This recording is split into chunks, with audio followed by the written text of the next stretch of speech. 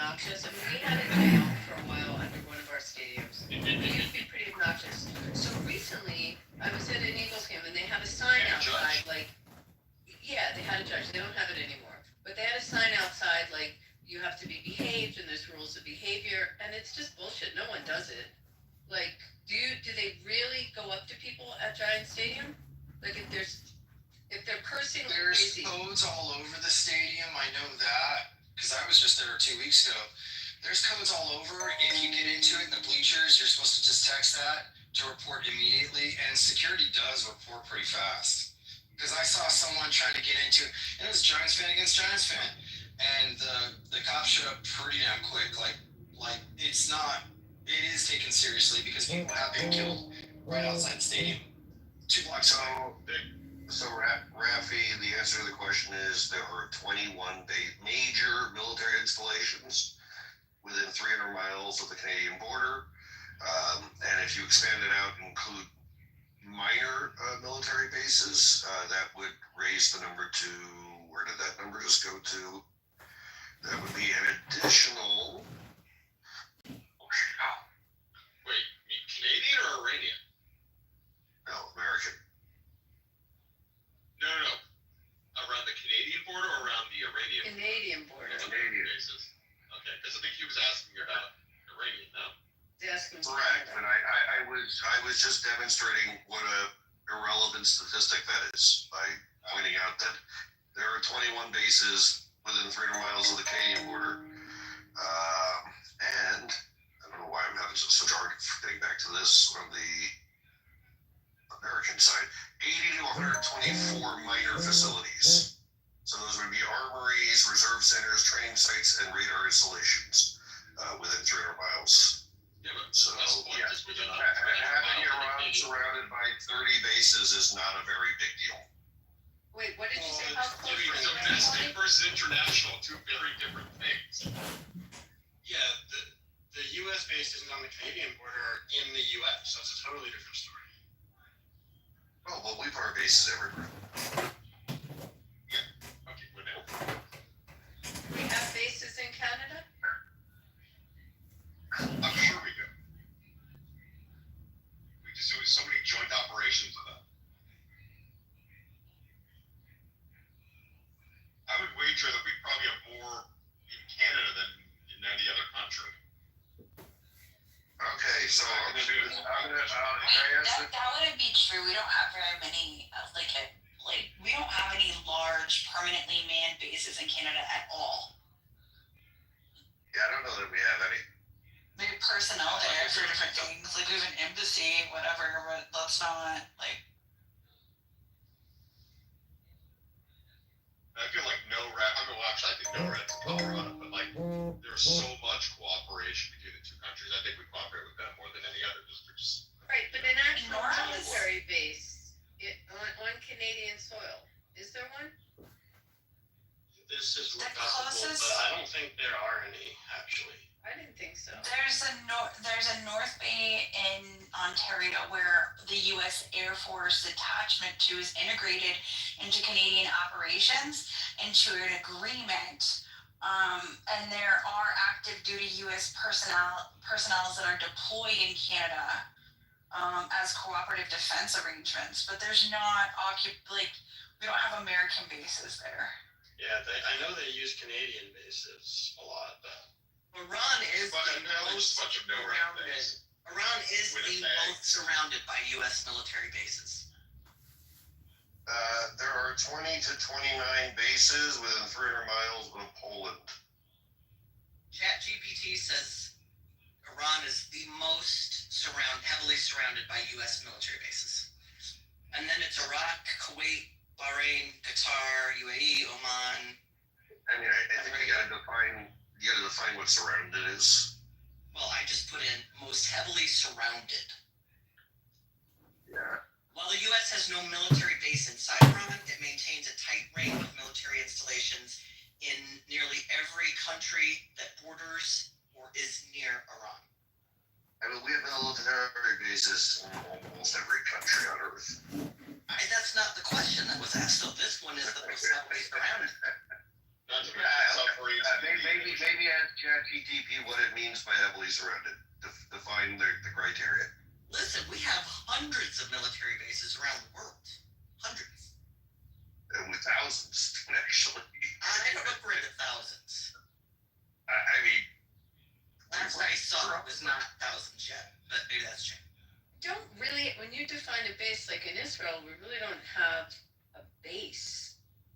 What do we have there's bases in Israel. a U.S. base?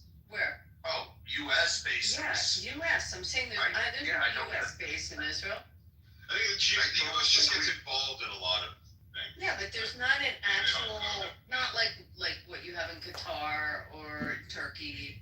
Northeastern Syria, Iraq, etc. Yeah, it's actually very It is interesting. there, and how you I've never seen it, but maybe you guys can tell me where you think it is. The U.S. maintains 750 and 800 overseas bases spread across 70 to 80 countries. I think I'm there. Okay, so the U.S. has Site 512, which is in the Negev, which is a classified U.S. radar facility 20 miles from Gaza. Monitors the skies for attacks, primarily used for threats from Iran. It has an AN-TPY-2 X-band radar integrated with Israeli systems for early warning against ballistic missiles. That's what Basically, yeah. Are there's boots on the ground there? That's interesting. I mean, the Americans have to operate that. I think that's part of the deal. With the Patriot, when the Patriot batteries were there were U.S. boots on the ground then. Do you remember when they brought in the Patriots? There's Masha Beam Air Base in the Negev, which is a base within a base. I guess it's a section of an Israeli base that is American. It's located within the IDF's Air Defense School. It houses dozens of U.S. Air Force personnel and supports missile defense systems. So, also missile defense. Nevatim Air Base. Been there. You've been there? Nevatim? Probably. It's like a big one. It says. God, and you gotta tell you, the pilots there, whoa. Sorry. Just had to have that moment. It's so interesting that there's not another country that even comes close to having as many bases globally, like at all. Like nobody even comes close. Bliss, we are double the amount of bases since the Cold War. It's fucking insane, actually. So what I read here is there are 750 to 800 military bases overseas. There are 128 major or permanent installations. I mean, it's the U.S.'s role as those Yes. power. UK.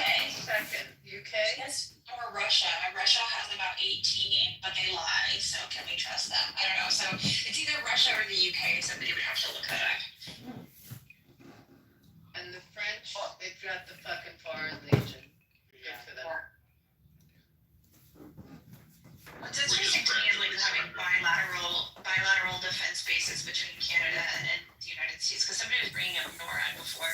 NORAD is a really interesting place, but I would argue that we probably have larger missile defense that's not public, like at Schriever Space Base, which was once Schriever Air Force Base, because we have a bilateral contract at NORAD with Canada. So I don't think we keep all of our best shit. We'll catch Santa Claus one of these days. That's the most important Yeah, thing. catch him every year. What are you talking about? They have the whole They never captured him, though. He keeps fulfilling his mission. They'll shoot Do him you down. guys know the country with the most U.S. military bases? Let us guess, don't say it. us. With the most. Yes. Most bases. Don't say it. Should be Poland. Oh, Japan. Maybe Germany? And Japan. I thought you meant like I was like we have the most. 120. Yeah, Japan. My sister was in Fusa for 4.5 years and learned quite a bit about the amount of military that was It's a lot kind of of Okinawa, I think. went to see the one in Okinawa. The second is Germany. APAC had a group that went there, and we went on I guess it's a destroyer. I mean, it's a really interesting base. Because there is a section of it where the Japanese have their fleet, but It's a small part of it. But they keep their boats there too. Now, I mean, the United States has like a dozen different divisions all over the world, like CENTCOM in the Middle East.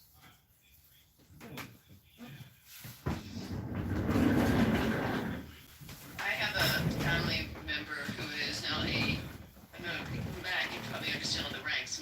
Major general, not major, major, man, yeah, I know you're gonna do that. It's above, wait, I'll have to look at the rank, he's high up. And he was stationed for a while, this is a very cool one, in Pisa. They have a base, army, that's not a bad place to be. In Italy, we used to have a lot of bases there. My grandfather during the Korean War was stationed in Naples, and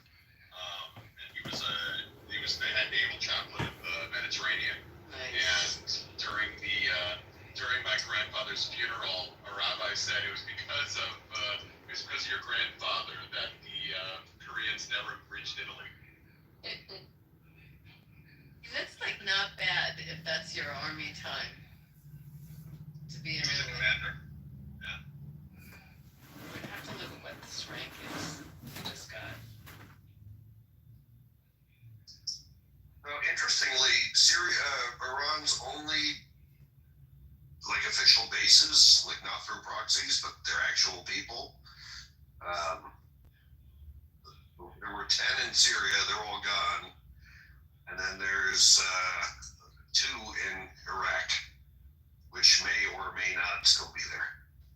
I mean, those were their proxies, basically. Yeah, so basically, in addition to losing, all of their proxies, they also lost the vast majority of their, basically 90% of their forward bases. Like this is basically a siege. Like it's just like pushing in. Joe, can you do me a favor? Can you check the degenerates? I just sent a picture of a message from I-12 or I-24, the Israeli channel. They made a statement that's confirmed it if it's true on the American side. Hey, Matt. Yeah. Lieutenant Colonel. He became a Lieutenant Colonel. Right. That's moving up. I mean, it's still just quoting an American official, but I mean that's as reputable as that's pretty reputable.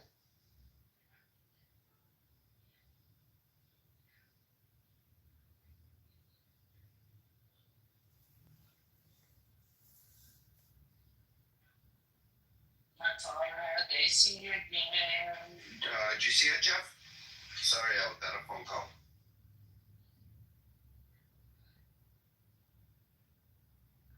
This is big news, if it's true. Lieutenant Colonel is 05. I think that corresponds with Commander of the Navy. I think. So that's good. That's high up. Yeah. He's like a conservative also, by the way. Oh, cool.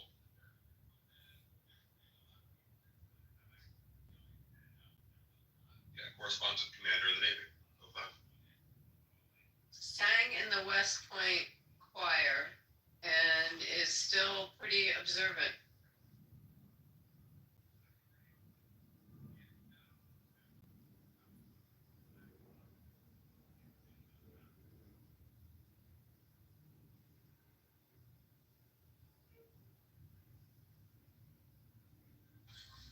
Anything? Because it's just cool if it's true. Pretty excited. I heard Iran was threatening Channel 12 and Channel 14. Yeah, I saw They that. would be the first to threaten Channel 12, though. Could we just get them to take out the view? That would really be helpful. This is terrible, but I was thinking, like, when they said that they cut down Bigfoot yesterday, I was thinking, yeah, no one's going to notice the difference. I'm allowed to make that joke because my great-great-great-grandmother founded Bigfoot.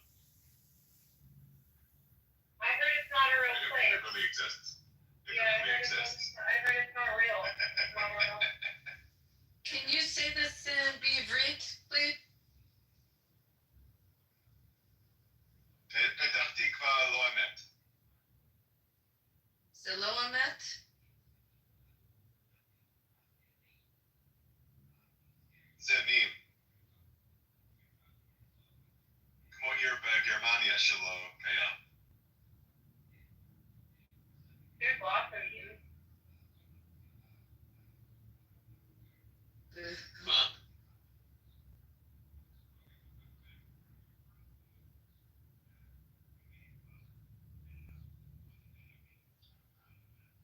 Matt, you gotta work on your Hebrew, bro. But yeah. Trying to keep it simple. Yeah, but emet is the wrong word. It's amiti. It's amiti. Trying to keep it the streets. I find when I use proper grammar, it confuses Israelis.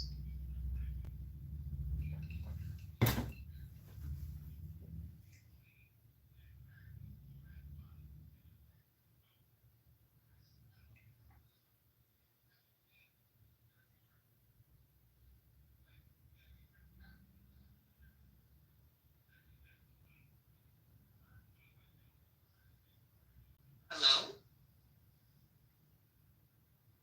Oh, Okay. I just heard static and I'm like,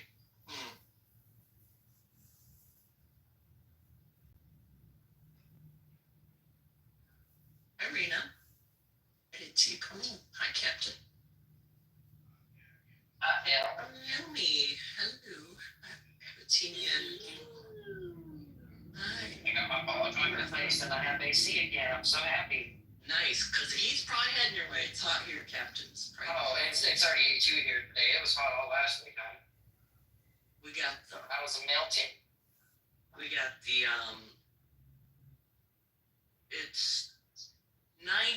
it's 90 right now, but next, let's see. We've had a couple of nights. We had one 90-degree day last week, especially downtown, like down in town in the city. It gets a lot hotter than what it says the temperature is, but that temperature level that's in the city. So it always happens this way. The College World Series comes to town and it heats up. So we start by the weekend it'll be in the triple digits. They will be cooking down there. Matt, he's not in here. I can't believe Matt Root has never been to the College World Series as much as he loves baseball. He would love.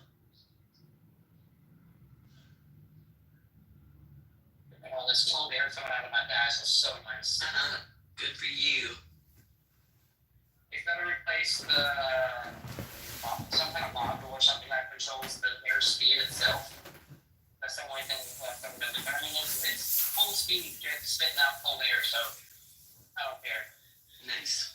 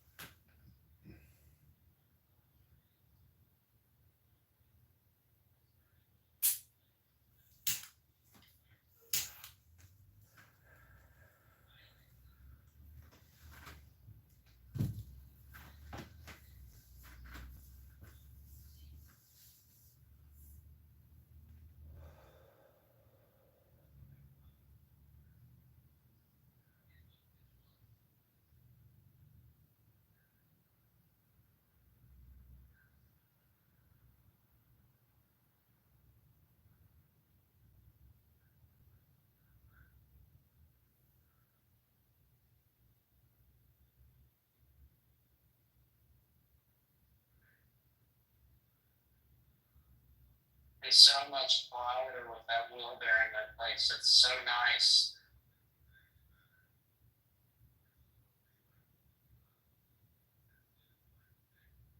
It's a little wobble. at like 70, 80 miles per hour. They don't have the chicken track control on, they're not control, they're just kind of those power lines. And then that other ball runs from it is like closed. But it could be the CV axles too. I don't know, I need to change my struts. But that could be part of the problem. But it's not bad yet. Well, not bad yet, should I say. They're not bad yet.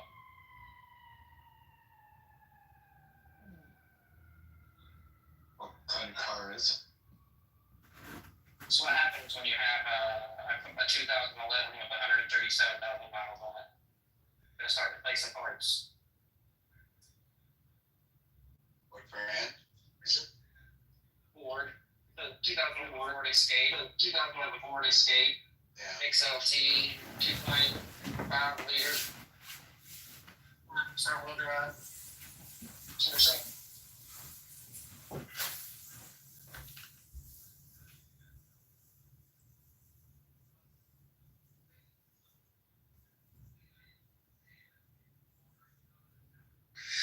Mr. Kevin, hope everything is good with you, sir.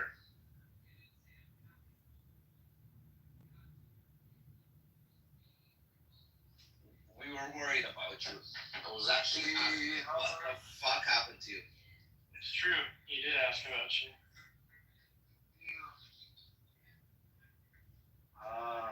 Actually, the internet service very unstable, and usually I drop out of the room. So you can check everything on CNN, everything on other TVs. You can see everything. So actually, I had a ticket to Dubai on coming Wednesday, but all of them canceled.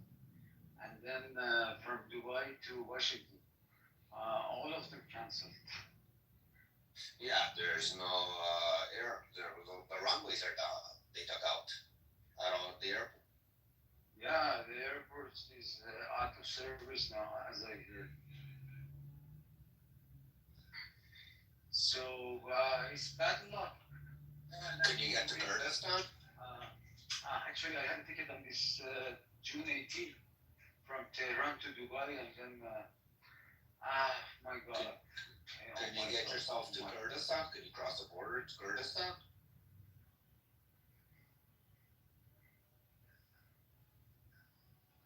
Anyway, we are just seeing the fighter jets bombardment on Tehran, IRGC sites, and military sites, missile sites. We can hear and see everything because my home is located on top of the hill. Hill or hell? Top of the hill. Hill, yeah. So I can see everything, I can hear everything, but fortunately it is too far from us. Because my residential area is totally far away from all of these things. Missile sites, military sites, intelligence sites, everything. We are very far from it. We are very far from it.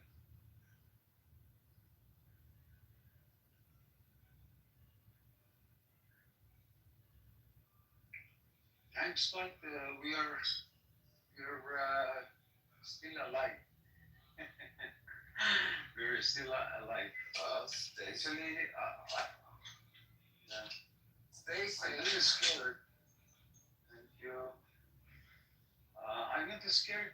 I know everything is spot bombing. Spot. Actually, targets are already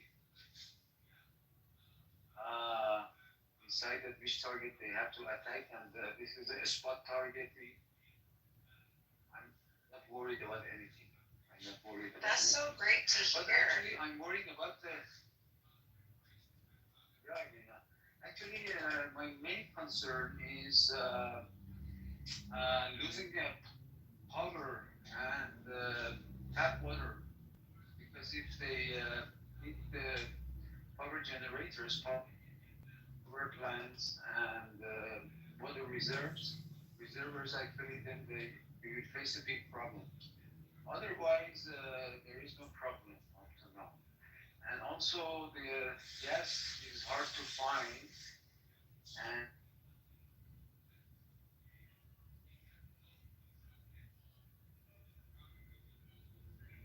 they rush.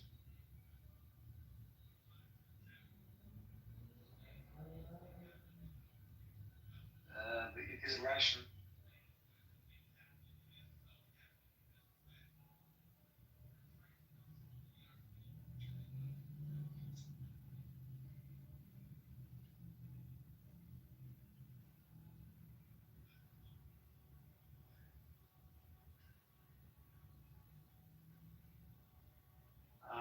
Special for heating. So that's a great news. Yeah, it's good. Somehow I can say I enjoy it. Everybody enjoy it. Not everybody, but many are enjoying. Wow. So how are the Iranian people themselves towards this? Like they're happy about this? Majority. Yeah, actually, because majority is happy because of deleting those people or those persons who were hated by people.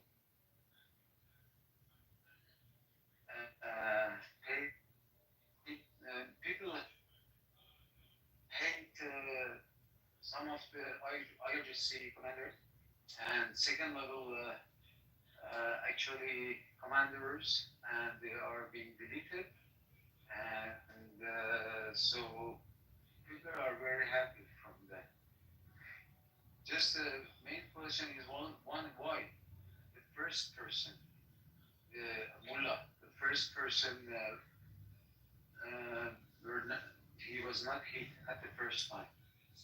This is the main question. Why they actually decided not to hit him, to attack him at the first bombardment.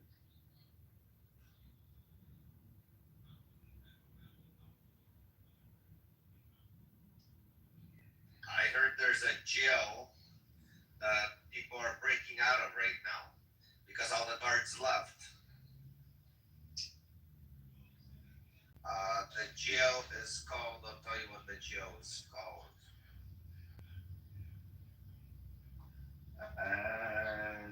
Jills? What do you mean, jills? Because your voice is coming in and out. Internet bandwidth is not good. He means prison. Ah, jail, yeah, jail. Prison, they're hitting prisons. Prison, yeah. Yeah. I see jail. They said people are escaping.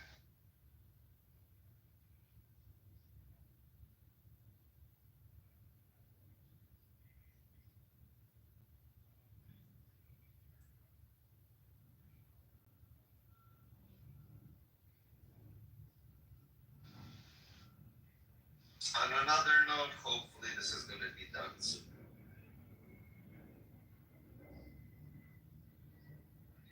Rushing, actually, I heard you coming in and out.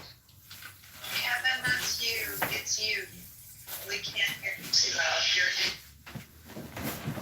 Yeah, it's me. It's from here because they blocked many things.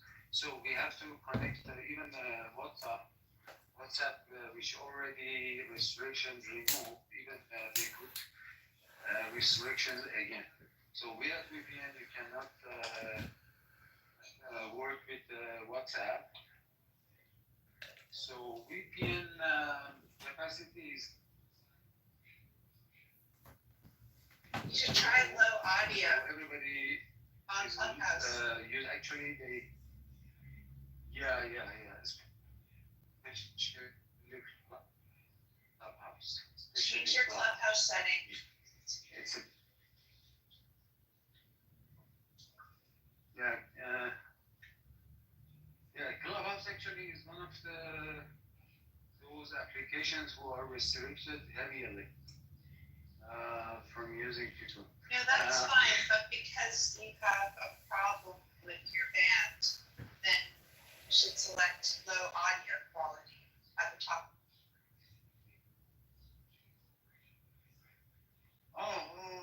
You're right. So Let you me change change that. Let me change it now. Yeah. If I find it soon, to change it now.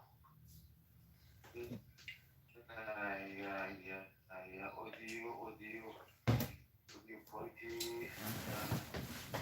Where is it? Okay, give me some time. No to find it, problem. and then, yeah, you're right. It was a good idea. It's under the settings on the top right, with the ellipsis, the three dots.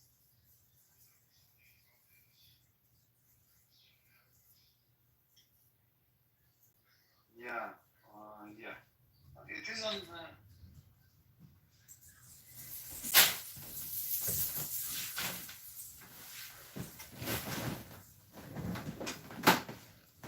I put it on low.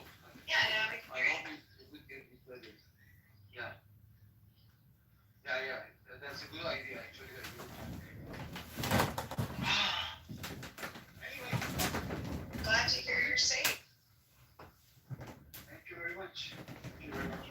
No, this is it. Actually, Iranian people now understand what the Israeli people actually suffer from sirens every night, go to shelters, and Oh, yeah. they now understand. Yeah, now they understand that how they are suffering from every night. They have to wake up, go to shelters. Now they actually they know. Do you think that they're going to overtake the regime? It seems so. Everybody is waiting for that. It seems so. Nobody knows. Actually, in these cases, nobody can. But as far as I know, the scenario, which is President Netanyahu is doing, is the copy of Hezbollah removing Hassan Nasrallah. First of all, removing all part of the military sections and commanders, and then the head. This is the same scenario, successful scenario actually. It seems that it is done a copy of removing Hezbollah from the power. Very strategic.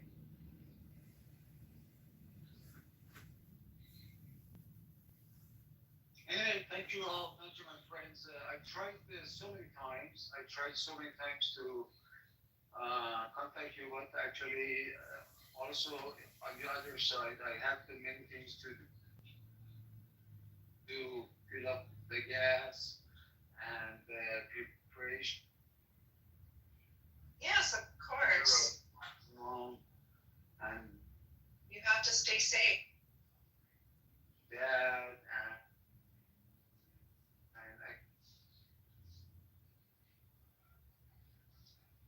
You're still cutting out, unfortunately.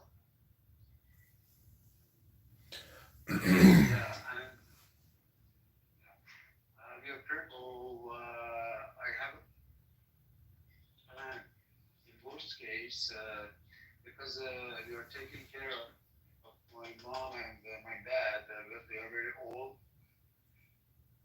and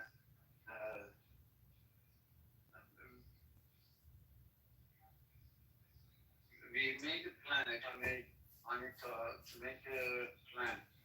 In worst case, what we have to do. So anyway, thank you for your kind and thinking of me. Happy to see you again all. Stay safe. Thank you for taking. Rina, everybody. You are everybody which I know. Zach, you know me, everybody. Thank you very much for us. Stay safe, brother. Thank you, Rafi. Thank you. Oh, I did nothing. Stay safe.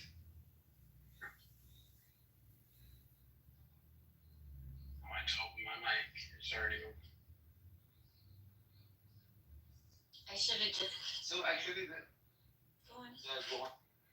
I was just gonna say I should have just put my brother on to talk to you yesterday. Freaking idiot that clearly has friends that support the regime and is sympathizing with Iran right now. With the regime. I have a better suggestion. Just send him and his friends to Gaza. It is a very They've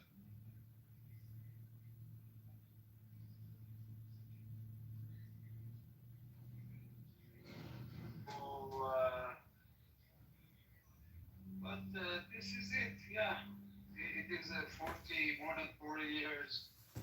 The regime says Israel should be baked out of the map. We have to destroy, and we have to, they just rhetoric. Actually, not rhetoric. They made some achievements. It shows that Israelis believe when the Iranian official says we have to destroy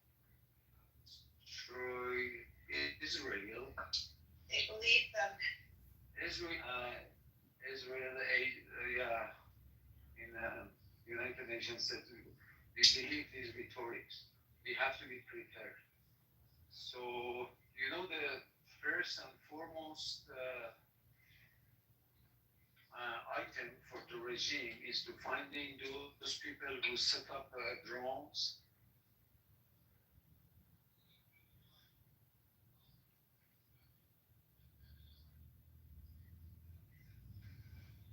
And active them.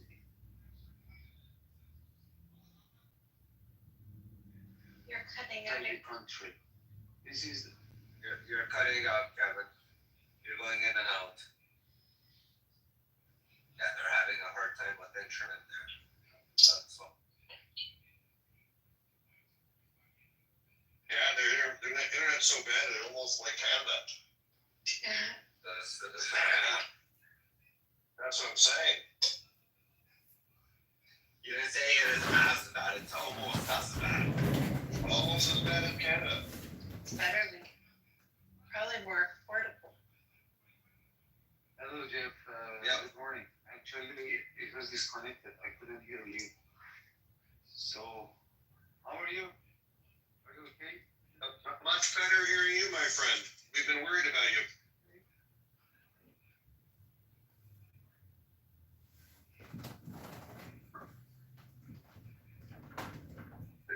His internet is worse than mine, though. Yours is good, Jeff. It says we've been telling him. He's going in and out. But he says he's good. He was about to get out of Iran. Oh, yeah? Yeah, but his tickets were for a few days before all this shit happened. He already had tickets.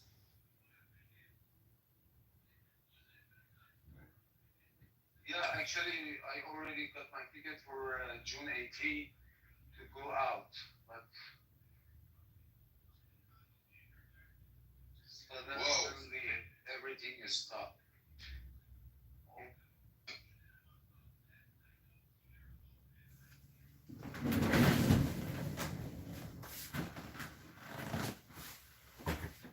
It's called bad luck, cursing to bad luck.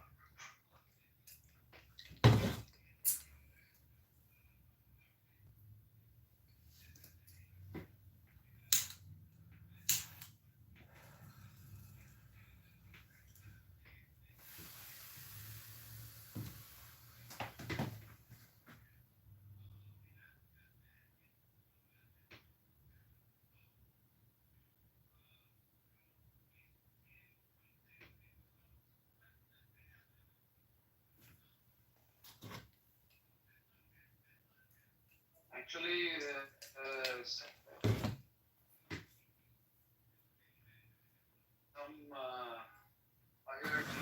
there were some people inside my home that hill actually searching for those guys who were launching drones. Some people launch several drones from this part. So we are heavily searching and controlling this area by drones and controlling this area by drones and controlling this area.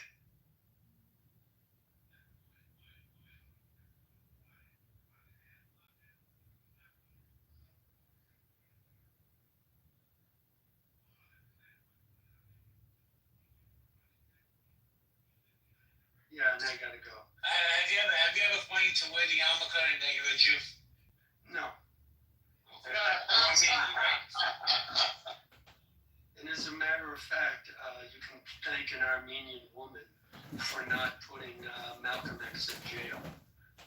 Because his girlfriend that he went around Boston robbing stores, she was Armenian. And when they said, hey, just tell us he forced you to do it, and you'll go free, and we'll put him in jail for life. She said, no, I did the crime, I did the time. So thank a white Armenian girl from out. Literally, so we thank Armenians that ethnically cleansed black people out of North Hollywood. Should we thank them too? They ethnically cleansed. Absolutely, yes. Absolutely, they did. Yes, Well, they did. Yes. I'll tell you what. You know what? You know the Tuskegee experiments? Thank a Republican, Richard Nixon, for ending those. So we thank the Republicans that created the Little White Party. Where's the clerk when you need By them? the way, are you wearing a cotton shirt or cotton So shorts? hold on, Alex. So we thank the Republican Party that created the Lily White Party and worked against our advancement and pushed to a Freedom Front. Oh, they didn't do that. The Lily White Party and the Republican Party didn't do I that. gotta go. Thank you. Yeah. Okay. Did you just hear that though? Somebody said, where's a Turk when you need him? What if someone said, where's a Klansman when you need him? You see what I'm saying? Y'all dish this shit out, but y'all can't fucking take it, man. This is crazy. This is crazy. Oh, sick, David. Man. Michael would lose his mind if we said it. Where's a black baby mama when you need one? Well, Wait Abraham, a second, wait a second. Thank you for your white Let me trash. ask you a question. Abe, hold on, babe. Hold on. Let me ask you a question, too. And one at a time, please. Does the room think that the world has become hypersensitive to words? Right? Because words have meaning, but has the world become so hypersensitive we can't use words? And I'm not talking about the N-word. Obviously, the N-word, that's definitely off the table. But let me go to Pepe, and then I want to get Carlos back in the conversation in United. Pepe, what do you... Well, a bunch of things. I heard Abraham, he said, he made this claim that somehow because we are targeting the demographic, illegal immigrants, that's going to alienate us with Hispanic people. Hispanic men, over 55% voted for Donald Trump.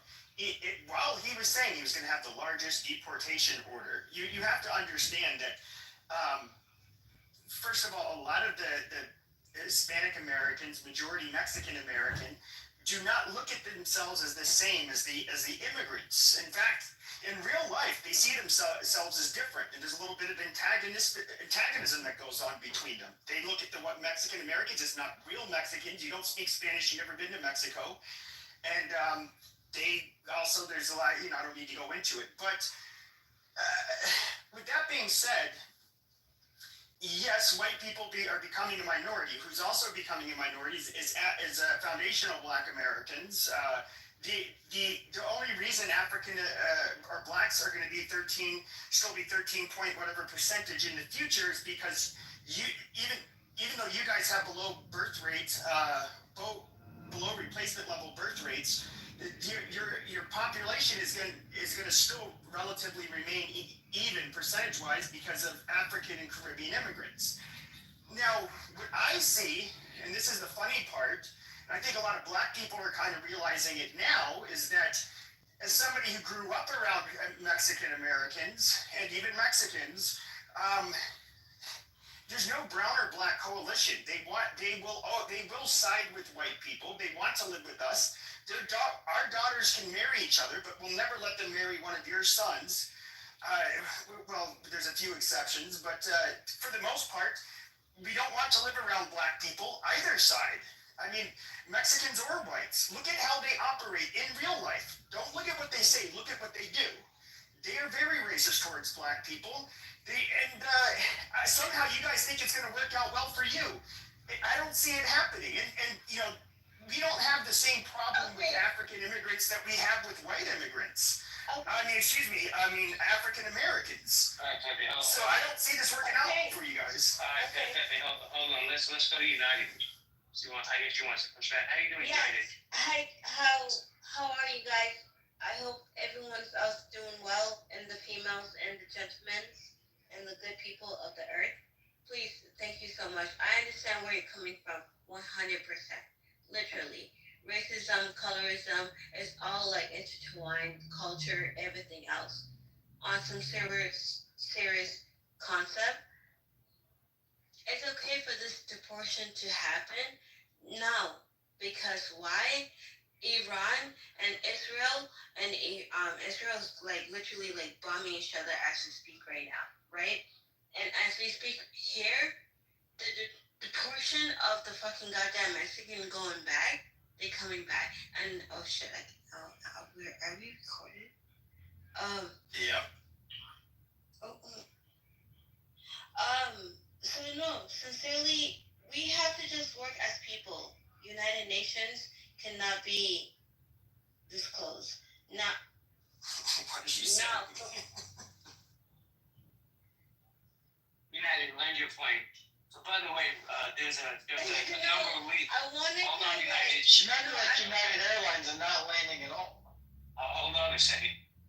Over 1 million people self-reported and deported themselves back to their countries. Okay, Rick. Yeah. I mean, I don't want to live around poor blacks, but I don't want to live around poor whites either. So I don't know if Pepe's talking about. Yeah. Yeah, there's that.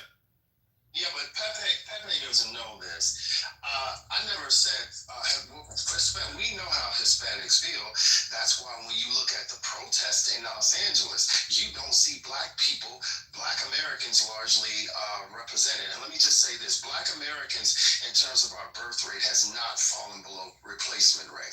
We still are at 2.1, so we're still above replacement. We will fall below replacement by 2050. And so we're fully aware that we're educating more of our people on this issue and this reality. And it is said that if this continues, that the Caribbean population will certainly overtake us in terms of birth rate and population by 2050. So by 2060, actually it's 2060, according to Pew Research. So we're fully aware of that. But once again, Pepe, we're not even talking about people that will join black people on our side. I'm simply saying that if your fantasy, you and Alan's fantasy of a race war, it would start as a race war, but then it would evolve into a civil war in this country, because every radical organization, every radical institution that had been waiting for the day would certainly take advantage of it. So this is why a lot of these radical institutions and organizations are so reliant on trying to get black people and activate black people to come out and protest, to come out and fight and stand next to them, because they understand the implications of the police state, the militarized police state, and they're hoping to induce a race war so that they can then begin the process of inducing a civil war. And again, with the state attacking Hispanics, as you've seen in Los Angeles, the radical organization, you're not here in LA, but in Southern California, California as a whole, because remember, 48% of LA County is Hispanic. There are radical left-wing organizations that have at this point well over 1 million Hispanics that are part of their institution or organizations that in a civil war would pop off in this country, and a race war would certainly piggyback off of black people to set it off in this country. So understand that it's not about them aligning themselves with us because they love us. It's the fact that people would piggyback off of something like that to virtue signal to set it off in this country. By the way, I just posted the link. It's at 1.58. It's literally, I think it's within 0.1% of what the white replacement rate is. You guys are literally dying off at the same rate. It is not here in the United States. Okay, post the source. Yes. Yes, a birth rate of 2.1 per woman is generally considered low. That is below the replacement Yeah, rate. we're not below replacement rate. We're at 2.1. 2.1 is low.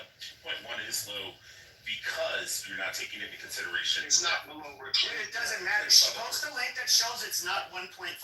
You're not going to find it. You guys have been below replacement rates for a while. You made the assertion that our birth rate, you have no evidence to show that our birth rate is 1.5. I just posted a fucking link. UN report says why birth rates are plummeting within the African American community. And I don't know because where's the link? I don't see the link in the chat. Where's the link? People are willing to kill themselves way more than white people will ever kill them. Pepe, you did not put a link in the chat. Where's it at? Yes, I did. Just scroll up. You should barely. You barely have to scroll up. Black people, it sounds like, I don't know who needs to hear this, but my foundation of Black Americans, like, these numbers are startling. Yeah, it's called. I thought it was the white birth rate. It's called self-replacement fertility. Listen, Black folks, y'all better get to fucking. You better tell your offspring when they come of age, get to fucking, so we have the Black numbers people that love to have sex. fantastical race. Black people love to have sex, but black women love to kill their children more. That's Well, I'm not gonna argue with that point. Can I jump in here? I think this conversation is pretty spectacular and not in a good. Can I jump in? Who's that? Actually, we have a 1.62 birth rate, because I know it's added back and forth, so we're slightly edging you guys out in replacement levels. But overall, we're both dying. We're both a dying population in the U.S. Hold on a second. Can I just make a note? Just a step back for 2 seconds and breathe. We are literally on a call in the middle of our day in 2025 with all this stuff in the world on fire, like JB's thing said the other day.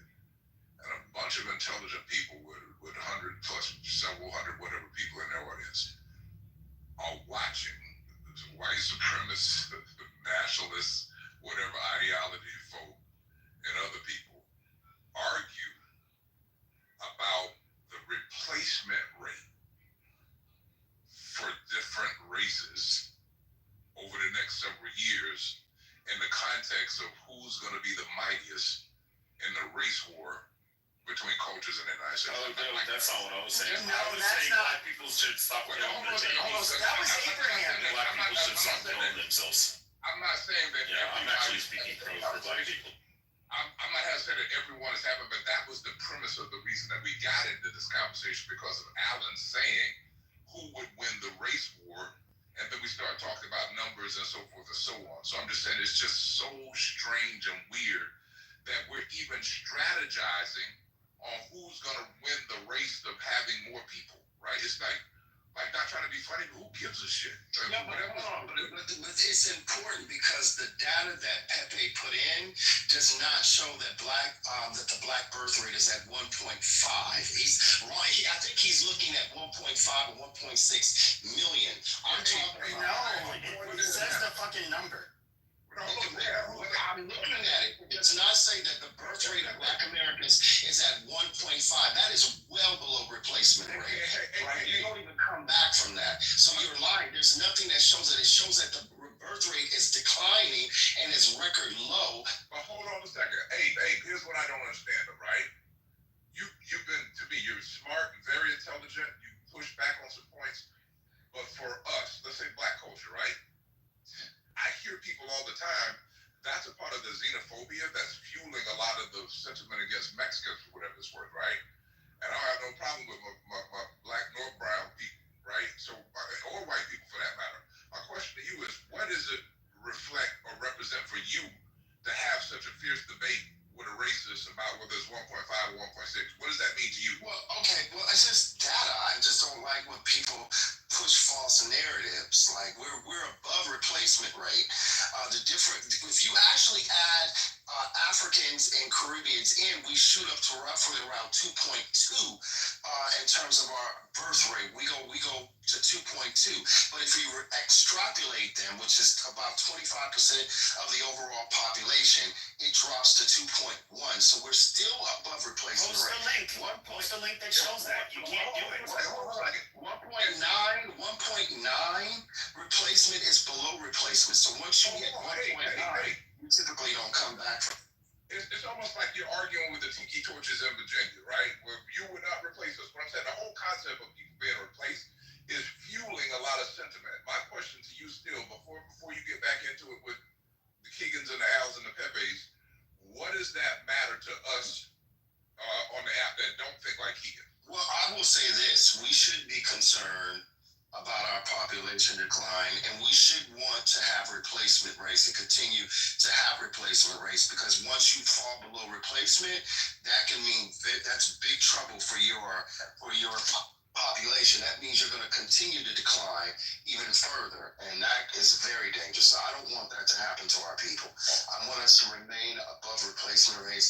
I want to see our culture perpetuated, our history, our heritage perpetuated, our families perpetuated. That's very important to me.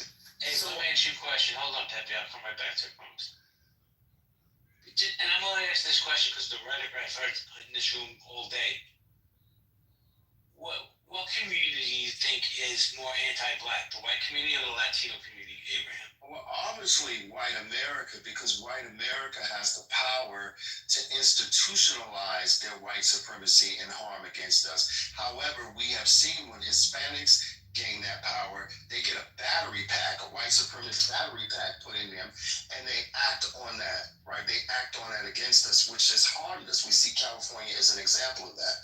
So we understand that anti-blackness exists in all communities in the United States. We see it amongst Southeast Asians. We see it amongst Hispanics. We see it amongst the Chinese, Koreans, right? So we know that people hate us. That doesn't make us fearful. That actually makes us stronger, because we understand that there's something and there's a reason that they see us as a threat. It has nothing to do with our behavior, because they've always seen us as a threat. Wait. I need some clarity here real quick before I give Pepe a chance to push back. Dean, you have your hand raised. I tried to bring you up a few times, my friend. And I just want to get some clarity. So it's the white man's fault that certain segments of the Latino community are anti-black. Well, we know. We taught them. I'm just trying to understand. Well, yeah, in a lot of ways, yes, because white supremacy incentivizes anti-blackness. We can look at places like, I'll give you an example, Nigeria, right?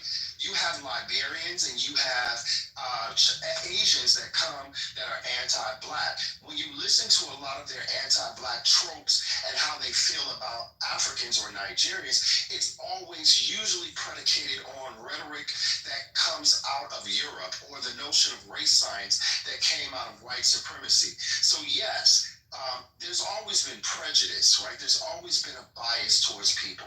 But when it comes to the actual idea of black people being racially inferior, often when you hear other races engage in race science, it's predicated off what they learned from European societies or from white societies in any particular place on planet Earth. Thank you. That's so, what I heard. Hold on, Rich. That's a fact. Hold on, gentlemen, please.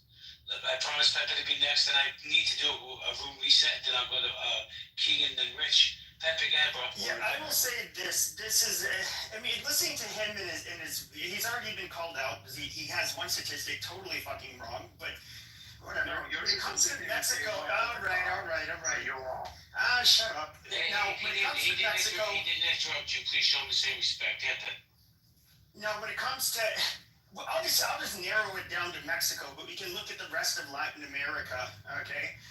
No, they've always been racist. They are racist. In fact, it's also, I guess, more akin to colorism as well. So not only do they think the Indians, they're the simple little short people that can't live in modern society. That's how Mexicans and Central Americans and others look at them.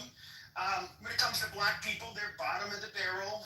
But who are their movie stars? Who are their models? Who are the people that are in the upper crust of society all throughout Latin America? It's the whiter looking group. No, to me, funny to hear people think that they learned their anti-blackness from white Americans. I mean, every single one of those fucking countries in Latin America had slaves. I mean, it's so naive and silly. The world doesn't revolve around America. Yeah, I never made a claim that they learned racism from white America. Whoa. Abracadabra. Hold on. Not according to Americans, Pepe. We think we're the center of the universe. Yeah, but Mexico, hold on. Mexicans their world revolves around Mexico. That's just how every group of people is. No. I'm not arguing with you. I'm just saying. Hey, I'm gonna give you 30 seconds, and then I'm gonna get up the speakers involved. We got Keegan, Michael, then Full. Yeah, I never made that claim that it was white Americans. Once again, people are listening to respond and not listening to understand. What I said was that no matter where you go on planet Earth, when you look at anti-blackness, it's typically powered by the rhetoric of race science that came out of Europe and has made its way around the world. So when you talk about colorism or race science in Latin America, it's because Europeans brought race science into Europe and they incentivized white supremacy, right? So in Brazil and other countries, they brought Europeans in and they told the black populations, if you don't want to suffer the calamities of race, the best thing that you can do is whiten up your lineage. So they have something called, like in Spanish, la raza or whatever it's called, which was like improving the race. And improving the race is whitening your descendants so that they don't fall the racism and white supremacy that black people befall. So yes, that's a clear example of that. Thank you so much. I'm gonna go to Keegan, Michael, and then Full Luke. Keegan. Oh, that's Keegan. Yeah. What I wanted to say was, I hear about race science, right? I hear that white people, and Asians and Latinos, they all have this racist race science. I did not know anything about race science until I got to Clubhouse, and I heard many black people say, "You are a white man who you didn't evolve like the black man from Native. You came from the Caucasus Mountains, you were Neanderthals and cavemen, and that's why you act completely different. You don't have melanin in your skin like we do. Our melanin's our power. That's how we're compassionate human beings, right?" All I hear is all these crazy theories, race science, like Abraham been saying. This is what I hear. That's what I hear all the time. It's just about how white people are actually devils. That we didn't evolve like black people. We're completely different. And then we are. But that's called race science. And the idea that then white people said, okay, if we're going to do race science, let's study IQs. Well, who conducts what an IQ actually is? That's a social contract that's made up by white supremacy to make black people dumber. Okay, all right, you win. What do you want us to do here? Because when a white supremacist says black people are inferior to us because of this, and this, based off of getting a. Yeah, if I can correct the Could I go to? the branches of science that study Neanderthal DNA within Europeans is evolutionary biology, anthropology, and archaeogenetics. So that's not race science. That's really. Wait a second, guys. Nye, CEO, is going to be running room for a few minutes. So if you call me, I'm not going to be able to answer. Oh, can I go next, JB? You got JB. Because Rich said, JB said Keegan, then Rich. Rich, just go, because he's not going to shut up until he goes. No, I was just going to correct something. With the Varna ancient Vedic framework categorized society in 4 main classes. I mean, this is just something that existed before colonizers showed up in India. Also in East Asia and China and stuff. Anybody that was darker skinned was considered lower skilled, lower class workers because they would get more dark from working in the rice paddies, rice terraces. Also, MJ, what you said is factually inaccurate because, no, it's not factually inaccurate. I mean, it's like your narrative is, 2021 Princeton, what's his name? Lu Cho from Princeton University in 2021 showed that there's Neanderthal DNA in all humans on Earth. not just whites. So. Well, we know that it's predominant. It's more predominant within your. Yeah, you still got it in your DNA, bro. Populations. Sure, I mean, this is not a purity thing, but the person. Well, the original argument 15 years ago was only Caucasians. Excuse me, sir. I'm trying to speak. It's okay. I didn't interrupt you.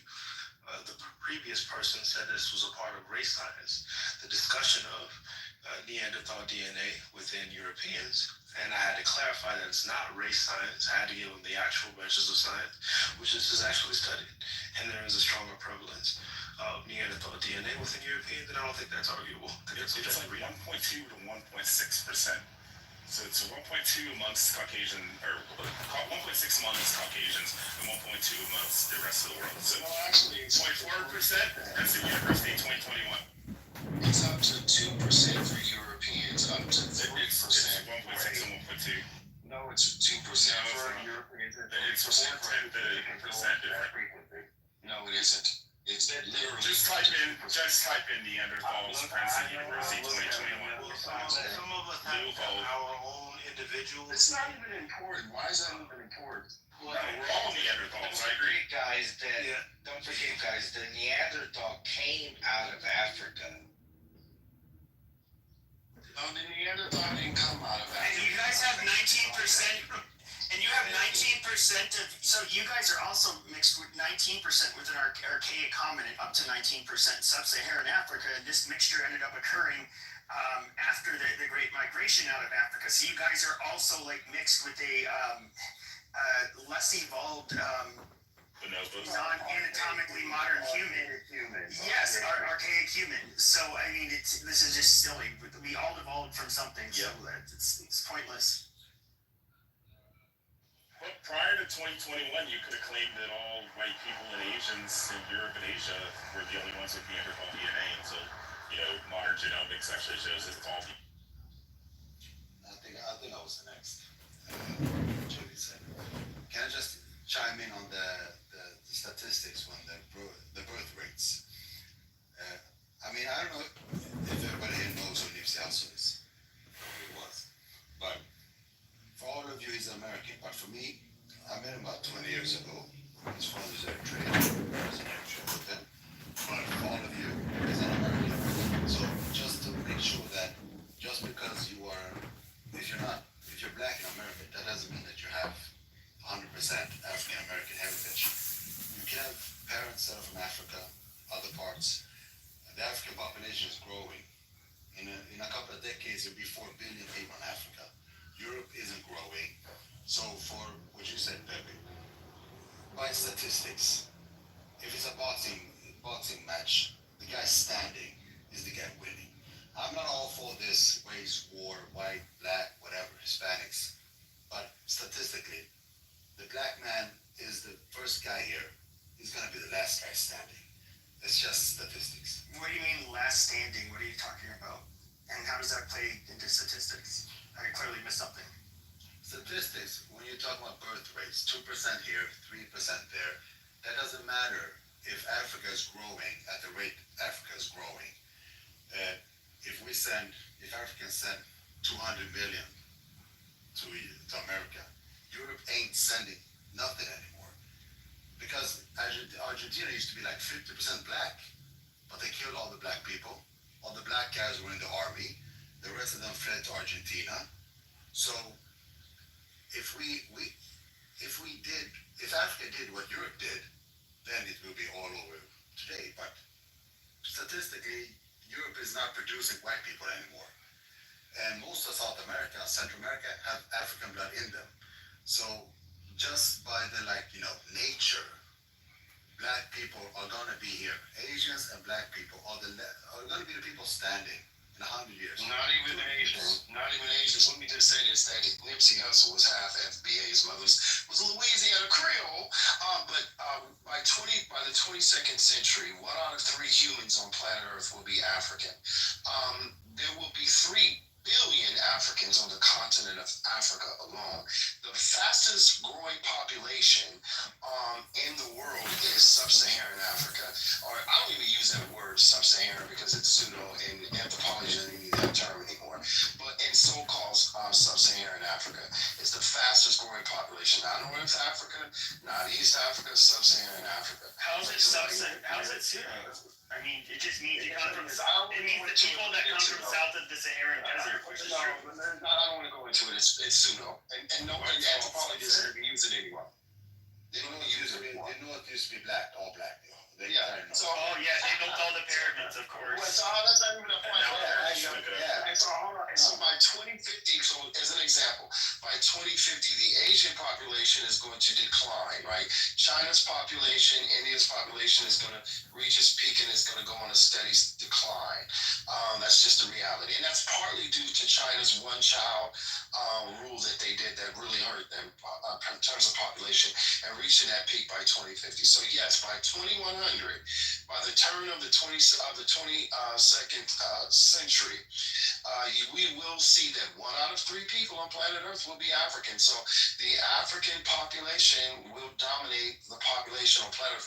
Not only that, by 2050, Africa will have what the so-called sub-Saharan Africa will have the youngest working population on planet Earth, which is very interesting. White people had to go to the continent of Africa to drill wells, white people didn't do any of that. If anything, white people were the disease. Hey, hold on. Let me ask you a question. At all these numbers, what percentage is mixed race? Because there's more mixed race people in the world now than ever before. Yeah, mixed race people will continue to grow, but overwhelmingly, sir, JB is your name, sir, and all due respect, yes, 1 out of 3 people by the 22nd century will be African, and the sub-Saharan population will dominate the continent of Africa in terms of numbers, and they will spread, they will do through immigration, it will continue to spread throughout the world in Europe and all that. So that's likely you'll start to see the population of biracials and mixed people grow in Europe and some in the so-called Americas, mostly in Europe though, and in some places in Asia. But the Asian, I'm just speaking specifically to the decline and the uptick. Asia's population will begin to decline by 2050, particularly China. And the incline will happen in sub-Saharan Africa. And in terms of Europe, You've been doing 30 minutes here, man. Oh, hold on, because I got other people on stage that haven't even spoken yet, bro. I promise I'll get back to you. Quick question. Now you want to say something? Yeah, quick question, and I'm not even trying to be funny. Anybody have a theory on what percentage of the population, by what you said, Abe said 2030 or 2050? I think he said 2050. Anybody have a theory on what percentage of the population will be transhumanists? Because we are living in this, age of technology, the emergence of man and machine. What percentage of the population will be, half human, half Terminator?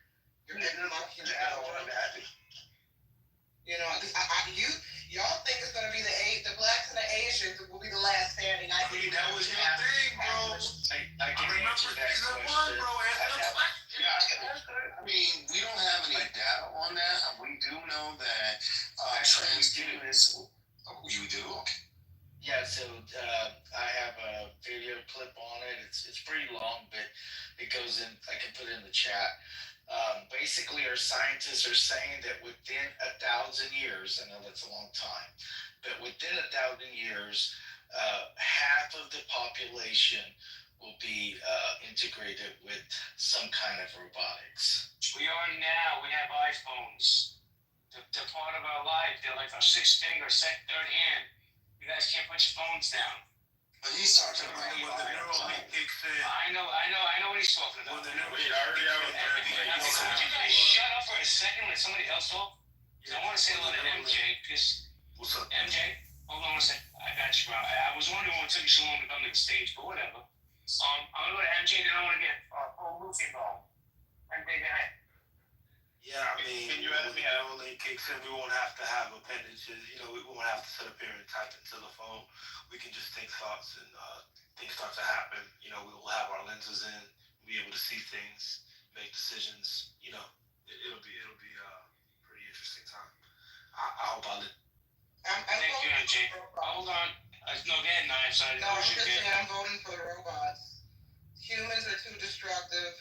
Not that the robots won't be, because I think those turn on the humans. Humans hate each other. They hate themselves. They're at war constantly with God, nature, biology. So either the rapture is going to take us out, or the AIs, the ex machinas, and I'm here for it. By the way, for the record, I identify as a Time Lord. Just call me Doctor Who. Thank you. I'm done. Thank you, Doctor Who. Yeah, put that link in the chat for you guys. Thank you. Can I go to Foluk? Because Foluk hasn't spoken. Am I saying your name right? Foluk? Foluk? He waits on stage for an hour and then leaves when I try to reach him. Hold on, Michael. I'm going to go to Mother, then Othello, then you. Michael, Mother, go ahead. So, I mean, not really related to the transhumanist argument, but more of like the room title. So, I actually think that this conversation is really interesting because I was in that room this morning, JB, where I think originated this, and I think what I was saying, I actually said this last week. People love to use on this app anyone that they don't agree with. They love to tag them as being a racist on this app, and it's actually like that behavior has spread like, I don't know, like COVID on this app. Everyone does it, and it kind of devalues the term entirely when you actually, like, now I question people who are constantly calling other people racist. It's like, are all these people that you're labeling actually racist, right? It actually, I don't even believe it anymore. Nicholas, did you see how many people were calling me racist?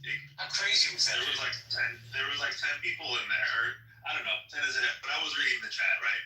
But I was like caught off guard with it, but it also points to a bigger problem on this app. Anyone who is somewhat conservative, anyone who has any viewpoint that is not agreed with Democrats is a racist on this app, and that is a problem.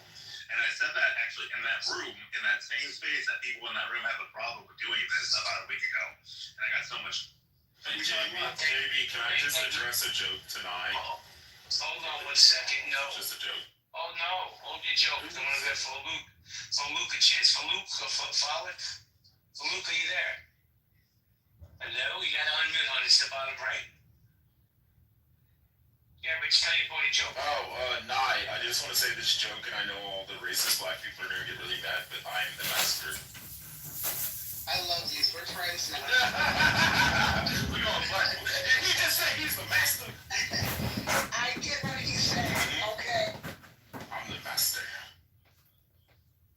All right, masturbator. We're going to go with Dr. Michael. Michael, go ahead.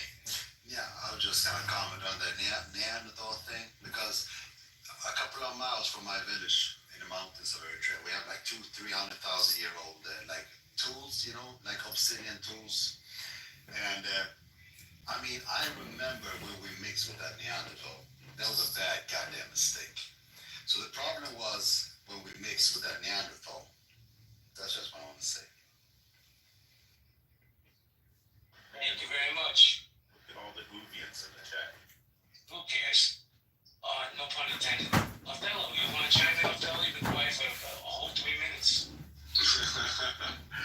JB, I don't know what your problem is with me, and I respect it. I don't speak over anybody. I just flash my mic when I want to talk. But no, I don't have much to say. I'm just enjoying the conversation. Thank you. Let me tell you something. If I don't bust your chops, that means I don't like you. If I'm busting your chops, I like to respect you. I got you, kid. Thank you. Hello? Can anyone hear me? This is Faluk. Yeah, we can hear you. We can hear you. Thank God. Your phone works. I have been struggling forever. This is my first time here this afternoon. And I am super excited with everything I've been hearing. But there is one thing that somebody talked about at the time. There's been so many things I've had that I actually wanted to talk about, but I'm probably not going to talk about them anymore because of time and other stuff. But the platform has been highly educative, and but what baffles me most, because I live in Georgia, Atlanta, Georgia, to be precise, but originally from Nigeria. And what baffles me most of the time is how, before coming to this country, there's a way I perceive the black and white. Of course, I never know what is called racism. All we know over there is tribalism, And even the origin of tribalism, I have no clue. I have no idea what was going on. We just discovered one tribe tried to oppress the other, different things. And then one tribe,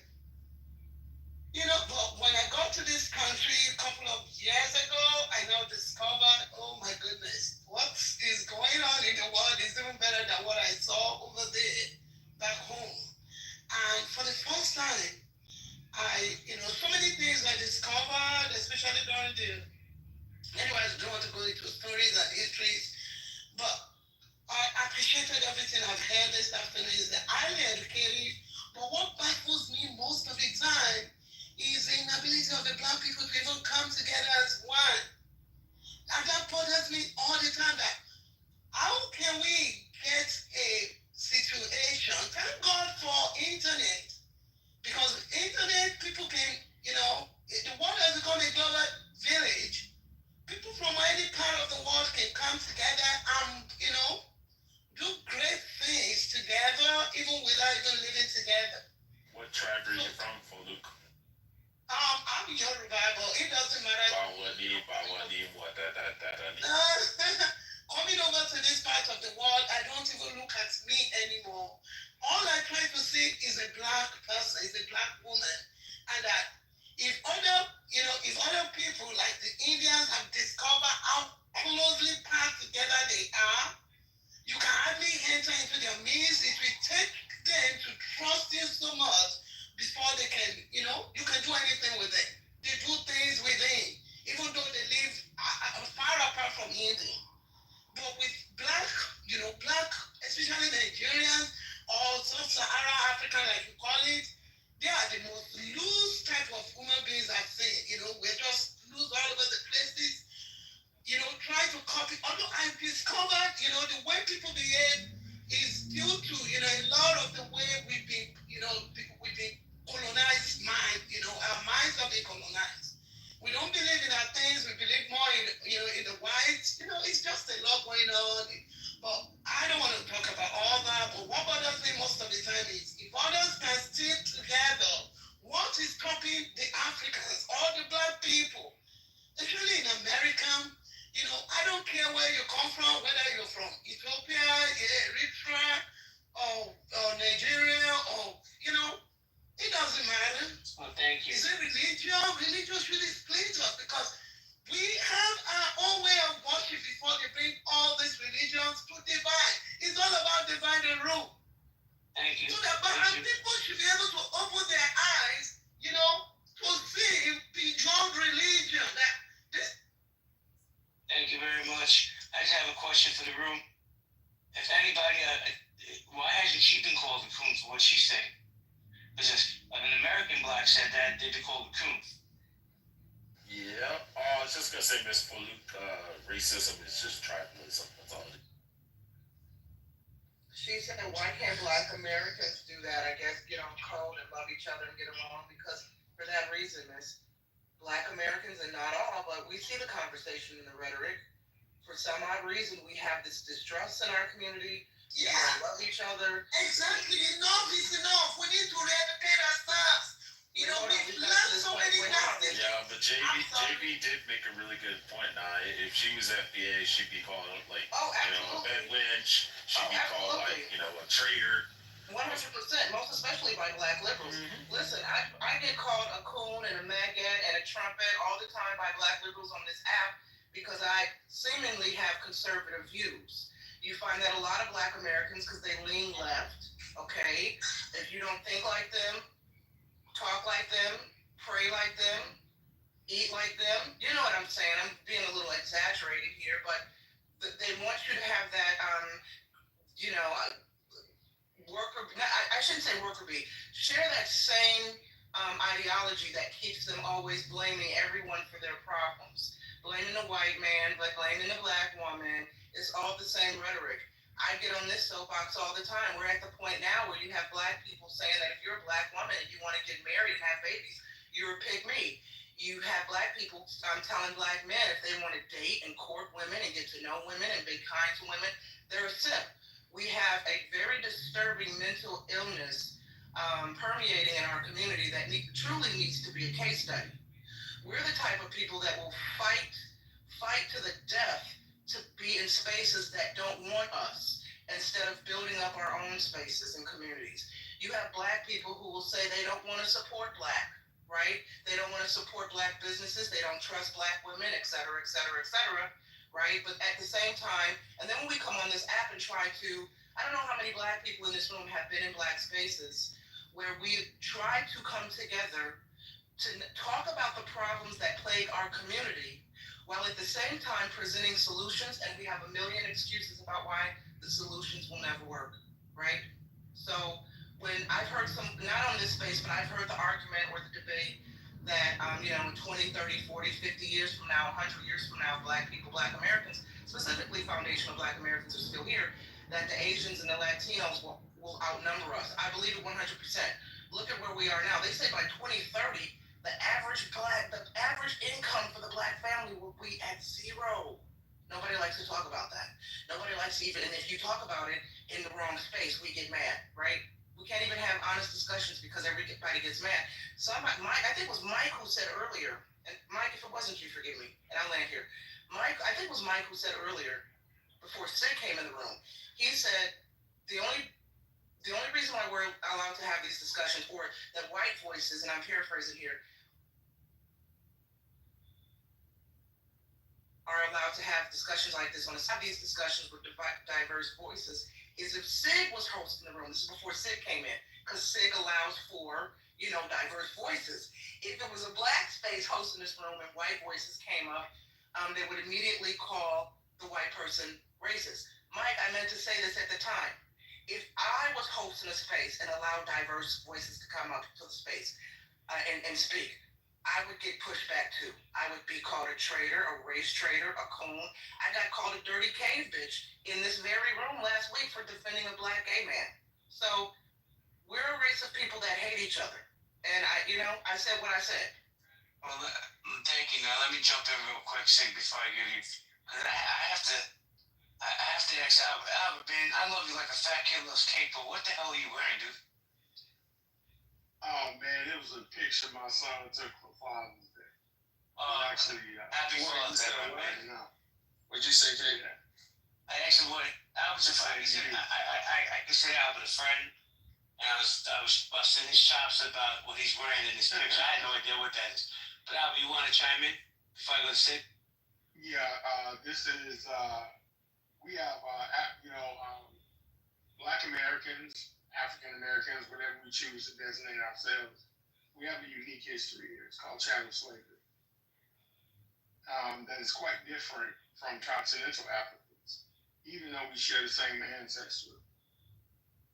And it has put us in a precarious position.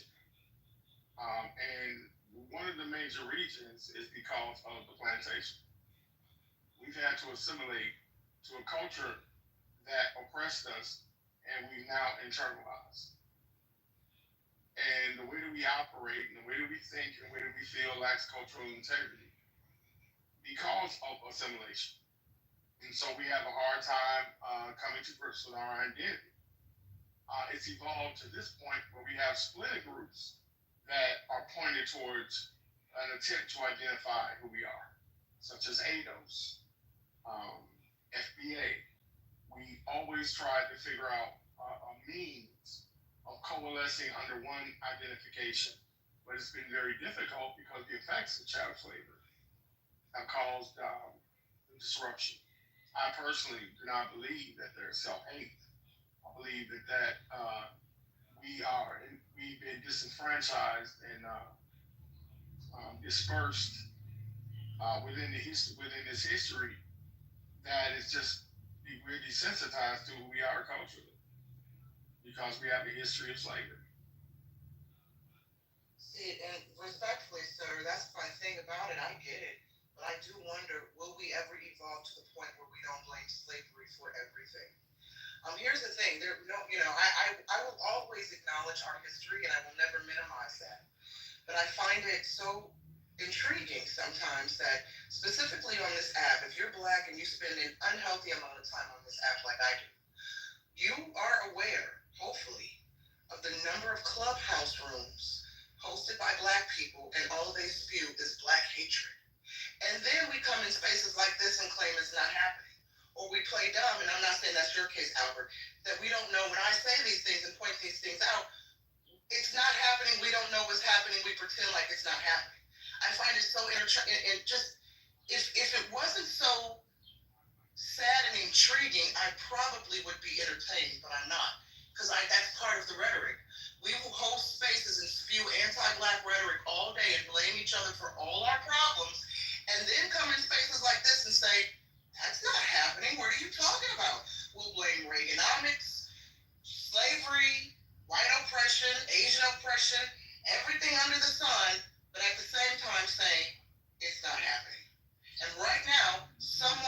giving me a side eye and thinking she's a bed witch. That's how we do things, right? So I don't know.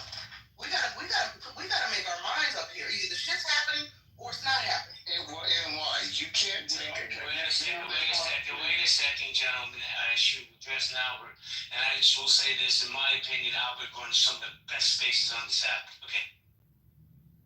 Yeah, I was just gonna say that. And why? I will never invalidate what you're saying. Clubhouse can be unhealthy, but I'm taking my own personal extended effort. My spaces have been respectful, consistent. Anyone, JB has always come to my spaces, and I've always respected him as a man that he is. And I don't have the problems in my space. Clubhouse is not a reflection of people in the tangible world. Unfortunately, people in the tangible world come here and abuse the space. And that's unfortunate, but that's the way of the world. I go out of my way to delineate what is going on in the tangible world from what happens here. Here is a facsimile, and I can definitely empathize and relate to your experience on Clubhouse, but curators like myself have made a personal effort to make sure that if you come in a space like mine, it's going to be that I'm a humanist, and we're going to respect humanity in my space. But Albert, let me ask you a question. Respectfully, Abe, I got you. So let me examine this one question. You've been on this app for a minute, as have I. You don't think this app is a microcosm of the real world? In some aspects, yes. I think so. I think in some aspects, yes, but in others, no. In other areas, no. There's a bit of anonymity that gives a lot of leeway to the behavior. A lot of these actions and disrespect and bad decorum, JB, you wouldn't be doing it outside. Some would be in jail. Others would be fired at their jobs. Other people would just not deal with you. I think that this is promoted throughout the app. Unfortunately, it is what it is, but this is human nature. So I wouldn't say it wasn't. It isn't a level of microcosm here. I would not deny that. Thank you. Let me go to Abe. Okay. Yeah. So, and why? You have to look at any population that you take and you enslave them for 400 plus years. You dehumanize them. You create an entire science around the notion of them being non-human. You codify in law that they're non-human. You create a religion around the idea of them being non-human that the dominant society practices. You put in the institutional systems that this particular population of people are non-human, right? So in every facet of society, these people are classified as non-human for 400 plus years. And then after what? You give them 50 years or 60, let's say 55 years of somewhat of so-called full autonomy, and then not expect that there are going to be issues that don't arise out of that population. But even when you give them so-called autonomy, you still have systems in place that discriminates and that considers them to be still non-human. And the ideas of what you created in science still is pervasive today, like the John Hopkins study that showed when they deal with 425,000 healthcare professionals and doctors and nurses, overwhelmingly said that Black people, these are doctors and nurses, nurse practitioners, people with bachelor's degrees in medicine, in terms of nursing, and doctors that said that Black people can withstand higher levels of pain, and that they don't give pain medicine to Black people because it's easier for Black people to become addicted, and they believe that most of the time when Black people come in or they complain about pain, it's because they want to get high. So I mean, this and to say, well, we are blaming it on slavery when we still see the effects society and all our forms of institutions that underpin this country still believing in racist tropes that go back to slavery, that actually predate the antebellum South.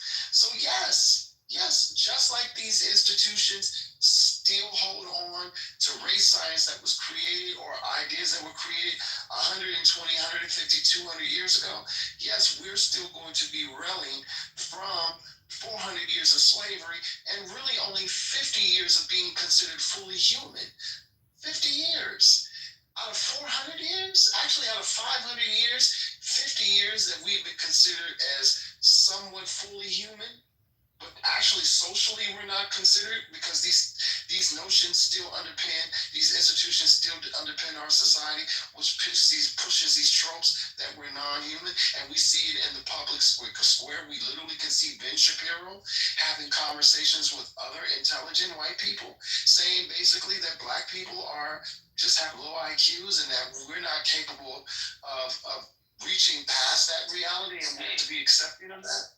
Hey, man, I love your energy. Legit, no stroke. But you gotta let some things breathe sometimes, bro. Yeah, You're dropping gems and gems. Well, I was gonna just go to you real quick, Nye, and Sig. I'm bouncing in 5 minutes. You want to keep it open or close it? We can close it, but I just or that's up to Sig. Let me just ask a question to him. You know, I love you, sir. I love your voice. Everything you contributed to this room today has been spot on, and I will not argue against any of the points you just made because I agree. But I was highlighting why we as a people don't get along and love each other and trust each other collectively. So my question to you, based on everything you just said, are you suggesting, based on what you just said, all the truths that you just outlined, that these are the reasons why today in 2025, Black Americans collectively, I'm not talking about individual, what we're doing in our friend groups and our families and our churches, collectively, why we don't get along as a people and why we're constantly divided with black men this, black men that, except black women this, black women that, that's what I meant to say. These are the reasons because of systems in place why we still hold each other in so low regard. Is that what you're suggesting? Because that was the point that I was trying to make, why we can't get along in this day and age, right? And we blame everything for these reasons as if we don't have the mental fortitude to rise above all of this, right? We love Jesus and God and we're in the church. So why today in the 21st century, we're in the age of technology where they can plug a machine up to our brain and we can upload ourselves to the cloud, why we still cannot get along with each other? Are you suggesting because it's the systematic racism and Charlie Kirk's of the world? This is just a question so I can get some click.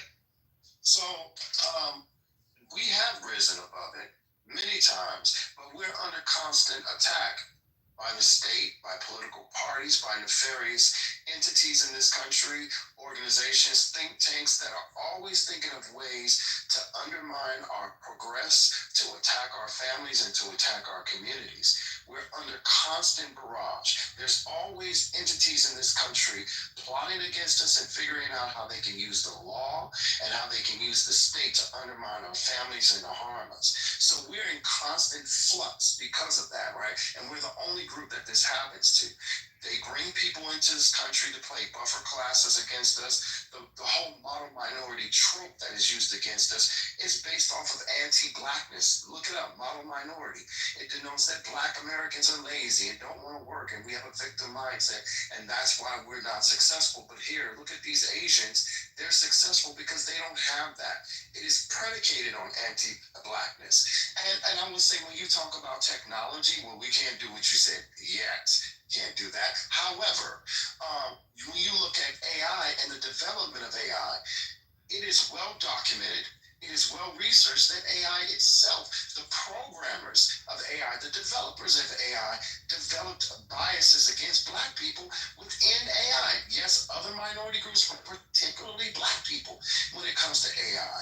So yes, every fabric of society, and that's a fact, and no one can prove me wrong on that. Well, we have the neural links. That's what I was referring to. I'd like to jump in. Yeah, every system that exists and every system that is created in this country, including AI, will show you anti-Blackness. Even AI, when you ask AI, is there anti-Blackness within AI? You know what AI will tell you? Yes, there is implicit bias, and it will tell you because the people who developed me or developed AI had biases against Black people, but that because the technology technology brought other black people in, there's an attempt to change that reality, right? But AI admits that it's anti-black. Chime in. Go ahead, Albert. Hold on, Albert, just give me a second. Sorry. Real quick. No, it's okay.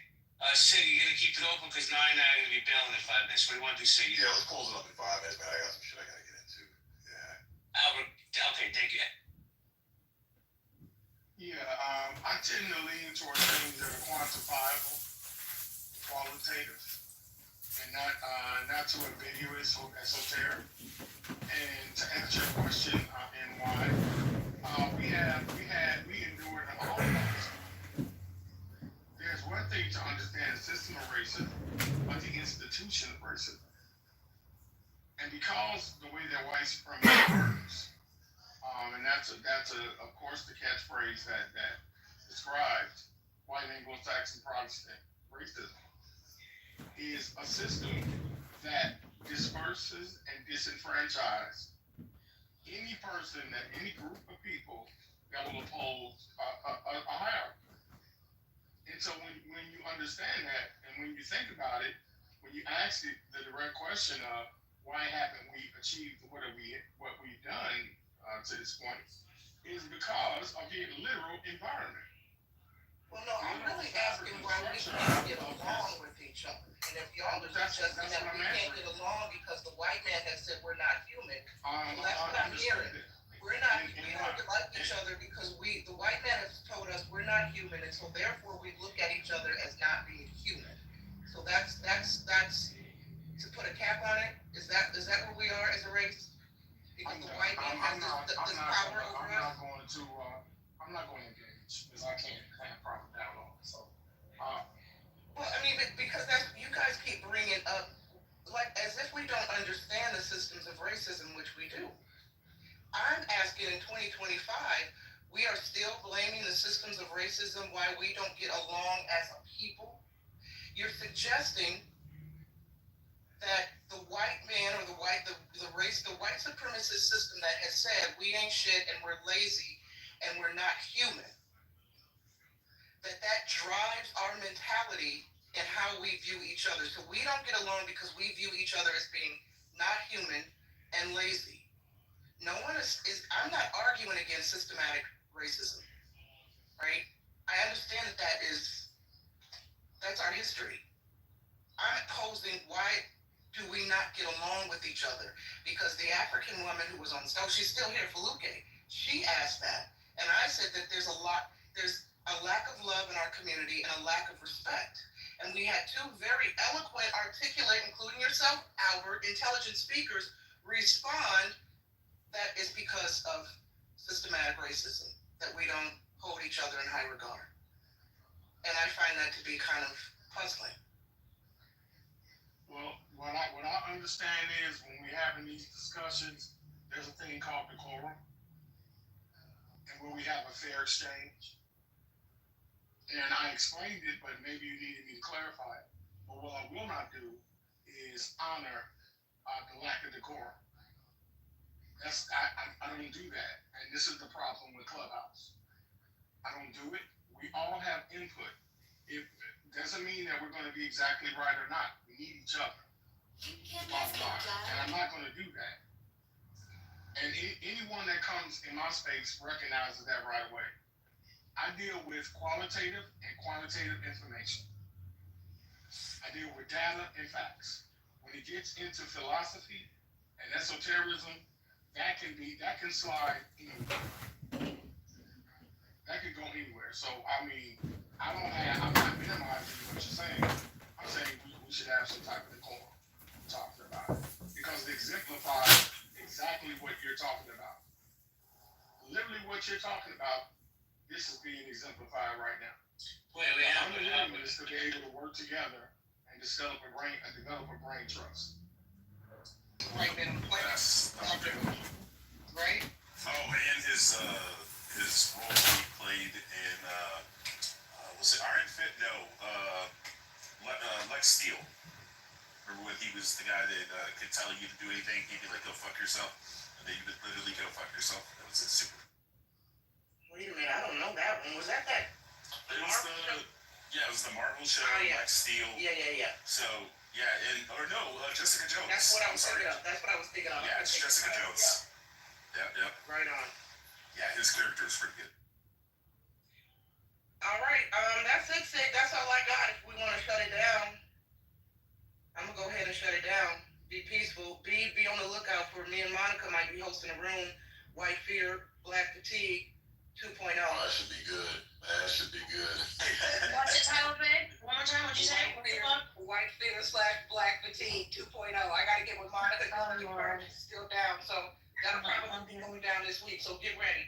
Get ready. I'll be calling all types of bed witches and coons and maggots when we host that room. Probably It'll be exciting. Monica. I was gonna say too. Now you were sounding pretty coolish earlier. I just had to let you know that. So I was about to pull your black card. I gotta change my PTR to dirty cave bitch. Black man called me a dirty cave bitch last week because I defended the black gay man. So I gotta change my PTR. Oh, that's right. That's right. I was a bitch. Yeah. And I was wondering to myself, I wonder if the cave that he claims I come from is that cave that they claims connects Latin America to Egypt. Boy, I hope I'm the queen of that cave. Now I just need to learn how to turn dirt and rocks into fire, and I'll really be winning as the cave, queen cave bitch. All right, Nye, I'm gonna ask you something that's gonna piss off black people. I don't know if you're single or not, but if you were single, would you hook up with David Tennant? Are you asking me, have I sucked white dick? Sure, and it tastes like... No, David Tennant specifically. Absolutely. Yes. Oh, sorry. What did it taste like? My perverted mind went somewhere else. I have the mind of a deviant. Would I bang out David Tennant? Absolutely. Are you kidding me? I heard you were free. Yes, let's get it. What did it taste like, Nye? One more time? I missed that. Like ice cream. White dick tastes like chocolate. White dick tastes like chocolate. To piss off all the black militants in the room. Sorry. I couldn't resist. I like to troll someone. They already hate me on this app, so it doesn't matter. Anyway, on that note, we're going to go ahead and shut down the room. Don't burn down my Starbucks because I said white dick tastes like chocolate. Leave me alone. Don't be in my back channels with the bullshit. I'm just going to block you. Y'all be peaceful. Go pray. Go pray to white people. Feel they didn't waste a missile. So that increased the takedown rate to about 95+%, maybe 96, some number like that. But it's a layered air defense system. The primary weapons are the Arrow 3 for high altitude intercepts and David Sling for medium altitude intercepts. And they don't have the same accuracy or takedown rate because the theater ballistic missiles are traveling.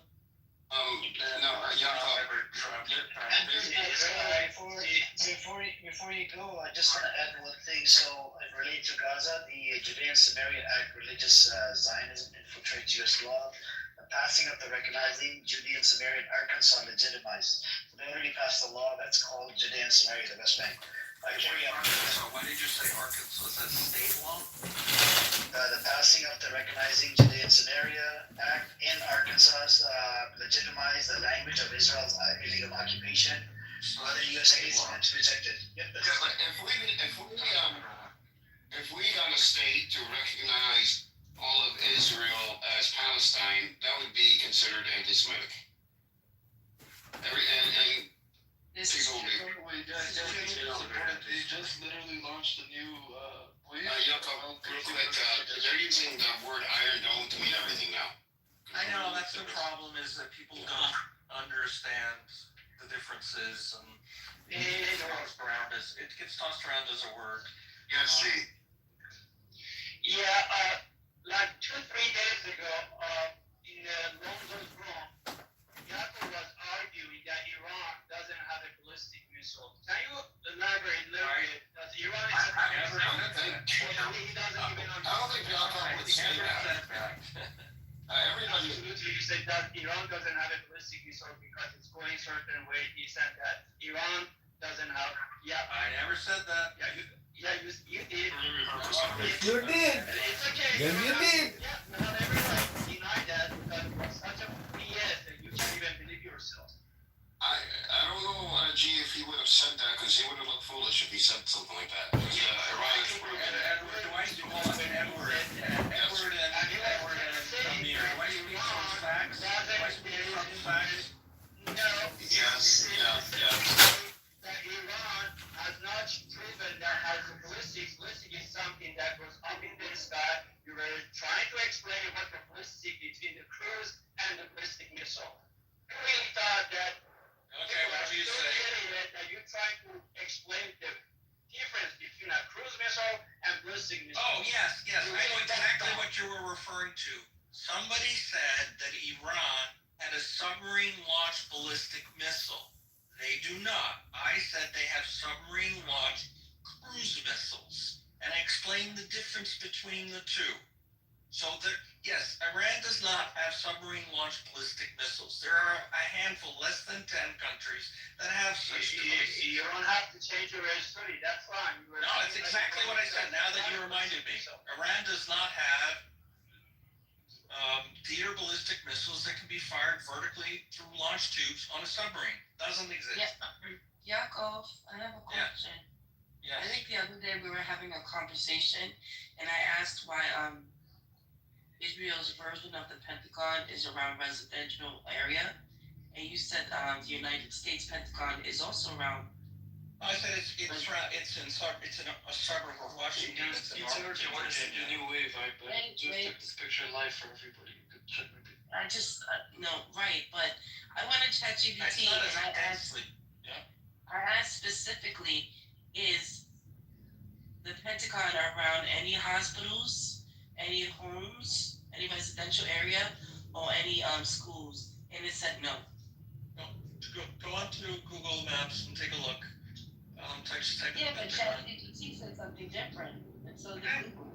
Yeah, ChatGPT scrapes the web from different sources, and you have to really use lots of different sources. I would never only rely on ChatGPT. Yaakov, but the thing is that Israel Pentagon version of their Pentagon is literally right next to residential area. I didn't defend that. I said nothing about where I would put it. No, you said that most. When I said, well, that's impossible because I think something happened when 9/11 happened, and the Pentagon got hit. I said something about like there wasn't a lot of residential people who. Yeah, it wasn't like in a densely populated area. It wasn't like it was in New York. The Pentagon's not in New York City. I know that. My thing is that it's not around residential area.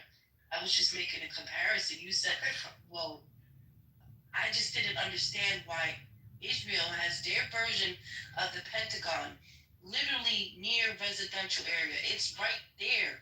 There's buildings right next to it. That's their decision. I didn't put it there. I didn't cite it. Right. What I'm trying to say is that.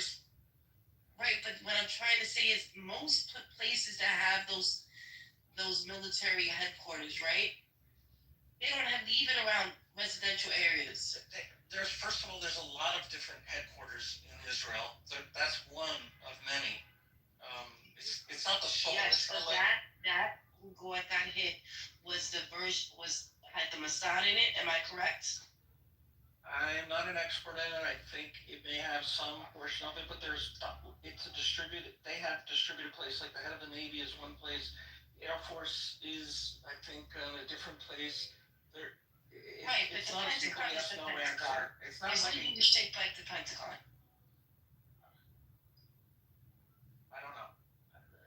You've crossed my boundary of knowledge, and I stop talking when I don't know.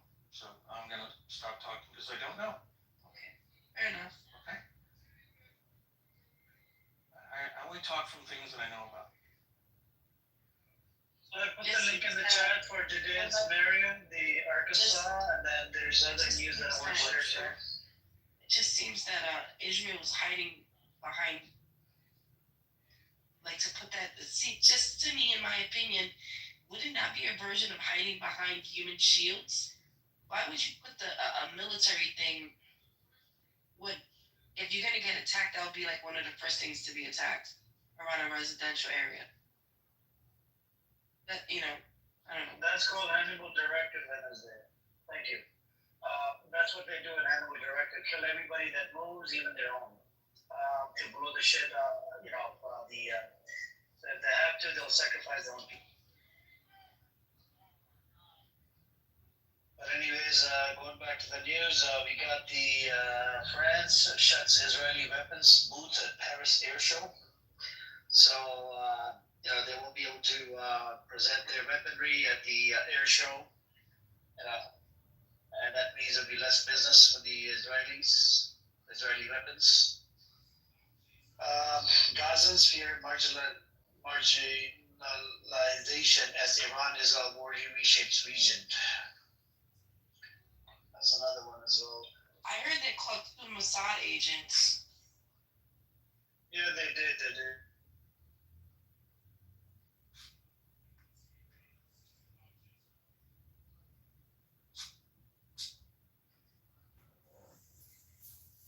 Well, they're going to be put to death.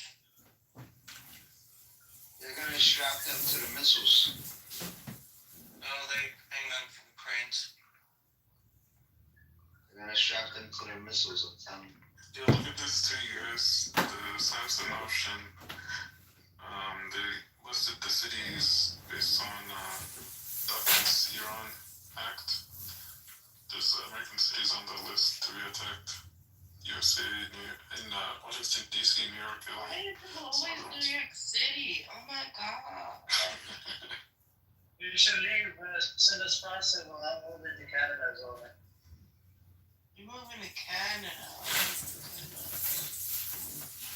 Maybe I'll move to somewhere in the Midwest. Almost. Netanyahu wants to sacrifice your soul, your poor old soul.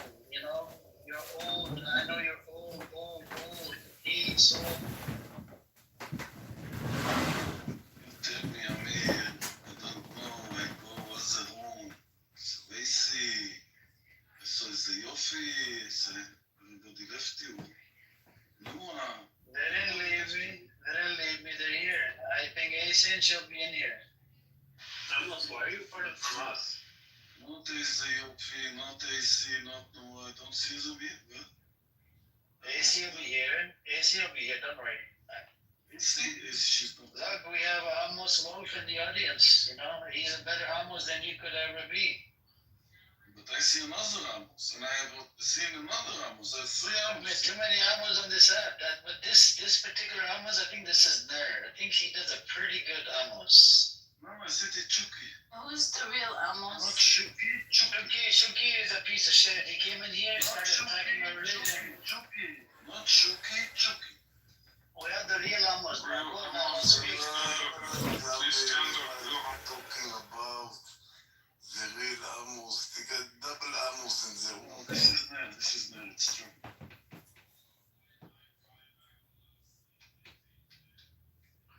Oh my God, he's just 2 Amos. He does a better accent than you could ever do, Amos. The real Amos is you're just a bootleg real Amos.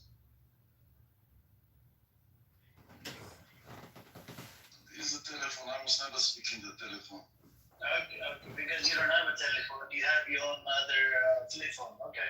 That's because nobody calls you Amos. Sorry, Amos. The chicks were calling me. I need to respond. Oh my God. Yes, I don't have telephone. When I get telephone, I'm leaving the room. If I get telephone, I straight away leave the room. I don't stay here with the telephone and that everybody sees that I'm speaking in the telephone. I'm leaving immediately.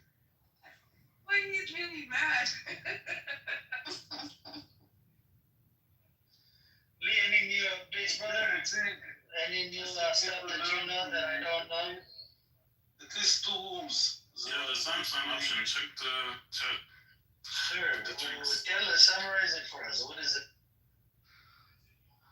Iran hacked Israeli documents, and one of the documents showed the cities listed for Samsung option. So they have, Russian cities, Iranian cities, Egypt, Syria, but they also have the USA cities. Why do they want to attack the US cities, man? Why is see, look, this is why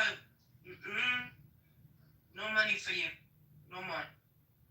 It's not about the money. It's like when they feel scared. Amos, when they feel scared, they'll apply the Samson option, right, Amos?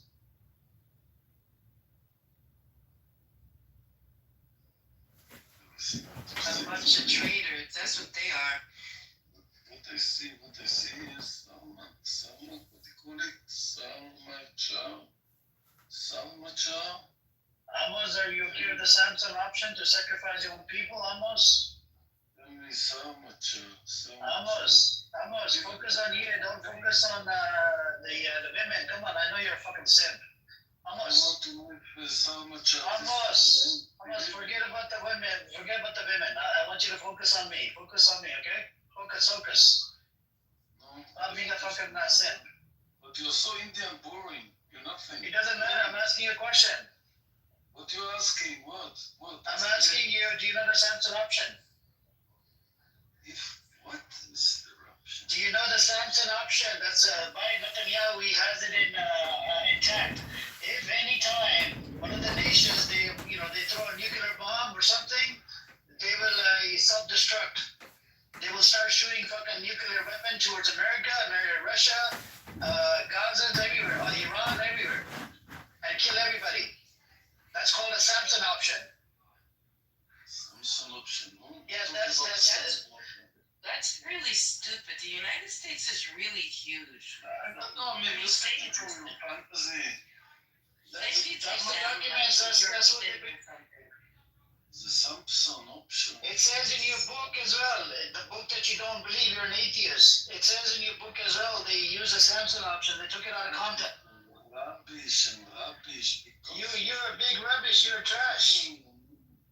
For all the lies and rubbish you're saying in the You talk with no facts. You just bullshit.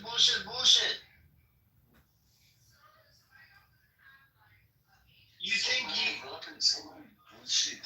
I sometimes, I don't even come on the audience. I listen to all your lies and I think, how much you can believe on everything? No. So what do you call it? Samson. Let's talk to Zelda. Zelda, come on up, Zelda. Zelda is here. Zelda, are you inside the bunker or outside the bunker? He's from Ethiopia, lives inside Israel. Come on up, Zelda. Let's have a conversation. This is not Echo Chip. Sorry, I actually saw some videos of people inside the bunkers. I'm gonna let you guys know several videos of people inside the bunkers in Israel. I didn't see any people of color. That's all I want to say.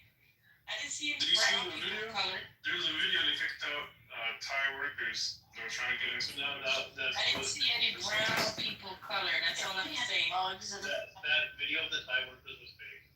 It's not fake. What are you talking about? I can send it to you right now.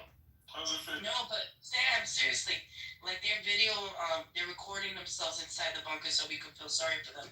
And all I saw was just pale faces. I don't see no Ethiopian Jews. I don't see any black Jews in there. Just pale faces. What happened to the Ethiopian Jews? What happened to the black Jews? Do they not have a right to be in the bunkers?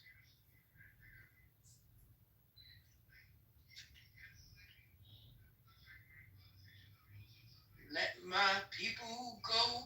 Okay, so I'm in Shiraz right now. I'm outside. I'm driving. So there is an increase in military presence, but I'm telling you, the Iranian people are so brave that nobody is fearing this bullshit. Everybody's living their life normally, perfectly fine. Whatever you see on the news is propaganda. The Iranian people here are very happy and they're prideful in their actions.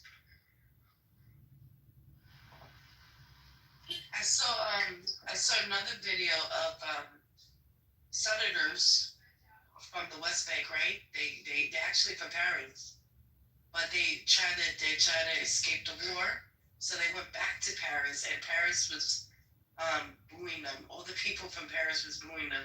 They were sticking up the middle finger, spitting at the people who were protesting against them. Well, if you're gonna just be a horrible person and think you could go to another country because you could get land for cheap and you could harass the Palestinians, and then you want to run away from a war and go back to your original country, don't expect to be welcomed. No, they came. Exactly. They came in the same plane as Rema Hassan. Everybody hates talking about. Yeah. Yo, Sam, watch any of the two I sent either on Telegram or X. The Telegram Lee, getting kicked up. Lee, do you have any news or anybody else have any news on the massive amount of people who went to the border? They're locked there. They can't The get in. Israelis or No, I know they can't get in. I 100% knew they couldn't get in.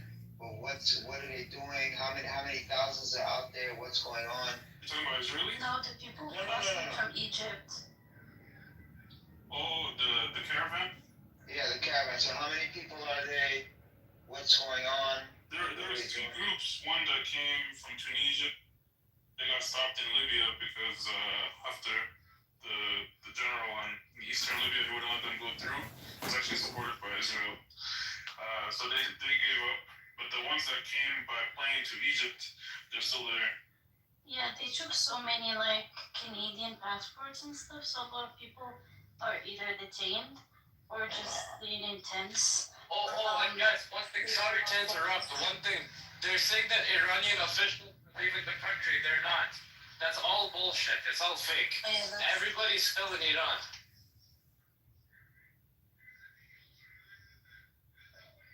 And then how many people are there, Salman? Do you know? I can get you the information because there's a very active group like from Canada who like shares all the information and like advocate for the Canadian folks who are stuck there. I'm gonna look for it. Alright, thank you. Yeah, there's a Canadian doctor. It's like Asian, Canadian, Chinese Canadian. He was in Gaza. He went there twice, and he coordinated with the group that went by plane. He's still there. I'll find you his Twitter account. Okay.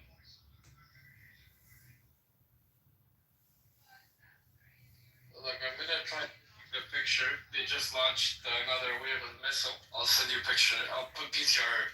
I'll PTR right now. You're in the Telegram, JH? You're in the Telegram. No, I don't think I don't have it downloaded, so I don't think they're gonna let me download it under this, I don't think you can get it here. Is there anything? Okay, I think you can. There's a lot of Iranian Telegram groups. Yeah, there's a lot of Iranian Telegram groups. Yeah, I'm gonna try. I'll try sending the PTR. Right, I PTR'd the other one. I just deleted it quickly because you never know, like, if you're gonna be violating government stuff and whatnot. So I deleted it quick.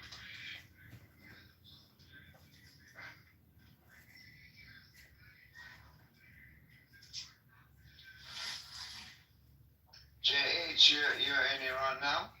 Yeah, I'm in Shiraz. It's not like the main city where everything's happening, but yeah. Yeah. I'm not like Iranian though. Like I'm only like from my dad's side, I guess so. But I'm ethnically Afghan. Oh, Bachem. Yeah, man, I'm ethnically Afghan. So my family lives here because my dad is from Iran. So I came here to do my filming. But I was here for like 2 months, and then the whole thing happened.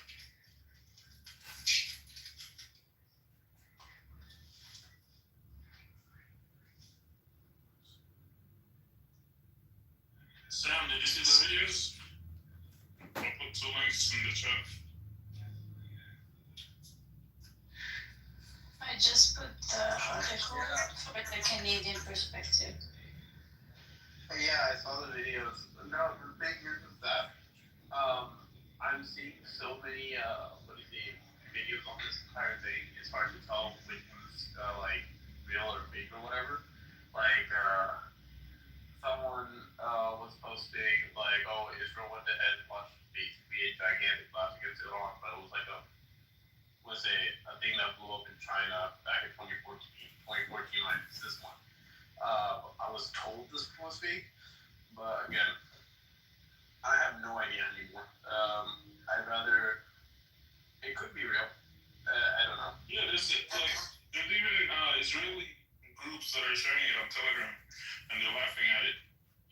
They're laughing at the Thai workers not being let in. Usually when videos are fake, they repost. Like when you're talking about the port explosion in China, they repost it in, say it's in Tehran or in Tel Aviv. But like videos like this where you can see like people's reactions like that, it's very hard to fake. It's like AI can do it, but you can tell like with the AI part. Okay.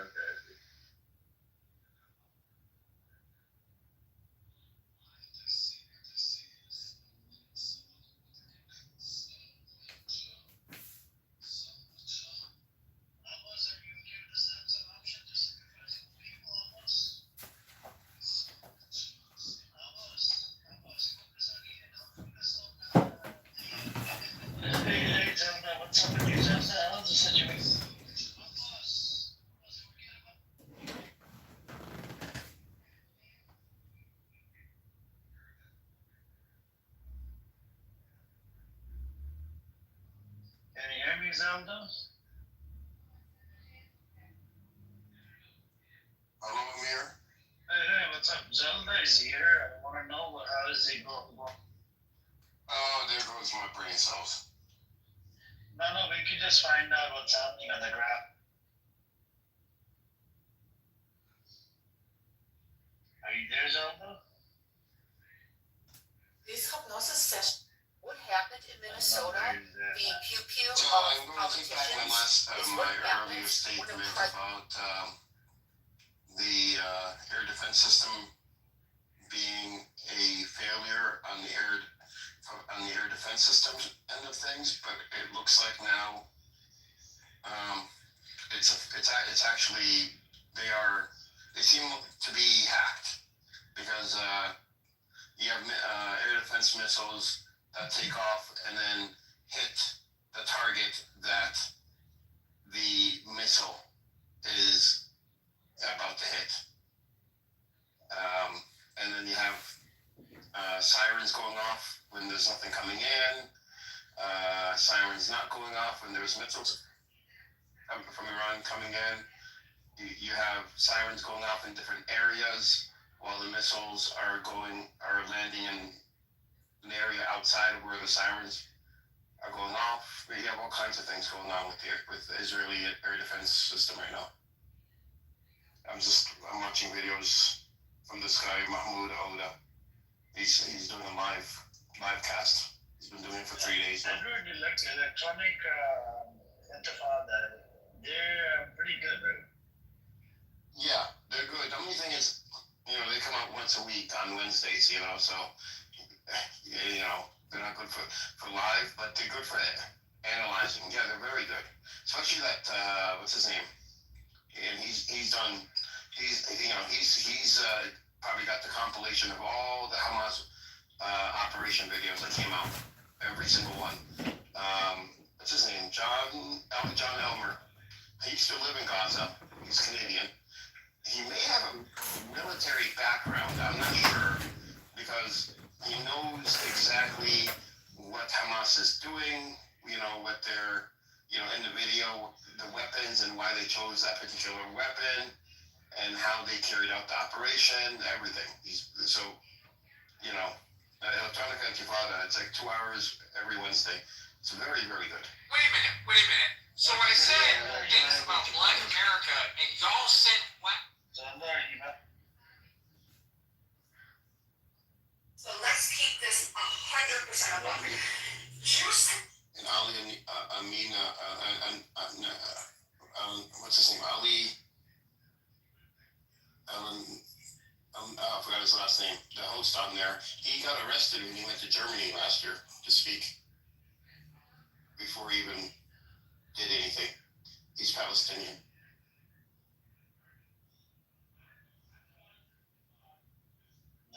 We can't hear you, then.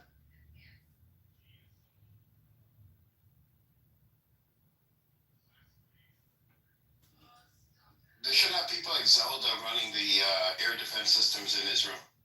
Make it a lot easier for Iran. Zelda, are you in a bunker? Maybe the service is down. Yes, I'm here. Yeah, he has served the idea. So Edward, I think we can't hear you, Zelda. So I kind of feel like, the first one they probably let Iran slide, but let's say if that ends up happening again, would they let them slide again, or would America jump in? Because I don't want America jumping in. No, the target, and what's his name said, the target was not the embassy. I think it was at least a couple of blocks away, a few blocks away, where the missile landed. It was just a shockwave that hit a corner of the building and did very, very, very minor damage to the outside of the building. I don't think there was any people in the building to begin with, but it was blocks away. It wasn't anywhere near the embassy. And the U.S. had a chance. I mean, they could have escalated right there. And like I said, it wouldn't have taken us to war, but Rubio could have said something, or made it seem like they did this on purpose, but he did the opposite. And in two different tweets. I have a question when no one's speaking, if y'all don't mind. Sure, go ahead. So so this been going on, right? Iran were helping Gaza, right? No, Israel's been trying to make that claim, that link, but there's no link between Hamas and Iran. What can they help them with? Exactly. Yeah. I mean, the only thing you can help the propaganda. I'm from Los Angeles, born and raised out here, but I'm straight with the, what's right. Like I'm not with the propaganda, the internet. I'm a young man too, but I know what's right because I know they feed us bullshit. I know. And I mean, the only thing that Iran could do is give Palestinians weapons, exactly. But the last time they did that was 2014, or before 2014, I think it was 2012.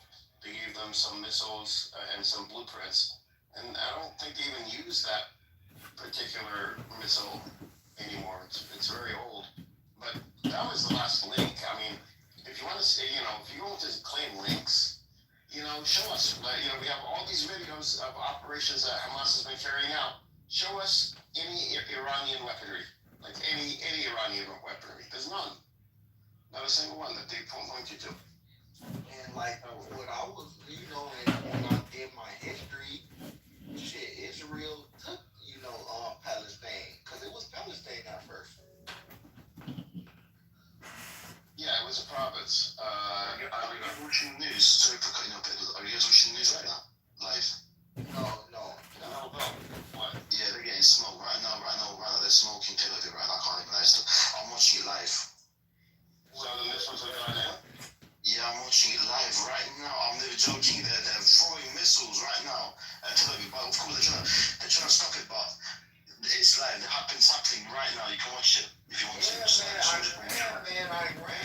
Man, they got some shit too, man. Of course. Has to be done. When you're attacking the oil reserves, what do you expect?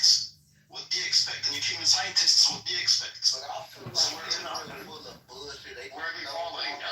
Shit on the other people. Man, what y'all doing though? Some happening. The bullshit, man. Me, I won't deal with the Jews or man. Do you know where they're falling? Currently, it's trying to. They are targeting Tel Aviv. If I'm not wrong, let me just look at it one more time. I'm looking at it right now. Just give me a minute.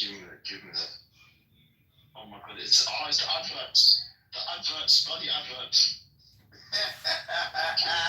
Bloody adverts. Are you on YouTube? Yes, on YouTube, but it's Turkish though. Like, I'm not sure if you'll understand it, but you can still look at it, so just give me that. Right. That would be a good YouTube commercial right there. Bro, don't be playing, bro. These kids and No, bro. No, it's Turkish news. It's the Turkish news. You can just go on it. Just type in I tapped it for you. Kids, bro, I really feel for little people, bro. Come on, don't be trolling it. Come on, bro. Don't be. What do you mean trolling? He's not trolling. No, the comment said that. My bad. That's what the comment said.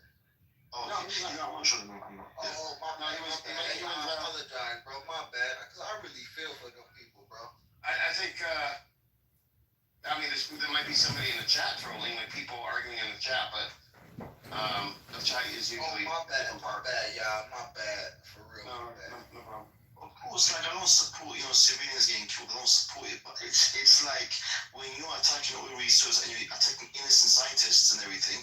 I mean, I don't know what else to say. Like, what do you want me to say? Like, I don't know, man. Well, I don't think Iran is going after civilians. I think, so far they're going. I mean, the death toll in Israel is like 30. Yeah, they try not to, but the thing is, Edward, most of the facilities that they're trying to attack, it's in civilian ground. That's what I don't understand. That's what I don't understand. Why has Israel even tried to do that? Like, why are you putting that in the middle of a civilian area? That's what I don't understand. That's what they because if you bro. if you look at the civilians, and I don't know what the demographics is now, but it used to be, and it could still be now, that the civilians around these areas are all Arabs, not Jews. But I could, that could have changed. Yeah, but that was their. And all they gonna say, oh, the Hamas was hiding there. All the Hamas was hiding there. That's all they gonna say. I'm curious. I gotta watch and see. That's funny though. When you said the commercials, the damn commercials. I pay for YouTube Premium, so I don't get the commercials. But I know what you feel. I mean, I know how you feel. I missed a month. My credit card, expired, so the payment didn't go through for 1 month, and all of a sudden the commercials popped up. I got so mad. So what the hell is this? I forgot about it. Commercials, yeah. Commercials. I'm not investing. I'm in the U.S. I'm Palestinian. I'm in the U.S. Oh, you in the U.S.? Yeah. Oh, what part? Connecticut. Oh, opposite from you, yeah. Connecticut. Okay, on the East Coast. Yep, I'm on the West. Yeah, I was on San Diego. Oh, you was in San Diego? A while, yeah. Oh, yeah. Okay, so I'm like an hour up from San Diego. I'm in Orange County. Okay.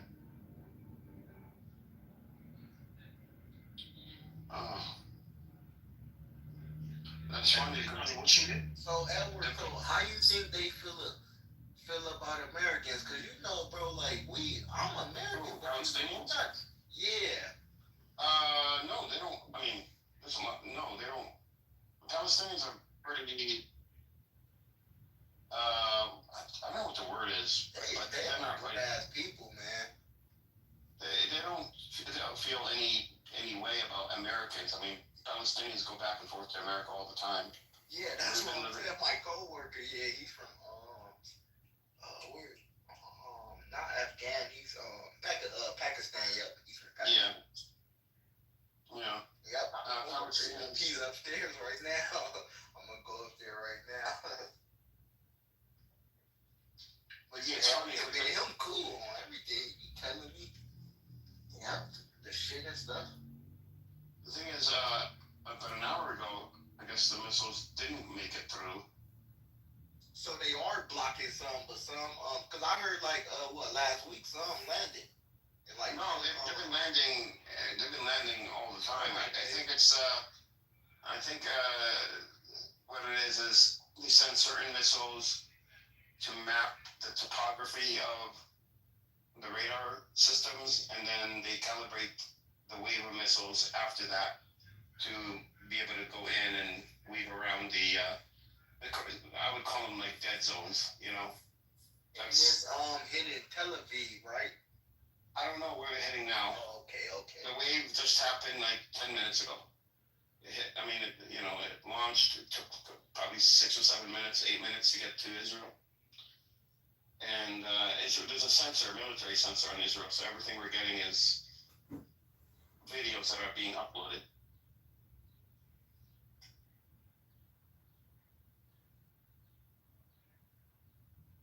I heard my homie told me the Israel said they don't know what they get into or something like that. Is that true? They said that. I haven't heard that, but so Israel released a cyber attack when they first went in, and the first 8 hours, 7 or 8 hours, Iran was almost defenseless. I think Israel, this is just my opinion, expected that cyber attack to keep Iran's air defense system down for a couple of days so that Israel could just go and wipe out all their air defense systems, but they had it back up in 8 hours. Because I just don't see Israel attacking Iran unless they had a plan like that, because they just don't have the fighter jets to Iran is just it's a large country, so you have to have some sort of force multiplier. I think they were counting on that cyber attack to last for days instead of hours, but it didn't. It only lasted hours.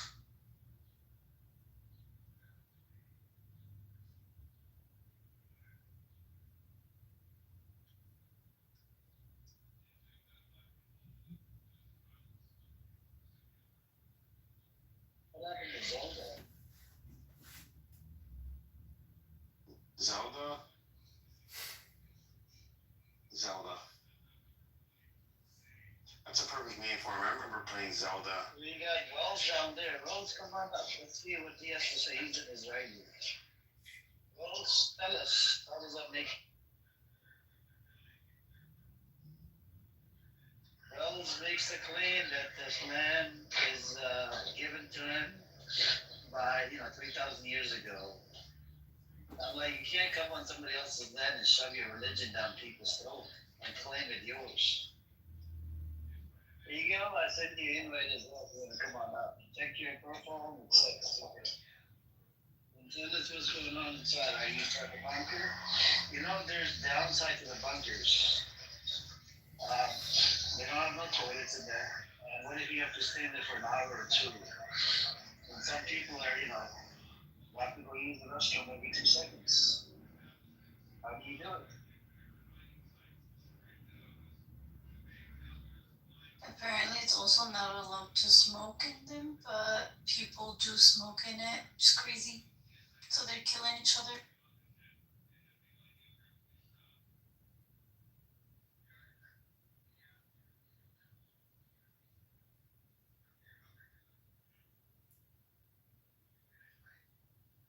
Yeah, do you want to say something?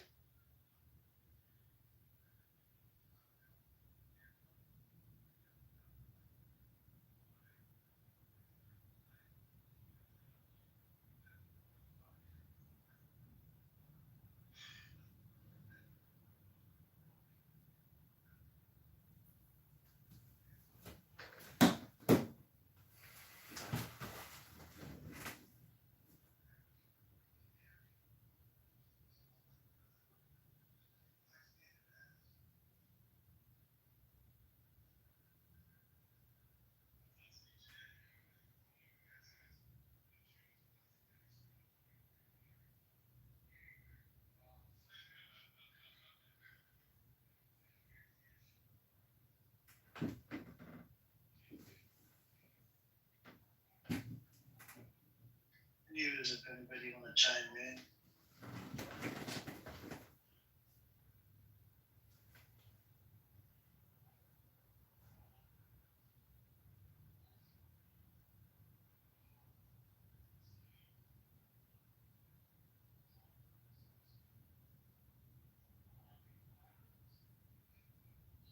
If you guys want to chime in, you're welcome to do.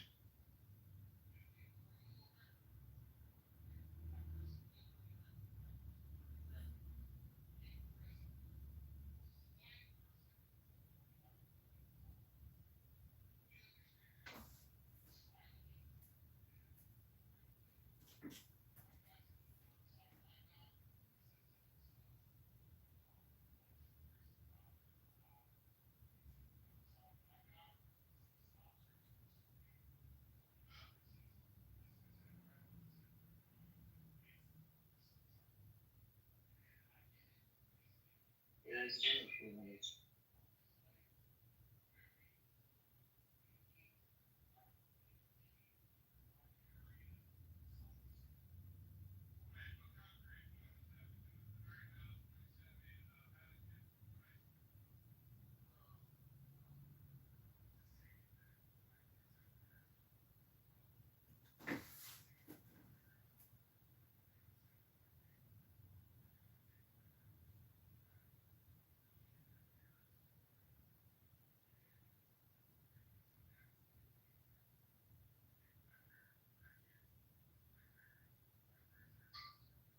Can you hear me? Yes. Yes, you can. I'm in a bunker, so I don't know if you can hear. My signal may not be good. Hold on.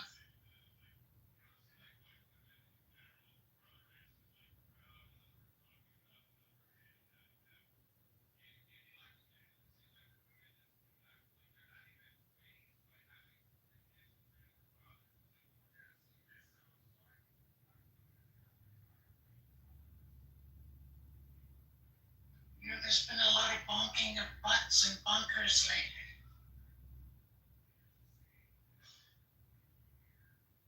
Do we know how many people from Mossad they arrested in total?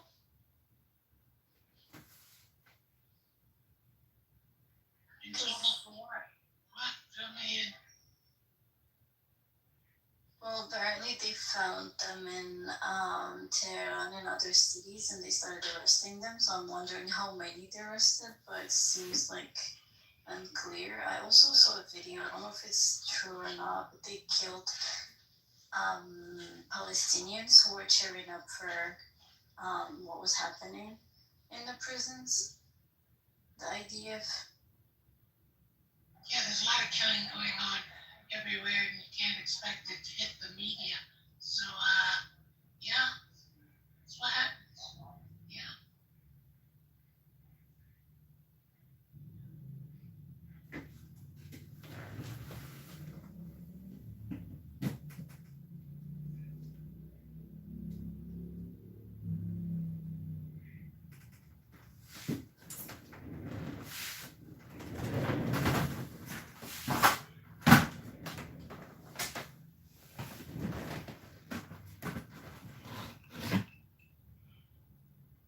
That's to be expected.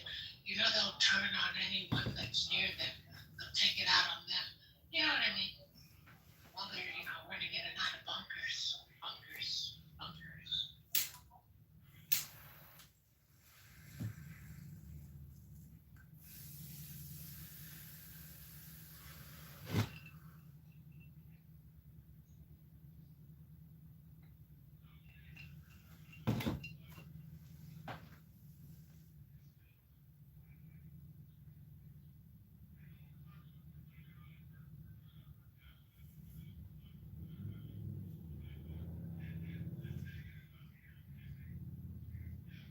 Why you guys so quiet?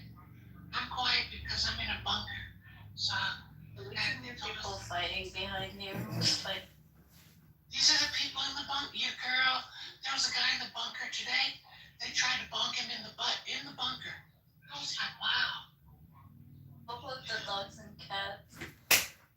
Oh, we're eating those because, there's no food in Tel Aviv right now. So, like 8 people were eating 1 orange today in the bunker. 8. Yeah, thin slices. Do you have in your water bag? Me, I have raw cashews. I have dates. And I have bakwa. Bakwa is a Malaysian beef jerky. Spelled B-A-K. B-A-K-K-W-A. Bakwa. So I have food. And I'm certainly not going to let anyone bonk me in the butt in a bunker. Alright? Because I've seen these people, especially these IDF guys, that come in the bunker and they start bonking butts in the bunker. Oh yeah, bonking butts in the bunker.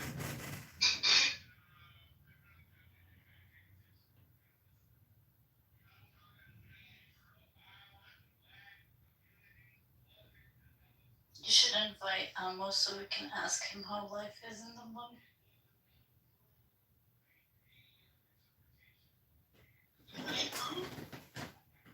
Amos.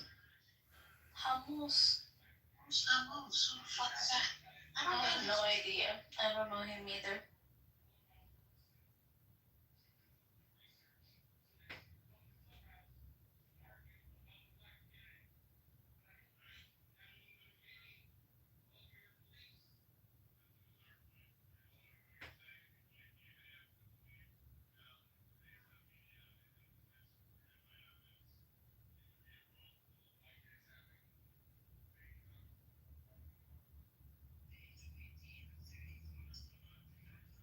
I was searching for things to watch while I was in the bunker.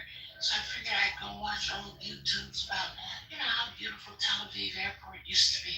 And then the signal went out. Life in the bunker is hard. Oh, God.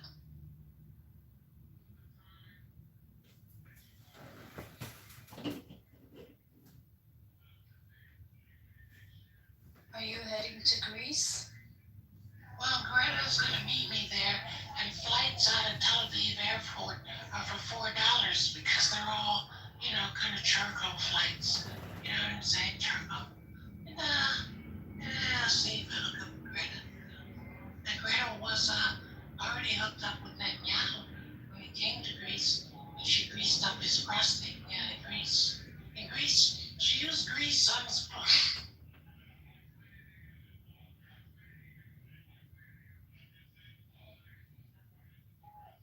greased up his prostate.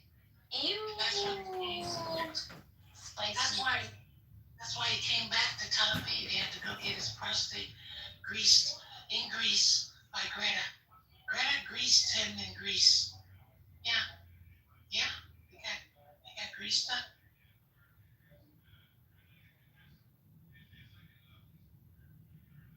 He got greased up by Greta in Greece. Yeah, imagine that.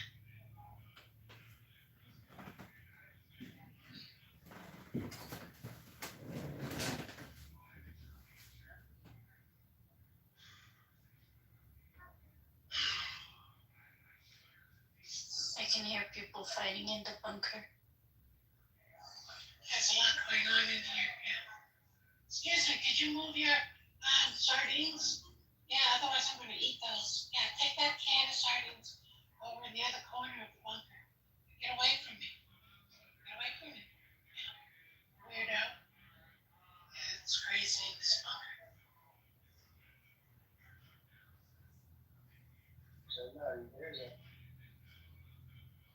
What did you say? Yes, I'm here. How's the situation inside here? Okay.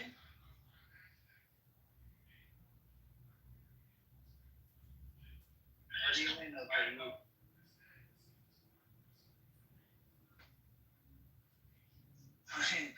Okay, you asked me. I said okay. There's no food in Tel Aviv.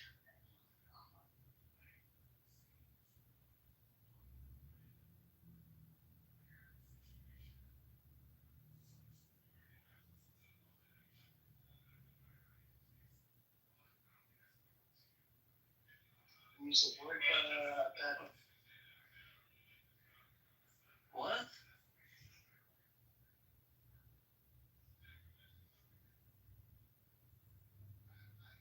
He said, do you support the attack on Iran?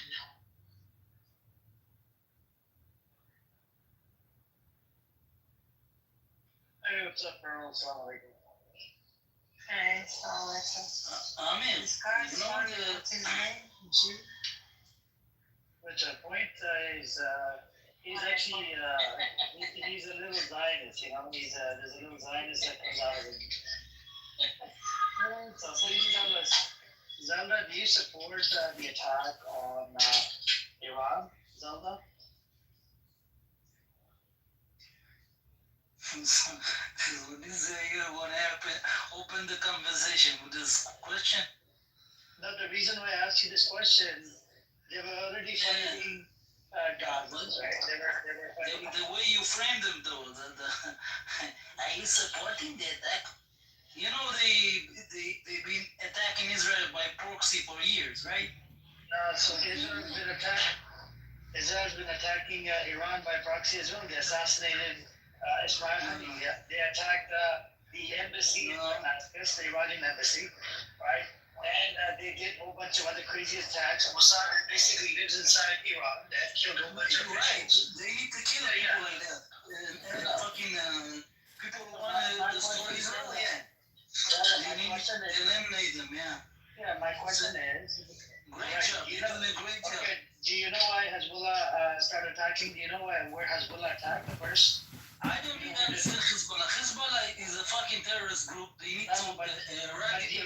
Okay, Hezbollah was created in 1982 to fight the Israelis. They occupied Lebanon. Hezbollah is meant to be eradicated. Hezbollah was created to fight your people, your Zionist people, the criminals that have stolen the land from. They occupied Lebanon. I mean, you know, no matter who you're going to choose, like you can say Hezbollah today, whatever, I don't know, Ashraf, you know, they're all going to be dead in the end. It's a stupid game they play, and they will die in the end.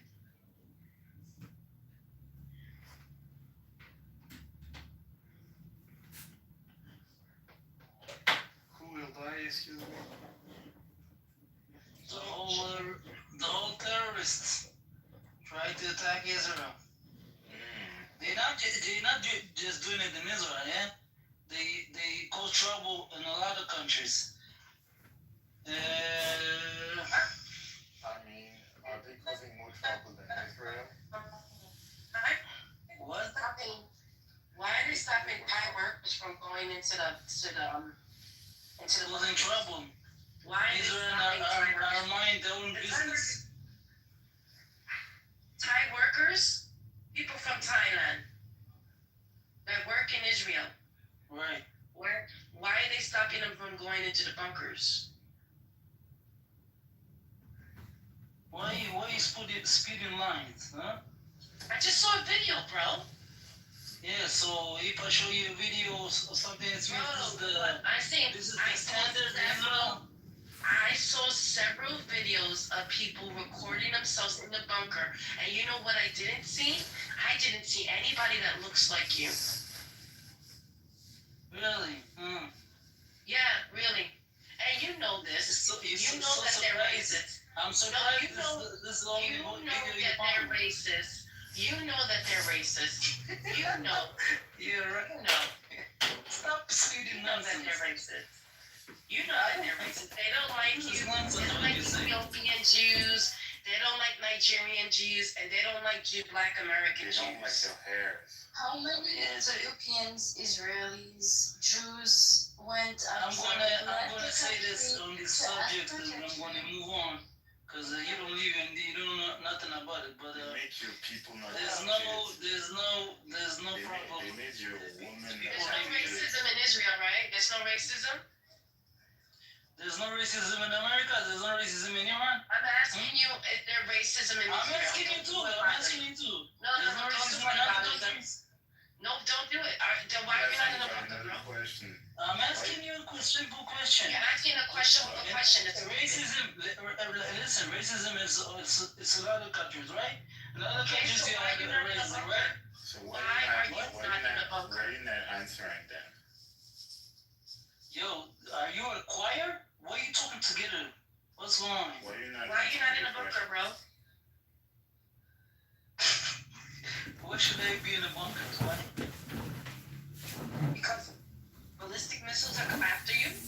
I want to be like this. This is the missiles right now. Nothing. You're in a real war, right? This is a real war. So And now you guys are actually feeling it. So, yeah. I don't feel shit. They can send 100,000 missiles to Israel. All I care about, I want the Wait, so are you saying you're invincible? Bibi and the rest of the government, they finish the work and they do what they need to do to eradicate all the terrorists and the. Yeah, well, stop telling BB to beg the United States to get into this. We're not in it. They have an Stop interest begging. to. Stop begging. Stop begging. I don't Stop want begging you for to- money. BB's always begging for money. Oh, the United States, please, more money, more weapons, more money, more You know what you said is not factual. more weapons. And no, it is. It is. It's not factual. You guys are a Ron state. Wait, This is a fucking welfare. Actually, the money that Israel gets from the states, it's not even 1% from our. What are you talking about, bro? What? You don't know what you're talking about. You didn't graduate. I do know. I'm gonna explain it if you be quiet for a moment. No, you didn't go far. You didn't go far. If you be quiet for a moment, I will You explain. didn't go far. You didn't go far. The money that the United States so-called give You're Israel a rapper, though, right? every year is not even 1% from the guys, I have a question. GBT. Yeah. So the thing is, the money that Israel gets. That 1% don't need to go to you. And the money. That 1% don't need to go to you, though. It doesn't go to Israel. And let's just say if it's 1%, it doesn't need to go to you. That's American tax dollars. It doesn't need to go to you. You didn't let me finish talking. We don't need you. We don't need you. Okay, so you I have a question. Didn't Iran launch a missile 1 hour ago on Tel Aviv? Yeah, he's not in a bunker. You know why? Because they don't like people of color. Yo, you need help. I'm telling you. No, it's true, bro. You need help. I'm telling you. No, You need help. You need Jesus. You don't believe in Jesus, bro. What are you talking about? You need Jesus though. I'm Jesus is trying a to prophet to explain us. something. Jesus is a prophet You to us. personally tell me Jesus what is is a reality. prophet. Jesus You is a prophet. you don't believe in Jesus. You don't believe in Jesus. And Jesus is a prophet to me. So I mean, Jesus. what's going on here, man? What's the? You need to lose some weight. You think this is my real picture? No, I'm just saying you're chuckling like a fat guy. You got a fat voice. The guy refused to acknowledge people claiming and asking for protection because they're black and from Israel and Europe. You know that, right? That a lot of Ethiopians came to Europe to ask for protection because they got their children taken away from them, from their Israeli wives. You know that. Yo, you know what's the amazing thing? It's amazing. Everybody talk about Israel. You don't say shit about Yemen and what they do to their own people. You don't say shit about Syria. Nobody say shit about other countries. What do you speak? You only talk about Israel. You know why? Because you're hateful people. Hateful. I know it. I can hear it for everything you say. You never mention any conflict. I think it doesn't cope being the victim. I think you guys are into being Nobody is a victim. The way you act and talk about Israel, I can tell you got only hate in your heart. That's it. Jew hate, anti-Semitic, anti-Semite, anti-Jew. No, but the thing is, in Israel, it's not everybody Jews. So you hate other people too. It's not only Jews. You hate. The world doesn't care about Zionists. I agree on this point. I agree with you. Fuck You can see Israel. it's just like you, the United Nations. Fuck Israel. You see, exactly. This is the United Nations. Exactly, like you talk, like everybody in this room talk. It's just like the United Nations. You forever would be spitting people. People will spit in your face. Just don't go to another country and This is the beautiful thing. We don't give a shit. We just wanna you guys are backwards. take care of the other. You guys are backwards. You guys are backwards. Backwards, motherfuckers. Backwards. You such a... was nothing here when we came here, you know. look at this country. Little country with so much ingenuity, you know. What the fuck they did? Nothing.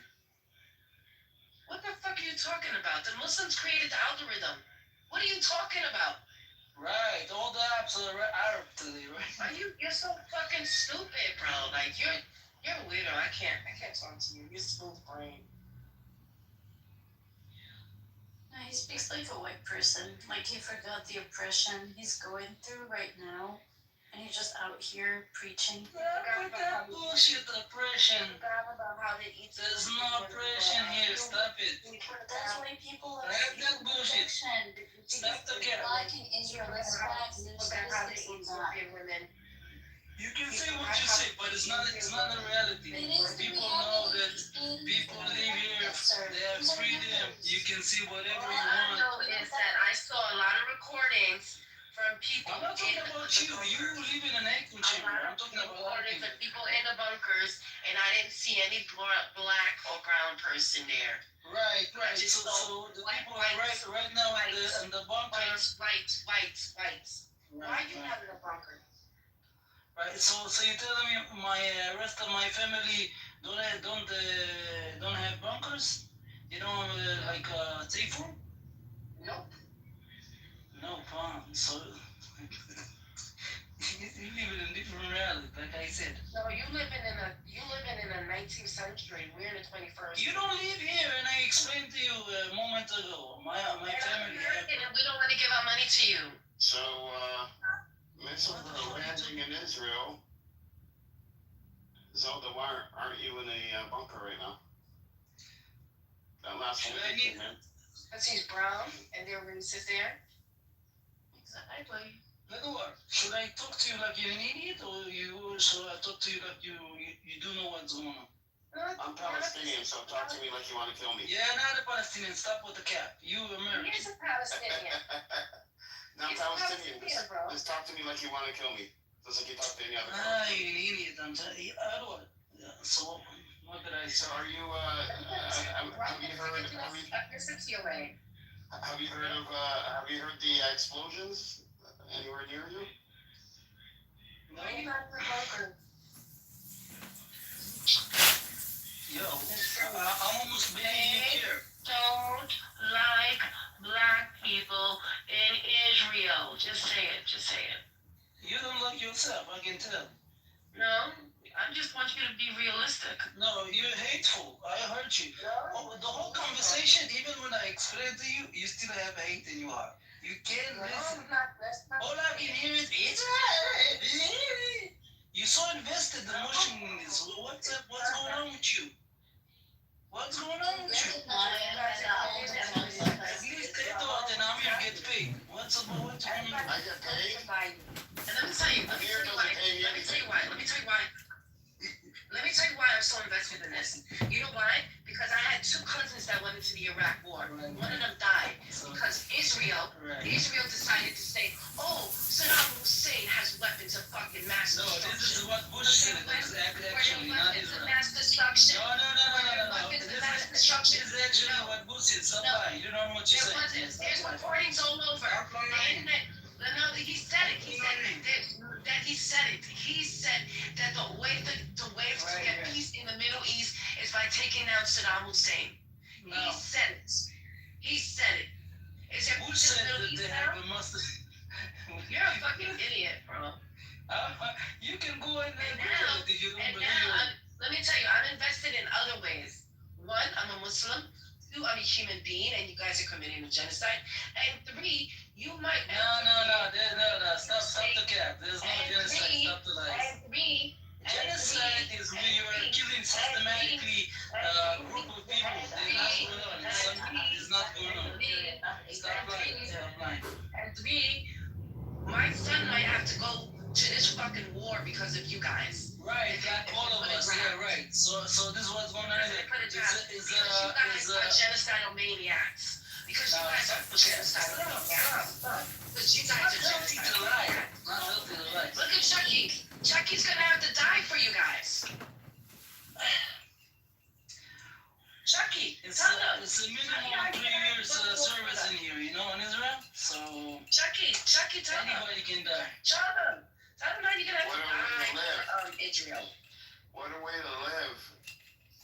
If you don't want to mind your own business and just live your life, and you just want to put your Yeah. So we live our life, but if we need to go to war, hey, we go.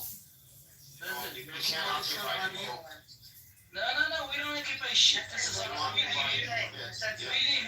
We live here, Edward. The whole Syrian bullshit, I'm not going to You don't occupy Palestinians. That doesn't happen. Edward, stop with all justice warrior things. Stop with it. Justice warrior? Fucking Palestinian, you dickhead. Because the fact of the matter is, we live here. Justice warrior.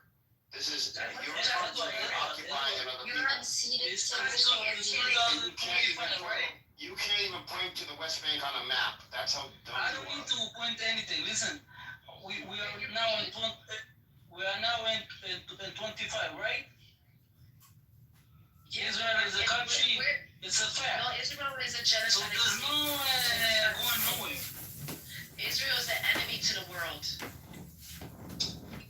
It's the light. You mean the light? The light. The light. You can get in Every shit we do is good. You can get in Every shit we do is good for the world. Oh yeah, that's what you're feeling as a Tel Aviv. You can get it up the butt in Tel Aviv. So what? It's war. What you keep with? Oh, you What have want to to get hear? it up the butt in Tel Aviv?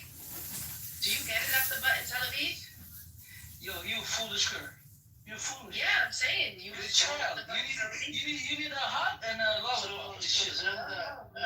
Originally I asked you this. Hold on a second. Hang on, please. Originally I asked you a question about if it was a good move on Israel's behalf. I mean, Israel assigned to attack Iran, and the big answer is no. You know why? Because look, You probably can won't tell me. hold up, I'll give you an example. Can an ant attack an elephant?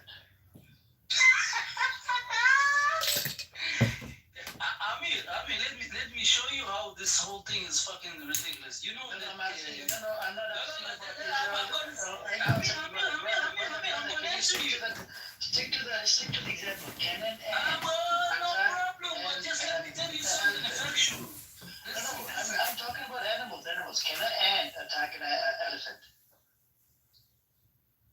Give me the answer. I'm talking about in animal kingdom.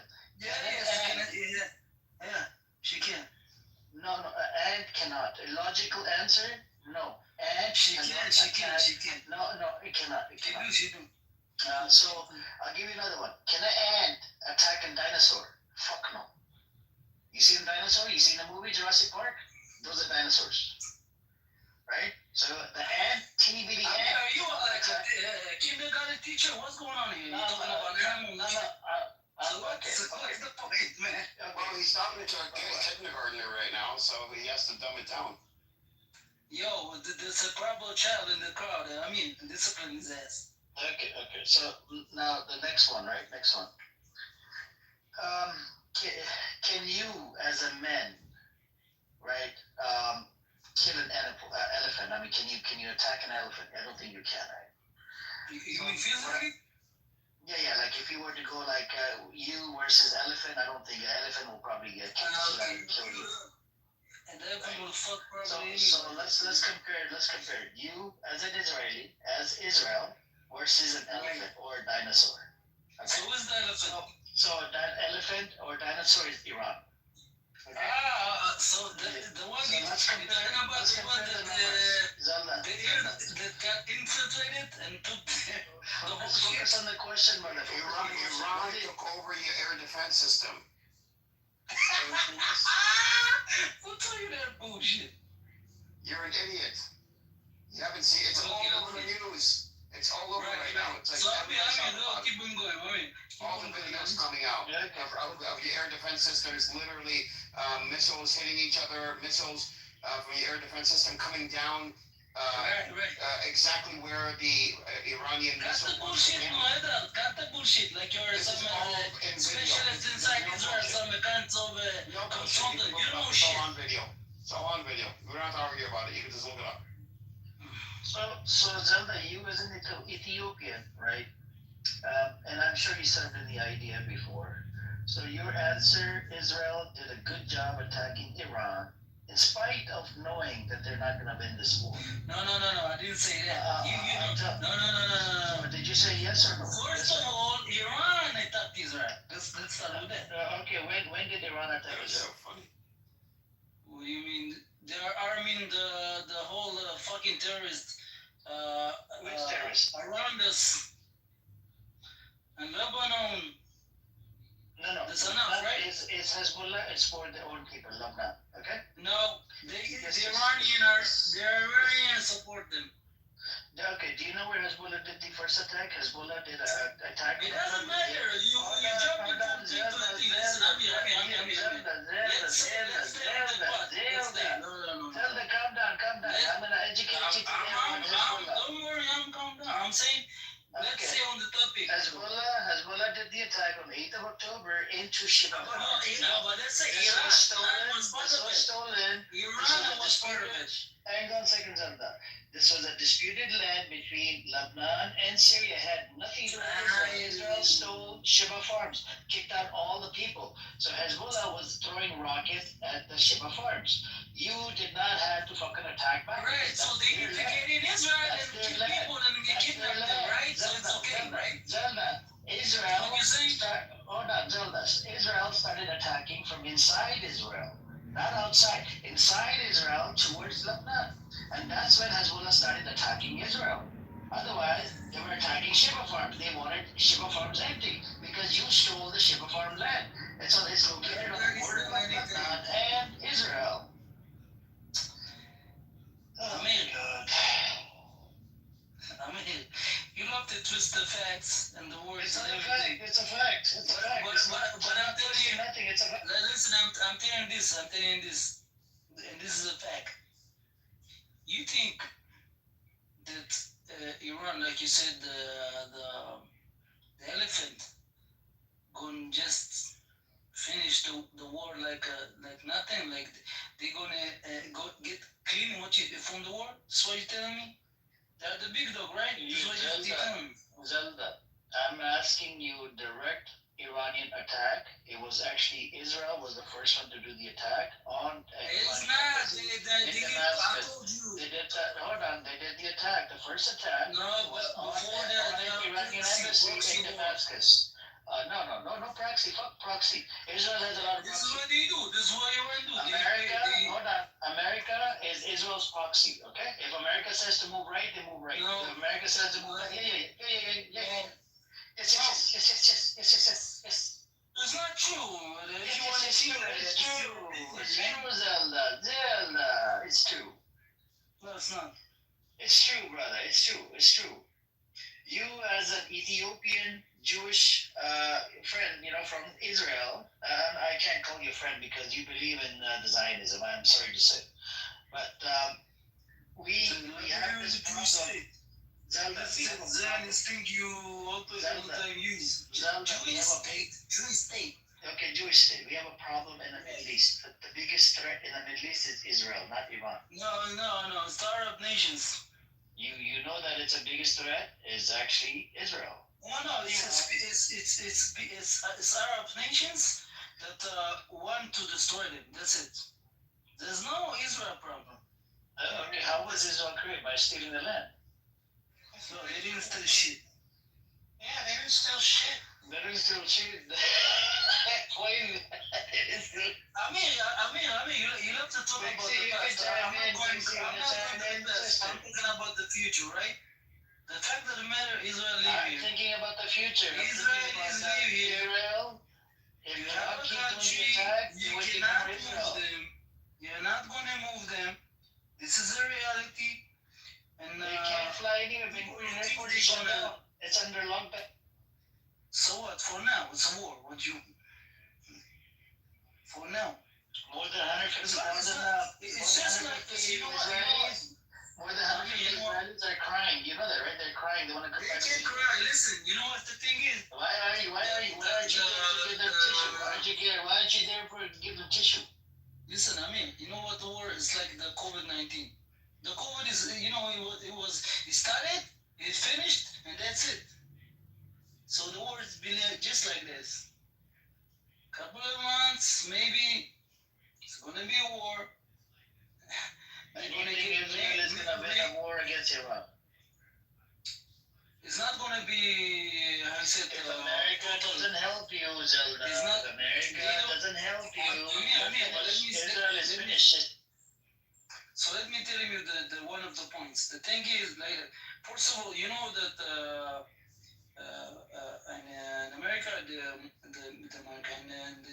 Iran, the main, let's say, economy is the oil, right? So, American business is selling arms. Listen, let me finish the thing. The one I'm trying to say. We barely get oil from the Middle East, 7% oil. No, that's it. Oh my God, it's not the point. I'm saying the thing is, you need money to run the country, right? Iran needs the money. They need like the oil, right? Iran doesn't need money. You guys need money. Israel we have funded. Let me finish. I'm talking though, right? I heard what you said about Israel, right? So I'm saying they need the money. And Iran, the main income is oil. Now, the three countries who control the oil is Russia, Iran, and I think forgot the third one. I forgot the name, but it's an Arab nation. Right. So they basically control the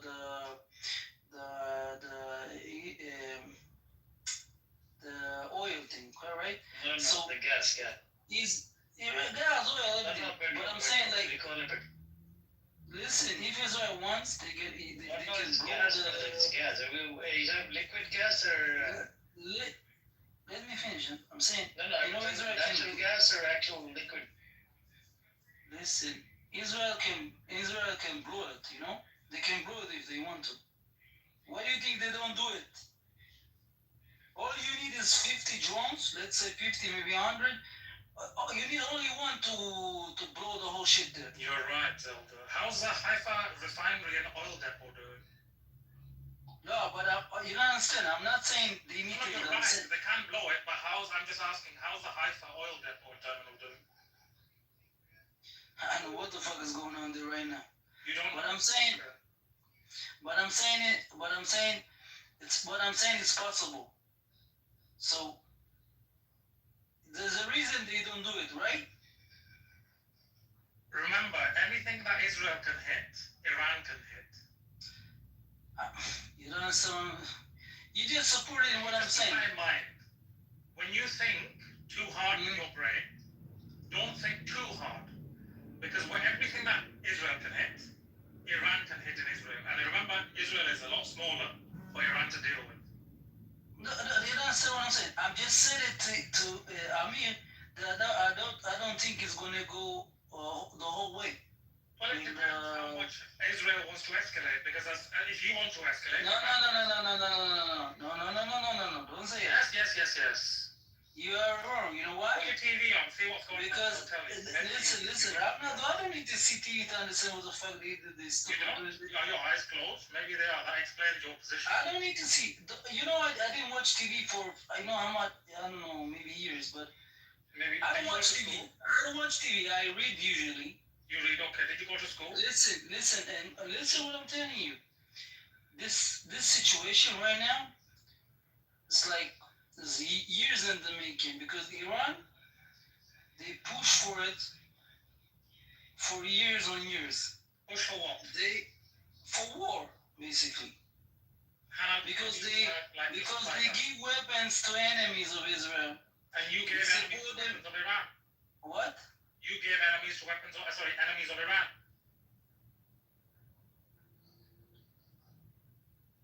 Who controls Iran right now? Who controls Iran right now? Who controls Israel right now? The Prime Minister of Israel. The Prime Minister of Iran controls Iran. No, you have the Ayatollah, right? Ayatollah is the supreme leader, and Iran is the president, or the prime minister, president. Yeah, but who controls the Ayatollah have more power, right? No. What? When you're not educated on how the Iranian system works, then you shouldn't talk about it. He's even faking an Israeli accent, which is hilarious. The Ayatollah, listen. You know what? Let's say it's 50-50. The Ayatollah have power in Iran, right? Yes. All right. And what they're let's say how can I say it? What they're wishing for Israel? What? Are you struggling with language? No, I'm not saying. I'm asking you. Yeah, what was the question? I said what they are wishing, what they want for Israel. What do you think? From what they say, what the whole They're retaliating. That's what they're wishing for. I mean, you laugh, but your own government in Israel justified to the world when they attacked Iran recently. They said preemptive strikes. Do you understand the definition of preemptive strikes? Because they're trying to. No, hold on. Zelda, earlier on, you said Iran attacked first. If Iran attacked first, they could use preemptive strikes. By proxy, they give weapons and they arm terrorists who attack Israel. You arm terrorists that attack Iran.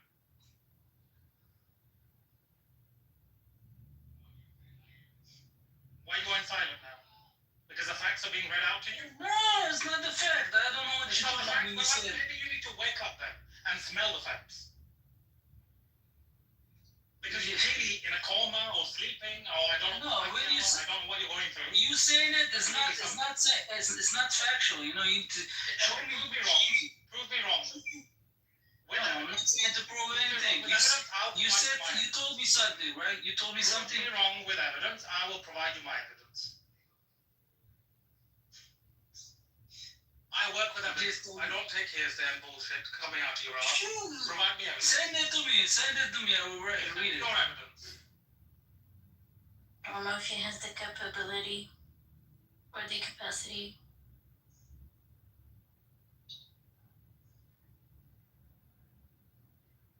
Zelda, do you support Netanyahu giving weapons to him? I'll put the link in the chat for you. Put the link in the chat. Where's our normal at? Put the link in the chat. What's up with you, Edward? Edward? Not much. Edward? I was watching videos of the latest landings in Israel. Oh, that's not occurring, apparently, Edward. It's What? all AI. Huh? It's all AI. You know all that happening? All the Israeli military sensors, they're not actually doing anything. Iran doesn't actually exist on the map anymore, apparently, according to some of these Zionists. That's pretty good AI then. Oh, yeah, apparently. It's technology that nobody has, but You know, Zionism is one hell of a fucking mental health issue. really. You can't have a conversation that is rational, evidence-based, logical with these dogs.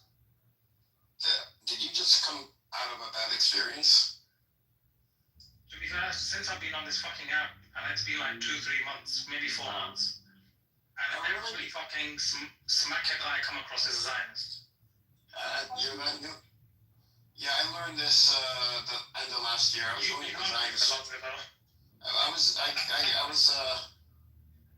end of last year. I was going into Zionist rooms and I was arguing with them, and we're not. That's why Edward, Daniel was attached.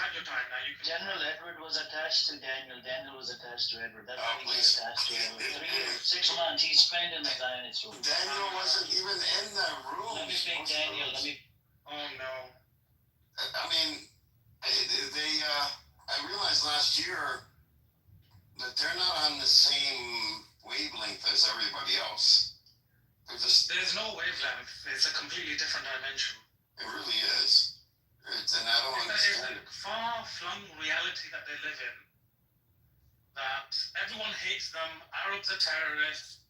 Everyone hates them. Jew hatred, anti-Semitism, everything that they do. They could kill 6 million people on the planet, and they'd say we're the victims. I've been in rooms where they were arguing with Can you explain to me the conversation in the United Nations? How they don't say shit about other countries, but they all agree on Israel? They don't say shit about Yemen. They don't say shit about Ethiopia. Zelda, it's easy. They don't say anything about this. Zelda, you're only talk about Israel. You know why? Because they hate the Jews. No, it's because you're the only country that's occupying people. And people like you say the word Zionist, you mean Jews. Zelda. Yes. Zelda. Even when message, when it's after this one here tonight, because this doesn't come. They don't pay. Zelda, are you gonna stop talking and you ask the question? Why does the UN go after Israel more than anyone else? It's because you are occupying people and committing war crimes. They don't. I know, I just gave you the reason. Yes, because no one else is occupying anyone else. That's not the problem.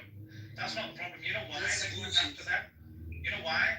Because no other country on this fucking planet is occupying people, brutalizing people. Nobody occupy nobody. Murdering There's a disconnect. They have done over the years, 80 years nearly. You've killed thousands. And Zelda says there's no occupation. No, it's a lie. I've been in rooms, General, where they have said that we Palestinians are occupying the Israelis. The Israelis are saying that we are occupying them, and they believe it. So this is a major disconnect. They are disconnected from the rest of the world, and unfortunately for them, this is going to be their downfall. It is, and I'm going to deal with that. Well, it's going to implode. Their nation is going to implode. They're not paying attention to their economy. Yeah, because they're in a different reality. They are. They absolutely are. And they believe everything their government is saying. The country is collapsing around you. Zelda, Your credibility in the world is gone to shit. You have a genocide case. They're just like the Nazis. The Nazis thought they could actually take over the world while everything they were losing. Yo, you compare us to Nazis? I heard this. In fact, worse. Yo, tell me everything about you. I mean, I don't know what Ethnic supremacy, exactly the same as Nazis. You want Jewish supremacy in that land. Exactly the same as Nazis. Trump just announced he's complicit with them blowing up Tehran, so that should happen in under 24 hours. The heaviest bomb Israel has, or missile, they're about to deploy it, and America's complicit. So, the heaviest bomb they have is a use American jamming equipment for Israel's defense system. But if Trump tweeted, evacuate, you know something that we don't know. evacuate what? Where? Jordan, the UK. Evacuate Tehran. Then didn't you see his tweet? No, it wouldn't make sense. It's going to the Americans who Type in your Google, Trump evacuates Tehran. And then you'll see the statement he made. And it's the same Iran statement is he made massive. before. I mean, there's not a bomb that could, unless you're going to nuke Iran. Okay, but remember the statement Trump made before that he thinks Netanyahu's going to invade Tehran or Iran, and then it happened within 2-3 hours afterwards. No. Point. Now you're just doing point. Okay, listen. He never said he thinks. He never said he thinks. Oh, he said he knew. No. He basically did a statement saying he needs some military personnel, their family members, in the U.S. to basically leave the Middle East, he said. He said that 48 hours before Israel attacked. Then he said, someone asked him, he goes, no, I don't think that Israel's gonna attack Iran. He goes, they might. Might be good with the negotiation, but might not. He did that whole wishy-washy. He was obviously alerted. Now, France went to go and say that they stand behind Israel, which is fine. But then they also said because of their soured relations, because of them, pushing for stop this blockade, they were not told beforehand. A lot of these nations know when the other nation, especially their allies, that they're going to make a move. So Trump was well aware of that move. Now, with that being said, he's also made it eminently clear until there isn't some sort of a U.S. base, etc., that gets harmed, they're going to stay out of it. Now, of course, a false flag may happen, but with that being said, we also had Bibi so desperate. He went on live television to say, oh, the Iranians hate Trump, they want him dead. They are pushing, they're begging to get the U.S. involved in one way or another. And the way I see it is the U.S. is probably going to get involved in defense, perhaps helping them shoot down some of the rockets, etc., that are coming down. They've done that before, but I don't. They are doing in Jordan. They are. Yeah, they've been doing that. Yeah. Beyond that, I don't see it.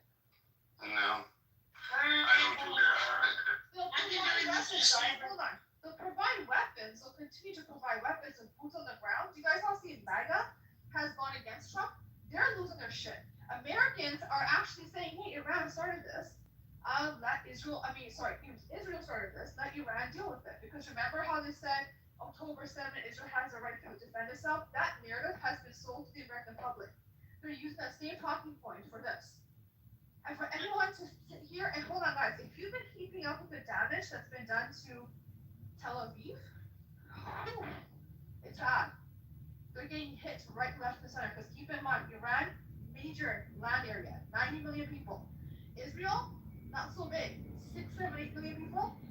The damage is going to be tenfold upon Israel than it will be on Iran. I understand that, but they're taking out Tehran, I can guarantee you that. They cannot take How? With what technology would they take out Tehran with? They're on, say, Tehran now. With shawarma, with shawarma, right? What are you talking about, man? Oh, because he asking a stupid question. But yet the question question cannot be answered, so how stupid is it then if you don't have an answer? What technology would take out Tehran? You'd have to ask Trump that. He's the only one capable. Well, I mean, if they're capable, what technology? Yeah, why don't you pay attention?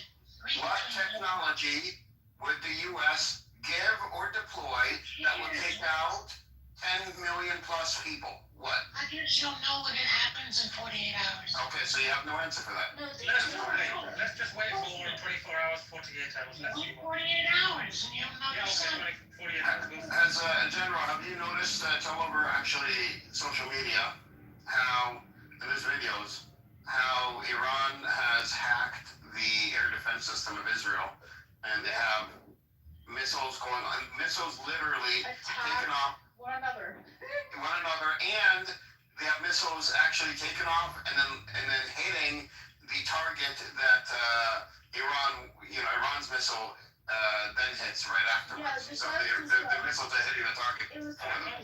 What I've seen is Israel's military censor shutting down YouTube links, shutting down all reporting of what's going on in Israel. You know that liberal democracy that they like to say, they're so open and free, is now cracking down on the media. Oh, not just the Israeli media. Did you guys see them attack Iran? Iran's media. Yeah, Iran's broadcasting. And that lady, hold on, I'm sorry to say this bullshit that's been propagated, and I heard this from an Iranian woman from Iran talk about this on X. It's actually false in the sense that women aren't allowed to act as that. She's the broadcaster as a female. Okay, broadcasting. If it's so much fucking oppression, my language. You know all you need to do will is not be able to broadcast. That's nothing. All you need to do is type into YouTube Tehran or Iran or walk around Tehran or something along those lines. Yeah, no, I've asked my sister. And see what Iran is like. Yeah, so my sister. See the oppression of women, where they're walking around with tops. We've had people on here that came from Iran, and they said the same thing, and they said that and they were Iranians. The bullshit that we're told is nothing. It's not true. It's not true. So let me say this too: the females, the amount of educators in really high roles in the universities are actually majority women. Yeah. And my sister-in-law is actually she's born and raised in Canada, but her grandmother's still in Tehran. So I was speaking. Well, I don't even know. We can't even get a hold of her grandmother. It's really scary. But I was asking her because she visited maybe before pandemic, and she says that her grandmother says it it's not like this. The outside U.S. media is so bullshit. She goes, there's women here that they don't have to be in some sort of niqab. They are able to drive. They're able to teach. They walk around. There's nothing here that would even just suggest that they're living under some oppressive type of regime. They also have government roles. So I don't even know how is that oppression? And number two, every country has a dress code, right? So in the West, there's dress code where women cannot be, topless. They can't, they gotta keep their nether regions covered. As same thing as men. There's always some sort of a dress code that we all sort of abide by. So if another country has a dress code that says, cover below your knee, and we say cover just your nether regions, what the fuck's wrong with that? I don't understand it. I went to the Vatican, and you're not allowed to go in. You can't show your midriff. Men and women need to have their shoulders covered. You need to be, covered. We've got to invade the Vatican. Yeah, and have you seen the nuns? We've got to invade Israel as well. No, what's the difference between a woman wearing a hijab on and the nuns? What do you look? Have you got? That's nothing. You know when the Zionists come across and say we're oppressing women with the hijab. Why they executed him? Listen. Why they executed the citizens? You have a sect in Haredi Judaism that has a burqa. Yes. No, we don't talk. We talk about Iran, right? Well, not just that. In Iran. Hold on, let me finish. Not just that. I have friends who are Jewish, and they've said it that when women, they are religion. You have to wear a wig on, which is same. I don't know what the difference is. To cover your hair. You cannot wear on anything tight-fitting for me. Things need to be covered to a certain extent. And then the fact is that men have a super hierarchy over women.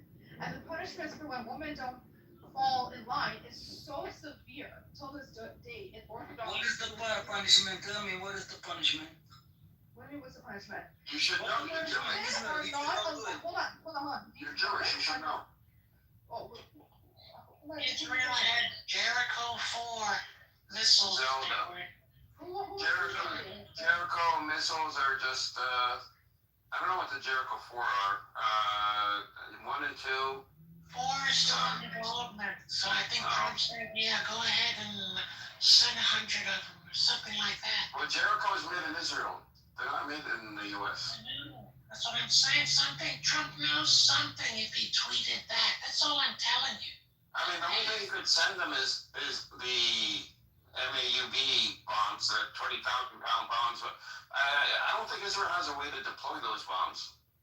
I mean, a 20,000-pound bomb. Well, the most incredible part here is that, remember we kept saying the whole idea of nuclear weapons is to deter.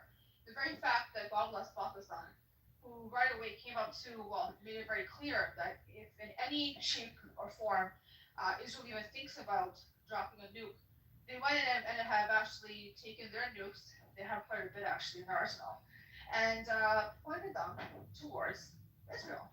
Said, you drop one, we're dropping one. Good luck.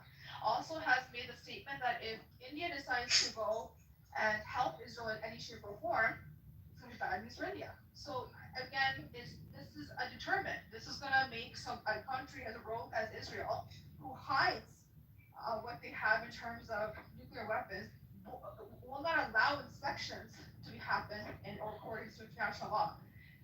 For Pakistan to come up and aim their nukes towards them, say, hey, you make this move, you're next. China, Russia, all these countries are silently helping out Iran. And people are getting pissed off. I'm like, what's the difference between the US and the West pretty much helping out Israel?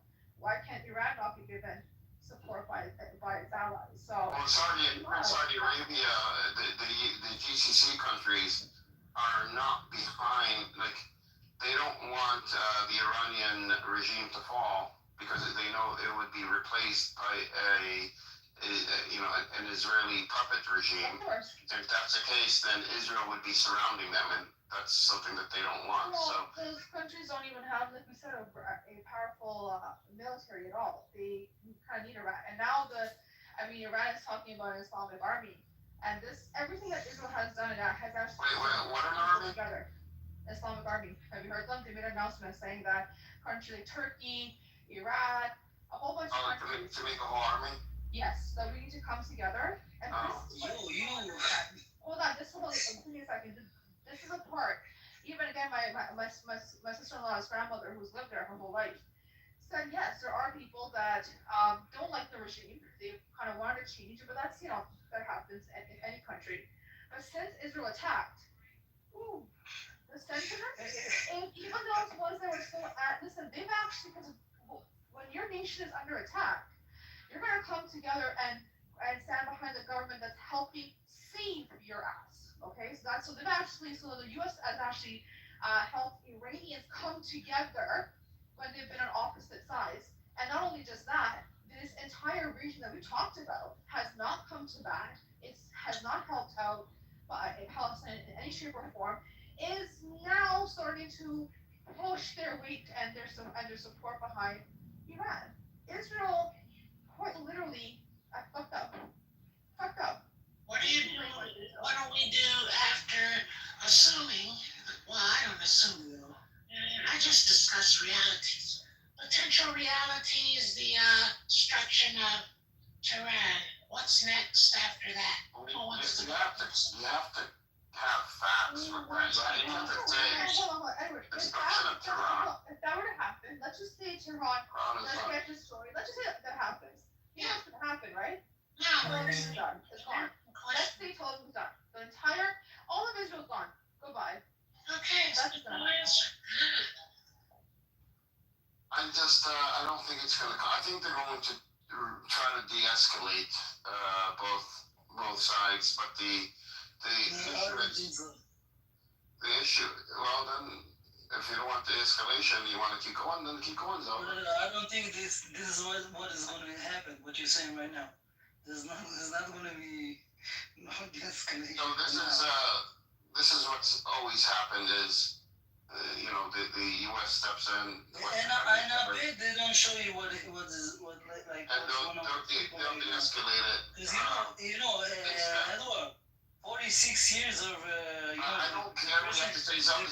the people there. I lose brain cells when I talk to you. The Ayatollah are using force. No, they got no human rights there. You don't make sense. You remember how they wanted to, Israel wanted to assassinate, sorry, I'm saying his name incorrectly.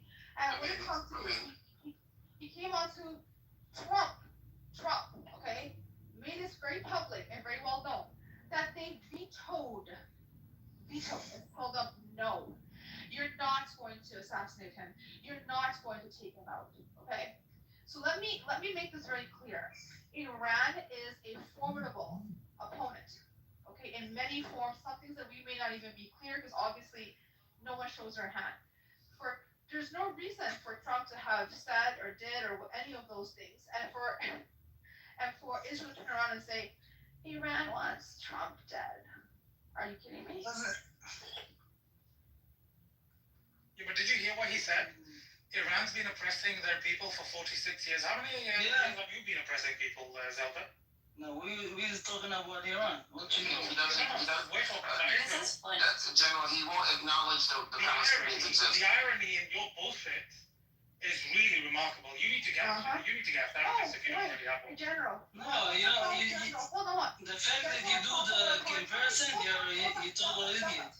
So explain to me why the fuck Israelis. There's no oppression here. They live here whatever they want. Listen. Why is it that Israeli Jews are going and kicking out people that are not Jewish from bunkers, Thai workers, people that happen to be black, that happen to not be Jewish? They're being kicked out of bunkers. No, this is a narrative that you are speaking right now. That's why you have in the bunker. Yeah, they're using subway. They're using the subway system as a bunker now.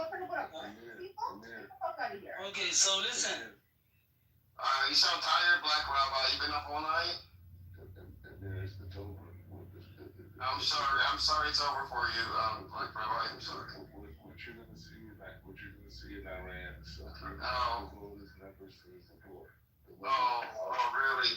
The level of power. And you're a rock star, Bill. You get it. It's like he's sleepwalking. These guys are zombies. Yo, are you a child? It's like they're zombies. Black Rabbi, go back to bed. Try to get some sleep. I know it's difficult. You know what's funny, Edward, salam alaikum to everybody. Finally, you're on stage. But the Zionist terrorists. You know what's funny is that these people can't sleep anymore. So the fact that it's a little bit slow today in their areas makes him, a little bit. You can tell he hasn't gotten any sleep. Yeah. It's okay. You want more? Oh my God! You're not bent over. You don't have Jews slapping you in the ass with a whip like in that video where you're in the news.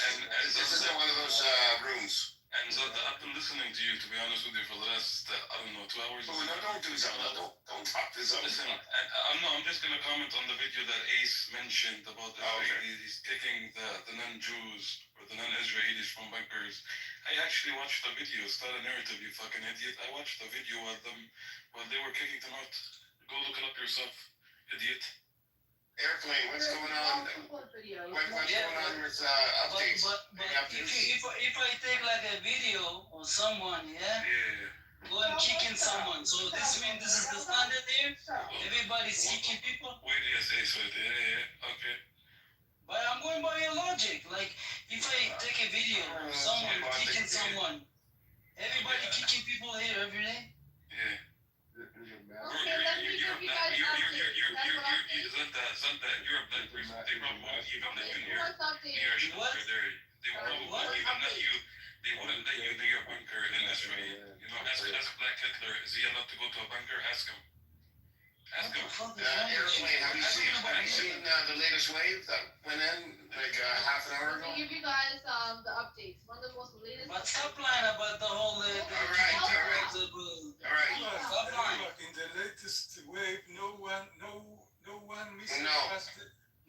police had passed the defense. Yeah, I got that. That was the first wave. This is the second wave. No one. Yeah, Edward, the latest There wave. was only one. I tell you what's happening, Edward. By the way, I They got attacked. guys about Edward. There's a cyber attack, Edward, and their turbo. Hold on, Eagle.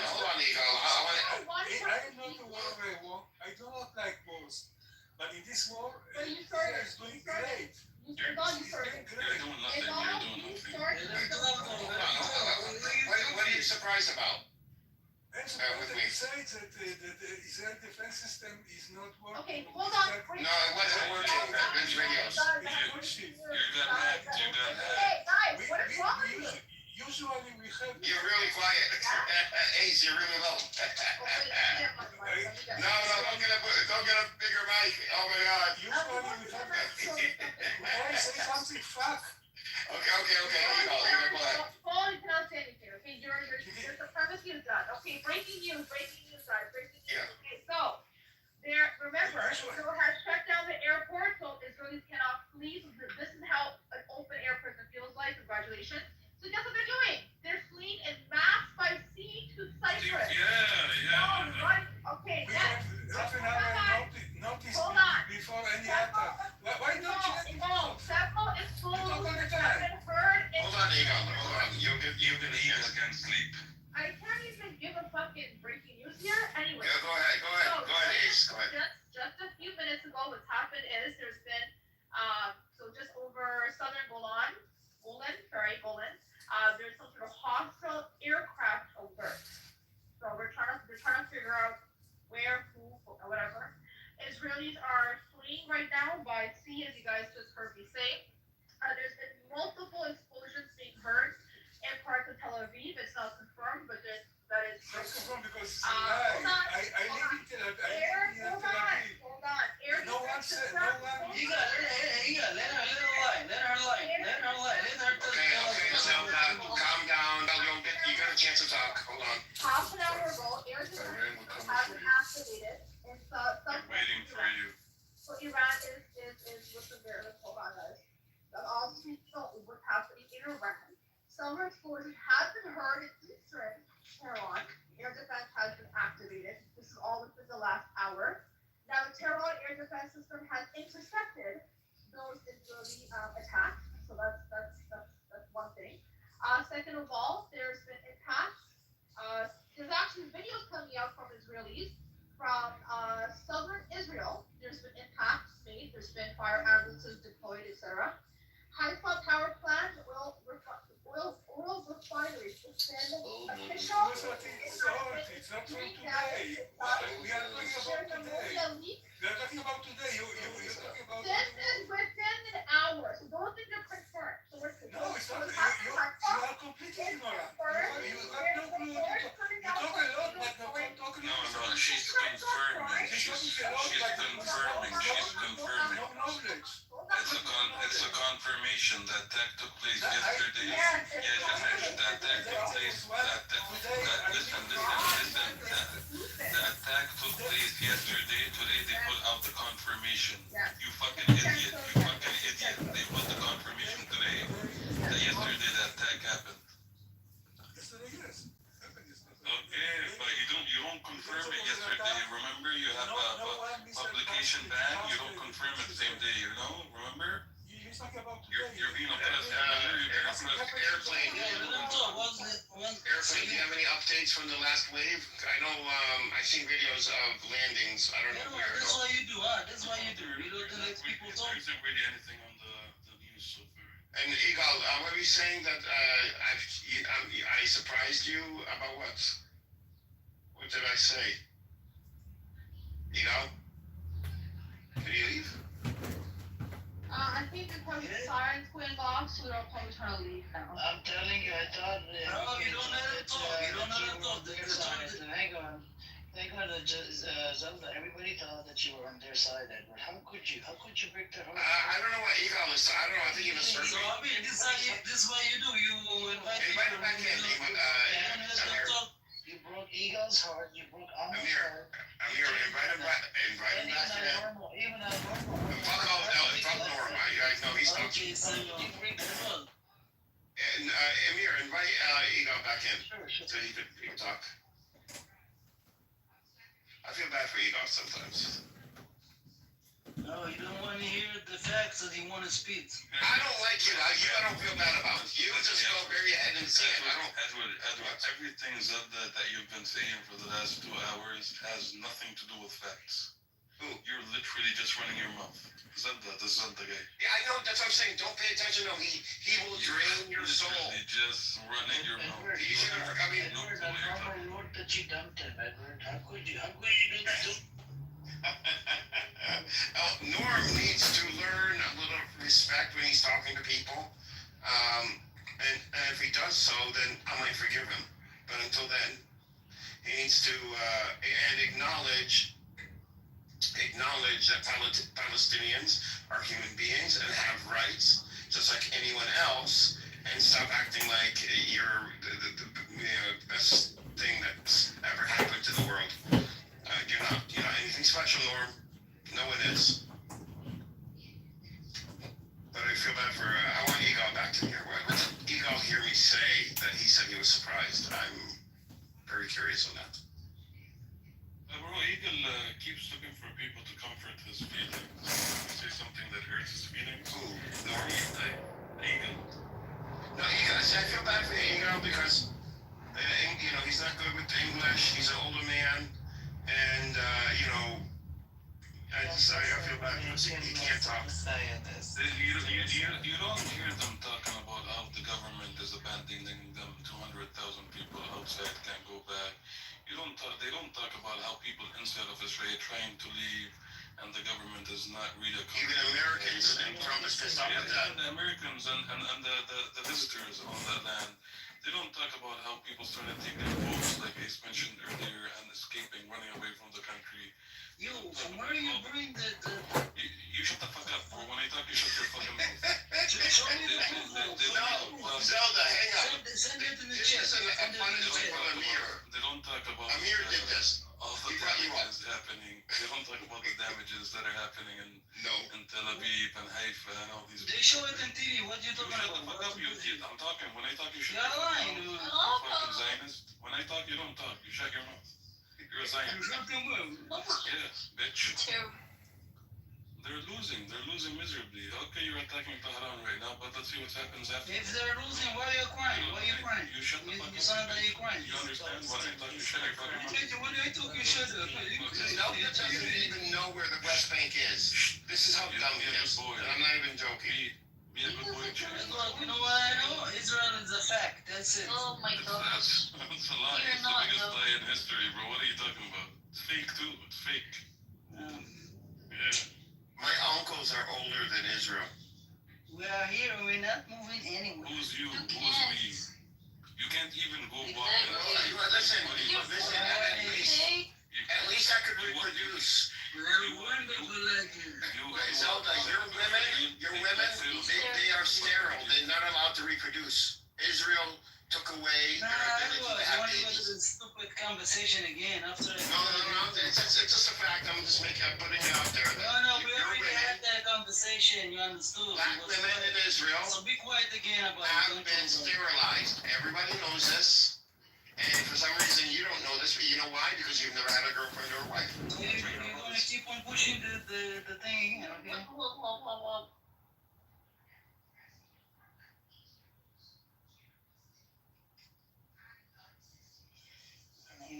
have no girlfriend. You don't have no girlfriend. Nah.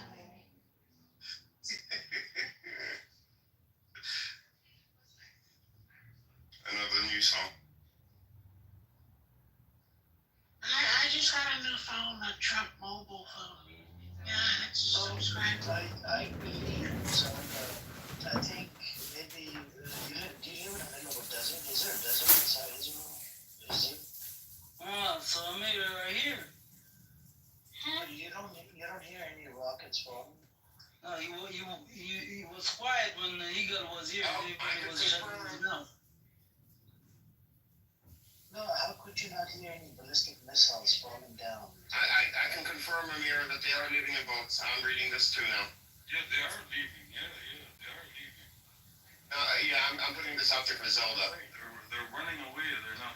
No. I remember I asked you. They should give them rowboats. Is this gonna turn? When it's not your land, you leave. Zelda, I said this to you as well. I told a lot of people, I gave them a hypothetical. Let's say tomorrow something happens. Are you gonna, do you go with the Samsonite option, right? But then I even brought up this hypothetical, God forbid, if something happens to the Ben Gurion Airport, how are you gonna get out of there? And it's gonna have to be by ship. You have to pack up your bags. I'm not going anywhere, man. I'm staying here. Because they don't like you, they don't want you in their boats. I mean, you can't get a boat? Like a little rowboat? You're gonna have to paddle. All those paddle boats that they have in those fairs. They're stealing food. I saw a guy running down the street with a whole turkey. Yeah, they're stealing food. That's not true because they don't have turkey. They don't know how to make. Even Palestinians, they suck at making Thanksgiving turkey over there. Unfortunately. Send the document. You said people leave the country, right? Hold on, Jindib is talking. Go ahead, Jindib. Wait, does your phone work in the bunker? The new phone, does it work in the bunker? Yeah, I have the new Trump mobile phone, so yeah, I'm good. And it gives us updates. It gives us updates on when Netanyahu is gonna unleash hell on Tehran in 24 hours. Yeah, but I heard Netanyahu had a heart attack and his ears shrank a little bit. Yeah, but he's So point. Like, what do you think is gonna happen in Tehran? Unfortunately, based on what I've been seeing as a pattern, this piece of shit Trump is playing games with the whole situation, so he knows what's going to go on and when and where. I think they're going to take out Tehran and take out Khomeini.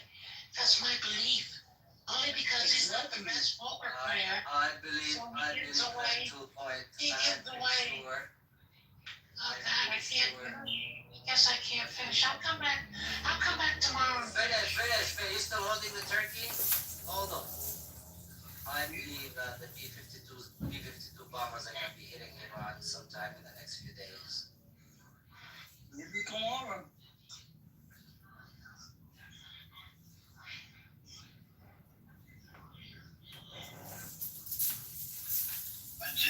A lot of people are missing the big picture. So but when you say inshallah. Zonda, one second. If they were to attack and kill Khomeini, it's not just you're messing with the Iranians, you're messing with the Shia community all over the world. You see what I'm saying? That could activate the sleeper cell, Jindu. And I don't know if they're aware of the Kabbalah. They're going to get the same treatment. Hold on a second. Name is just be quiet for a minute. Jindu, are you aware of the Karbala story in relation to the Shias? Right? Yes. And you haven't seen them fight, and that could activate a lot of sleeper cells, and that could go sideways from outside. In Pakistan, there's a big community. In India, there's a big Shia community. In Yemen, there's a big Shia community. In Lebanon, there's a big Shia community. And this could go sideways. If it goes sideways, it can be Zelda, how could you kill, let's say tomorrow, if they kill Khamenei, right? Let's say they do that. Do you know the other parts, how the hell are you going to commit a genocide in other countries? You're going to have a hard time. Israel will be finished. You don't know these people. Afghanistan, hold on. There's a big Shia community in Afghanistan as well. Zelda, focus on the point. In relation to Afghanistan, we spent 10 years in Afghanistan. We couldn't even fucking take over Afghanistan. Taliban is still there. So that's where there's nothing you're gonna fuck yourself by killing Khomeini, and it's gonna turn into no, don't worry, there's always someone else to take the position. Let me ask him a question since he's enjoying running his phone. No, you are disrespectful. Let me ask a question. So let's assume that today they kill Khomeini. What's gonna happen next? Can you please tell us? Yeah, don't mute yourself. Keep running your mouth. Can you tell us what happens next? They're gonna replace the regime. What are you talking about? Like Hitler, I'm not really talking to you. I'm talking to the Zelda dude. I just brought Hulky up. If you want to come on up, Hulky, you're welcome to come on, alright? Tell us. Yalla Zelda, tell us what happens after you take him. What happens? What's next? Yeah, that's what I thought. You fucking idiot scumbag. I mean, so much filth. Tell us, You need what to, happens? I think, Tell to us what happens. You throw get to the trash. I mean, you will attack the Iran. You will get rid of the regime. I mean, I'm not too sure if that's even gonna get rid of the regime, but what happens next? Can you please tell us? Get rid of it. Black Hitler. I'm not talking to you. But they're leaving. Your people are leaving. Zelda, tell us what happens next. In Gaza, these human shields in Iran. Bro, they're They're going on boats, bro. They're going on boats. They're not allowing you to leave. They're going on boats. you keep on talking about the boats. Zelda, I asked a question you didn't answer. Listen, I hope a fucking ballistic missile goes up your ass. Broke, lonely woman. Yo, you got to think about Yeah, that. ballistic. Yeah. Come here. Let me fold you. I told you you need help. I told you you need help. You need help. I told you that. What happens next when you get rid of the Khomeini? What happens? You need Jesus. You need a Zionist. You need God. She needs a brain cell. That's what she needs. You motherfucking shut your little fat whale ass up. Are you serious? You coconut motherfucker. You fucking loser. Get out of here. You over there. They don't even want you in the barracks. You know why? Because you're black. They're racist there. Yo, can you share your ballistic middle? Listen. Missiles goes right in your fucking. Can you share your Cash App? Can you share your Cash App? And you want to suck my dick? We'll send you because Come here. Let me suck your dick. Come here. Unless everybody say you need to some cells. Suck my dick. She Suck cleans my up dick. after people. She cleans up after people. No, I really don't. But you eat everybody's food, you fucking whale. Fucking pig. You're not even kosher, bro. Send me on Cash App. I'll send you some. Nah, I'm good. You got HIV. She's a single mother by herself. Help her out. Nah, you got no kids. You couldn't reproduce. You know why? Because your dick looks like a clay. Anyways, we're gonna go sideways. This one, it's gonna go sideways, right? Personal attacks, drama. I'm trying to avoid. We have Hulky here. Hulky, I mean, you're right. I mean, about 10 let's send us up. Hang on. Zelda. Okay, send me Such a little ugly ass up. Send me $1,000, okay? Then I'll give you the mic for 5 minutes. Go on, Hulky. If you want the cash app, I'll give you my cash app. Go. Hey, Amir, thanks for bringing me up. So, I heard about sleeper cells. So, do you believe that this is going to scale in such a way that if the Shia communities do have sleeper cells all over the world, or is that more like a conspiracy theory? All over the world, brother. All over, because these people, these demonic Zionist entity, is not aware of what happened at the Karbala. Right? It's a big thing that played a role, and they would not allow this to happen. Just like the Jewish people, they don't want to see a Holocaust happen to them. Just like them, they don't want to see anything happening to anybody that they have a lot of respect for, like Khomeini or anybody that they look up to. You see what I'm saying? And this, because they already learned their lesson in relation to the Karbala, they're not going to allow this to happen. If this happens in Pakistan, there's a big Shia community, and bro, when they can hit chains on their bodies and bleed themselves, whatever, they do not give two fucks about getting killed. They're ready to be killed. You see what I'm saying? And Wednesday, please mute up everybody. Everybody mute up. Point Wednesday, please stay muted. So they do not get. Well, I'm gonna have to mute you, Point. Thank you. So they do not give two fucks, and the sleeper cells can become activated. They'll pass a fatwa inside, Iran, and that will be very problematic for Israel and a whole bunch of these crazy psychopaths that are running around providing bombs and doing genocide. It'll be something way different that I don't think anybody has seen.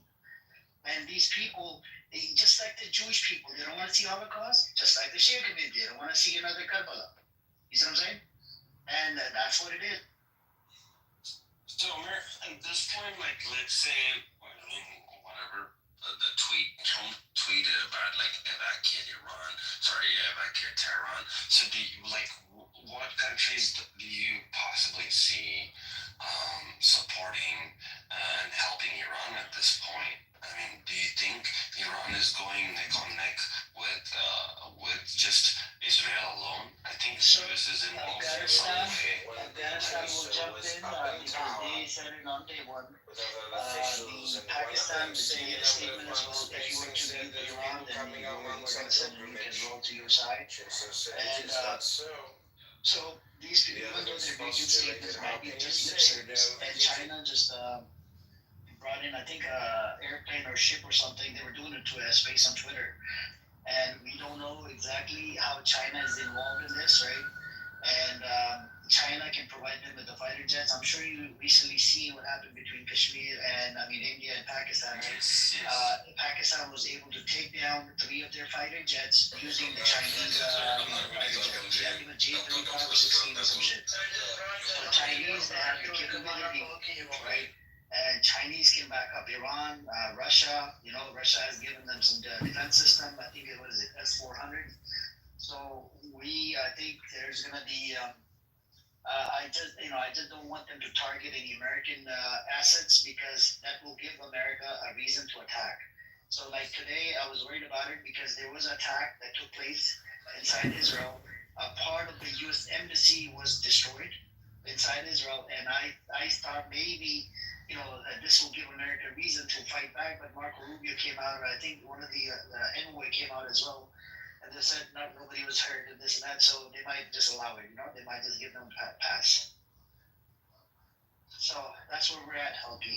I mean, the fact that Iran, they're replacing the regime right now. You need to get back into your tunnels, bro. That just what's gonna happen in the next 2 hours. Just get back into your tunnel and be ready for this shit. You just celebrating because they said they're gonna go attack Tehran. Do you even know what's gonna happen there? Of kind of avoiding between is to awaken the shaman. One thing that I've noticed, not just this app, not just this room, but multiple rooms, there's this anonymous kind of a bot that you can't click on it, you can't remove it. Do you know what it is? It's a press account. It's a press account. So we do have this one idiot that's going around recording our rooms. But it's you can go in incognito mode. Like I have plus as old, I pay for membership. I can go in incognito mode and go in any rooms. Nobody can kick you out. So nobody can kick you out? Is that what it is? You cannot kick anybody out. So if I go in incognito mode, nobody can kick you out. But if I'm in the regular mode, then yeah, people can kick me out.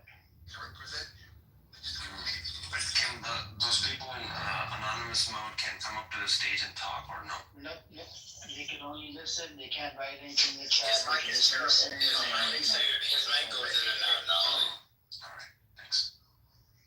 I do worry about some of those things, especially we don't know who's listening and what they're doing, so I thought I'll bring it up. If you don't mind me asking, are you background from Pakistan, India, Bangladesh?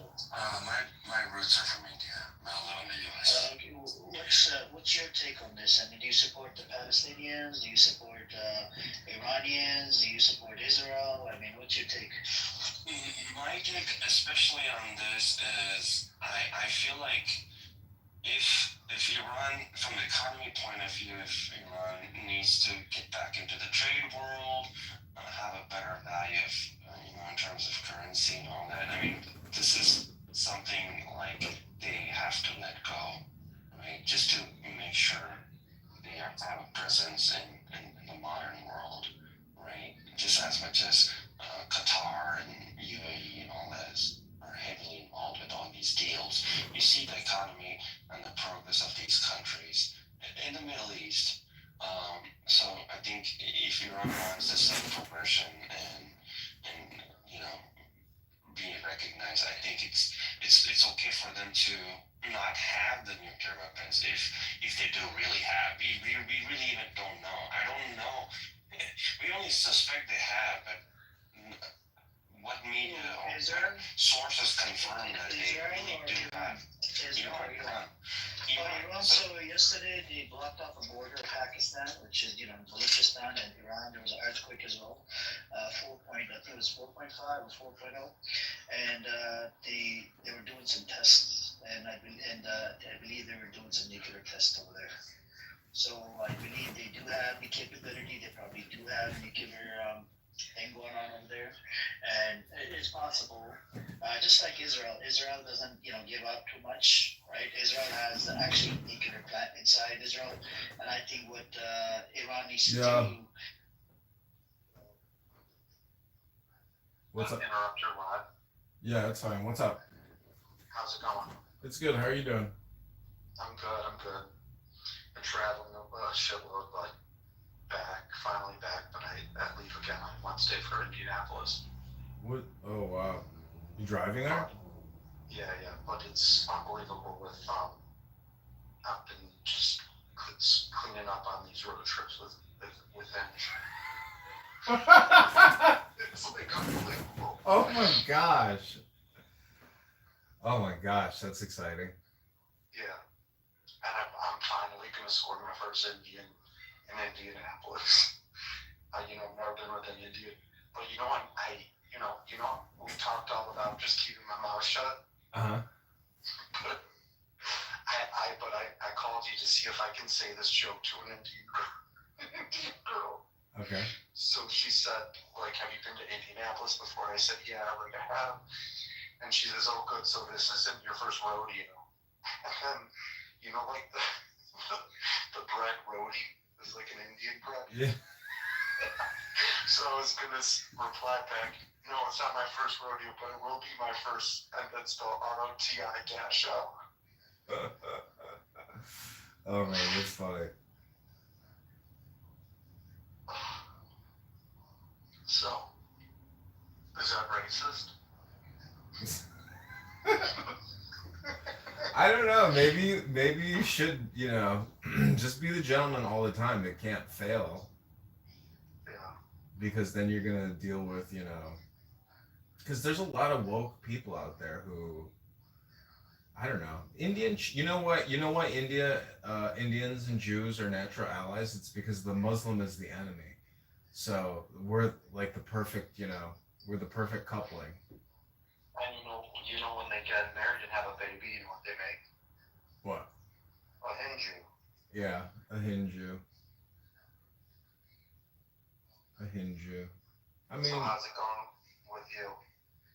Things are fine. I mean, it'd be nice to have another $4,000 a month in income.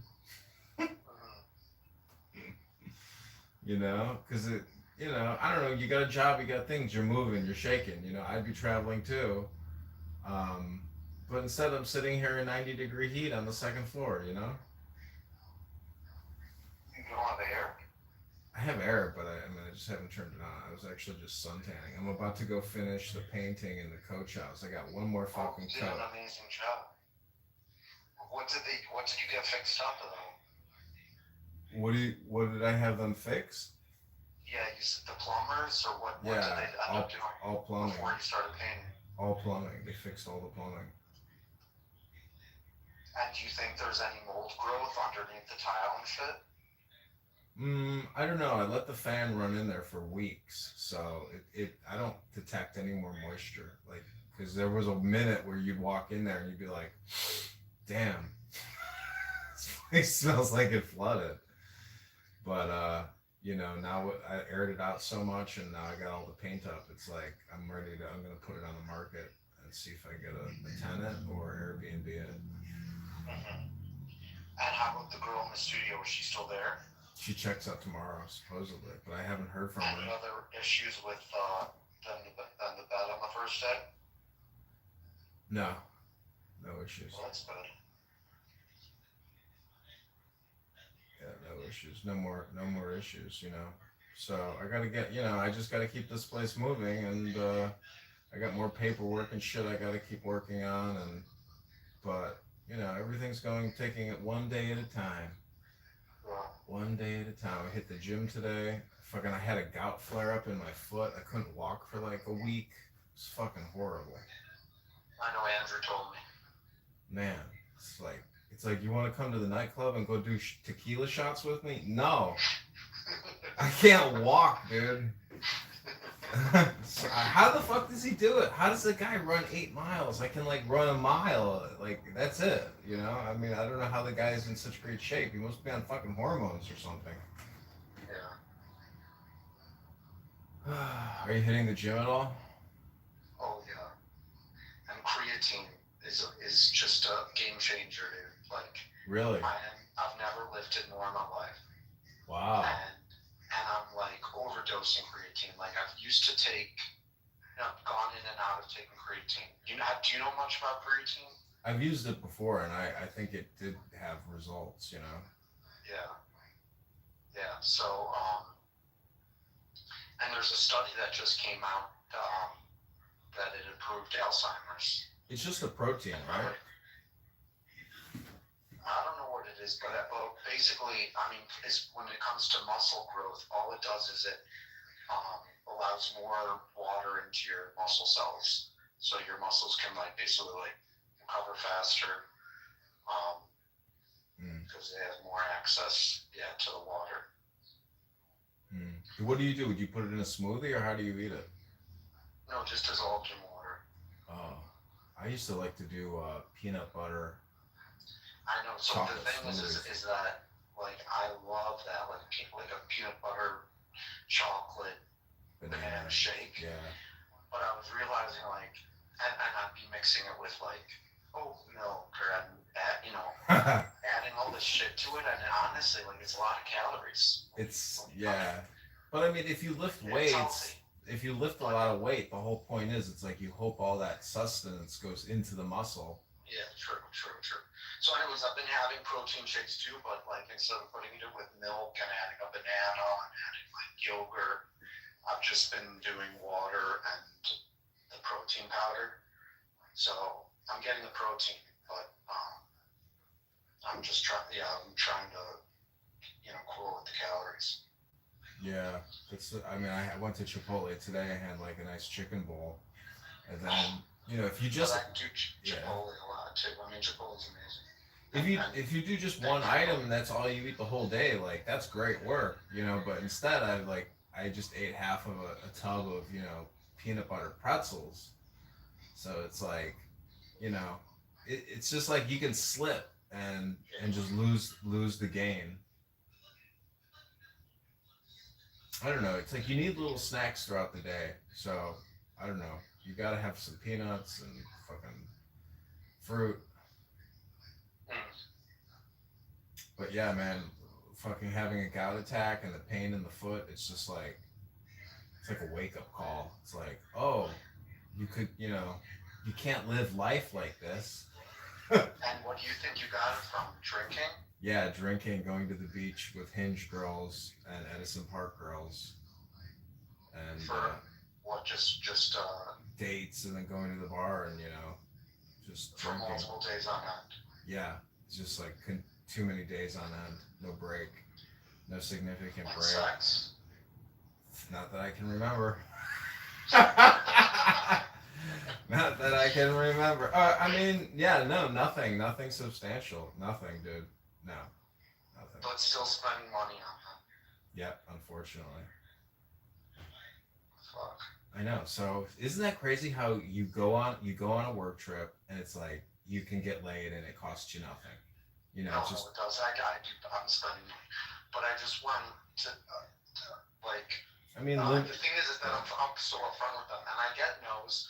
I said the line that I'm using is, I'm looking for something fun, flirty, and casual.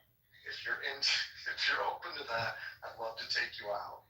This is not the first message. This is maybe the third message, but I'm looking for fun, flirty, casual. If you're into it, we'd love to take you out. If not, no worries. If not, That's nice. That qualifies and clarifies, yeah. My intention. I So like it. anyways, I asked Andrew, I asked him because I was like, where do you get your girls again? He's like, it's all Hinge, it's all Hinge. I said, do you want any like not clarification, but like basically like do you tell him what you're looking for? He's like, no, you don't. He's like, it's understood. It's understood.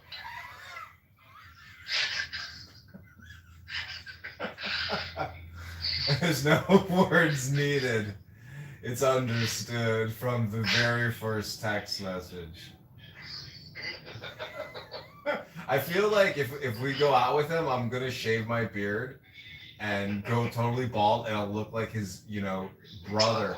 But I hope people aren't like, "Are you his younger brother?" It'll like fill his ego.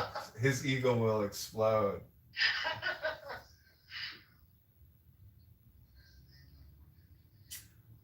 Yeah. Do you want to get a ticket for Prism? I mean, I hate that place, to tell you the truth.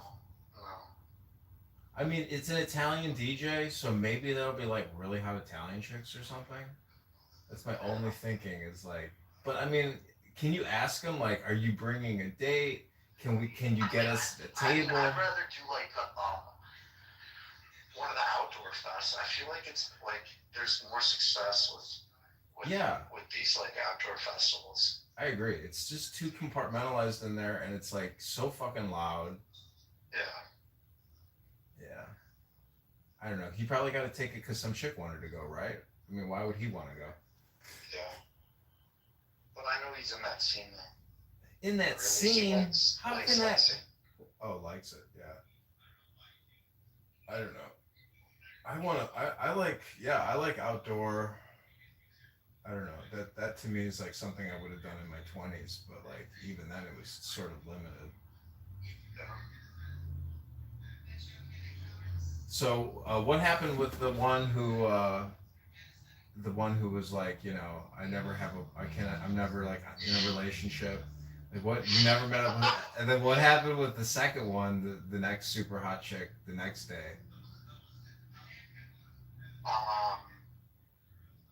The next day I texted her. I mean, it was tough because I'm with my coworkers, and I bet if I told them what I was trying to do on these trips, they'd be cool with it. But I just don't want to like let them know that I'm. Yeah, don't gossip. Don't kiss and tell because it doesn't get you anywhere. Yeah. So I'm very like secretive of it. So like the second, and I like, I also don't want to get caught in a lie and be like, I gotta go back to the hotel, and then they somehow like see me, with a girl in like the hotel. So I'm like trying to go on solo trips without my coworkers. I would just say, I'm dating, like I'm looking for love. I mean, I had girls in Kansas City saying like, I would not be coming back to your hotel room if you actually lived here. And I'm like, interesting, okay. Yeah. But even then, they weren't like great catches. But yeah, man, I hope you can constantly catch an amazing hummingbird on every trip because it makes the trip, so much more special. The thing is, I'm like, in a week, so I'm on, a week before my trip is the sowing my seeds and getting them lined up, my ducks in order. So then like, because right now I have I'm going to Indianapolis just for 2 nights, but I already have a fucking sexy ass Wednesday night date and Thursday night date lined up, and I might be extending my trip on Friday just because I think that I can get this third one lined up.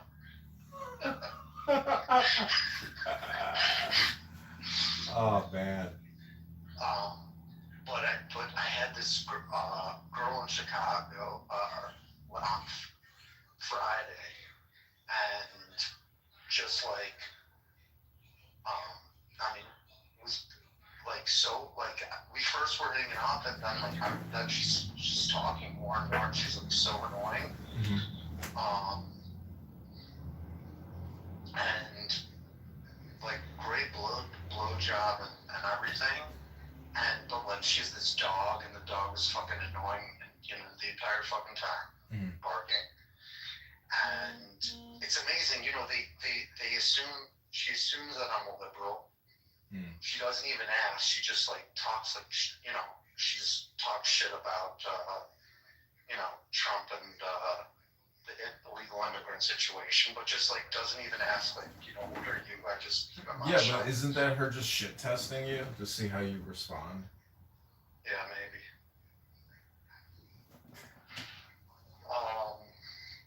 But then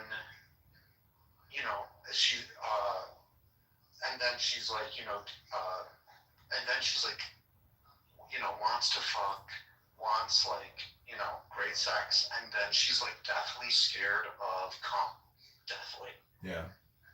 She's like grossed out by it. So like after I come, she's like, ew. What the fuck? It's like, how do you like sex that much? And like cum is you're repulsed by it. This is such a gross thought, but like imagine like wiping it up and then slapping her in the face and be like, how do you like that? Just like dirty talk to where she's just like, like, oh yeah, I like that, daddy. Because it's like the psychology is so fucked up because it's like, they can get away with anything and say whatever they want, be as obnoxious as they want. It's like, can't people just be rock stars? It's like, can't you just be a rock star, baby? Like, why do you have to be so like, boring or pathetic, I guess. I don't know. Yeah, I find there's like a total double standard in oral sex. It's like, I can give you great oral sex, but you can't give me great oral sex. Like, it's not that good, So that's why I feel like that your rosy wand, like, it's the ultimate equalizer, especially if it's pre-packaged. You know what I'm saying? Because like most chicks are like, oh no, you're not using that on me. You've used that on a dozen girls. No fucking way are you using that. That's why you gotta take the used one. You put it. You shouldn't have thrown out the box. Maybe you buy a new one just for the box. But do you see my point where it's like much is always expected of you, but like it's just not. Anyways, yeah, you get it. It's never reciprocated in the manner in which I want it. Which doesn't mean I want to fuck myself. I just want to fuck somebody who like, is good. Because like if you suck, it's like this is kind of a waste of time because this Erosi wand on me is a better cost savings and time advantage to me than bad sex with you. So it's you see what I'm saying? Because it really does come down to the orgasm and time and money and other variables where you're like, okay, just busting a nut and going to sleep at 11 p.m. and waking like it's so much better than having to listen to all of your bullshit and have bad sex with you. You see what I'm saying? It's like that's why I say like it's a magic wand, dude. But it's only magic when there's a saran wrap around it. Because then otherwise the wand is completely ineffective. Like you can't even use it. Sometimes. It's a funny joke, basically, but it's true. Do you think that love and war are essentially the same thing? That like it's so all or nothing, where it's like if you're in love and she leaves you, or you're heartbroken or you're the heartbreaker, it's like it's all fair because if it's not meant to be, it's not meant to be, and otherwise it's just toxic. I don't know how to answer that, but I also haven't been following so closely Israel and Iran. Have you been following?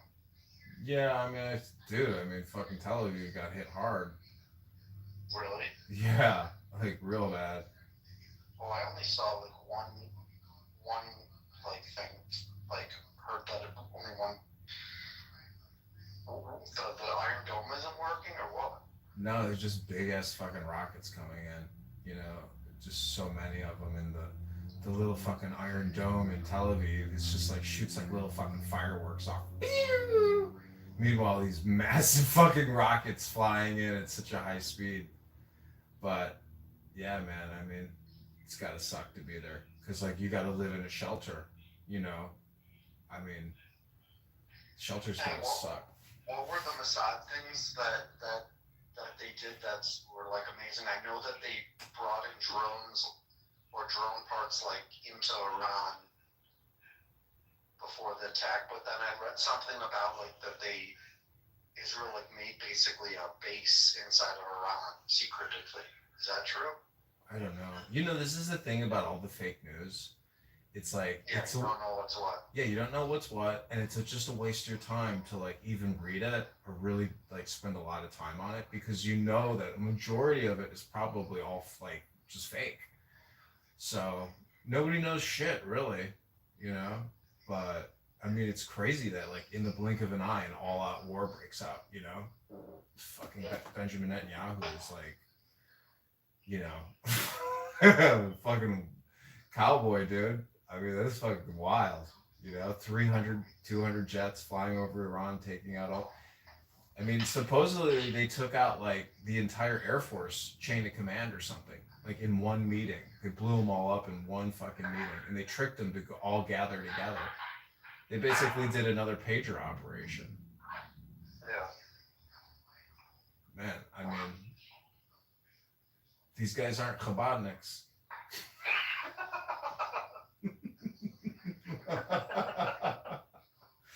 I'm telling you, man, these guys are next level. When I went to Israel and I was jogging on the beach and everybody's fucking flying on the beach, jogging like at 6 in the morning, I'm like, oh shit, everybody here is a soldier.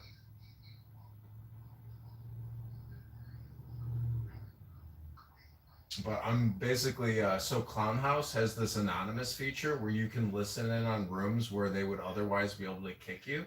So I've been recording all these like free Palestine terrorist rooms and encouraging people to call the FBI, and it's driving them crazy.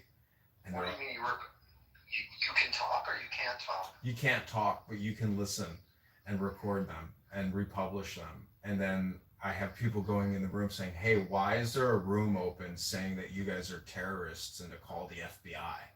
And they go, oh, it's that motherfucker, John Kitover, that motherfucker. That fucking motherfucker. Wait, what do you mean you're having people go on your head? Because you have, like, minions. Yeah, I've got minions, so I go in there and say, go in there and just tell them, why is there a room open that says, you know, that you're a terrorist and to call the FBI and to report you? And they're like, there's nothing I can do about it. I can't kick him. He's in the audience as anonymous. I can't kick him. He's a motherfucker. Fuck. Like, I'm driving them crazy. So I've been having fun with that. But it's a waste of my time. But you know, I'm doing this in between all this fucking never-ending, you know, processing here. But today is the last day. I think today is officially the last day that I'll have to paint. Then I'll be done for good, and then I can start cleaning and photographing. Did you talk to your dad yesterday? Yeah, just text message. I didn't call him. Okay. But I have 2 tenants downstairs that moved in the 2-bedroom, 1-bath. Oh, you did? Yeah. On Airbnb or what? Yeah, Airbnb. For how much? I think it was like $4,700 for 49 days. Wow. Yeah. They have a dog. And wait, did you furnish the beds and everything? Yeah, the beds. Yeah. Blow-ups? No. Single memory foam with metal frames. They have a dog. It's 2 guys. And oh, dude, they have a dog? Yeah. Why did you accept it? Because you know what's crazy is if they say it's a service dog, you still have to accept it anyways. So it's like, you know, well, how am I going to be picky? It's like, I mean, that's why there's dozens of dogs in my building. There's no dogs allowed. But if it's a support animal, they have to allow it. Yeah, so how am I going to say no? It's a cute dog. It's a white Frenchie. But yeah, then I got, you know, hopefully I'll get the studio re-rented quickly. But I just got to keep turning them over. It's like I'm a professional. I'm a super host. That's my official new employment status. Is I'm a super host. Is that what it says on? That's what it says on Airbnb. is that you're a super host. I'm a super host. I told girls on Bumble, like, I'm a super host. Like, what the fuck does that mean? I'm like, it means I'm a highly rated Airbnb host. I don't know, and I went on, well, you sent me one of your links, and I see that you are a super host, and then it says only one rating. I know. So how are you a Isn't that super host ridiculous? with one rating? I think it's because I've been on there for a year and I respond quickly. But I've had a lot of people stay and not leave me feedback, which is kind of annoying. But albeit they did sleep on an air mattress. It is not easy sleeping on an air mattress for a whole fucking month, or 2 months. I've done it. I don't really care that much because when I'm tired, I'm tired. But anyways, people pay a premium. They pay almost twice the rate of the rent. So, but I'm doing the electric and the gas. It's like, man, in the summertime, it's fucking expensive to run the air conditioner and shit. So, that's like $200 a unit. But anyways, I hope you have a great night and have fun and be safe in Indianapolis. My best advice is probably wear a rubber because these girls are out in the summertime. Girls are so polyamorous and they're literally fucking 3 guys a week. Well, that's the problem is that they haven't, like, two of the last ones, they don't even ask for me to put it on. Mm-hmm. And I feel like I should, and it's terrible because after the fact, you have to post on Clarity and you're like, fuck, why didn't I just, should have just fucking put on comment, but in the moment, it's like, oh my god, I'm like fucking gonna, fuck this bitch with it, and you don't put it on, and it's, yeah, so I have to, prep myself, be like, fuck, just put it on. I mean, do you think you're ever gonna have a kid? I'd like to eventually. Not with one of these one night stands, I don't think. Yeah, but what's the difference? I mean, be honest with yourself. Like, really, what is the difference? Like, because if a girl is gonna say to you, fill me up with your load, daddy, and you're like, okay, I mean, what's the difference between that and some chick who made you jump through all these hoops so you can get engaged, have it engaged, like, if you do the whole thing, I guess, if you do it all kosher, but even then, it's like, I don't know, the world is just babying. It's like, because you got to understand, it's like, how many more years do you think you have? Like, I'm even 40, I'm how old are you now?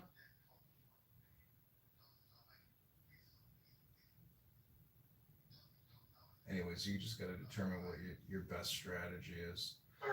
Oh, sorry, I'm giving myself 33. Yeah, I mean, can you imagine people having kids when they're like 21, 22, 23? It's like, maybe that's the best time to do it. Because you're young and dumb. And you got that 10-year hump from 21 to 31, for the energy. Because, when you're older, you don't really necessarily want to spend all that time rearing a child, behaving a child, disciplining a child, educating a child. It's like, it's a huge amount of activity. Yeah. But what's your opinion of the women? Like, are they just totally irascible and just frolicking and fun and nothing serious? Like, how do you judge them as, people? Are they just doing the same thing as you, as in, I just want to have fun and have good sex? Yeah, I think so. You think that's their attitude as well? No, I think they're looking for, I think exactly like what you said for Kansas City. I think they're looking for long term, but they see that, this guy was just here for the weekend, like, he's on business. I think it's like a thrill,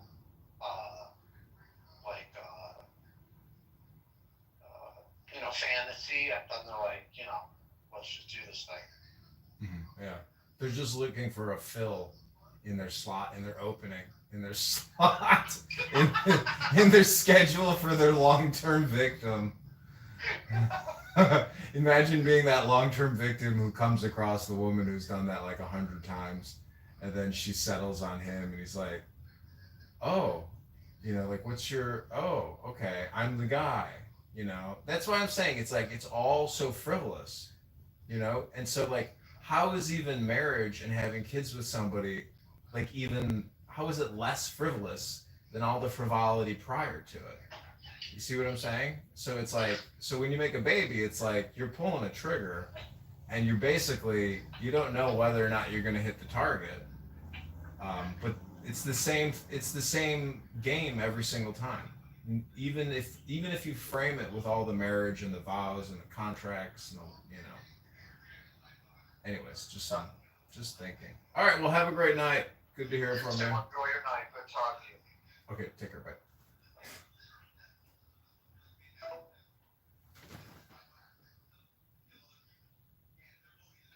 It's really good. Very fresh. It's turkey. It's nothing special, but the meat, they cut it, they slice it off the thing right there, like very thin, and everything. Very fresh. It's like Subway on steroids. Oh, I just discovered them. Okay, Jersey Mike's. Choke on it. Why? It's good. Why not? Why do I have to choke on it? Why not? Why are you angry at me? I'm not a Zionist. I'm not angry at you. I'm actually being quite nice to you. He's giving Why you not? a warning. He's saying that because he cannot see you might choke on it. I don't know if he's saying that. I don't think he's saying that. To be fair, I've actually sometimes I like to hold back. I have so many jokes about that. You know when you said like yesterday, like your mobile network is called Visible. I have so many jokes. And I was like, Alerts, by the way. my mouth. Alerts on all over us, right? Yeah. Are you watching this? Yes, On what? on Jazeera and also on my phone. Fake news. No, so the thing with Jazeera is that they literally only have two screens, one on Tel Aviv, one Yeah, on because they shut them down. And They yeah, shut they down. shut them. Yeah, they did. You know, because there's nothing from Iran coming over, so they can't really show anything. But you see some No, because they they put it on the hacked it. sky and then we just wait for the rockets to start moving. No, there's nothing going over. That's why they've had to censor everything. There was a reporter of Fox News reporting for Tel Aviv, and they were making him to not show certain parts of the building. Oh, that was actually the Syria building. The Ministry of Defense, essentially, of Tel Aviv. He panned the camera. I believe if we're talking about the same video, he was saying that the missile hit the Kyria building, and then they moved him away. Yeah, that was So the same video. Alarms are going off, which means 10 minutes away from a strike. Yeah. Don't lie to us, Edward. Don't lie to us. That's just your hero. I usually wait for one of those defense systems in Israel to go off. I just look for one spark, and then I know that the rockets are about to. There's no point debating. Just agree to everything they say. Okay, Trevor, I don't know what's going on with you today. Did you have a bad encounter with the Zionists? I'm really mad today. Edward, listen. I charge people to listen to their bullshit. $5,000 an hour. Whatever it is, I charge them. If I'm having to discuss with these Zionists, I can't charge them. Okay. They don't have the money. They're having to donate it to the IDF. It's like you just figured out that. To donate diapers to the IDF. And they would pay. That's the thing. They would pay for you to They listen have to to their have money in bullshit. shekels. The military just announced that they did see. Yeah, it's coming, and I see the comments. I like It's just read the comments. It's supposed to be a big one, actually. Yeah. You know what's interesting? Another thing is, when Israeli jets take off from Israel, how long does it take them to get to Iranian airfield? I think about an hour. No. It's 15 minutes. Is it 15? No, because the cruise missiles, how fast do they move? Cruise missiles. They were pretty fast. Not as fast as the jets, but they take about 15 minutes. Cruise missile takes an hour. Hold on, let me see. It takes 13. The drones take a couple of hours. Drones are like 8 hours. It depends on the drone too. Maybe it depends on the cruise missile too. I don't know. My favorite thing is the 1.8 Mark. Sorry, go ahead. The French people, like oh my god, Teresa's family are always like crying on socials like all the time. It's absolutely pathetic. I highly recommend following them just for the lols. It's hilarious. Bad. So listen to this. So I just put this into one of the AIs with regards to an F-35 flying from Israel to Iran direct, as in straight line. So it's not having to do any turns. If it flies at about 1.2 Mach, which is the maximum dash speed of the aircraft. Wait, how much? It will take. Say again, sorry. How much? Sorry, I got kicked out. 1.2. For a fighter jet? For the F-35, that's the maximum speed. No, I think it's more than that. Are you sure? Yeah, I think it's like 1.7. 1.2. I know. No, I think it's like 1.7, 1.8. Something like that. Remember, they've also got fuel extenders on them. Right, but Mach is the speed, not the range. Yeah, I know that.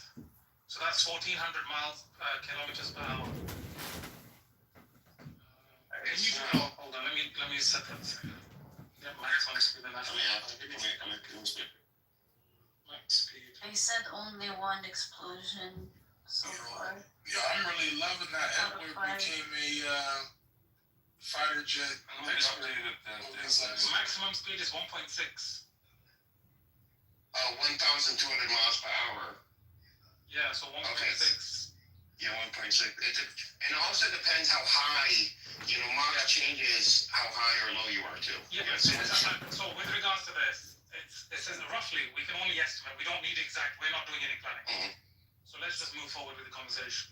So it says here, if the aircraft was to go to between 1.2 and 1.5, it would take between 1.3 hours to 1.8. Yeah, that sounds right. One way. And that's dependent, obviously, there's other factors at play, what armaments the plane is holding, fuel tanks, and so on. If it's having to maneuver different airspaces, but this is a straight line. And Iran's ballistic missiles are taking 10-15 minutes to get there. Which obviously are much faster. Why is Trump sending all these updates to the news? Do y'all hear me? Yes, Chucky. It said, my name is Amos Shabazz. Thank you very much. I'm just letting you know. It says breaking news. It says breaking news that White House says Trump to leave the G7 summit early, citing tensions in the Middle East. This news was like 3 hours ago. Yeah, that was 3 hours ago. Watch your daddy. And now he's saying that he has to go to Washington as soon as possible. I wonder why. They have a meeting. They're gonna have a meeting because of what's going on in the Middle East. Oh, really? Yep. Yeah, I think they're going to trying to de-escalate is what they're trying to. That's I think what they're going to do. Now I'm getting another update that Iran wants to have talks with the U.S. and Israel. Yeah, Macron also gave a statement after that. Proceed with that, Soma. The French president also gave a statement after that. There's a war going on politically. I think that's why there is not. Oh my gosh, there's not much happening. I just saw them launch from Tehran. Wait, what did the French president say? I'm gonna. No, the French president. No, he said that Trump said in the meeting that they can come to an agreement to stop the. Yeah. I figured Israel would be wanting to. Yeah, but you have to remember, there's a lot of the saving face going on both sides. Yeah. Trying to come out on top. So the Israelis are probably saying we don't want to negotiate. While they're that's what they did with Hezbollah. That's what they did. That's what they do. General, they've been doing this with the Palestinians for decades. Of course. So they're always trying to say that. This is why I say you shouldn't take media reports of everything at face value. General, I don't. You're the one that's hurt right now. No, that's not saying it to you. I'm joking. Mr. Whatever your name is. I'm saying in general, what we tend to do, and I include myself sometimes, we report straight away, we'll say, oh, Trump has said this, without reading between the lines. it's also a Obviously, competition. we've got to be smarter. There is like a competition between them, like who's gonna be the mediator, because they have their own like things to get out of it, so they want to be Exactly. Then I'm part of mediators. exactly. France is there for Especially something, the French, and Europeans, or the Americans. definitely. I also got another report that the U.S. will not be sending any bomber aircraft. I got a report just now that Tom and Jerry are supplying it. Well, the bombers are already there. They're in what is it, Diego Garcia? Yeah. The bombers have been there. There's like 6 of them. So Yeah, funny yeah, that but they they had said, a base named actually- Diego Garcia, but they want to take away Latinos from America. It's funny. It's actually 8. And actually, they didn't invade Diego Garcia. They were invited by the British. That's You're so naive, honestly. So it sounds like they're working on a ceasefire agreement. I actually read this general 1 second. No, he was talking to you. But read what Dr. Nimmer sent in the chat. I actually read this earlier. I don't know how, or even Sam. Oh yeah, I read it. What's the summary? I'm going to So it's 8 members of the U.S. Senate are introducing a bill to prevent the U.S. from entering a war with Iran. Amir, can someone Easy wants to go Oh up? yeah, this is MAGA is divided on. Can someone bring Isaiah? Yeah, call Amir to Sam. Amir, wake up. Amir. Bring whoever wants to come up. What were you thinking? Are you sleeping? As No, I'm busy. What A lot of the libertarians that voted for Trump are like, we didn't vote for you for this. We don't want to be in a war. So I would change the hand raising to invite by unmute, but the issue is we have a normal that comes in here. yeah, no, don't do that. Don't do that, please. Amir, the fastest, Does everybody out the house and make everybody rejoin? Why No. can't we join the house again? No, I can turn it off. I have the option. No, she's talking about something else. Why would you have to rejoin the house again? I had to. That's weird. Said I wasn't a part of the house. That's weird. No, I think this is a new account for you as a... It's been glitching. People No, who it's have not. had it says that I haven't added What's it. up, Sister Izzy? Hey Chucky, what's going on? Not much. I heard you. Oh, I'm sorry, I forgot. Amos, Shabazz. So are we on the same page here? Are we on the same page? Are they, so is the US and France, everybody signaling de-escalation mode? Yeah, they They've want been doing this money. for a while, Edward. What do you mean for a while? Like, what's a while? Like, since it started, nobody wants an escalation from all these... No, I know, but, I mean, right now, they're actually working on Yeah. de-escalating. Because there's the Like, it's on G7. and off. Like, I think they're playing a game, to be honest Yeah, with you. they With, It is. It's a cat and mouse game. Yeah. They have their own interests in it. so now they're saying CBS that Oh, the United no. States won't That's join wait, Israel and the attack. That genocide motherfucker was like today, Tel Aviv, tomorrow, New York. What the fuck is he talking about? What are you Because he's doing the same playbook as what they did with Iraq. Who is she talking about? Netanyahu. The same playbook. What they're trying to do is, they're trying to say, our problem is your problem. That they're not simply going after us, they're going to come after you. The same thing where Saddam Hussein could launch a nuclear weapon in 30 minutes and target Washington. Same bullshit. When did they start even talking about this? 1982 or something like this? No, yeah. Agenda, are you there? When did he become a part of the I am here. He did I mention, think it was 92. I think it was 92 airplane. he did this in, Netanyahu also did this with, Gaza. When just before he went in, he tried to say, this is a fight against, against barbarism or savagery and the rest of the civilized nations or something like this. So You know, like You know who it's all of Jack us. is? Yes, he's really good. I like him. Remember when it's the guy with the glasses? He's a professor. So it's Jeffrey Sachs. Yeah. He said one thing, that this motherfucker is one dog bastard. And he Yeah. is. Yeah, I remember about Netanyahu, right? Yeah. Trump put it up when he became president, or just before he became president. He put that clip up on his. Really? Yeah, you didn't hear about that? He put that. He's one dark son of a bitch. The whole thing. I think I remember. Yes. There are some sirens, right? Okay, Jindip, can you go out there and see if you can catch one? Because I really would like. I swear to God. Don't listen a piece. He's begging for a free. Oh my God! Don't give it to an attorney, Jindip. You know how lawyers are.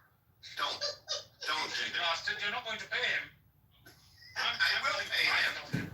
Everybody in the room with Ariel earlier today when he was asking what was the score in terms of civilian bodies. The score? Mm-hmm. What a sicko. He was in Lonzo's room. He's like, so what's the score? And Lonzo was like, what? He was like, yeah. How many Iranians are dead compared to how many Israelis? Any generals gone yet on the Iranian side? I think so. He sounded like a complete creep to him. He is an idiot. Like, Israel has a history of assassinating all these leaders. Like, nothing changes. Jindip. You there, Jindip? Jindip? Wait, Jindip, how far are you from the fighting? He's going to collect one of my. No, he's going to collect mine. Jindip, you need to put your arms out. What are you going to do with it? Listen. Edward, you can't see. What the hell are you going to do with it? What do you mean? You have to see to have a piece of our history? To value and cherish. Oh, you would go and give it to Huckabees or whatever the fuck option out there. I put it in a frame. I put it in my bedroom. That's what I would do. But I need you. What the hell are you going to do? Stare at it? Listen, people will see it when they come into my house. I mean, this is a part of history. I want to piece it. I just realized you said Huckabees instead of Sockabees. Oh my gosh. I don't know. Listen. It could be both. It could be connected. I don't know. I hear you, bro. I got you back either way. But listen, I have a plan for Jindip to catch one, because these missiles from Iran, they also have optical guidance on them. So if you just wave your hands up in the air, it may see you. It may see you. And that might target him. Well, no, seriously. Is that what you're trying to do? Close to this? See, Jindip, you shouldn't. Jindip, don't depends how close you can run. He's not here. Jindip is not here. Oh, he's gone. He left. He can run. No, so we can make plans for him. Yeah, you know what? He heard the sirens. He's like, let me see if I can go get some of these. You're disgusting. I'm disgusting. You're the one that wants to pay him. I'm paying for his effort. An effort. Yeah, He's going to pick up the piece of the Iranian missile and hand it over to me. And I'm appreciating that gesture, but you want to beg him for it and get it for I am not begging it. Listen, you aristocratic bastard. Have you heard yourself? You sound like aristocratic bastard. Listen, you haven't heard yourself. You sound like you're on your knees begging. Oh my God! Listen to this guy. This is what I'm going to do. You know why I don't have to beg, General? I don't have to beg because by the end of the year. Listen. I'll tell you why I don't have to beg.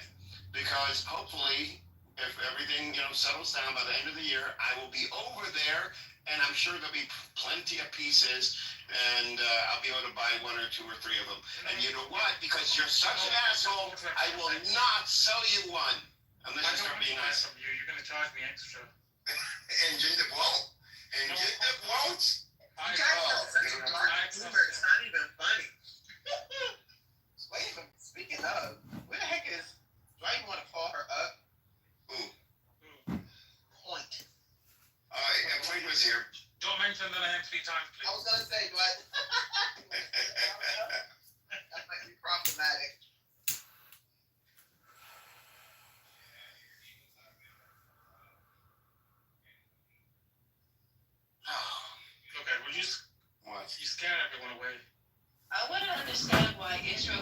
targeting civilians. They targeted hospital. Why they always targeting hospital? Why do you have to question that? Look at Gaza, look at Lebanon. Why are you questioning that now? Disgusting, disgusting. What are you gonna say? There was a tunnel underneath there too? Yeah, human shields. Even though that's been debunked with regards to Hamas and so on, it's actually the Israelis that are accused of using Palestinians as human shields.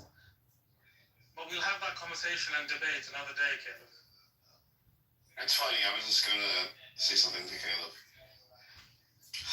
No, yeah, I mean, he's here, Caleb. He's listening. Yeah, that's what I said. I know. I guess it was name right there. I was gonna say something. I forgot what it was now, but General threw me out. I will give it to him, brother. Like, he sits here for a very long time.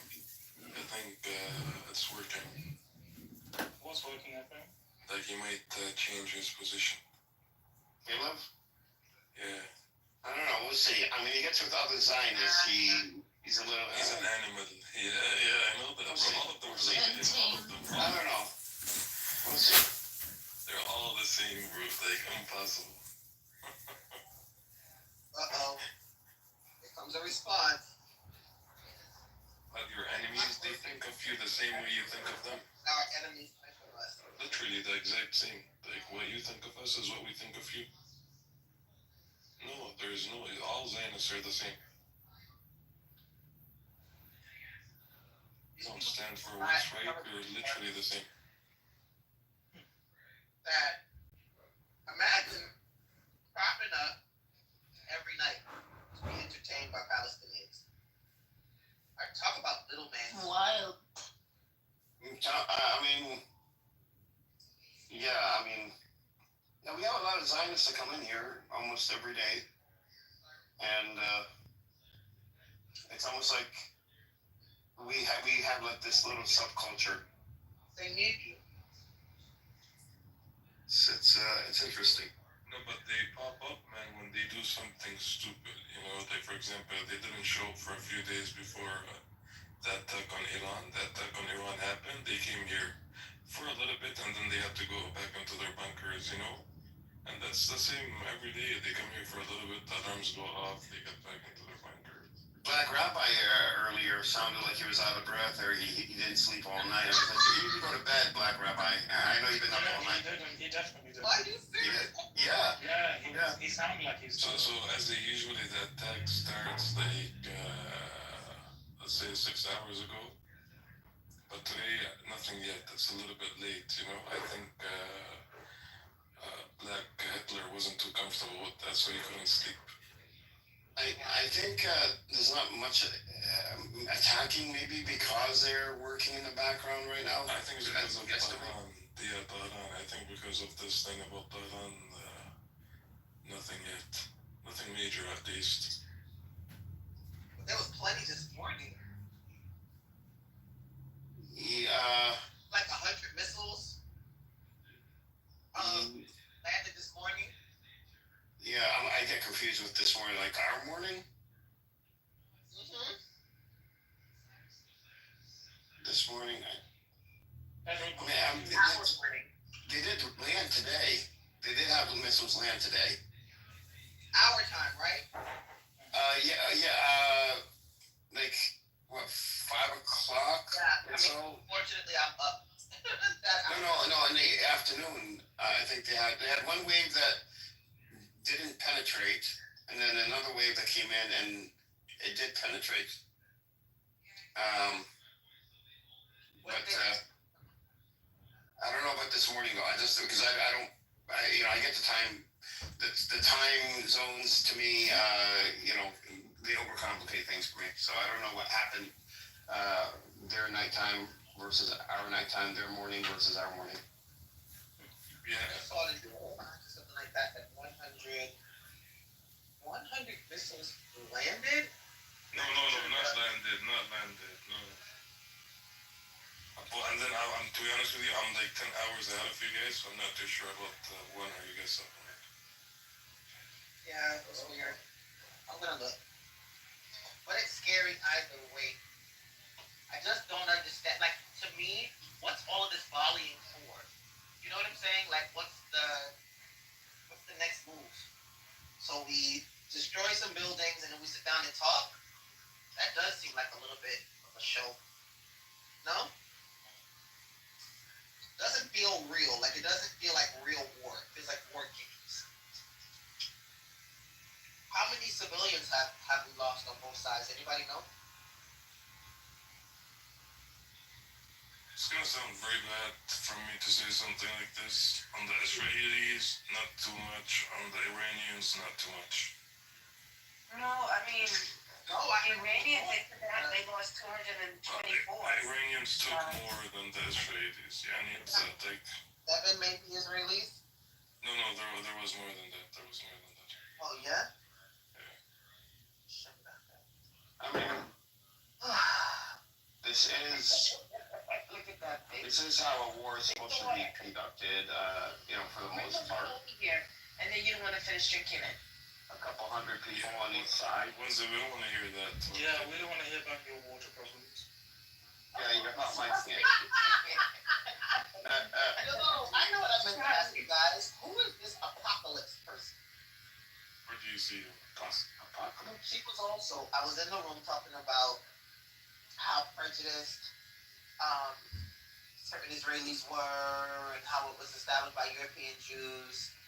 And I knew she wasn't Jewish, and I knew she probably wasn't even really Ethiopian because, it's almost like you speak Arabic or Hebrew. There's certain words everybody knows how to pronounce.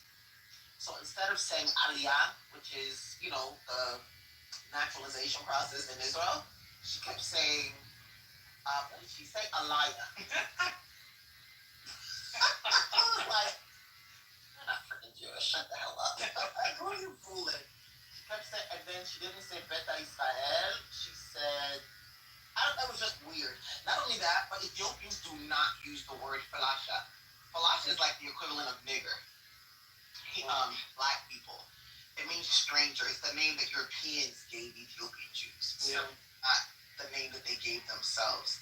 So it was like a dead giveaway.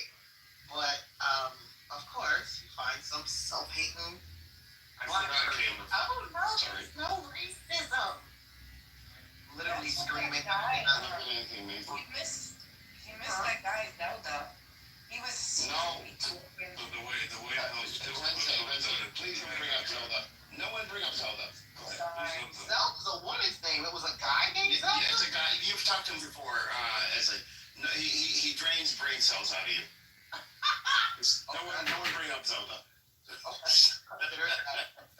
Definitely won't say his name 3 times in a minute. You've talked to him. You know who I'm talking. He's an Ethiopian Jew from Israel, broken English. Oh, okay, maybe. He literally doesn't know government or the way it's established. No, he doesn't know where the West Bank is. He doesn't know where the West Bank is. Wow. The guy is. Which is insane. When they came, which is another dead giveaway. Imagine you don't take, like you're bringing them home and to the Jewish homeland. Yeah, we're gonna establish their communities near a nuclear reactor. Yep, that's what we do. And sterilize them. And then pour out their blood. That was another one. I don't remember that one, but that was also in the news where they made blood donations, and because it was assumed that the blood was tainted and diseased, nobody else on the planet but them, they took their blood and they threw it out. Literally. Disgusting. Airplane, I put a link in the chat. That's Mahmoud Oud. And he's the one, he currently right now is live, but he's only running all the footage of what happened in Israel. Like a compilation. Edward, when did you become Edward the Great? I've always been. Are you serious? Maybe I only saw the Edward. I know I saw T, but I thought that was on some like phone home shit. Edward was the Great. Woohoo! Nobody actually notices that. It's funny. I have a question. Yes. What makes you great? What makes me great? Well, here's the number one thing. Go on. I'm not an attorney. Really? Boom. Done. Give me a give me a sec. I'm gonna contact these Iranian military and get them to divert. So hilarious. So hilarious. Good lord. Yeah, I want to meet General. General, if I come to the UK, I'd rather shit in my hands and Wait, can I just say that is an interesting phrase. Have a way of talking. I'd rather shit in my hat. Wait, what did you say again? In his hands and clap. Guys, I told you, I'm watching the news right now. China and Russia has just said a couple of minutes ago, they want people to leave Tel Aviv right now. It's going to be very messy. So if the government They probably got 24 hours. No, it's coming within a couple. Obviously, at least max 1 to 2 hours later, it should be that max. And the team, they need to leave immediately. I saw the news now. Where? Tel Aviv, they need to leave. Jordan and then to China and Russia are telling their people to leave Tel Aviv immediately? Yes. Immediately. I just got news now. It's on the Turkish media. No, Becky, they didn't put it out the same way you were saying it, but I like the way you're saying it, you know.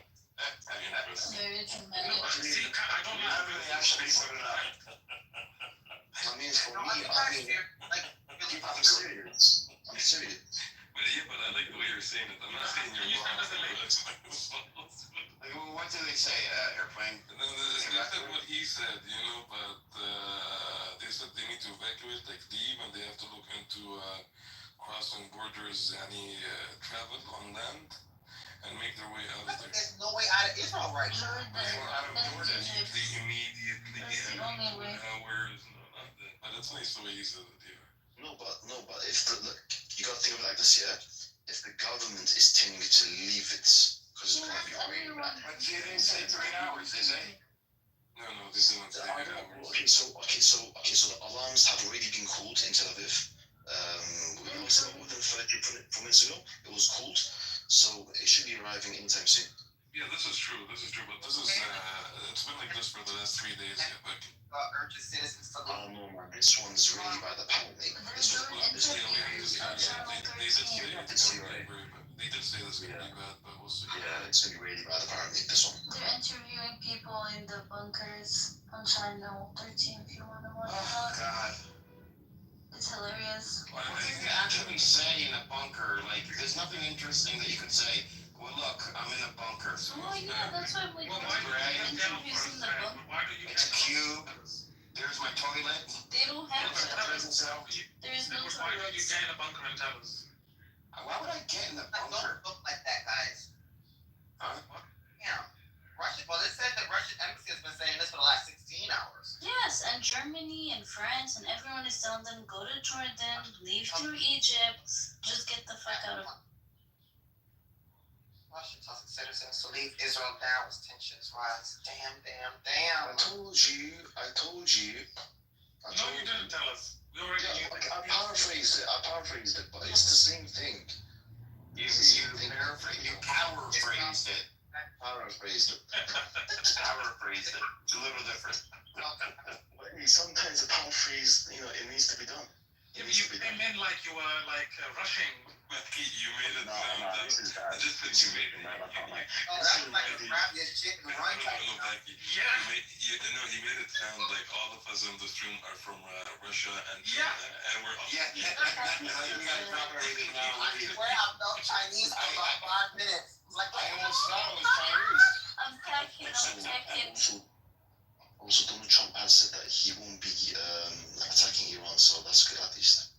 Yeah, but he said many things. I was gonna say that's for now. So he has a hamburger and it'll be something else. Yeah. But a lot of the ones working with Trump and the White House and the Pentagon are saying the same thing too. Yeah, but I don't trust Ready? Yeah, there's momentum behind. There's too much momentum not to attack at this point. It sounds like, unless this is some massive rouge, which I don't see it as being that. You know what? I swear for a minute I was feeling like that, but I don't. Every time I see this stuff, literally I feel like crying only because I'm like, Could you imagine being in those places? This time last year, my sister, brother-in-law, and her 4 kids were there. This is really sick that people are suffering because of these sorry ass bastards. This is retarded. As a big as what they did to Gaza and the people in South Gaza is happening to them right now. Do I feel sorry for the ones that maybe don't support this stuff that happened in Gaza? Yes, I feel sorry for them. But the ones that supported and never said anything about what's happening in Gaza, I feel nothing towards them. They have a chance to leave. Let them leave. The government is not allowing them to leave.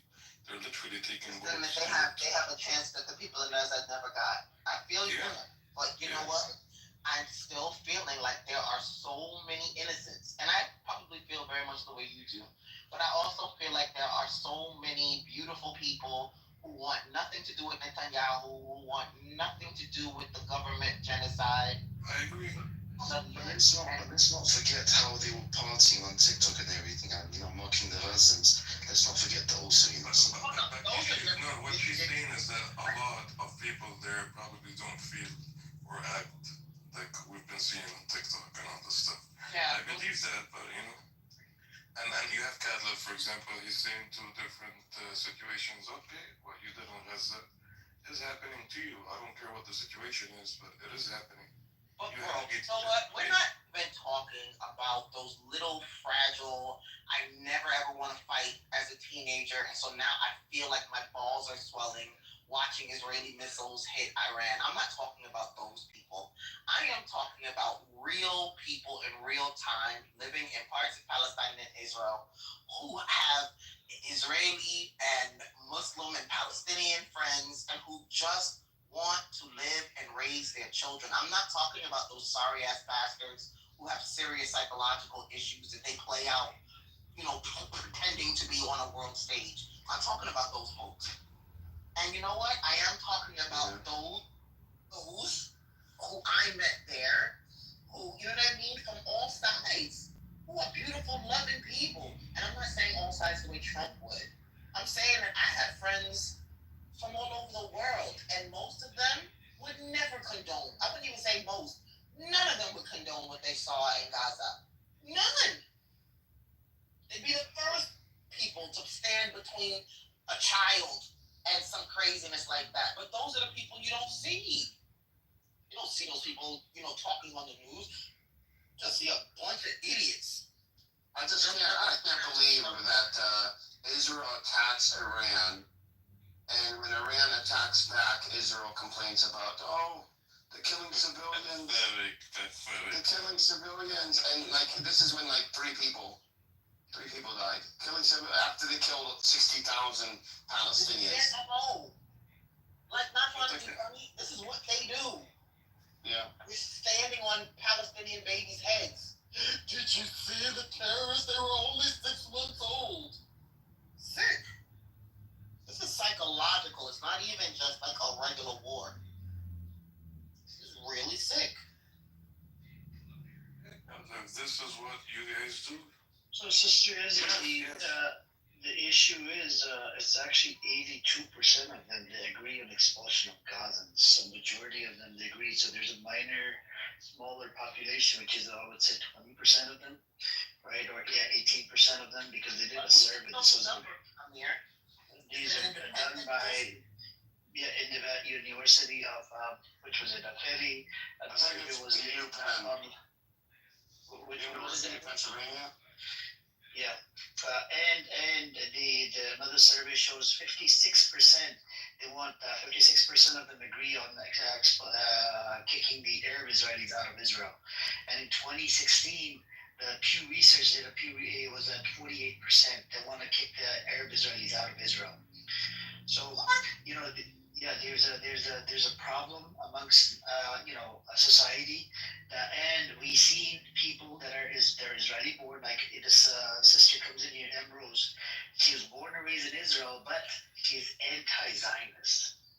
So she said we can live happily in one state. We don't need like this 2-state, 3-state. We can live happily in one state. She was born and raised in a leftist household, and then she started looking into more and more history. And she said people like her. There's about 10 to 20,000 of them. They're very minority, you know. I mean, maybe it's just who I hang up with, but most of the Israelis I know, even some of them have been in the idea. It sickens them to their stomach. Like they have friends who literally committed suicide. They couldn't live with themselves. Like it can only go so far before your natural instinct kicks in. It's like, yo, this shit is really gross. This is terrible. I remember the guy that he was giving an interview last year, and he was laughing about running over Palestinians in Gaza with the bulldozer, civilians. And then a couple weeks later, he committed suicide. Yeah, there's a lot of people's kids that's happening to, especially if like their parents were like civil rights activists and they grew up, with any kind of sense of humanitarianism. You know what I mean? Like they're sick of themselves. Shit. I mean, the same thing happened to us here in this country. People came home from Vietnam not knowing what the fuck to do with themselves. They could not, no matter how much rhetoric, they could not convince themselves that what they had done was okay. The craziest thing article I read actually was, I think, the first half of 2024, and it was in Haaretz. It was in Hebrew, not in English. It was a Hebrew edition, and they were interviewing soldiers, reservists that were in Gaza. They were eating, going into Gazan homes where the Gazans fled, the Palestinians fled, and they were going into the homes and they were talking about, the kinds of food that they make with the food that's left over, and the Palestinians have the best spices and the best olive oil, and they make all these dishes and everything, and guess where? But here's the crazy part. Guess where it appeared in the guess what section in Haaretz it appeared in? I'm almost sick to my stomach now. It appeared in the food and entertainment section. Get the fuck out of here. Yeah, no joke. That's where it appeared. It was a culinary piece. Guys, I want to say one thing. If America ends up going to war, it's gonna be the end of this country. The Jews, yes, Jews, I don't give a shit. They're fucking, all these Jews. Excuse me. I was gonna say that, but I think it reminded me. If the Jews want to start World War III, bro, and they're not gonna send their fucking children to die. They're gonna send them to Goyim. What device are you using? iPhone or Android? I have an iPhone. You tried it. Listen, I just came in. I'm Listen, I'm gonna say the Zionist Jews, they want you to die for Israel, bro. They're not gonna send their children. They're obviously gonna send whatever slur they use. Okay, so I just hope this country is not going to work for Israel, bro. Let that parasite cancer be destroyed. Happening, Ennis. It is gonna happen, my brother. Trump is a Zionist country. Biden. Wait, hold on 1 second. When has that ever happened? Well, I would say the other one, Zionist Jews. Yes, they neocons are Zionist Jews. What I'm trying to ask you is when has the U.S. ever sent soldiers? That's how you know how serious somebody feels about it. They did, my sister. They sent to Iraq 2003. So what did America send? Do you think they just sent like... 1 second.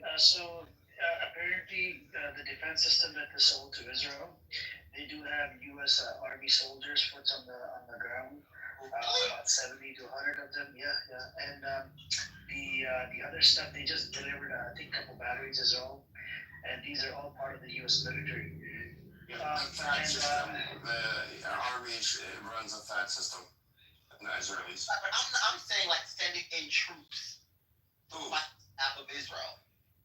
I don't think they're that overt, are they, Edward? No, he's talking about the Iraq War because Netanyahu. Thank you so much. Was the spearhead, for he was going around telling everyone that there was weapons of mass destruction, and then back. It wasn't just him, Edward. The U.S. Edward. It wasn't just him, my dear friend. Paul Wolford, Douglas Heath, all these Zionist Jews. Who are they? Are they Muslim? Are they Christian? Yes, to our side of Christian, you have to call them Zionist Jews. I'm not saying all Jews, by the way, okay? I haven't said it's Jews. I'm saying they're Zionist Jews. Even there's a guy named Max Blumfeld. I like him, a Jewish guy. He even said the Iraq War was for Zionist Jews. Okay? It was for Zionist Jews. So now, it was, yes. Oil. Huh? It wasn't about oil. It wasn't about oil. Yes, it wasn't about oil, and also it was about promoting the Israeli settlement colonial project. And now, sadly, they're gonna do it to Iran. Iran has 90 million people. They have China. It's the enemy of this country. I hope they don't go to fuck up because they're fucking Jews. I hate to say this. Let them fight each other. Let them actually stay out. Take a deep breath. Listen to the sound.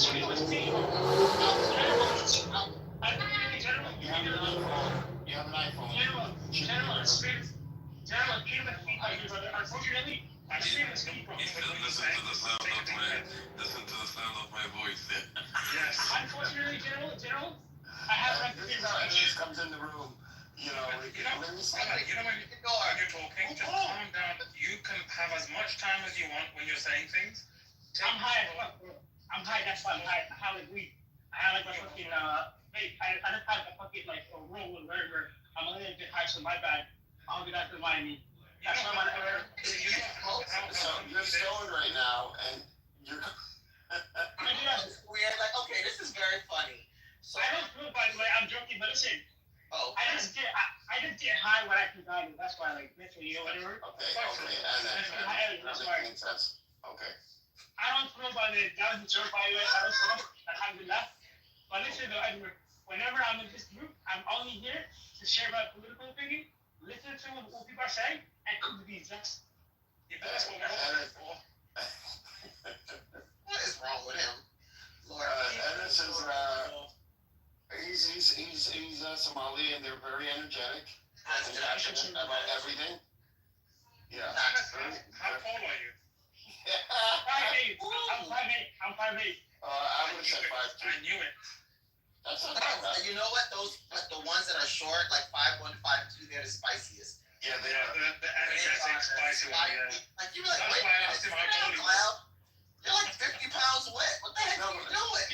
But this time, I mean, usually he'll come in and he'll say salam alaikum, my brothers and sisters. You know, but when he does it, it still sounds like he's threatening somebody. It does. But in his defense, he's only what? What are you, in your early 20s? I'm 24 years old. So he's a young guy in college. Listen, I am very passionate about this card, though. You're very passionate about everything, Anna. No, about this card, though. Already not hype. No, exactly. That's a good word. He is hype. I'm very passionate about this card, bro, because you know why? Why? If you do not speak up, it can happen to anyone in the future. That's why I'm very passionate about Palestine. I've always been very passionate about Palestine ever since I was a little kid. But now that I'm older and I use social media, I'm literally being exposed to the truth every single day. No, I'm not mad at that. I can dig it. But honest, sometimes having the loudest voice when you're screaming, sometimes people don't want to listen to that. Yeah, the loudest voice. You're right, bro. You're right. Take your time with it. You're right, bro. You're right. And be very coherent. That's because you have a lot of information, and people will listen to you because they know you're informed, you know? Yeah, but right now you just sound like you're pacing back and forth and out of breath. Yeah. I did came out in the gym, guys. I came out of the gym a few minutes ago. I just got my most smoke. I'm walking to the rest of the time with that hill. Just be careful out there, okay? That's another thing. Like, they are literally grabbing people up left and right. No, wait. So, Amir, I don't know, Amir, if you're listening, my friend was in Jack's room earlier, and I guess he's anti-Israel? Anti-Zionist. My friend is a Zionist. Yeah, he said he's anti-Zionist. And I think he's fucking lying. Well, okay, to be fair, we have been trolling him a lot. Okay? We? Okay, I've been trolling him a lot. I did apologize to him, but today, he didn't I say. think he was trolling Jack. I think he was trolling Jack. No, he was talking very Nah, normally. he has some mental illness. We have to take responsibility for our actions. Well, I guess I have to take responsibility for my actions. I'm trying to get him to unblock me now. What do you mean we? No, I said I. But you, you got some shit with you too. Like I was half asleep and like listening, and every third word was like, "Yep, well, I didn't really mean to call him a tranny. That wasn't my fault." I made him crash out the other day. Yeah. So, sorry to interrupt with what you're saying. You know that thing that you said earlier on, when in I believe Tel Aviv the missile went up and then it fired back on itself? Yeah. I just saw that video on Al Jazeera right now. That's only one video. There's so the missile goes up and it turns around and comes back on itself. Isn't it funny? There's other videos. There's videos where the missiles go up and they hit each other. They target each other. And then there's videos of missiles coming down exactly where the just before the Iranian missile hits, it comes down in the same exact spot as where the Iranian missile comes down. The report coming in is breaking on Al Jazeera. Iranian media said preparations are underway for the largest and most intense missile attack on Israeli soil.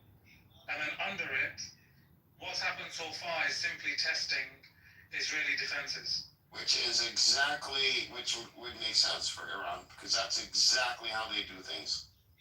These people are some of the most. Before they fire everything.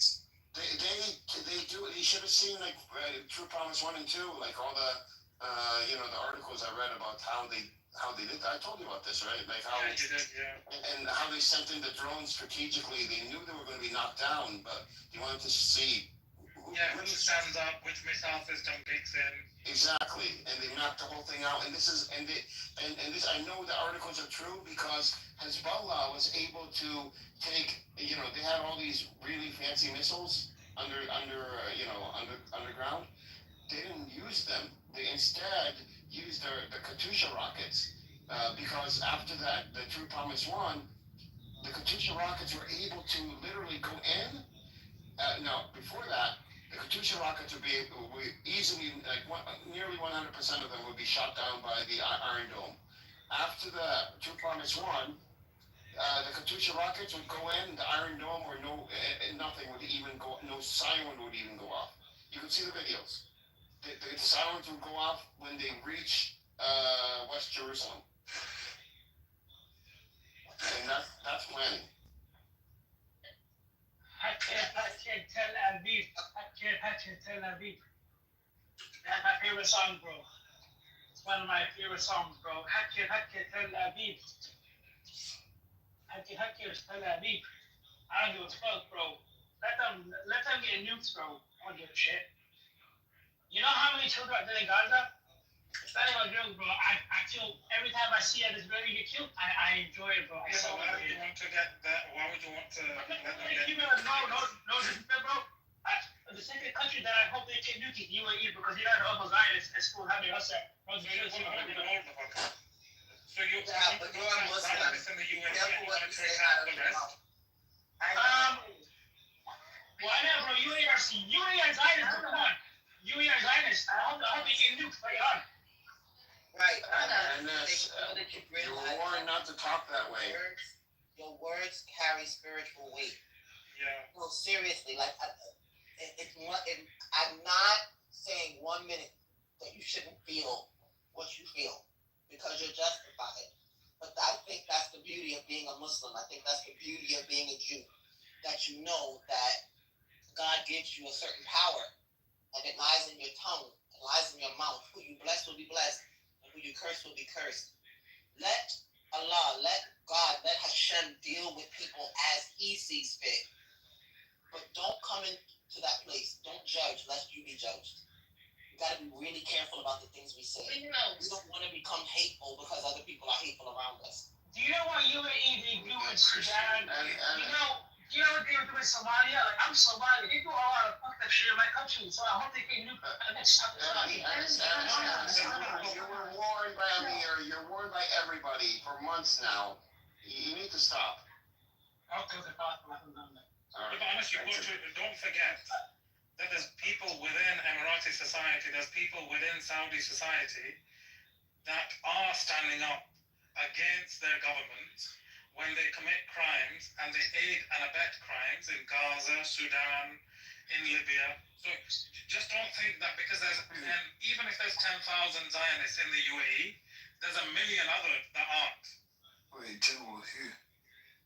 Sorry? Well, he doesn't know all of them. Like who? Like name me one that's actually like an authoritative figure over there in, I don't know, Saudi or Emirati, and they're going against the government. Who? Bear with me, I'll give you some names. Actually, they executed one. Exactly. No, that's not the point. Exactly. People are willing to put this is the problem. That's what I'm People saying. are willing to put their lives on the line to stand up for justice. And then name me someone that's not dead or in they jail. don't exist. Okay, but name me someone that's not dead or in jail.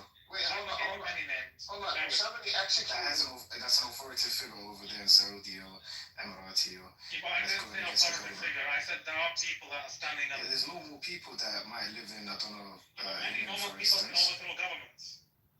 Like who? But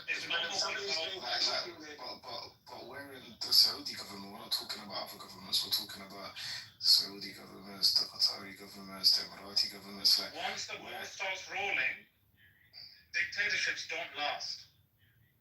That's true. I wouldn't necessarily say that the Saud family are dictatorship, bro. Your general, I apologize. Your general action. The royal family, I wouldn't say that that's a dictatorship. That's like me asking you, is China a dictatorship, bro? Yes. So is Russia a dictatorship? To an extent, yes. Hell yeah. So I feel like we have a bit of a disagreement there, still. You have a dictatorship. You have a dictatorship. You have a dictatorship. You're funny. I don't know if you still post pictures like that in 2025. Your general, I actually want to apologize and take Don't worry about that. I guess it's 2024. It was a little bit, I got a little bit emotional, bro. I appreciate the position you're in. We are all passionate because we see our people getting obliterated. Exactly, bro. The position. I see veteran, bro. I spoke to a veteran once, bro. I told him straight up. He had like a PTSD from the war in Iraq. Bro, if this country goes to war, Wallah is going to be bad for America, bro. It's going to be horrible. It's actually going to be much worse than Iraq 2003 because now it's going to be 10 times worse. You don't know how bad American veterans are treated in the U.S. Thank you. I see it every day, bro. I see it every day, bro. They need so much psychological. I mean, they don't even get the care they need. It's a lot of them end up homeless. Yeah, they do. And you see when Zionists were shooting everything up, 9 times out of 10. 9 times out of 10. Yeah. Because they couldn't get the help they needed. Yeah. I feel bad for them. I see it every day, guys, on Southfield Freeway. White House just announced that Channel 14, which is the Israeli channel, when they put out that U.S. jets were involved in attacking Iran, is a lie. What? Yeah. What do you mean? Really? Like they're saying Channel 14 they're saying that Channel 14 is lying. In other words. Yeah, specifically Channel 14. Channel 14, yeah. Channel 14. I think that's Netanyahu's channel. Yeah, it's the one where they interview people in the bunkers. Yeah, it's Israeli, but I think it's a Netanyahu channel. Pro Netanyahu channel. Yeah. Goodness. 14 and 13 and 12. These 3. I think 2 or 3 of them are going to be knocked out by Iranian missiles. Yeah, they already sent them warning to empty. I think it's Channel 12 and 14. Yeah. Warning has them to evacuate their buildings. This is important. So they're saying Iran. So they're saying that the White House is saying that the report is not true. Yeah. And how did they put it? Like, what did they say? How did they put it? Yeah. They're just saying that the reports from Channel 14 that our jets got involved in attacking. Yeah. So they're probably saying Yeah, they're probably saying those bastards are lying. Yeah. This is major. This is major.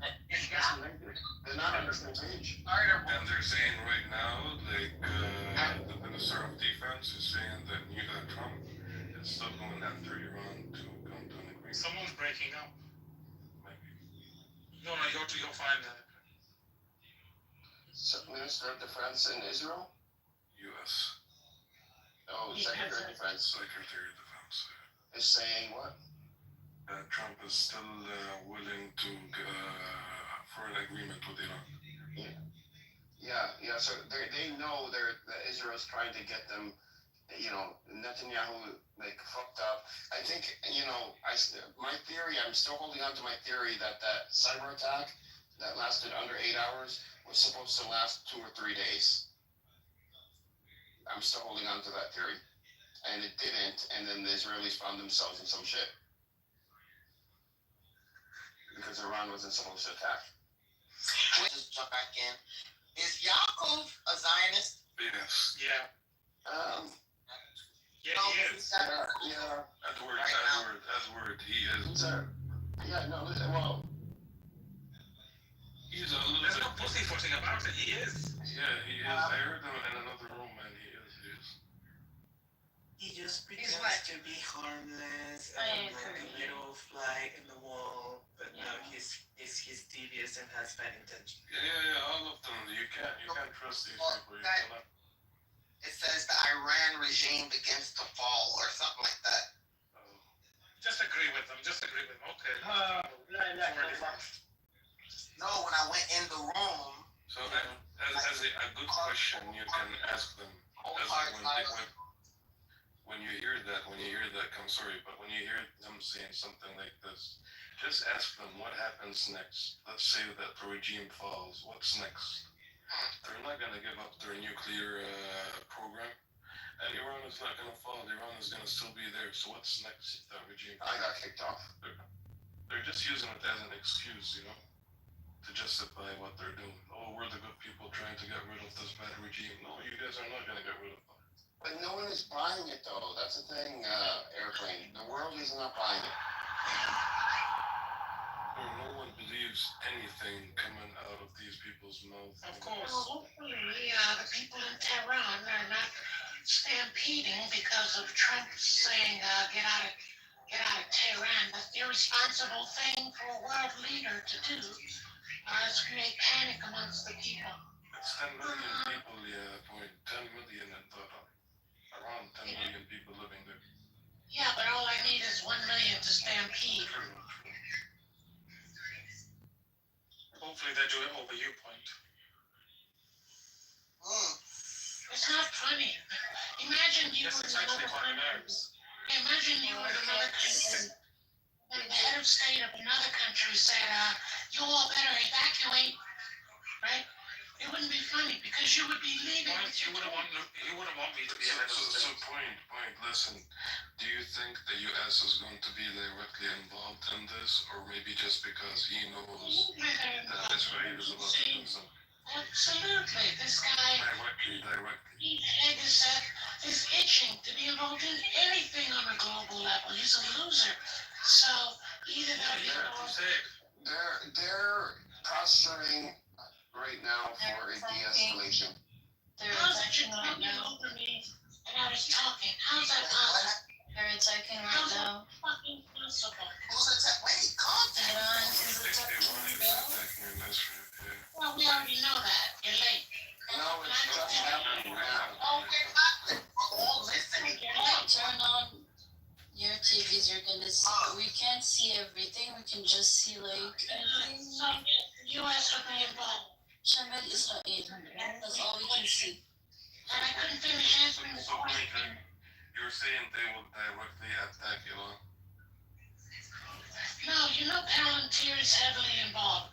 So all I'm saying is between these clowns, Netanyahu, Trump, and Peter Thiel, there's no way Trump would say evacuate Tehran unless he knew of concrete plans to have major explosions. You know what I'm saying? Of course. Right. Yeah, I'm not saying he doesn't know. I'm just, questioning whether or not the U.S. will directly attack or is it just Israel. I know he knows some things about to happen there. Wait, hold the hell up. I'm looking at civilians. Haifa is getting attacked in the north. What are you watching as Simba? Al Jazeera, they're showing everything, and also I have another. Also, channel. Mine is not showing yet.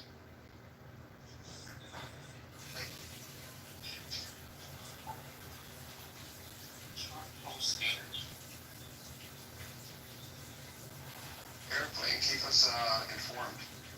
Someone's also watching. I thought I'm the only one who's watching this. Keep pointing. I'm always watching. Always. I think someone is getting hers before me, to be honest. Mine is not showing anything. Okay, both of you keep us informed. Hey, what are you gonna do with the information anyway? Go in a bunker? I saw them crossing the Lebanese airspace. And now they're showing that. So, wait, you don't think that maybe Trump said this just to kind of test the waters with the Iranians and see how they'll respond to it? Yeah. If you read the tweet, Now you can see it on Jazeera. if you read the tweet, word for word, he lines. He's not that crafty or sophisticated an individual. He's an idiot. But a lot of, yes, sir. You're not sorry. You will do it again and again and again and Our favorite Irani is in the room. Sanna. Salam alaikum. just like Edward just did, you see? Point, I really, really, really need you to stop centering yourself. That's why I would never go to dinner with you. Yeah, I never go to dinner with any of you because you talk over each other with food in your mouth too. All you have is tuna and sardines. Why would we want dinner with you? Yeah, I apologize for interrupting you, point. But you chose to bitch about it, so no big deal. Stupid ass. You stupid ass. Don't ask me any more questions, Edward. Fuck up, you bitch ass. What the hell? I'll beat your ass in a bunker. I'll beat your ass in a bunker. General, you're supposed to be diplomatic, General. Yeah, I hope you get bumped in the butt. Lock them up. What? Come on. That is such a bad visual. Can you stop? See, now what did you want to say? See, now what did you want to say about the Iran? I'm gonna lock points and I'm off in the bunker. No, that might end up reproducing. Edward, that was so If the US attack Iran, the whole area will be go under fire, and then you have to buy $20 per liter. Benzene, diesel. I'm okay with that actually. I bought an electric car. If the US attack Iran, No, not listen to that maybe. but not all are okay with that. And he told the US, maybe this is wrong. We have those missiles which can reach the US, Canada, and then we show them what we have. If they want to attack, It doesn't look like that the U.S. is going to go in. They've made statements in the last couple of hours. They're contradicting Israel. What he mentioned about the missiles and the rockets about reaching the US, Canada. Yeah, they have them. I see. Yeah, they actually do, yeah. Yeah. Okay, Augustina, what's happening in Tehran now? Like, how are the people reacting to this message that he sent? believe me, brother, we are just living our lives, bro. Nothing is happening. We have gas, we have petroleum, we have electricity, water, food. If you go to supermarket, they have offers, buy one, get one for free. We are in no rush. We are just doing the normal life because we have been ready for this. And we have seen hard days. We're not like Israelis, brother. We have had 8 years of war with Iraq, the whole war with Saddam Hussein.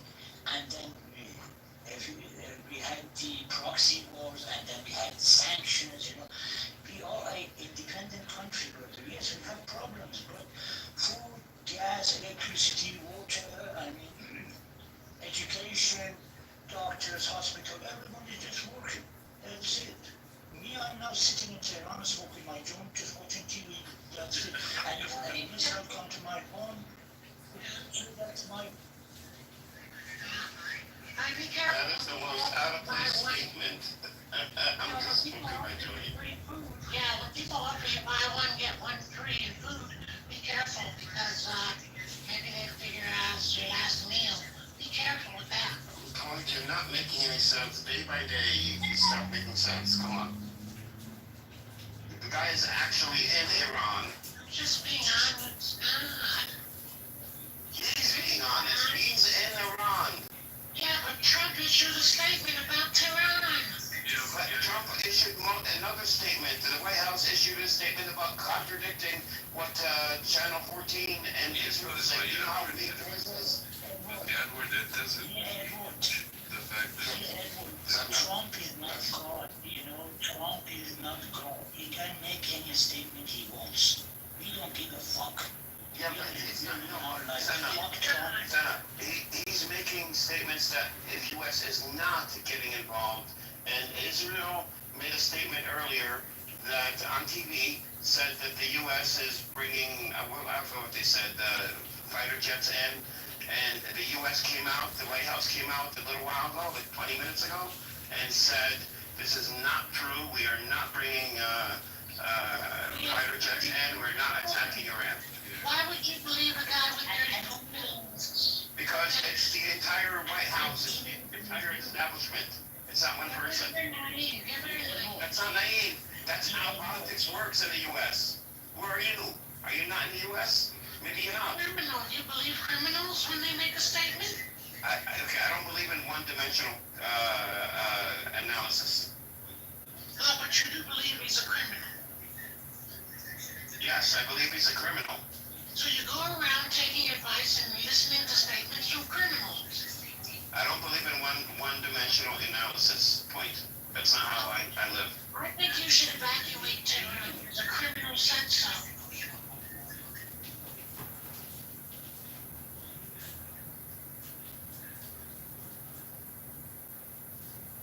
We are ready for the big war. I mean, it will take place sooner or later, you know.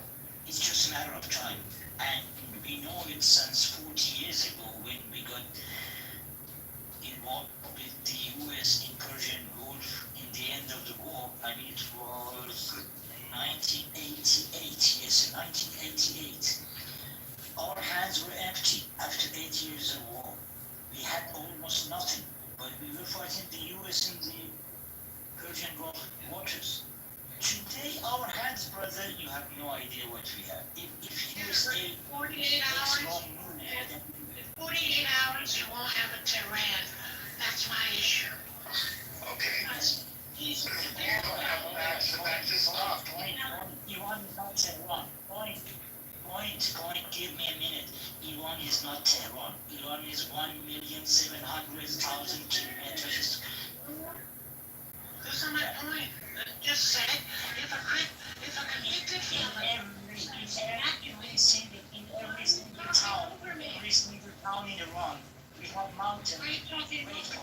Why are you talking over me? No. You keep saying, wait. No, wait.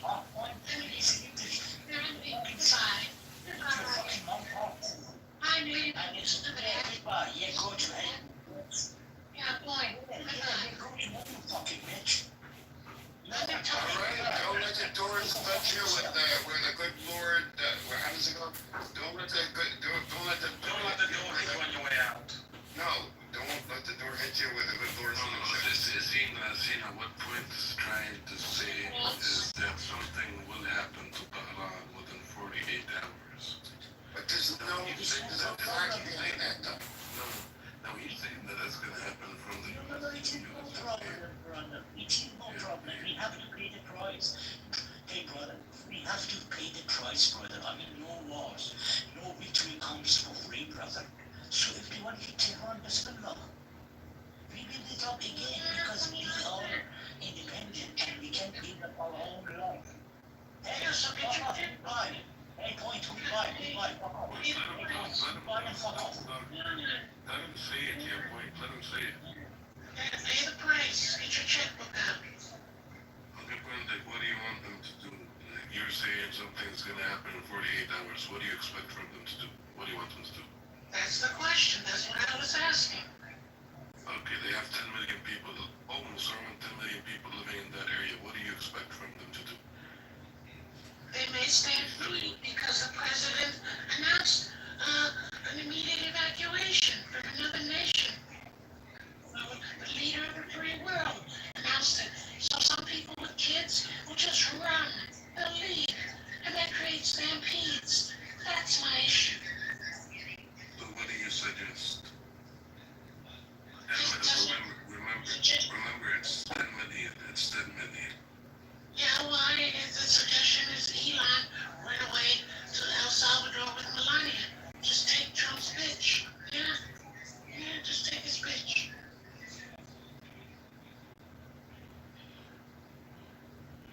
Is this a serious conversation or is this a joke? Point says a lot of good stuff, a lot of bad stuff, but this is how they talk, you know? He's just bored, that's how he talks on Clubhouse. No, brother, what I say is that we have been ready for this war and we have been calculating all the scenarios. I mean, we haven't been blind and deaf, you know. We knew that America is Israel, Europe is Israel, that is Israel, this is Israel. We have enough weapon to destroy the whole Europe in one day, brother. I promise you that. And if it happens, I mean, if we have to, we will. That's it. In Iran, we say, if you have a pot not cooking for me, then fuck the pot. If the food is not mine, then I will not let anyone eat it. That's it. We have the power now. If he has the balls, Bismillah. Attack Tehran, attack anywhere.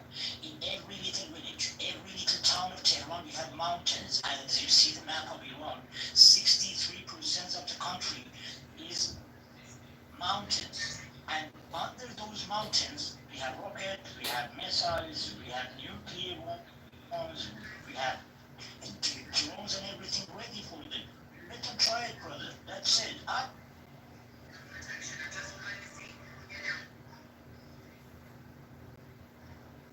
Well, I would evacuate if I were there.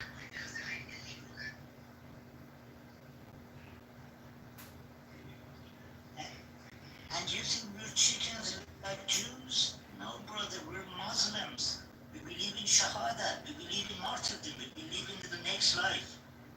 What is this life? It is Matan Khalil. I'm not going to give up my dignity. I'm not going to give up my country for 20 years more of this life. We die one day, so it doesn't matter today or tomorrow. Did you see our news anchor, the girl? Did you see that? Yes. She was not afraid of bomb. She walked out of it like... That is the really running people. Yeah. The video that I watched about her was comparing her with the Zionist news anchors when they won and she was... That is the difference. Well, here's my point. That is the difference. I know. It scares me if a sitting U.S. president can issue a threat like that. I would not wait for it to happen. I would act off of that tweet, right? That's a direct threat to Tehran issued by the President of the United States. Imagine that. So if I were a leader, I would treat that as a direct assault, and I would respond to that threat immediately.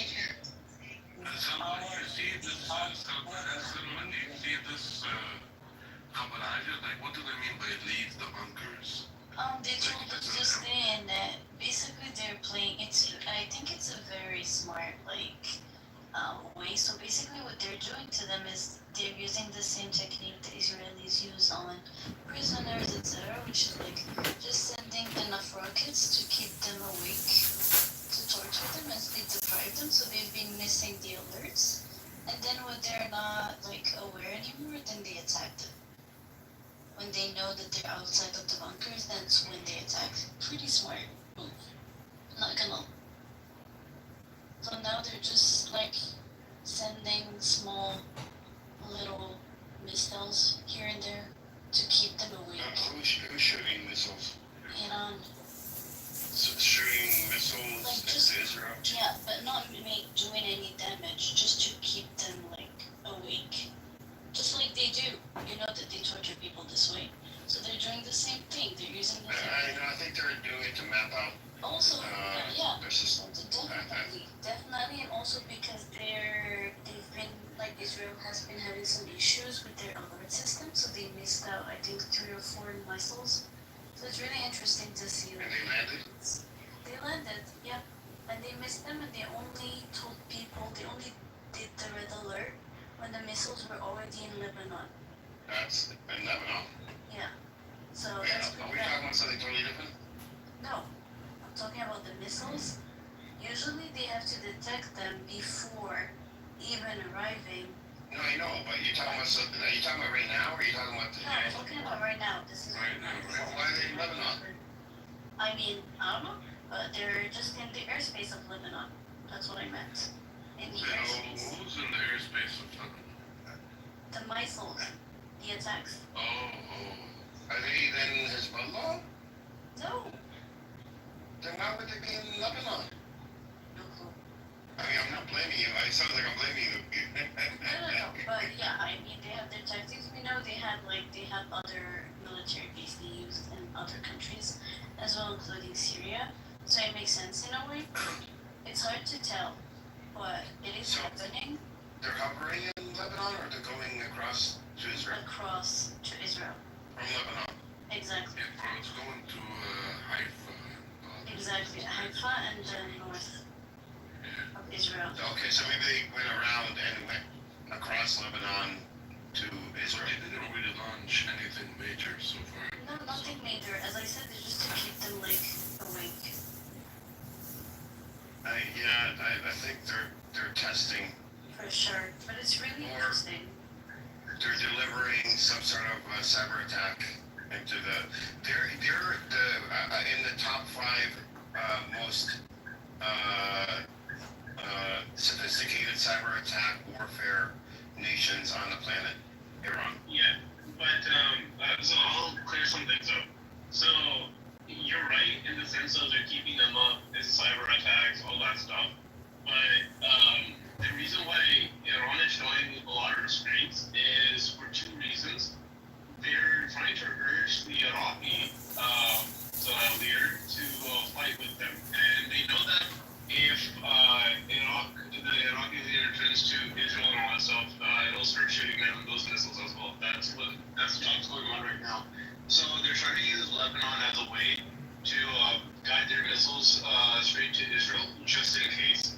That's number one. Second thing is they're trying to show a type of restraint that when the Western leaders go ahead and speak, they're not speaking in favor of Israel. So mind you, in a closed-door meeting, I forget which country it was, they went ahead and told Israel at the beginning of this, you only did this because we started cracking down on you for doing, basically committing a genocide on the Gazans, right? We were sanctioning you for this. Now you want you to get rid of the sanctions. And if Iran keeps on looking like the more reasonable party in this, the Westerns won't. They're hoping that the Western nations will stop talking to Israel and start talking to them more, right? Which heightens their position. Third, of course, keeping away. Fourth is a kind of tactic that is kind of weird. So when you send a small group of missiles, you're trying to go ahead and test out which systems you can compromise, and then what do you say? That's not weird. That's electronic warfare. That's electronic warfare. is something completely different. They're trying to get Israel to initiate the lock-on sequences to their missiles and stuff. Yeah, that's not weird. That's literally standard procedure. Yes, so they're trying to find out the time it takes for the missiles to blow up, one. But two, if they can go ahead and sabotage the missiles as they're being launched, right? So it's in that small batches. Remember how our dome's getting hacked right now? They're trying to do it in a way where it looks like Israel's just hitting its own civilians at this point. Or the missiles are failing, all that stuff, whatever, so they have to go into maintenance mode.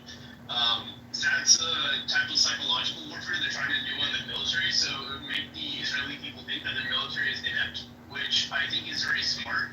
But that's why I said it's so weird. What kind of missiles? Are these large missiles, small missiles? I don't know. That's more of an Iranian thing, but I know that they're just testing it out in batch, because in cybersecurity, we talk about psychological, warfare or psychological tactics, right? It's, what do you say?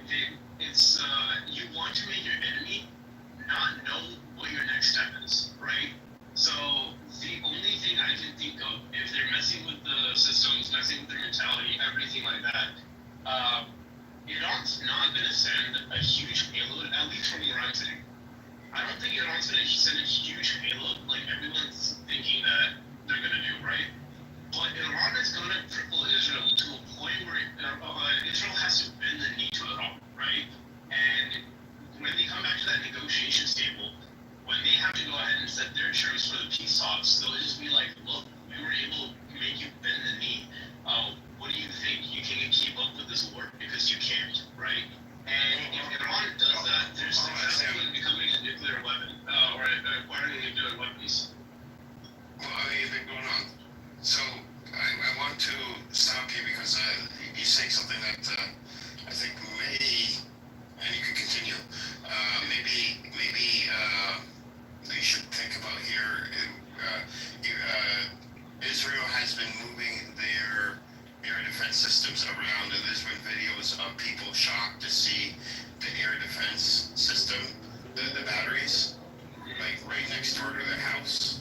And they find out when the thing goes off, and they look outside and they see the battery right there. So they've been moving them around. So this may be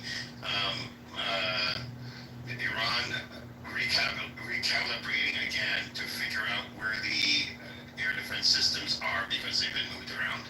I'm going to be honest. You're right, that could be the case, but what's more likely is the fact that, and remember how I was saying earlier today, that Israel has been starting to hold their own citizens hostage, right? The thing is, okay, so there's a thing that Dick Cheney wrote some time ago before the Iraq War, right? And he basically said, look, the sentiment against going to war with Iraq is no one supports it, we'll look like the bad guy, whatever, XYZ thing. But then 9/11 happened, right? And then Dick Cheney immediately, without blinking his eyes, just went ahead and started constituting this whole thing of, oh, we need to go to war, we need to go to war, we need to go to war, right?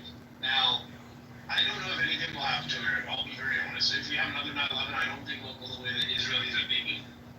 But what I think the Israelis have been doing, though, is if they put those missile systems, at least some of them next to residential, they're going to try and plead to the Western government saying, look, they're targeting civilians, right? This is there are videos showing that they're doing this. I think they look really bad, and I do agree with you. And I agree, from the beginning I said, and because you can see it through Promise 1 and 2, the way that was conducted, Iran wants to come out as the one that is on the moral high ground. They want to come out this way, and I think that's one of the main reasons why they're being very methodical. They're showing restraint. They're showing that we're not going to just attack all the time. We're going to take our time and pick our target and then attack and think about it. We're a responsible nation that isn't reflexive, isn't reactive. And that's what they've done, and that's what they've shown so far. There's just this calmness, this calmness out of Iran, and Yeah. Watch closely as Trump just cut short his visit to the G7 summit, going back because he's being pressured by the Israelis to join the war. Oh my God. Yeah, that was hours ago. They're actually in talks. It looks like Iran has signaled that they are ready to sit down, and I guess Israel has also. And the White House came out about a half an hour ago. Israel said that the U.S. was, I don't know, what was it, sending fighter jets or something, the White House came out and said, and quoted, and said, Channel 14 is incorrect. This is wrong. We are not involved in this war. We're not getting involved in this war. And we're not sending anything to the Middle East that will get us involved in the war. So that came out a half an hour ago. And I have to tell you something about Tehran. In Tehran, we have 360 kilometers of underground. I mean, metro, you know. If they hit Tehran with normal bombs, with normal missiles, people are safe there. 360 kilometers of underground. If you look at the map, it is available in internet. If you check it out, Tehran's underground is the 8th on Earth. Is in the top 10. Is it subway or is it bunkers? Subway system? Yes. No. Yeah. Yes, not. That was as bunkers. Yeah. Okay. So people can hide there for normal bombs, you know. But yeah, if they hit Tehran with a nuclear bombs, it's a different situation. People can go out. We have mountains. If you look at the map of Iran has very special geography, you know. 63% of the country is on the mountains. And under those mountains, drones, rockets, missiles, everything there. So it's unreachable. I mean, our weapon is not touchable for them. So we can fight them back. We have been calculating all these scenarios, brother. We're ready for it. We have. I'll be very frank and honest here. I don't think you'll ever get to the point where a nuke is being sent towards you guys because, again, the Western societies are not on board with everything Israel's doing, right? And Israel has no justification. Plus, if Israel even goes ahead and sends out a nuclear warhead, it's going to be devastating on Israel's half more than it would be on I'm not talking about casualties. Instant sanctions of the world would sanction Israel instantly. Nuclear weapons is the ultimate red line that no one is allowed to cross. No one. Can jump in? Exactly. Something? Sure. Yeah. So when they're talking about nuclear bomb, they're not talking about the old way of the nuclear bombs. They have to go with new kind that's it has much smaller impact, way bigger than the regular missiles, but way less than the. You're talking about tactical something. Yeah. So That's small. then if they're gonna use it, they're not gonna use it on top of Tehran. They're gonna use it on top of Fordo, which is the nuclear. Yeah, but so it falls under the same category. They actually, the U.S. talked about this a couple of years ago. Trump. No, I'm sorry. Trump They talked. As to develop this to be used. Yeah. Last time it was a person. So they talked about this as a policy and determined that they're using a tactical nuke because it's still a nuclear weapon. It opens the door for other countries to also use the same type of nuclear weapon, and then it would make it easier to use even larger nuclear weapons. So that was ruled out as being used.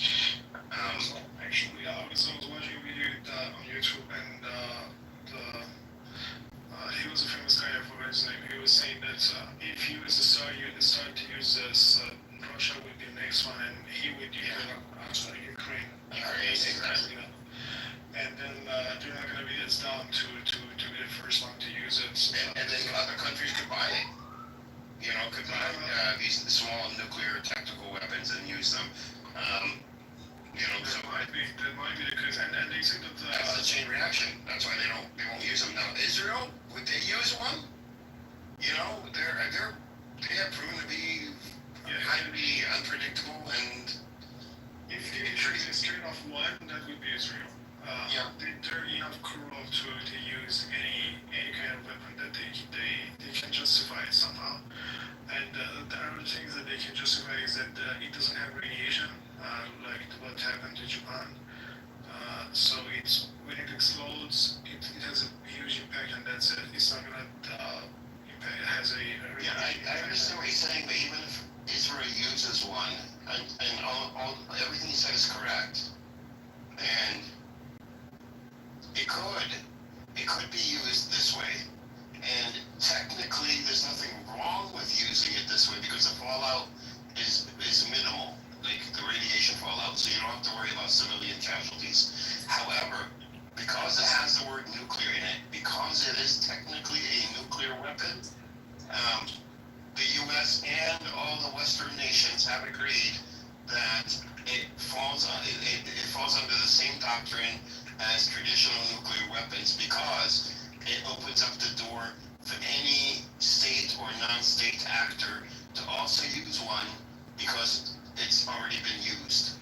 It lowers the threshold. I agree. They don't want that. But consider that in these 2 last years, they have crossed any red lines that they had in genocide. Israel has. And talking, the U.S. supported. I mean, you can't just say Israel has said or Netanyahu was the one who wanted to do this. They were justifying it all governments and Biden and Trump and by any. But the Joint Chiefs of Staff, the Pentagon, National Security, the Department of Defense, are on board. Not just here in the U.S. Every nation that has nuclear weapons are on board with not using nuclear tactical weapons because of the chain reaction it would cause where terrorists could get their hands on them. States that don't have nuclear weapons will say, oh, well, these are safer. These are safer, not so much a fallout, but it would give us the deterrents we need, and we could use them because another country has already used them and it was okay. And so it just opens up this precedence that the Western countries, especially the nuclear power, Russia, China, and the U.S., which they're all aligned on this, by the way, that tactical nuclear weapons can never be used, period. Any nation that uses them? No, you can't say they never can be used. We have enough dumb people to don't think about it and do it. No, I'm saying as a policy. We have this doctrine called the bad doctrine, which is literally a sort of assured dysfunction, right? And when we're talking about Russia, so I think with Russia. It's insurance with Russia, but the entire world also understands this as well, because every single country has a tie either back to the United States or Russia at this point, right? So let's say Israel who has a tie with the United States uses a nuclear weapon on Russia, right? Though Russia has ties with Israel, right? Russia depends on China and Iran, right? It will find an excuse to use its nuclear weapons, like you said, either on Ukraine, on America, whatever it would be, right? So the understanding would be that once these two start, then anyone else that has a nuke is just going to be like, okay, I guess we can open it up and start firing at our enemies. This is what that's the danger about.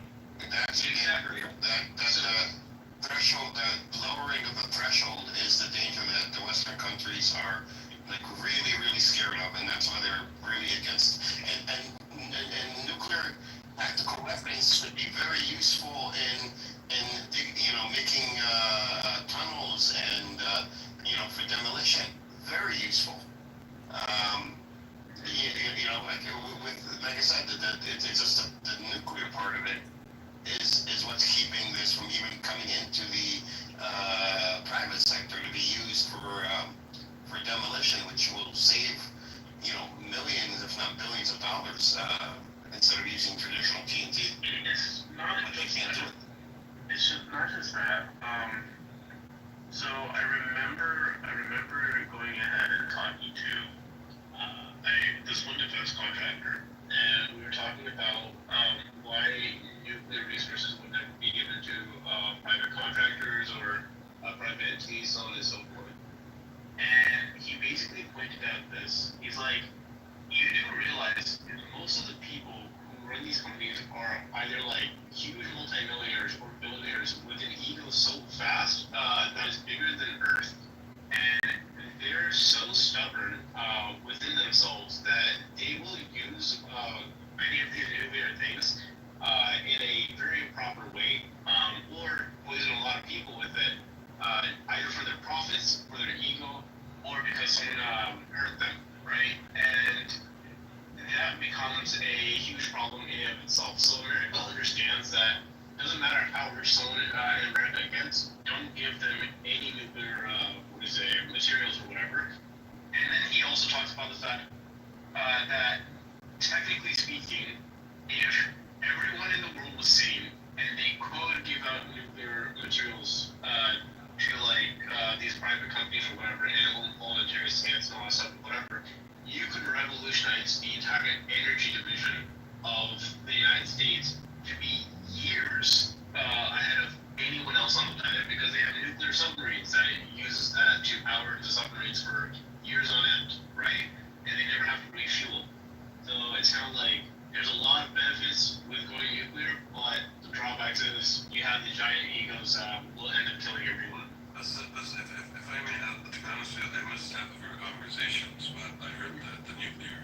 Now, do you really think that nuclear could possibly be an option for Israel, given that Pakistan made it very clear that they will support Iran, and they also put up a show for their biggest rockets or biggest, most advanced missiles they have in Pakistan and support it. We're also asking the Arabs and the Muslims in the region to prepare in case anything is to happen to support Iran. What do you guys think about that? So I think when it comes to deterrence, what Pakistan is saying is deterrence, right? Because Iran doesn't have any deterrent. But knowing Israel the way it is, right? You have to understand, these are the same people that went ahead and committed terrorist acts on their own people just to go ahead and get a point across. I don't think using a nuke in their eyes is going to be something they're scared of, right? If they have to use it, they will use it, no matter the deterrent. It's like captain going down with the ship. Sam, they have something to lose. Let's be honest, Israel, if the government fails, the whole country fails. Iran, even if the regime fails, the country doesn't fail. So Iran really has nothing to lose. It's Israel that has something to lose. Yes, so I understand. That they will consider. That's something because we have lots of potential to be divided. We have some different, what do you call it? We have Turks, we have Kurds, and other not tribes, but other people that they want to be separated, and actually I said, you guys didn't know it, so if you guys want to come on up, Nervius and Mahalo and anybody, yeah. Welcome to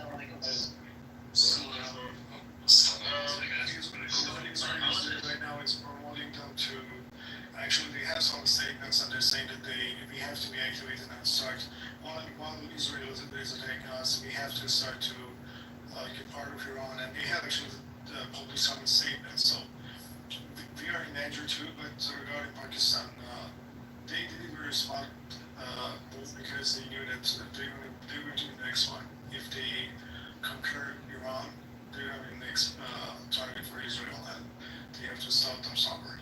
So they're doing a huge favor to themselves if they keep Iran from failing.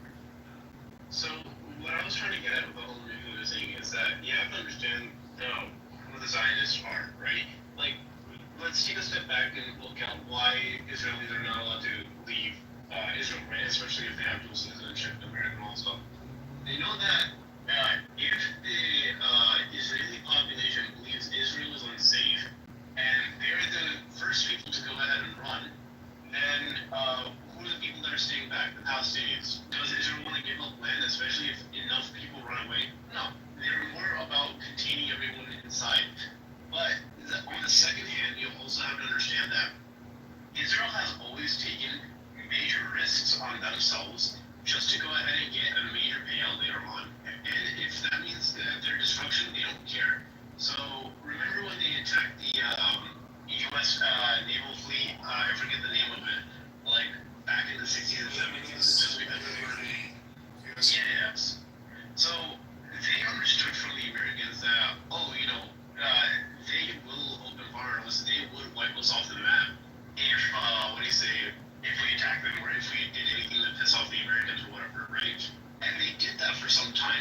Americans were not gonna be on the side of Israel until Israel was just like, wait a second, why don't we just start using money to lobby in there in the first place? And then that's how we got APEC and all that stuff, right? But mind you, it was known as political suicide to do something like that, and Israel was just like, we don't give a fuck, so we're gonna do it, right? So Israel in and of itself is like, if it knows that tomorrow is gonna be wiped off the map, there's gonna be no more Israel tomorrow, it would rather take more people and more lives with them, like a captain going down this ship, and they'll be like, it was well worth it.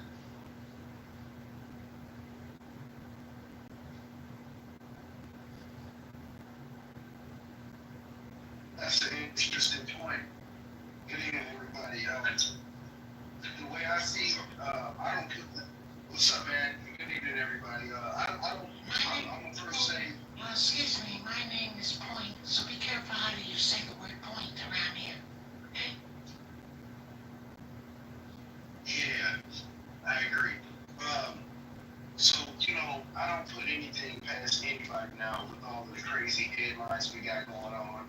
And I also want to, protect myself to say, hey, I'm not an anti-Semite or no shit like that. But the truth be told about Israel is they're the type of fucking, guy you go into the bar with and he punch the biggest guy in the face and then run up to you and say, hey, you can totally take that guy, right? It's non-stop shit. The USS Liberty definitely was to get us in some shit. We got Jews fucking dancing in the street right after 9/11. And then we got Jews dancing in the street in fucking New York City right after Israel hit Iran just recently. This ain't got nothing to do with the Jewish people. We're talking about the Mossad, we're talking about the CIA, we're talking about the Iranian government, we're talking about the KGB. That's what this shit is about. It's us, the people, fucking sitting around trying to go to work, feed our families, feed our friends, pray to our gods, live our lives, fuck our wives, and just have a good time and fucking barbecue. And these motherfuckers want to barbecue us with nuclear weapons. So I don't doubt that anybody at this point is not that much eager to use it. I don't think the U.S. is eager to get into no shit. I don't even think Russia's eager. I think Russia got their hands tied and they want to get some shit consolidated in their area. But I don't put nothing past countries like Israel, fucking India, fucking North Korea. Like, these people are unpredictable. You know what I'm saying?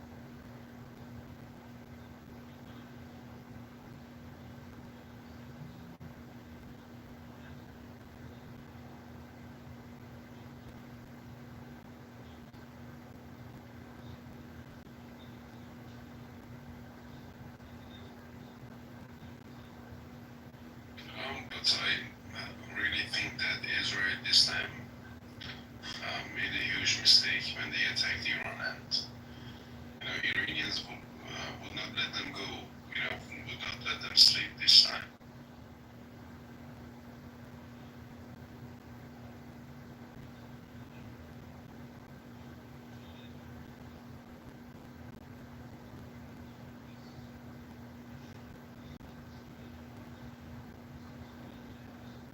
Brother, this is a moment of silence after spending 17 hours on calls.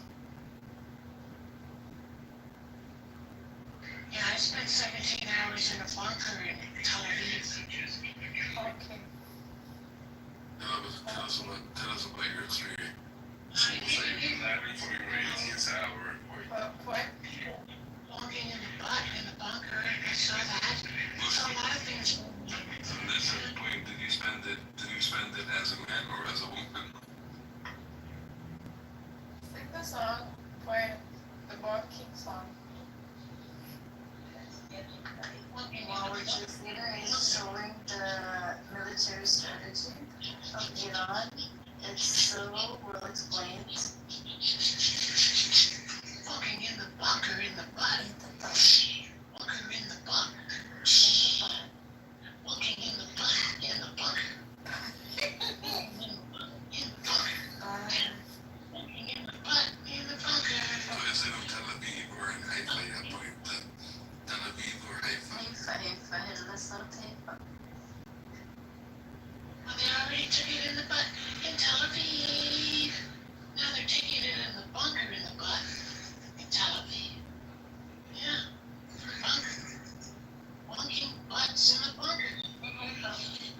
thought that in Excel.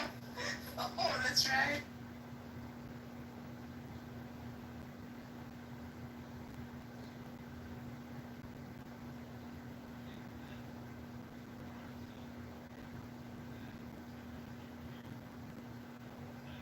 Motherfuckers, I was up all night trying to watch some fireworks, but you know. Nah, because of the G7 day. Yeah. I don't think. Yeah. Nothing happened. Feeling scared, like,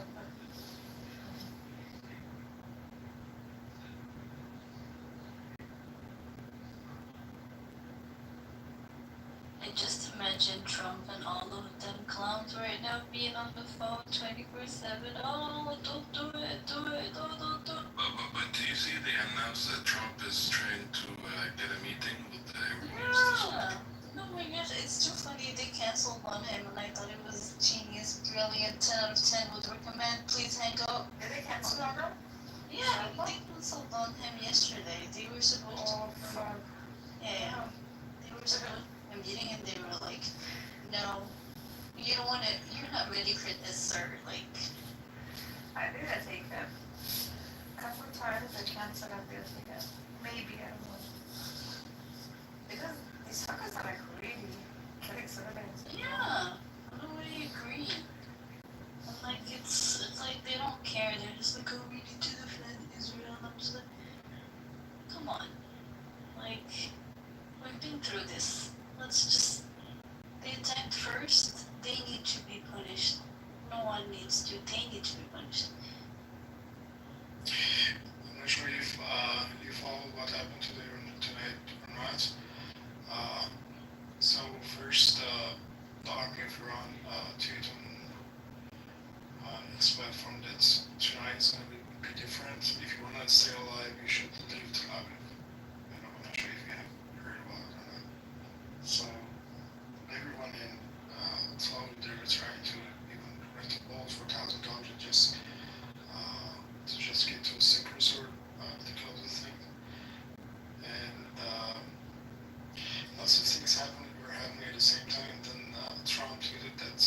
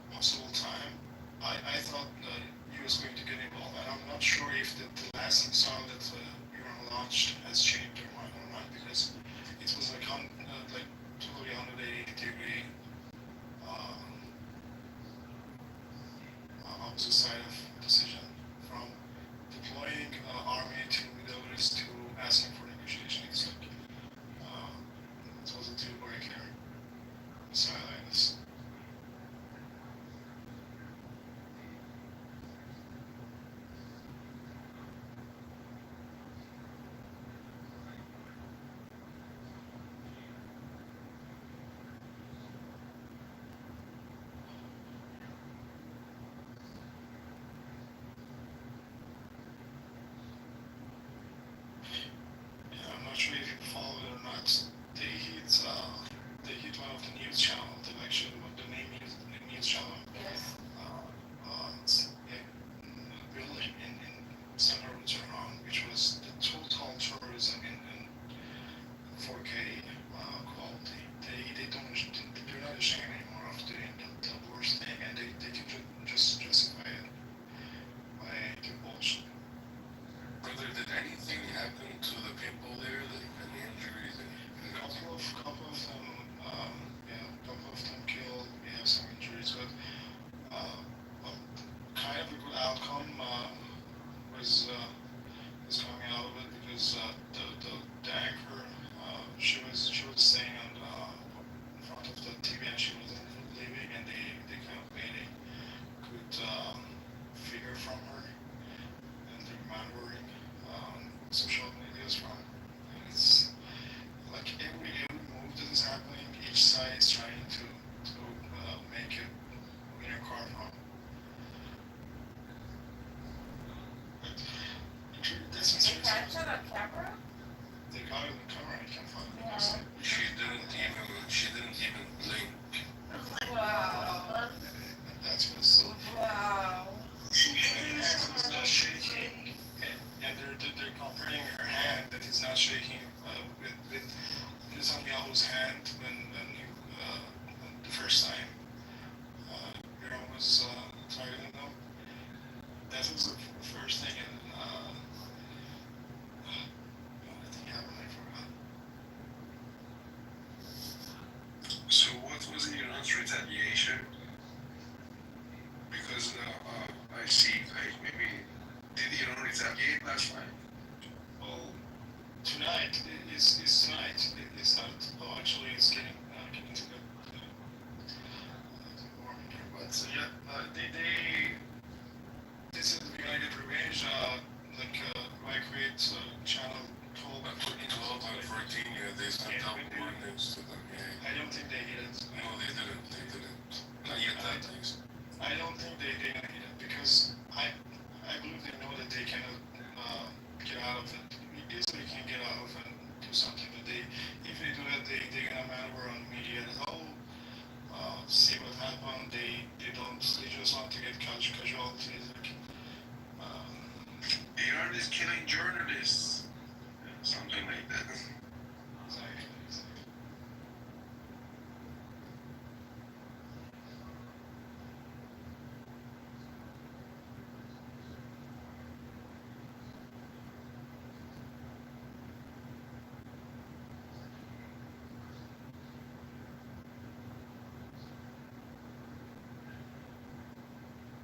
It doesn't matter what Iran does, they're always gonna spin the story.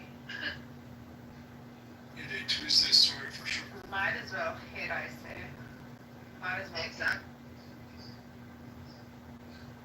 Another interesting thing is I'm not sure if you know that the channel Iran International, they made it specifically to start a war with Iran. Like 8 years ago, they started broadcasting this channel, and Netanyahu himself was in this channel. This war. Yeah, they finance it. And it was, and I believe they hit the media. They hit this what do we call it? The building in Iran because they wanted to. They didn't want people to have any other channel to watch, so they watched Iran International channel. So called Iran International is literally a propaganda network. It is a propaganda. It's based out of London. That the time that they decided they wanted to get to war with Iran, they founded Iran International. And that from the first day they were trying to just. I think it was less. I think it's more to create internal division and strife. Obviously. Divide and rule. Yeah, divide and rule is a long playbook. Or you know, in the Knesset, the only thing left is for somebody to stand up, walk up to Netanyahu and spit in his face. He's And not he's even still here. not giving up. But what dreams we all have, man. For Netanyahu. I wouldn't waste my spit on it, to be fair. Why would I waste my spit on it? I think each of us is like. Yeah, but that's lawyer talk. Wow, someone I would have to pay us. Why would I wait my question? Exactly. Someone pays and I will split. I think all of us have fantasized that dream at least once during this time. I actually don't dream of Netanyahu, thankfully. I mean, the spitting you might, surely. Not even the splitting. Uh, Not at all. But I don't think it's him, it's them. Like, all of It's them the are system. It is a Like, it's a system. system. He's the It puppet. is a system. He's a stupid puppet for the show. I mean, taking him out. He's just the head of the snake at the moment. Yeah, no, I mean, it's hardly. I'd say the head is the system. He's the wagging tail. We don't see the head, we see the tail. Head needs to go.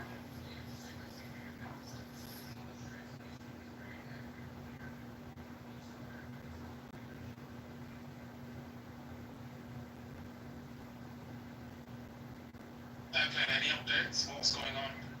No, not really, but it was a very limited attack. The last news is that they found some balls on fire on Hormuz Strait. Jeez. I checked on the NASA's website, there is nothing. Because you can actually follow them, there's nothing on it. So I don't think it's real. It happened 3 years ago, so I'm unsure if it's now or. Could they surprise us and do something during the day? I think so. I don't think they'll do things during the day. Or is it nighttime? At night is always better, yeah. The night is the ugly. Yeah, wake them up when they're asleep. Are they even sleeping? Santa always comes at night, man. Are they even sleeping nowadays? Yeah, but Santa always comes at night through the chimney. Yeah. What they've done to us is we speak like them. We speak like this. No, we don't speak like that. We're not genocidal mania. This is far from genocidal. Push people so long. And you press this man. What do you expect? Yeah, but see, this is what happens. You know, when you've had a country and all that country is known for is brutality, murder, theft, thuggery, the world will cheer when this country feels a bit of its own pain or, gets a taste of its own medicine or collapses. People will cheer this.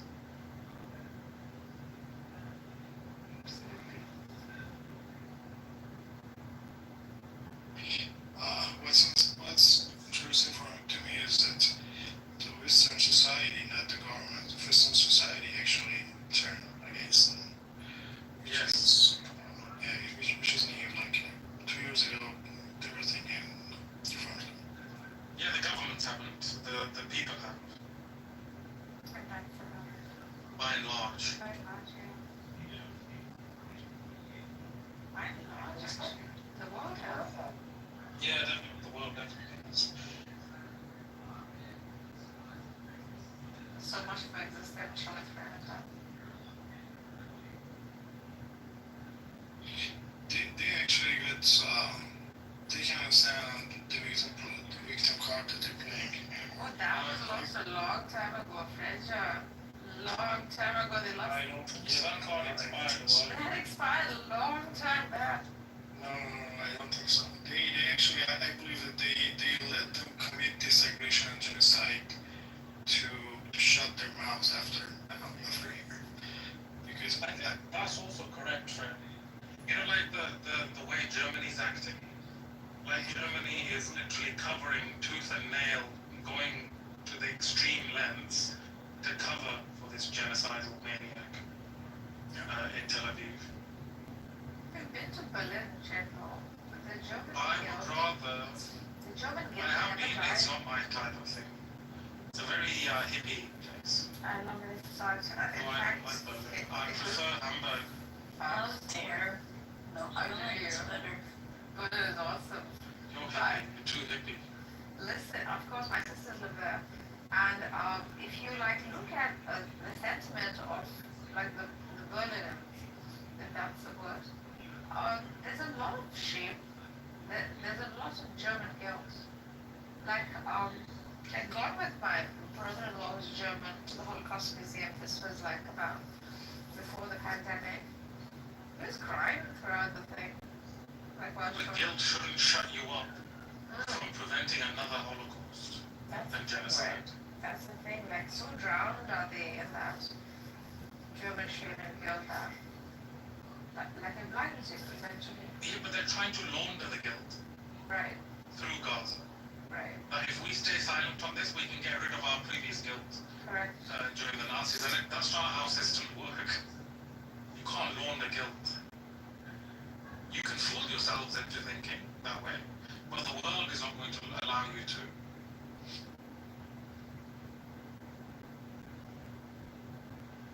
I am so confused by the vote thing because everyone is saying different things and it doesn't make sense. So if someone can find that, I'll be. What are you referring to, sister? I'm gonna put it in the chat. There's like some kind of conspiracy or whatever, but there's nothing about it nowhere.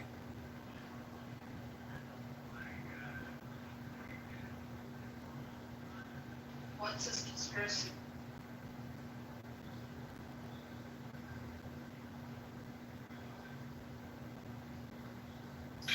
So there are some samples on fire on the streets of Hormuz, and they're controversial. Are they military or commercial? I have no information more than this. Oh, okay. But I guess there are 3 boats. I believe they're not big boats unless it would be covered or actually earlier today they were jamming GPSs on commercial boats and they were almost accidentally into commercial ships. So I'm not sure. I don't believe Iran's going to play that card right now. They have more time to play that card. Oh no, they shouldn't.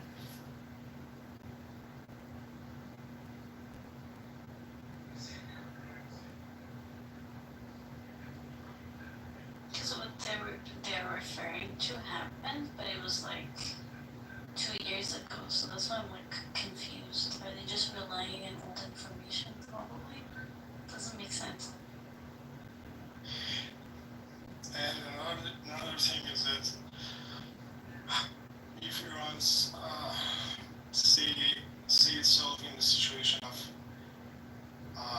losing everything, they have another route to go become something like North Korea or Pakistan, and then everything is going to be another, like the whole game is going to be another game. So every one of them needs to think twice if they want to do anything or not.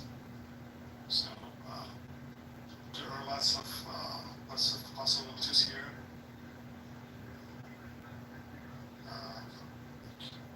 I'm not sure what's going to happen.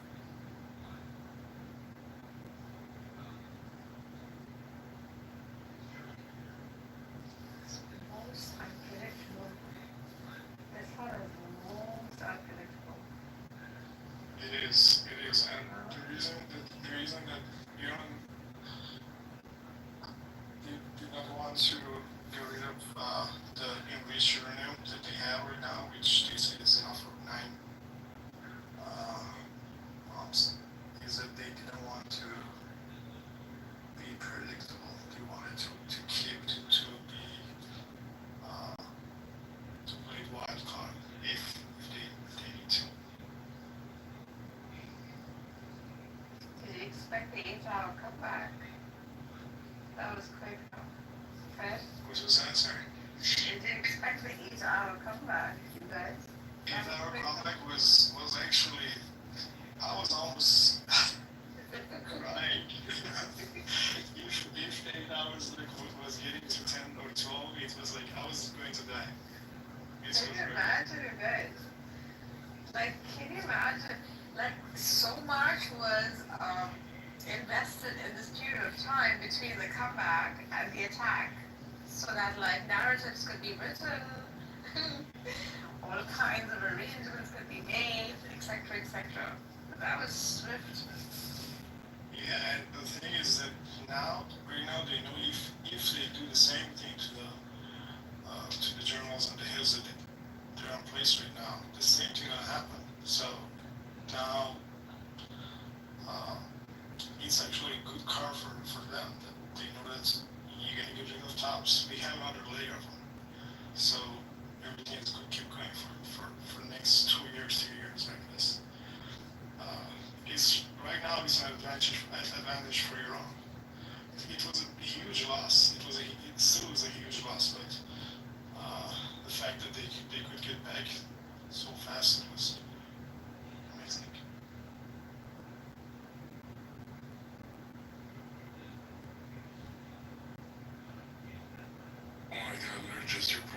first person on this platform that says a normal how are you, bro?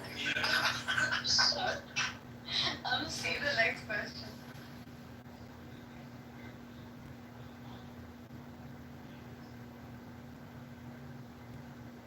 I don't know, nothing's alright, he can't sleep. Yeah, nightmare, I was flying over his head. That's how you do it. You should do it. Thank you a It's a lot shame. for the kid. It's true. Thank you so much. How do you feel, bro? Normal? Everything alright? Ships, the Cyrus? Everything okay? Normal, I dare you, I challenge you to pray to Hashem to destroy the oppressors. I dare you to do it. Hashem, it's your God. I dare you to pray to him to destroy the oppressors on the land of Palestine. You would never do it. Does he even believe? He believes. I don't get why is it so hard for him to pray. Like, I don't understand it. Prove your own and do it. As long as the most God-fearing people understand. Sometimes I think even God is God-fears. God gave up on him a long time ago. He was like, you're too filthy to be my people.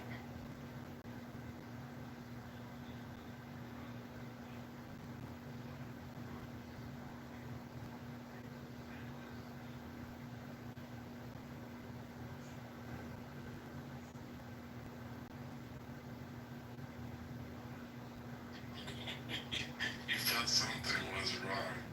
No news, nothing major happening. Like, what's going on? Then he's here to get his updates. It's okay, normal. Be patient, man. How do you do use this? gender? Hashem. What was that? No, I'm talking to it normal. It's like Hashem. Like, how are you so sure about the gender?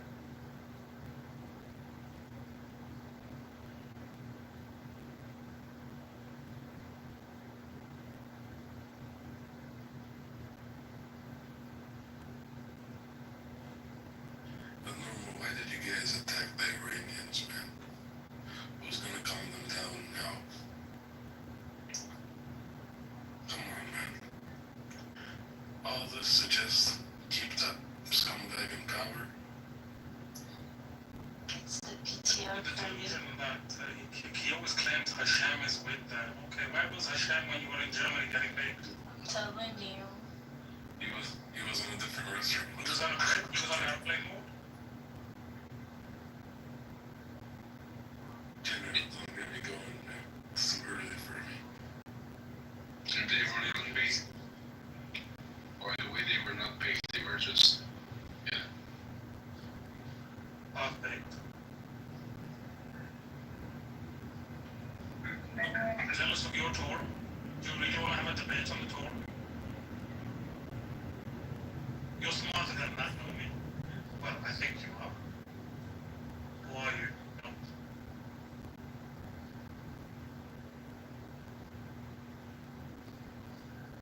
This is such a statement, and for what? Like, How do you know I've never seen the Torah?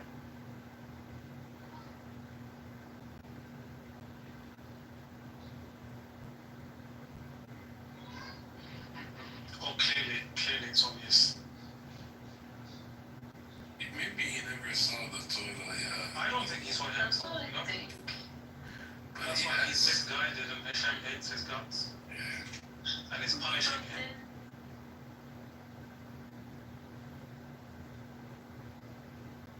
Look at the Hashem will lion. always punish these fools. Like, even look at the lion that he has as his PTRs. Like, what kind of message are you sending with a fucking gay ass lion in your PTR? We are home. It's so bad. We are home. He's in New York. Of course you're home. Stay there. Are you showing power with like a gay lion? Or like what is that? You're not in Jerusalem though, no. So you're not at home. Are you? He looks sick and depressed, the lion. I hate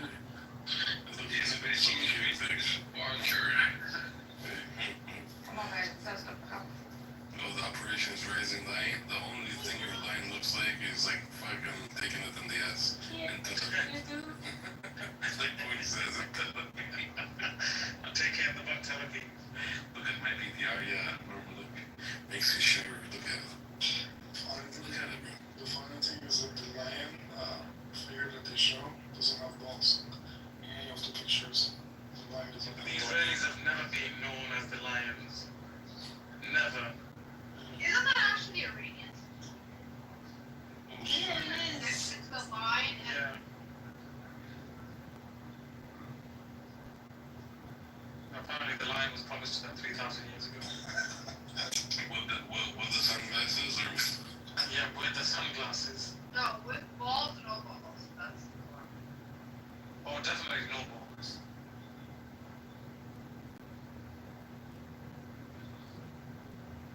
I'm seriously so confused. Like, why would you think that the lion looks healthy and okay? I mean, have you seen Elmo? To him, he's okay. To him, he's okay. To the world, he's diseased, dying, miserable, old, decrepit, wrinkly. Yeah, no, you didn't beat Hamas, you didn't beat Hezbollah, you didn't beat the Houthis, you didn't beat Iran. Do you know what the crazy part is? This is There you go. Why are you? Sorry, go ahead, go ahead. No, I'm just mocking this bitch. I'm very I just want to say this. Remember how they kept saying the Jewish whole land is so safe for you to come back to Aliyah? You know, they need their population to grow, so they want Jewish people around the world to return and see people's homes. Who the fuck is going to return now? That is a slap in their face. Nobody internationally, no one living there is going to want to return. The Jews that keep saying everywhere's so dangerous, anti-Semitic. The Jewish people living in the States, in Canada, Europe, they're chilling. They're safe. They're safe as fuck. Nobody. Do you know how badly this is going to screw Israel over? Huge fuck up. They're not going to be able to expand. He's an imposter masquerading as a Jew. There's nothing Jewish about him. He's a reckless bastard. What, Elmo? Yes. Three more days. His mouth stinks. 3 more days and he'll take the shahada. I don't think we want him. True. His application was denied. I see. Me. I know. I don't know. Denied. It was a consent. India. They'll go to India. They'll become a Hindu. That's what's going to happen. It's Bombay, West Mayas, Mumbai. Mumbai.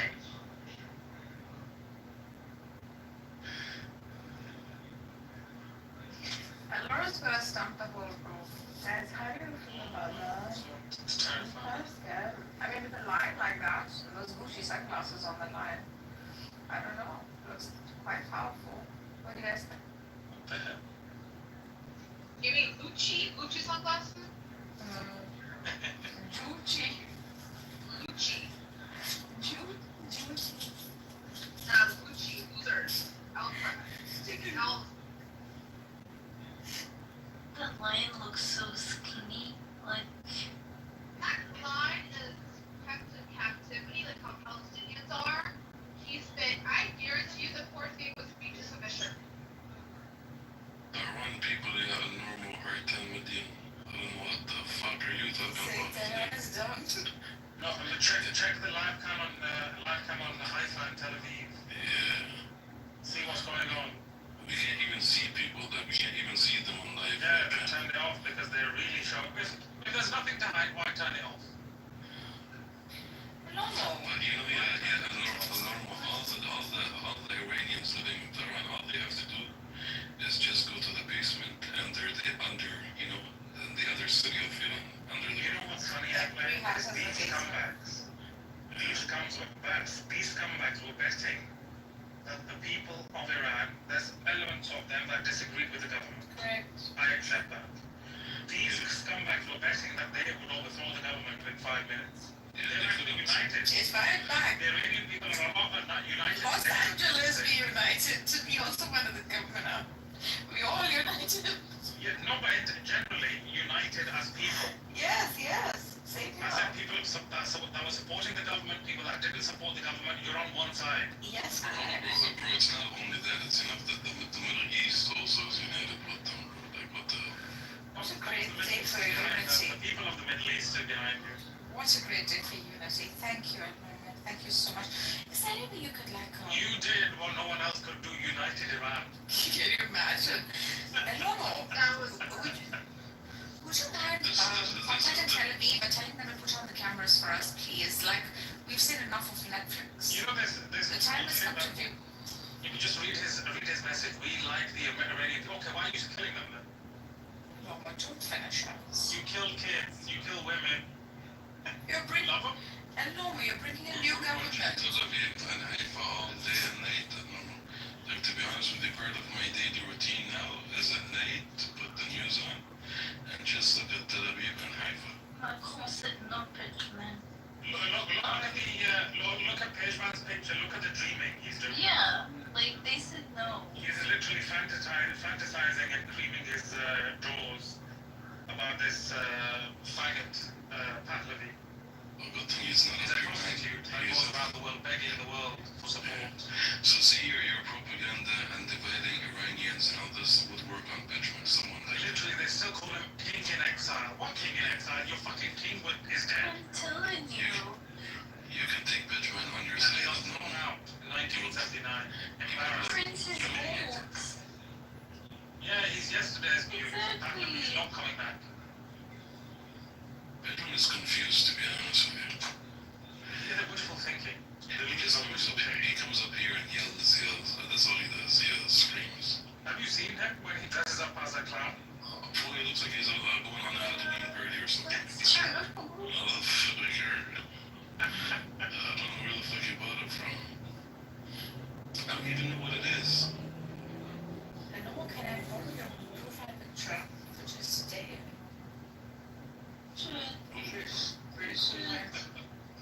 It's so bad. Like, he's like, he's hungry. Hungry for what? Like, we say in French, a plate of shit and then you lick it.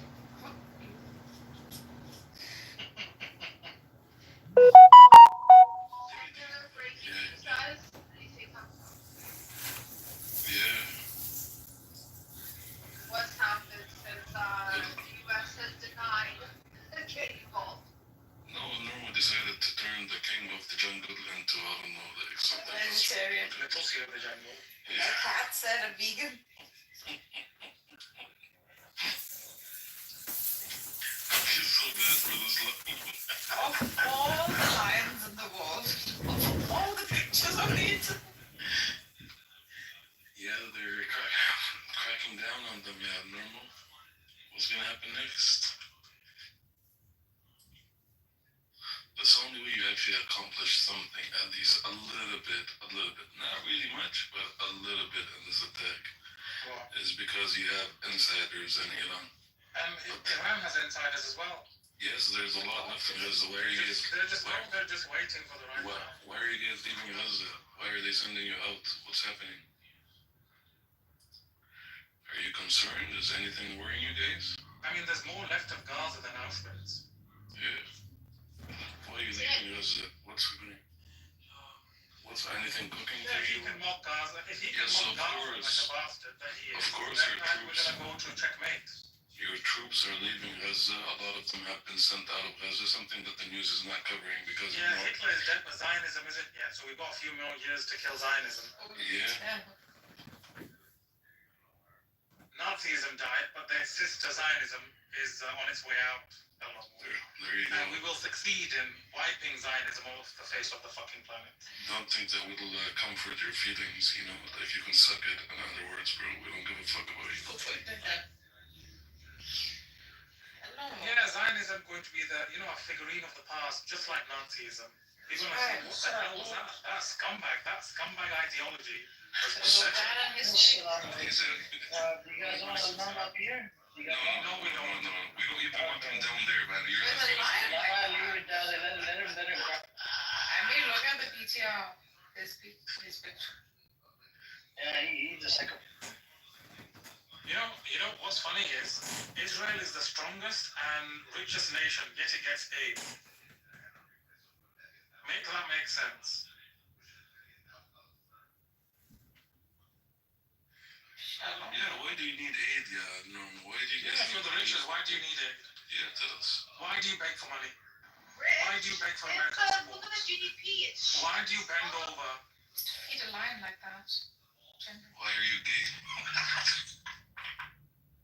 I'm not talking to you. No, I'm not talking to you. I'm talking to the lion, by the way, not you, bro, not you. Chichi. Is it Mr.? Hi guys, how are you? Hello. Hello, how are you? Good, how are you? Not bad yourself? Yeah. Listen, guys. Iran is very powerful. Okay, Iran. This is Iran. Very long time is exist. Okay. Very powerful. Are you Iranian? I am Iranian. Yeah, I am. Good to hear from you. Good to hear from you. I am Kurdish Iranian. Good to hear from you. Iranian. One of those warriors. Iran is Iran. Okay, not joking. Iran is very powerful. Last years, Iran exists. Iran is powerful. Iran is empire. Not joking. Please, not joking in Iran. Iran is coming soon. Not joking at all. In powerful on all world. Okay. Thank you very much. Okay.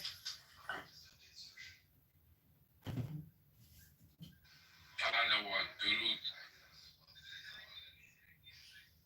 Yeah, Hey, Iran.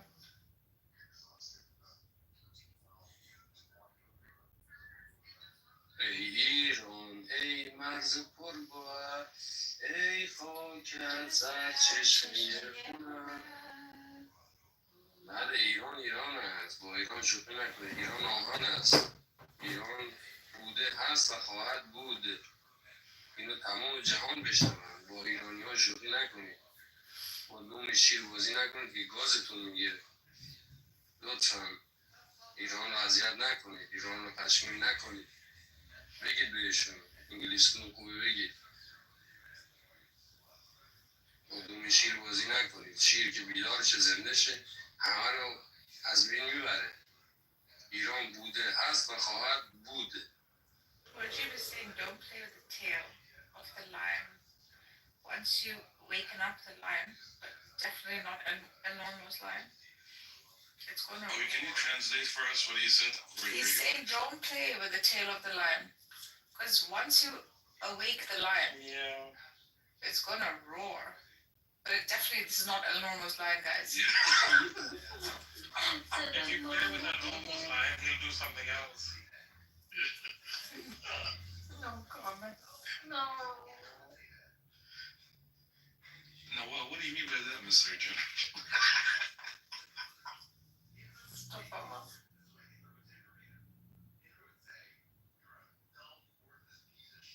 Anyways, sorry, one of the mods, can you turn the chat off? We've got a rat infestation. Who's that? He left. Who that? Is he gone? Who that? Yeah. He's been sad. Bastard.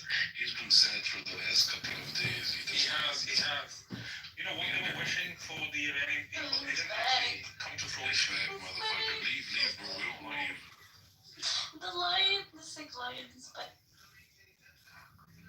We'll get rid of him. Give me one moment. One of the. Ami, are you there? He said he walks around like a puppy. Oh, are you talking about this other dude? Yeah. He walks. Oh my god. No, we don't visit your rooms. No, go. I didn't want it. 1,000 people, Eleanor. Whoa. We are so impressed.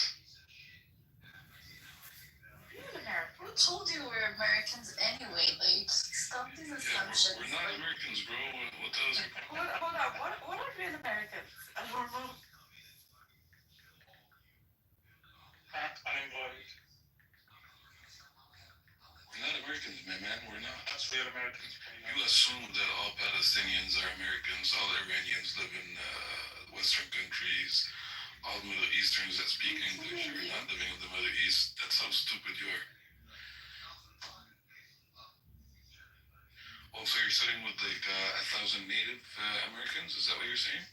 Americans is a melting pot. What is a real American, Eleanor? I doubt that the natives wants to sit with you. Exactly. Unless they're natives, they're not real Americans. They're only Europeans. Yeah. European settlers, just like that. I'm from Poland, actually.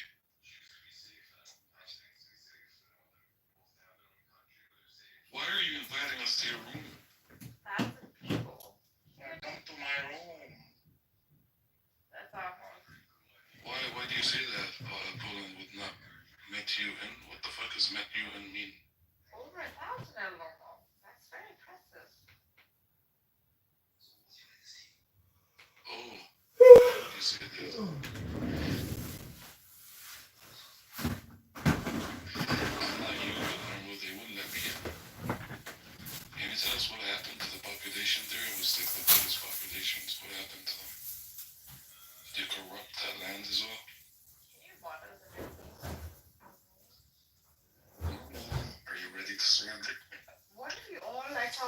your line PTR normal in support of you. Would you want that?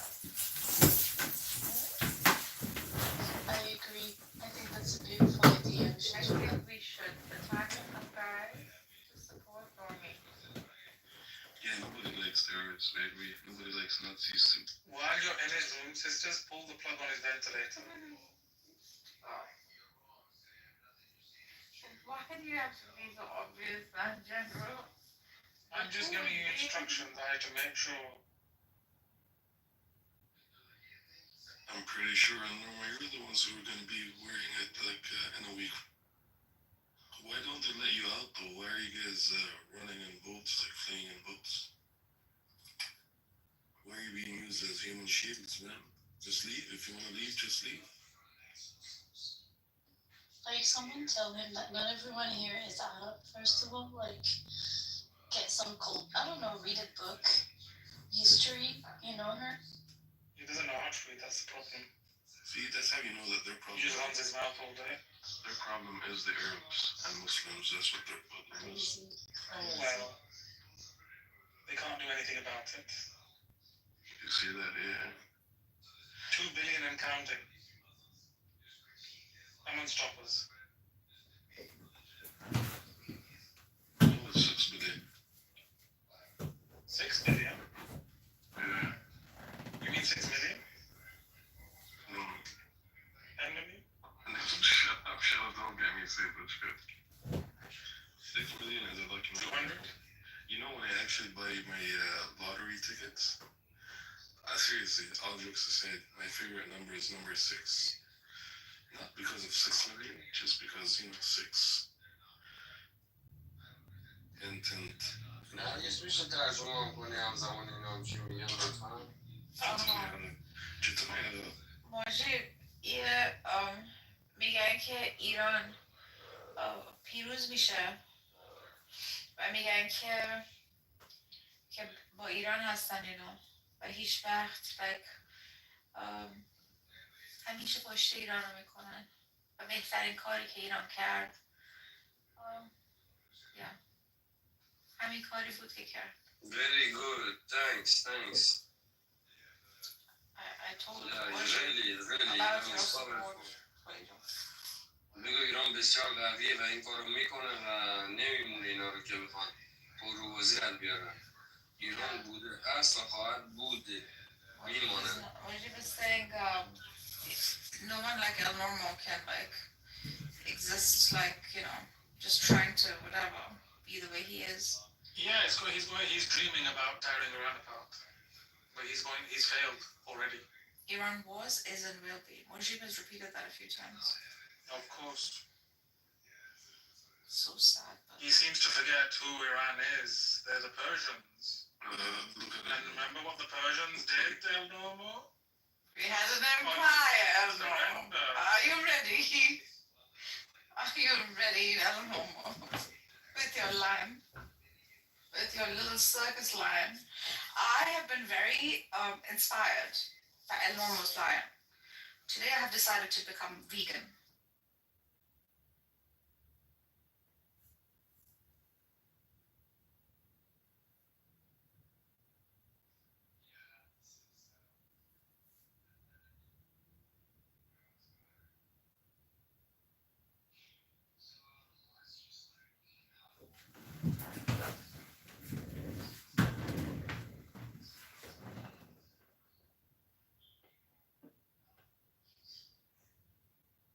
That's so cheap of you, Mom.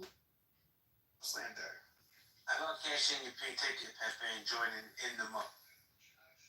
Okay, I'll join. Just join. Yeah, no, I think you actually hold a very popular opinion. I'm far, when it comes to Iran, I'm extremely hawkish. I don't like war, but when you have a regime that all they do is sponsor terror, you got to do something about it. You just got to do something about it. I appreciate your opinion. In fact, if it was anybody other than Iran, I would probably agree with. Fair enough. I think Trump was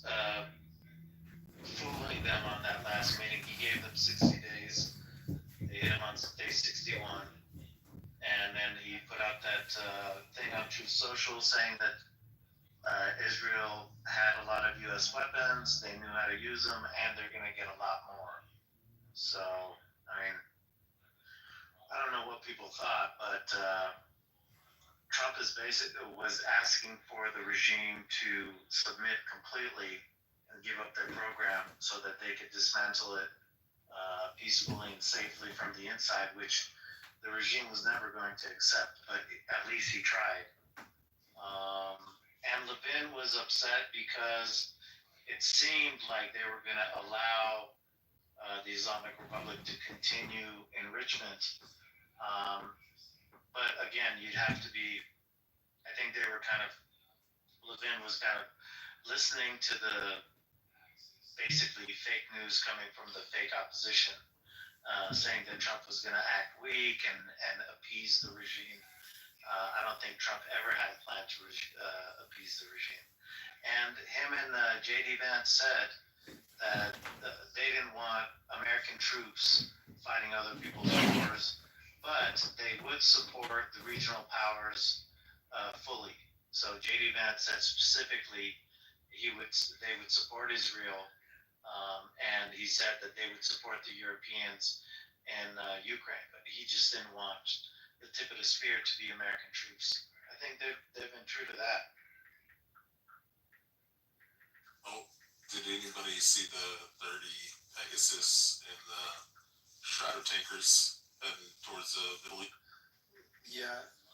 Track tankers, you mean the flying gas stations? Yep. Yeah, KC 135.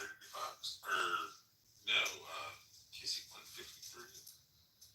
Seeing enough. The 135Rs, yeah, KC 135Rs, the Strato tankers, and the KC 46A Pegasus. They've been flying in it because they have to, like, once they go into certain areas, they have, so when it comes to turning on, like, their, I don't know if it's a transponder, I'm not really hip on this shit, but yeah, I mean, there's people who just, like, for whatever, I guess, autism, that's the reason why they just, like, follow.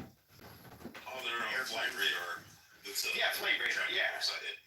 And so, yeah, I mean, we've seen, like, a lot of those.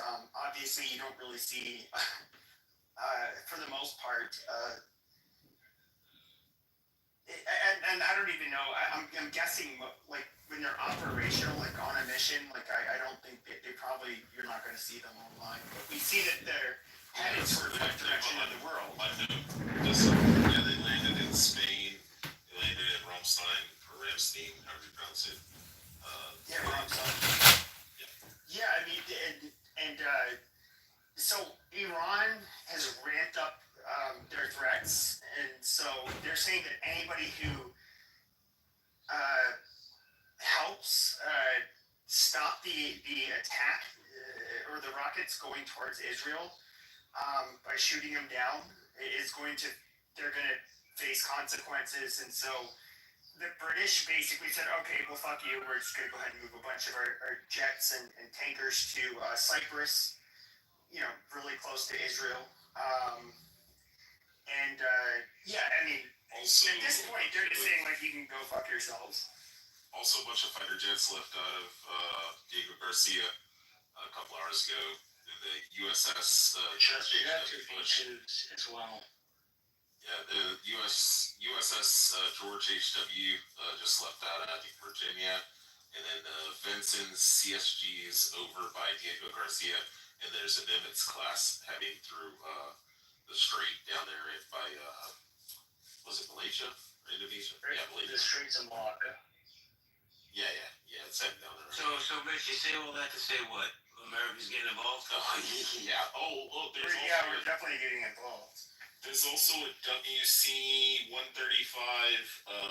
It's a nuke sniffer plane. That was in the Midwest and Northwest. No, it left out of Omaha. United States. Yeah, it only flew over our nuclear silos that exist in the Midwest and Northwest. Let me ask you, Rich, listen, I know you're a nerd about all this shit. Are you saying that Americans get directly involved? I mean, there's 30 air tankers heading. There's a Nimitz class heading to that area. There's the George H.W. Herbert Walker Bush heading there. There's a nuke sniffer, which was doing back and forth patterns, which is like test runs, testing for radioactive isotopes. But then they said that now it's heading east. So we'll find out where it's going to go.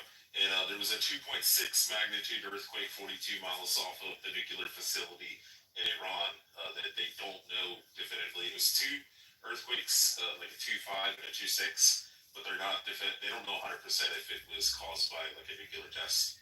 So they do them like underground and shit. It caused seismic activity. So they might be going over there to sniff that out and see if there's any radioactive isotopes. It's pretty safe to say that like the U.S. has already been involved. When it comes to the I don't know if it's Fordow, I forget the name of the mountain where it's about, I forget how many hundreds of meters it is underground. It's a half a mile. And so basically we have like a 30,000 pound bomb, which would need a bomber to drop it that Israel does not have. Yeah, we have it. PGBU 28. And so we would basically, which I think is going to happen. Just my opinion. I can't guarantee it, but when it comes to tankers and all that, I'm pretty sure we've been involved. I wouldn't be surprised if well, in fact, I know that there were both modern jets that were so the Gulf Arab states like Saudi Arabia, Jordan, they were involved with shooting down the projectiles heading towards Israel. And I'm pretty sure the British, they're not saying this out loud, but it seems like all of these countries from the West, as well as some of the Gulf Arab states, were involved when it came to shooting down rockets, basically. Thank you. Rich, let me ask you a question. What would Russia and China's response be if America gets directly involved, in your opinion? I don't think they'll like get involved as long as nobody's shooting ICBMs. But I mean, outside of that, if they're gonna go in a carpet bomb and hit some GBU 28s and like bunker busters and shit, the penetrators bombs, if they're gonna do that, I think they'll stay out of it. But I think they're gonna do the same thing that the United States did in Ukraine. It's just fund the war. So they'll just I know they sent like another 1,000, the Chinese did, ballistic missiles into Iran, or headed that way. Did you see that on speaking of flight radar, you saw like the planes that were going, the transponders were going out with their transport planes flying when every other airline was not allowed to fly into Iran. There was like large. Oh yeah, that's what Bill just put. Yeah, 2 planes landed in China. I would guess that they're probably involved in this somewhat. So if this WC 135 or 153, whatever it is, the nuke sniffer, if it gets over there and it starts going back and forth, and it picks up radioactive isotopes, it's gonna get fucking nasty. They're gonna start fucking just bombing the United States is gonna step in at that point, because there's no way we're going to allow. Nobody thinks Iran has like developed yet. They were like on the verge of. Yeah, but what if the intel's off a little bit, or what if they're? I think that. What if they don't want to quell fear? Sure, but I think that like what you're like. Okay, first of all, when we're talking about the Mossad, okay, these fuckers. Well, they're not going to shoot the rockets from Iran anyways. They're going to shoot them from the Houthis. Yeah, the Houthis. The Houthis already have the Fatah 1. Yeah, I've heard that. If you look at it, so what a lot of people are not understanding is that when it comes to what Israel was doing in Israel, in Iran, they were doing car bombings, they were assembling drones and then deploying the drones from within the fucking country and attacking specific targets. This is not like if anything, like the amount of intelligence and infiltration they have is actually like rather inspiring or shocking. Like these people, I would say Israel, they absolutely, I think, have a lot of intelligence that, for good reason, we have no idea what they know. So I think you're kind of underestimating them. For them sending over 30 strata tankers and the Pegasus over there, and then also you have planes leaving out of Diego Garcia, which are predominantly B-52s and B-2 bombers, is concerning. And also the WC-153 or 135, whatever it is. I'm dyslexic. I get it. I have issues with them dragging America into any other conflict, which is one of my biggest pet peeves with Israel. But with that being said, I don't see this being like a ground war. I don't see. No. Okay, it's involving our Air Force. It's gonna, there's gonna be if they missiles and rockets lobbed from specific areas. Whether it's from a ship or from an airplane. I really see this as the extent of our involvement, and of course, it's going to be involved. It's going to involve giving Israel more money and weapons. That's about it. So if this WC-135 heads over there, he sniffs it out and finds radioactive isotopes leaking out from the ground. They're going to come in with those B-2s and B-52s, and they're going to drop those penetrator bombs on every underground facility, and that's why they're telling people to get the fuck out of Tehran, because where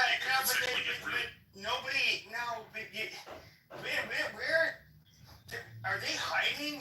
Where are these underground facilities in Tehran? And second of all, like they're doing it in the sides of fucking mountains, like where it's extremely hard to penetrate. Like they're not doing it in a major fucking city. One thing I was going to mention is there's a lady who's like an expert on intercontinental ballistic missiles. She was on, I can't remember the guy's name, but he's the guy that's a former Navy SEAL. And she was explaining that if North Korea were to get a nuke and they were just to send it to Guam, and that intercontinental ballistic missile made it to Guam and detonated, the United States automatic responses that they have set up is 82 nukes will hit North Korea. And at the very end of it, he asked her, he said, how many nukes would it take to take out North Korea? She said 82. So that's the point. Like, if they actually have a dirty bomb, I'm sorry, Shiraz. I'm sorry, the whole fucking rest of the country. No, that's not. No, that's not quite how it works. Okay, so when you're dealing with a situation in which nukes were already launched, okay, I believe it is 6 minutes, depending on which country. And so you have basically like a protocol. You have a protocol for which, okay, we detected that Russia has launched these nukes or China has launched these nukes, and then you end up within 6 minutes, the president has to say like, yep, go ahead, send it. And they're literally, the amount of nukes is going to depend on the country. But they don't have time to think this out. It's something. Yeah, that's why they're pre-categorized. Like for North Korea's 82 nukes. Yes. That obliterates the entire country. There's nobody left except for underground people. Sure. But with Iran, I mean, I haven't heard anything. Of course, I don't work in intelligence. I don't have access to any information. But I have not heard anybody say that they've already acquired nuclear capability from the Israelis, the U.S., anybody. For Iran?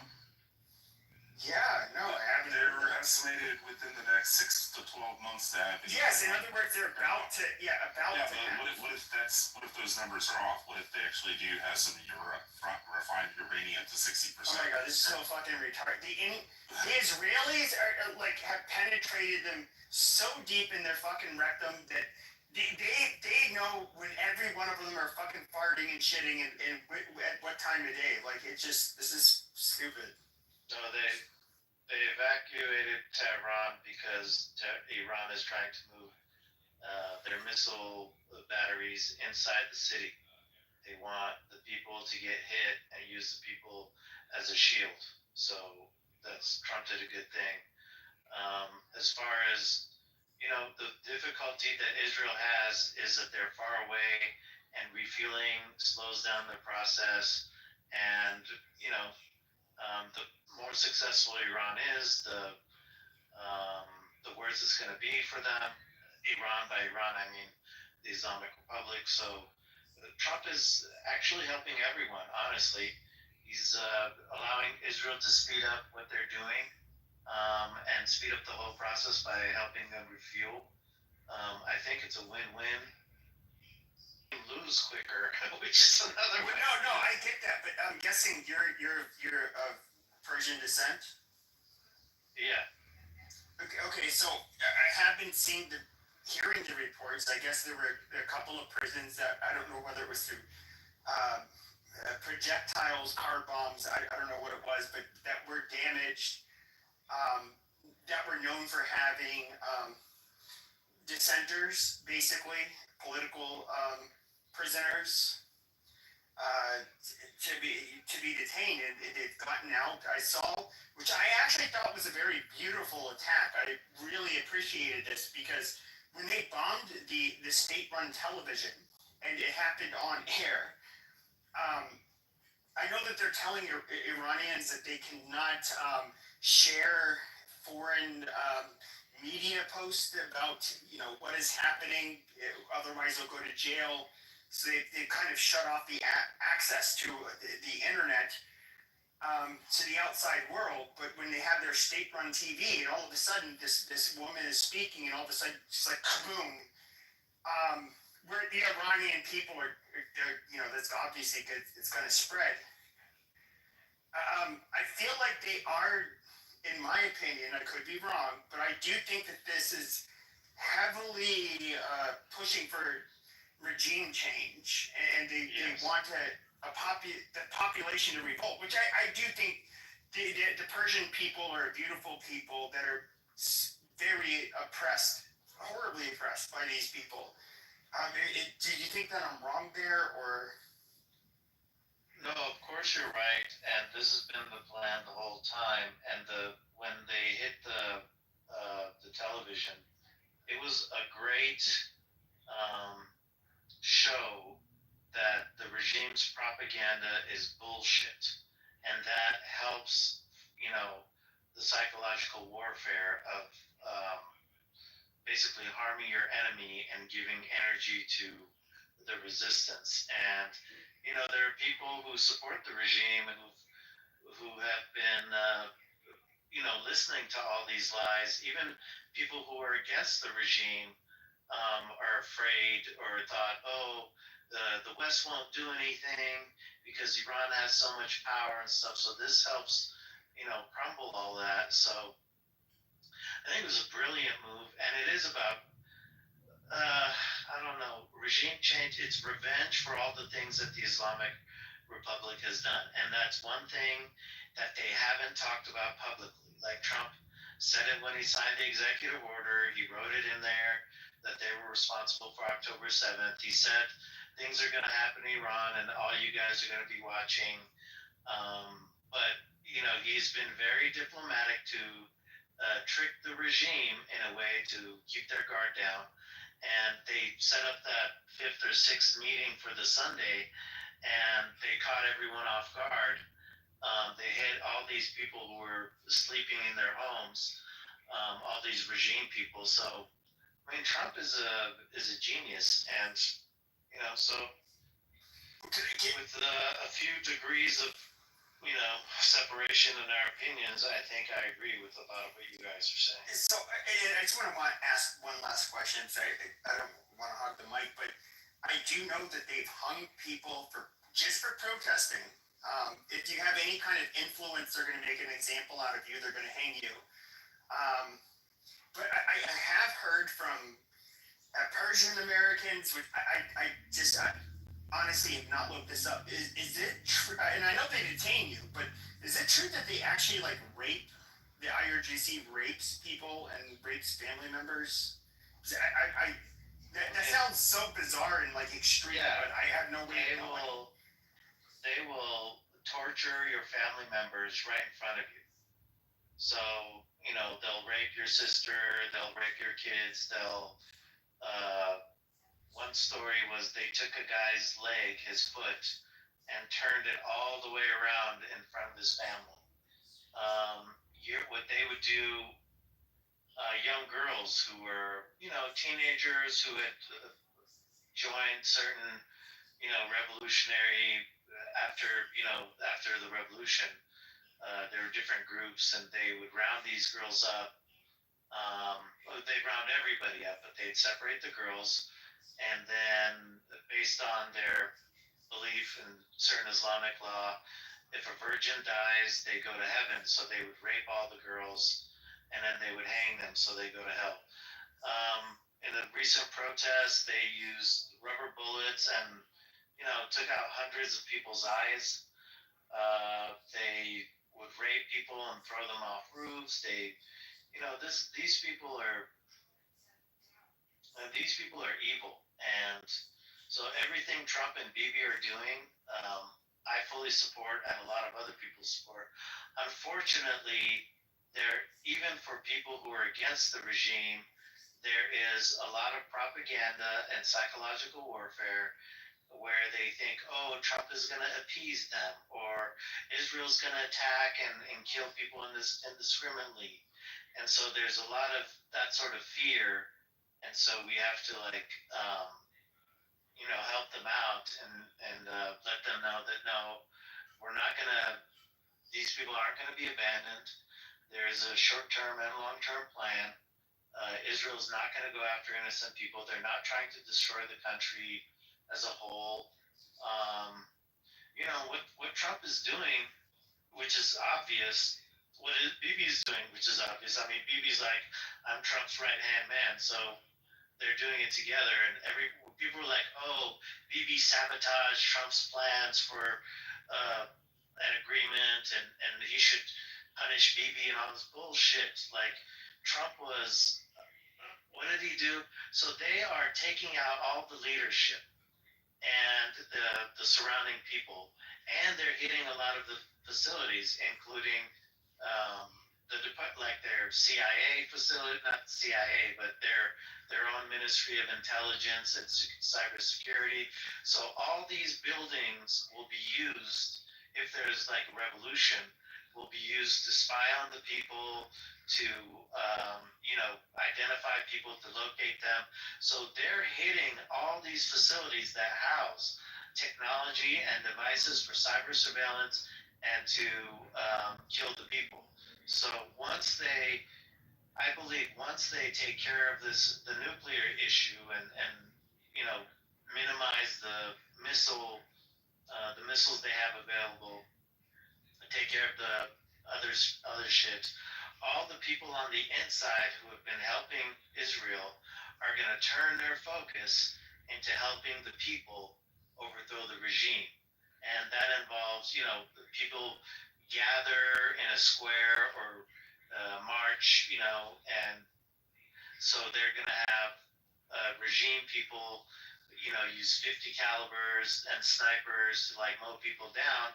So now, ideally, you would have a group of clandestine commandos or something shooting back at those evil people, or using their drones to, when they gather to attack the people in their offices or in the police yard or whatever. If those guys can be taken out, then the people will win. And so, man, there's a lot of stuff going on, and yeah, hopefully it'll all work out really well. And then there's an opposition who will come in and be an interim government and move on. Well, Godspeed. I hope your people, regain your freedom. Thank you, and we appreciate that. And so I've been watching. I was talking to other people. There's, we have a fake opposition in the West. They, previously infiltrated the Democrats. Right, I saw the guy Scott Horton, who's head of that libertarian group. Whoa. Yeah. Hold on. Let me tell you about Scott Horton. So, Scott Horton is the reason I left the Libertarian Party. Scott Horton positions himself as being anti-war. He's just anti-West. He hates the U.S. He hates Israel. He hates NATO. He's a total fucking piece of shit. And Dave Smith, who's actually a fairly intelligent guy, lousy comedian, he got so enamored because Scott Horton had the Libertarian libertarians under his spell that he just started reciting everything that Scott Horton would say.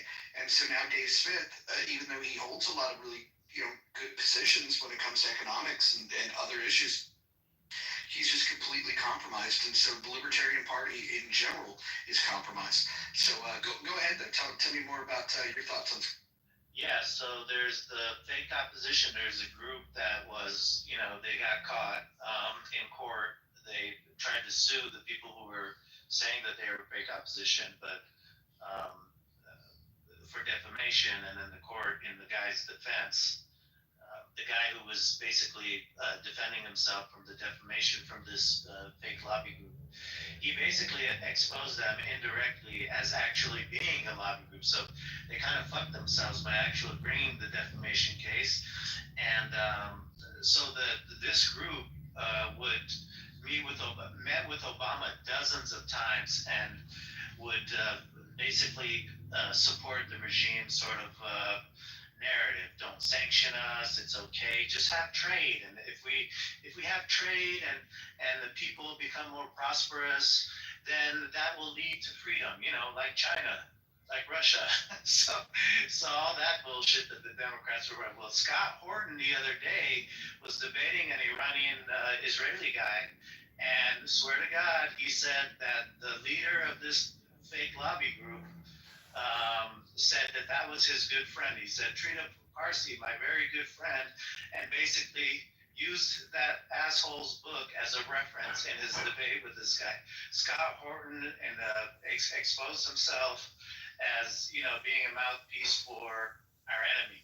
So when I was talking about fake opposition and stuff, that's what I'm talking about. These guys are infiltrating the right and wearing the colors of America first, but they're just appeasing our enemies. So I'm glad you guys have seen this stuff too. There's a guy on X, James Lindsay or whatever. He's kind of figured it out, and I really appreciate Laura Loomer. She's kind of figured it out and stuff. So really, Laura Loomer's a lunatic, but she happens to be right on a few things. Yeah, she's a fucking lunatic. I'm sorry.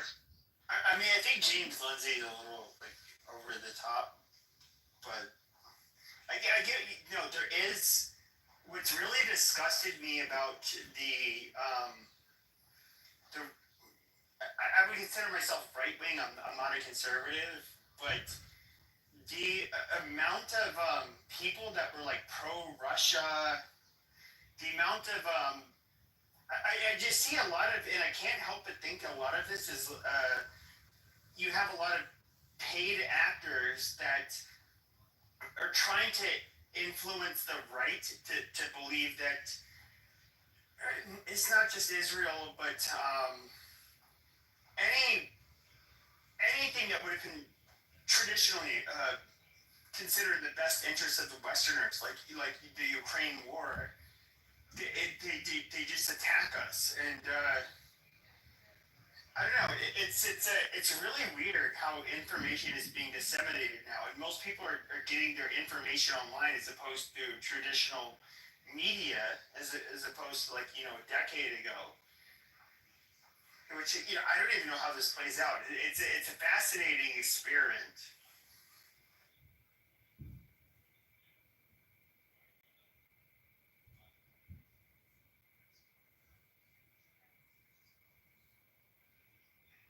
I agree with you. It's fake opposition, man. They're infiltrating, and my friends who were, MAGA and stuff, and they're luckily the QAnon website had actually outlined the whole Islamic Republic's fake lobby group, so he knew about that. And one day I was like, oh look, your guy Scott Horton is quoting that guy who is the Islamic Republic's lobby group in the U.S. See, I told you. I said it was really telling when they started supporting Putin and stuff and saying he had a right to take Ukraine. I mean, the Russians have took a lot of land from Iran. They had they had political parties. After World War II, they've tried to take northern Iran. So we know. Oh, and Putin is best, was buddy with the Ayatollahs. So when my American, right wing MAGA friends were like, "Oh, Putin is this and that," and I was like, "Dude, he's not any of those things. He's a piece of shit." And if anything, he was using the globalists. He was bribing all those fuckers through Burisma, and that was all. That money was between Putin, Ukraine, and the Democrats, and they were all against Trump. So I don't understand how they. I do understand they try to twist it and say, "Oh, it's Ukraine," but it was Ukraine by way of Putin. It was Putin by way of Ukraine to the Democrats. So I fuck all these.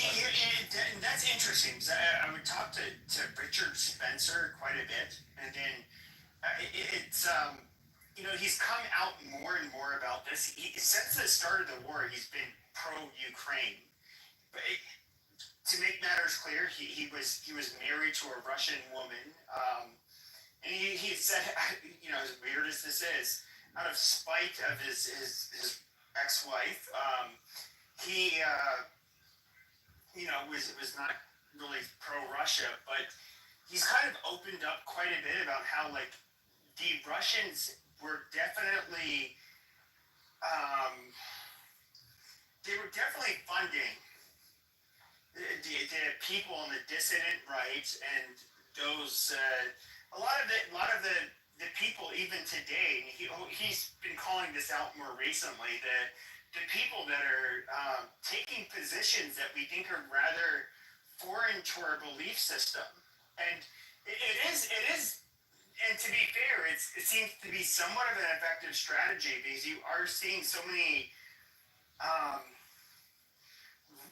people today that are quote unquote right wing that have these extreme positions where they would have been considered pro communist 30 years ago.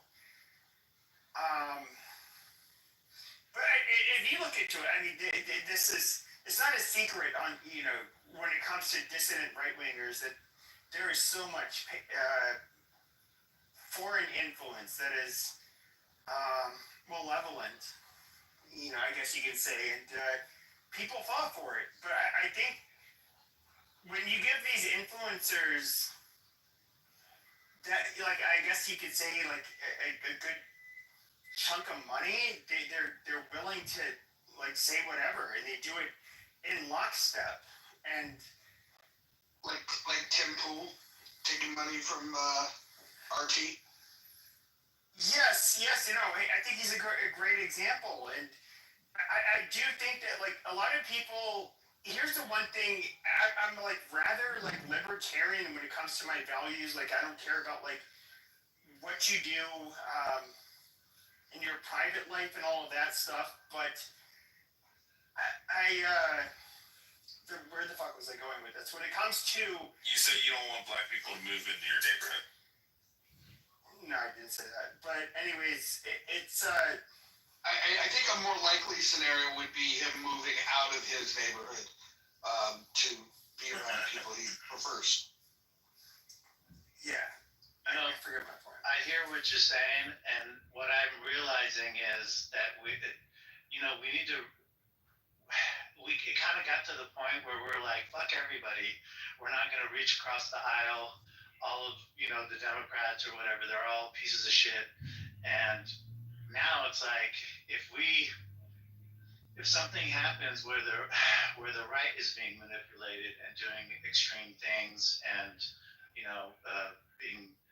listening to these guys like Scott Horton and stuff, we will need to reach across the aisle, because those guys will actually sabotage us, which is their goal. And Tim Pool was being sabotaged. They didn't ask him to change his content, but a few weeks before the election, all of a sudden it was exposed, and then the left-wing media was like, "Look, Trump supporters are getting money from Russia," and all this stuff. That mistake on their part basically resurrected the whole Russian collusion thing, and it was a huge, it could have been a huge blow. So that was suspicious. I think they paid those guys, and then they self-snitched so that they could have that bad press and stuff. And the Lauren Chen, I was saying it earlier, Lauren Chen and all those people were not supporting Trump. They were sabotaging Trump. So yeah, we gotta. I think the lesson is that we need to reach out across the aisle and find more allies and be more proactive. Well, the other thing that I would caution you is believing that people like Scott Horton have a loud voice. He influences a party that can get somewhere between 0.5% to 3% in a national election. So and he's got influence over maybe 60% of those folks, and so he's not the boogeyman that we have to worry about. He's definitely a fucking piece of shit, but he just doesn't have the power.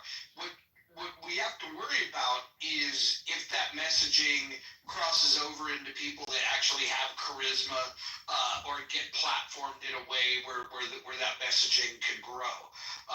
I definitely think that there's some subversive elements that we have to keep an eye on, but I wouldn't give guys like Scott Horton more credit than they do.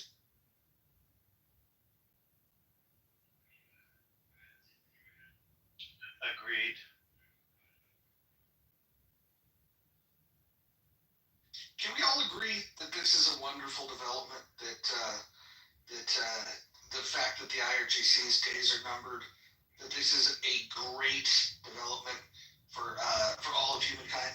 Like, is anybody in disagreement with that? No, I agree. I disagree. Okay, great. Okay, look. Everyone, stay on mute. Let's hear the disagreeable position. This is what happens when you enter the muff. You're free to speak your mind in the muff. So go ahead, Wayfan. Tell us why you did. So I really want to take as a step back, and I hope that in the month we can have the courage to listen to this. So as an ex-Iranian, we have to see why this whole situation started in the first place. The father of this Prince of Iran, which is planned to be the next freedom for Iranian people, was a dictator which killed so many people. And there was a revolution against him. And Carter was the one, President Carter in the United States, which is one of the most liberal presidents in US history, supported that revolution. So up to that time, American people were so much in favor of that revolution. What happened is that this guy, this dictator, this pussy, ran away and came to United States and hid it in United States. And I believe he went to Canada. No, he came to United States first, Pepe. And please let me finish, land my point, because this is very sensitive.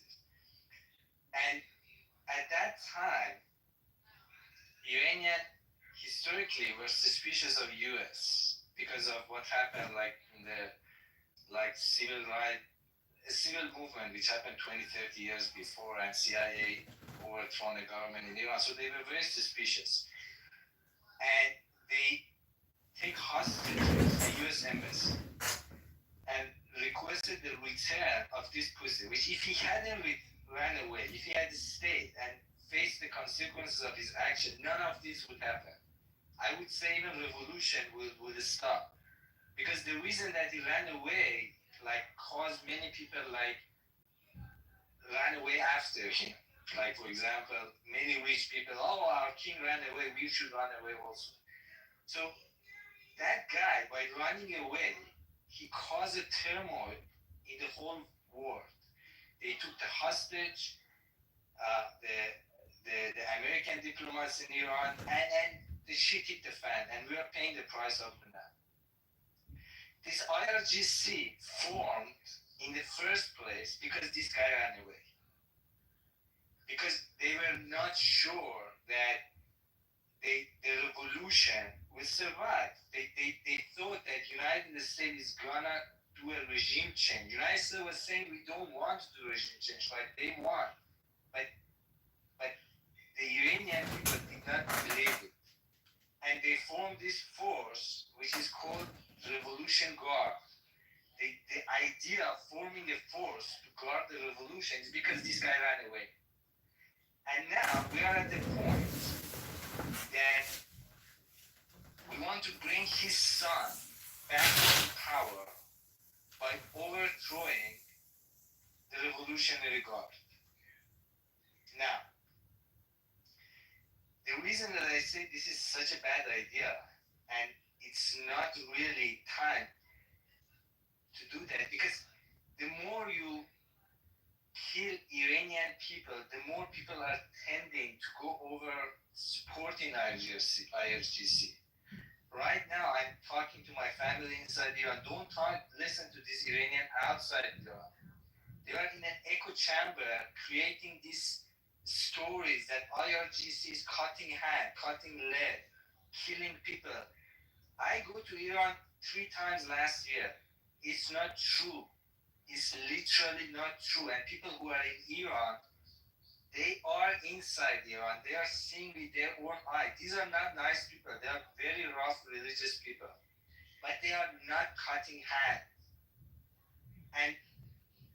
And when they see, like in a state, attack and kill Iranian, they are supporting the IRGC more and more. The life of IRGC is not like reduced by this action. It's exponentially increased. They had lost most of their support during the last couple of years because of a lot of Iranian people movements. But right now, they're so happy because people are gathering behind them. These things, these actions that Israel had started is having complete opposite effect. The IRGC loves it. This is what they were waiting for. The whole Iranian society is uniting behind them. Wait a minute. Time out. Listen, first of all, what you just said, that last part, is patently false. I was allowing you to continue talking just so you could say stupid, indefensible things like you just said. I can't tell you the exact percentage of people that want IRGC out, but it's a fucking lot. And the fact that you're here on Clubhouse to try to make your fucking arguments to defend the fucking regime, listen, man, I'm just gonna say it like it is. I fucking hope that people that hold your ideology go to the fucking battlefield. The fucking bombs are coming. The planes are coming, the rockets are coming in. If you're fucking so about it, if you want to defend the fucking regime, why don't you go put yourself on the fucking battlefield? How about this? You don't have to, because you know what? Fucking Israel is so smart. When they hear motherfuckers like you know what they do? They fucking light up your pager. They light up your fucking pager. I hope you get a fucking page in the middle of the fucking night. Again, Mo, you didn't get my point. No, we got your point. You think that they're getting stronger. I think I saw you at the Pakistani room. Let me respond to Mo. Go ahead. Mo, you didn't get my... I'm not supporting the regime. I don't need the pager here. You don't get... Then say that you denounced them. I denounced them. No, it doesn't matter. They are trained to denounce the regime, call Khamenei names, complain about the IRGC. They will do anything to save themselves. Don't create the echo chamber that you have been in the last... No. You are spreading the regime propaganda. You go to the country 3 times a year, because you're one of them. How long you have been there, Soma? When was the last time you went there? My family's there right now. My friends are there right now. I don't go because I'm a political dissident. I don't go because I'll get arrested and thrown in jail and tortured. So is it a possibility that you are living in an echo chamber, a war that you... No, because absolutely not. I was supportive of the Islamic Republic, or what I thought was a nationalistic endeavor when I was a kid. But just like you said, how long did it take for us to figure out that the Democrats, like Jimmy Carter, support this regime? Everything you said about the Shah was a lie. You called him, you want him to come back, so he's murdered by the regime. That was their plan, because they knew that if they killed him and his whole family, that there would be no threat of them returning, and they would always have an Islamic Republic. So of course he's not going to come back. Like, why would he come back? And that's no excuse for creating the IRGC. They created the IRGC because the military was somewhat loyal to Mohammad Reza Pahlavi. And so right now they've infiltrated it, but at the time they didn't kill everyone in the other military, so they created a separate military that would be loyal to them. And they needed that because they were fighting in Iraq, and they needed the Shah's military to survive. The IRGC is nothing but, you know who the leaders of the IRGC are, people? They're not like experts in military strategy and like people who did military service.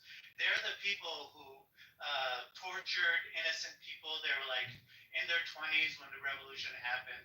They drug innocent people in the streets, lit them on fire, tortured and raped people. And those are the people who are the leaders of the IRGC. They're not military experts. The guy Salami took the Shah's maid and beat her. They threw her in her back. They drug her in the street. They beat her, and then they lit her on fire. That's the Salami guy, one of the IRGC people who Israel killed. You know, I don't know what he's talking about. Iran had a constitutional democracy. Let me tell you how much they lie about the Shah. They said that he had a bear that would rape prisoners. This is the nonsense that they spread. When the Islamic Republic came, they said that the Ayatollah's face was on the moon.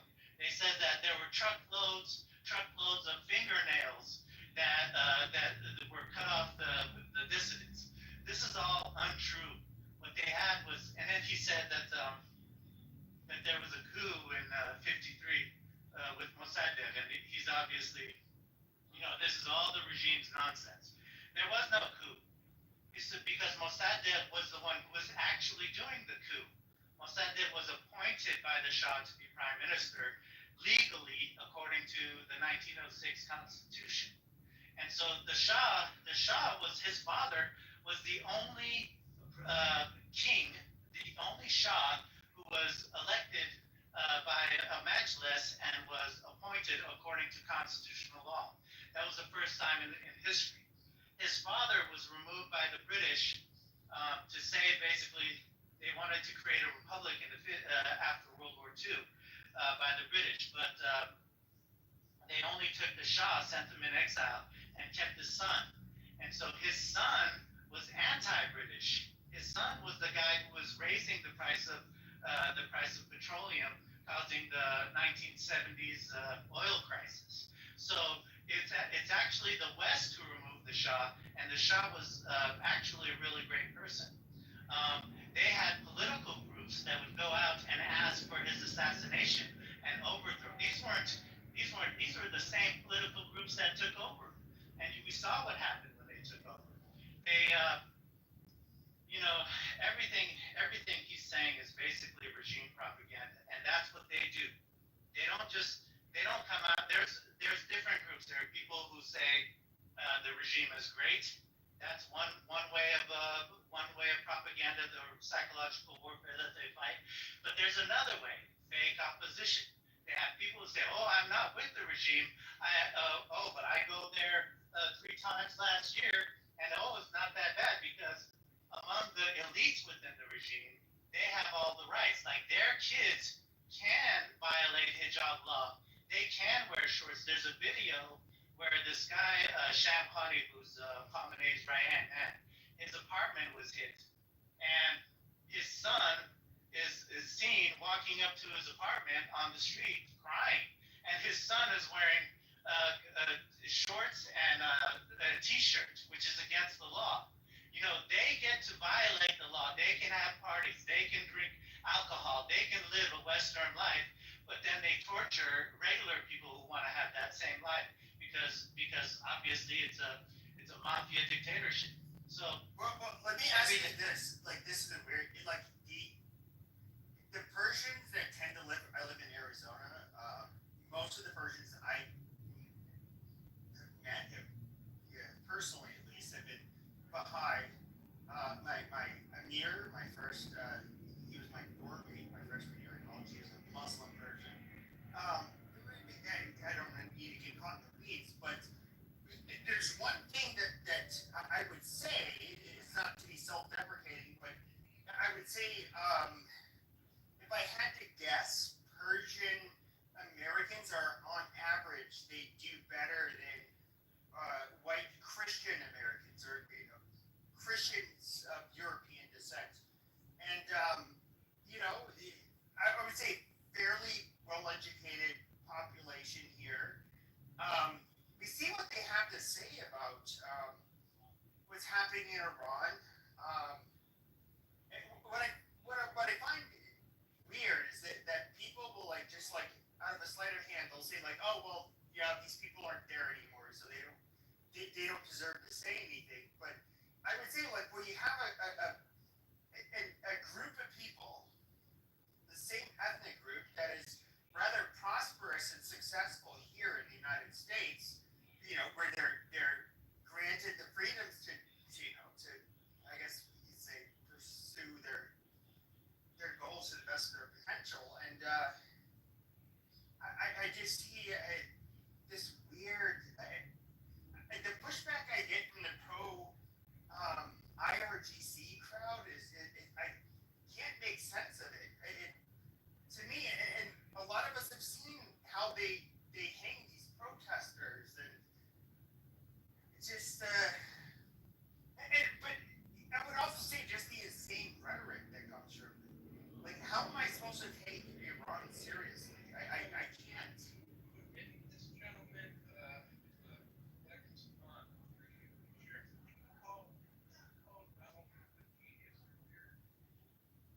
He said in regards to the bombing, I said it was a beautiful attack, and he basically agreed. But when it came to him bombing, the live state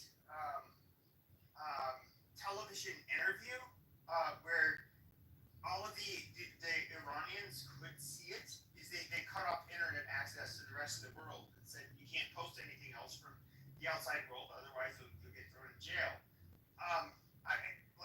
To me, that was a genius move. It might have been, to be fair, it might have been, a Mossad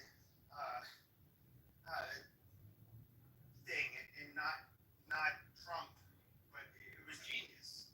I mean, Donald Trump is a lot of things, but genius it's not. I mean, we could argue that he had equals. He surrounded himself with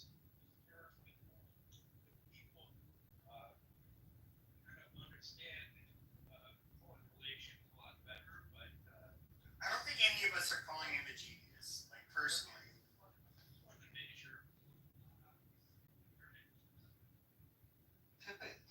See, this is what I'm trying to say. Right now, if you go to Europe, most of people in Europe look at Donald Trump and would say, oh, most Americans don't support Donald Trump. This is not representative of United States. This is not United States. This is the exact same thing what I'm telling you. If you go in, you don't listen to Iranians which are in United States. They are not a good representative of Iranian population. No, I will admit that the people that would have defected from Iran, yes, obviously they're going to be anti-Iran.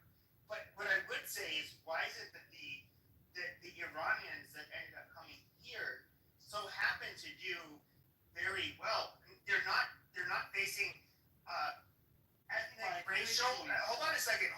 They're not facing ethnic, racial, or even religious persecution. they're getting locked up and committing crimes at a lower rate. They are earning more money. They have higher levels of education. You know, in other words, they are prospering here even more so than the native population. And so, I would have to say, I mean, are these? Why would you discredit them when they ended up moving to another country and they're doing better than us on average? I mean, I would say maybe there's some credence to their argument. No, Pepe, like if you look at Koreans and if you look at Japanese, they do better than Iranian here as a minority.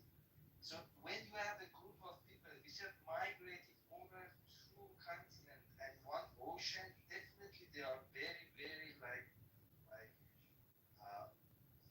love to fight to succeed. You cannot compare them, for example, with No, Hispanic. I agree. I agree. Like I can compare them. I know. So here's why. Let me say why. After you finish. Okay. So I want to point this out. Like, go to Afghanistan. Let's forget Iran. In Afghanistan, United States went there, toppled the regime by boot on the ground. I really think the only way to change the regime in that area is boot on the ground. You cannot change it from there. The United States did change the regime in Afghanistan, and Ashraf Ghani came into the power. However, the people of that country in an election voted for Abdullah, which is pro-Iranian government. They voted for Abdullah, and we had to intervene and put Ashraf Ghani in power, which led to all the chaos and the tragedy. So you have to see what people actually feel.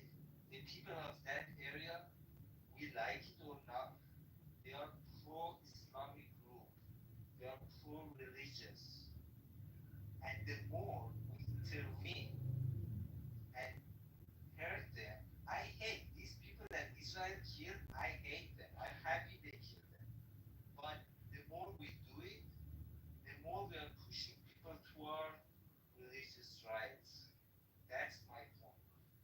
Okay. Thank you. That was an interesting point. I want to first start on the why other groups are more successful. They have unity among the diaspora. So even though there are a lot of problems, the Korean community sticks together. The Indian community, which I work with a lot, there's a lot of unity there. But among our community, there isn't, because the people who, a lot of the people who fled right around the time of the revolution, they are different from the people who get to leave now.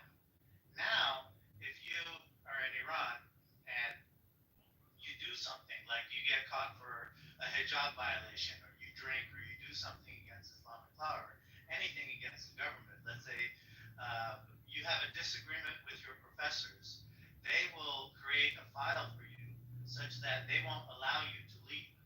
But who do they let leave?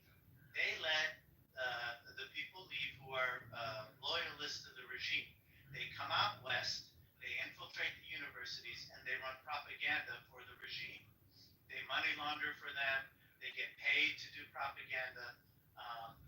When we moved to the community where I grew up, nobody was wearing hijab in our neighborhood. Everybody came from the era of the Shah, and you could wear a hijab, you could not wear a hijab, but most people, once they came out west, they weren't wearing hijab. But now, if I go to that same community, the Middle Eastern people who are moving there, they're walking down the street in 100-degree weather while wearing full hijab. Hey, pause. Hey, I just read something in the chat. So, Othello, you like to talk shit to women? Is that your get down? I know what you think you're doing, but she has no proof that that was a lie. And most of the people were in that room that are in here right now. Hold on. Hold on. I'm going to do whatever the fuck I want. I just want to make sure that we just don't have people in here threatening women. That's no way. pretty... I was just in JB's room earlier, and everything was fine. Most of the people in here right now were in there. This lady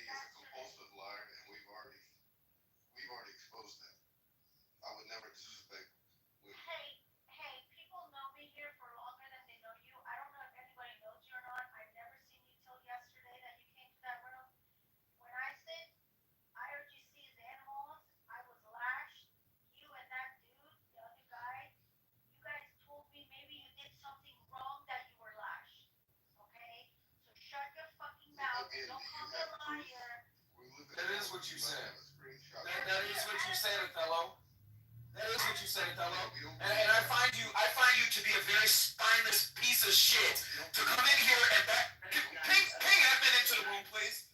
Ping admin into the room, please, because it was definitely recorded, Othello. It was definitely recorded. You said that. No one You believes said that you like the room IRGC. that he goes to. You said you want IRGC to stay in power so they wipe Israel off the map. Okay, where's I the said, screenshot? oh, if I got mad, I deserved it. Where is the screenshot?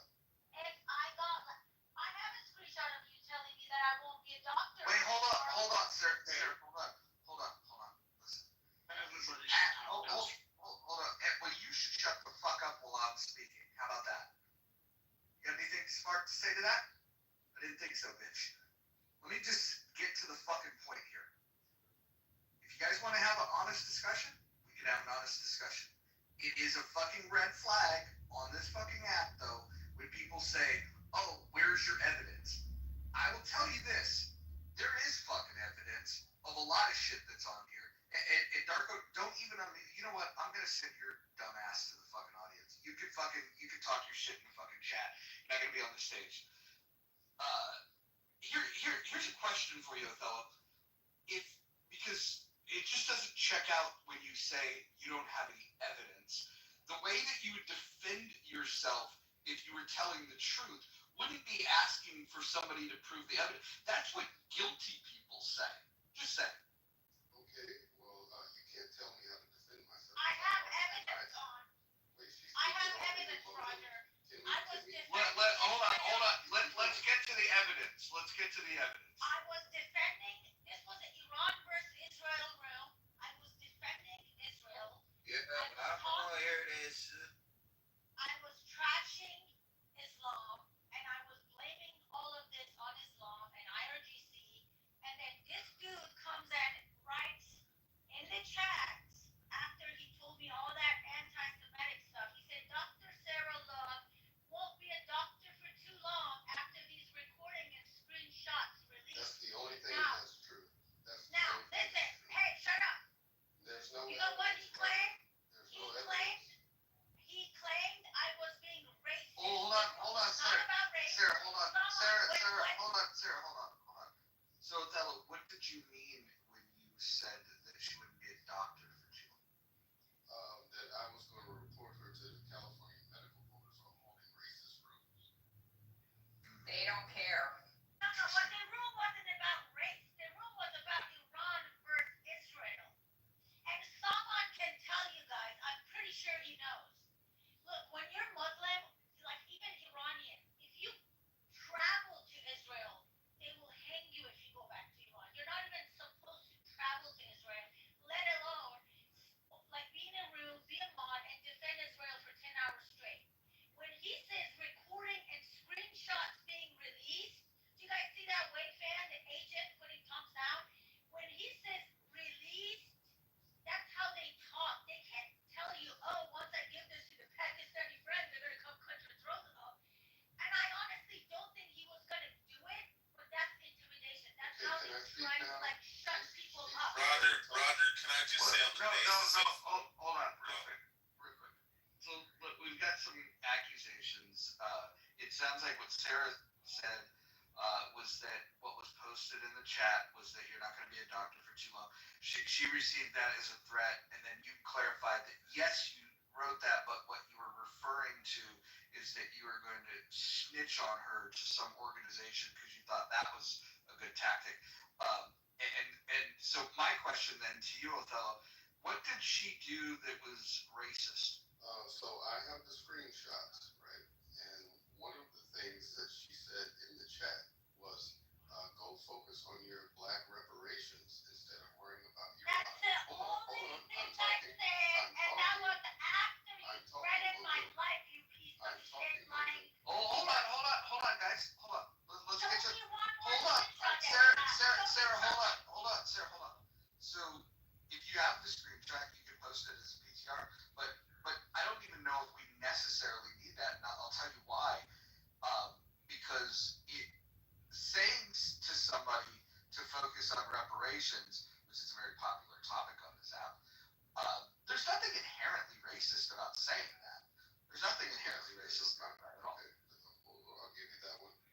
say that after. Can you put one He's obviously screenshot? off the rails. I mean, Othello, can you show one screenshot? Well, hold on.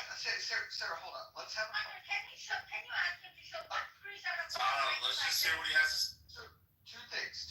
We're gonna, if he's got something racist, he can put it in his PTR. He can tell people, look at my PTR. But so far, what he shared, which I believe that's something that's in the wheelhouse of a lot of people on this stage to write in the chat or to say out loud. My question would be, how is that racist? I think that is racist because if we're talking about an issue and somebody tells you go focus on something. Oh wait, are you Othello? No, I'm not. No, okay. I think Roger was asking Othello. Well, and respectfully, assuming you're not Othello either, so you're. I agree. Okay, so can you please ask him to show a screenshot? Yeah, two things. Look, I sent him a Hold on. Listen. He doesn't have any. Hold on. Here's what it sounds like to me. I wasn't even there. This is what it sounds like to me, and let's see if we can get through this without recordings or screenshots or whatever. It sounds like that you guys had a disagreement on this topic, and then you took what he said as threatening, which listen, it's a bitch move to try to snitch on somebody. That's a bitch move. It wasn't a snitch. Oh, Sarah, hold on. Hold on. I'm not downplaying anything. I'm telling you what it sounds like to me. The man is acknowledging that he wrote what he wrote. Now, maybe he's lying. That's possible. That's a possibility. It's also a possibility that he meant that he wanted to snitch on you, which I also think is ridiculous. Like, if we can't, as adults, have a conversation, say things to each other that might be slightly offensive. And by the way, offense is received. It's not really given. You could say all kinds of things. And if you don't believe this, just hang out with friends. In your friend group, you'll say all kinds of heinous shit. You're not going to go and call their boss or try to turn them in or try to get them fired because we understand that language it's all up to how you want to receive it. And so if you're so fragile that you receive something that somebody says on a social media app, that offends you, and then you want to harm them by trying to get them in trouble. I personally, this is my opinion, I think that's a bitch move. I think that that's the kind of thing that on the streets wouldn't sit well with people, and it's evidence to me that people aren't really from the streets. Because if they were from the streets, they don't go around threatening to snitch on people. That being said, to Sarah's point, it could have been a threat. I don't know. But to me, what it sounds like is there was a disagreement, and you said something to her that she interpreted one way. You're saying she should, you meant it another way. I think both things. Threatening a woman would be ridiculous. Threatening to snitch on somebody, in my opinion, that's almost as bad. I mean, it's bitch move territory. Like if that was happening live in person, that's the kind of shit people get slapped over, threatening to snitch on people. So that's not something to brag on.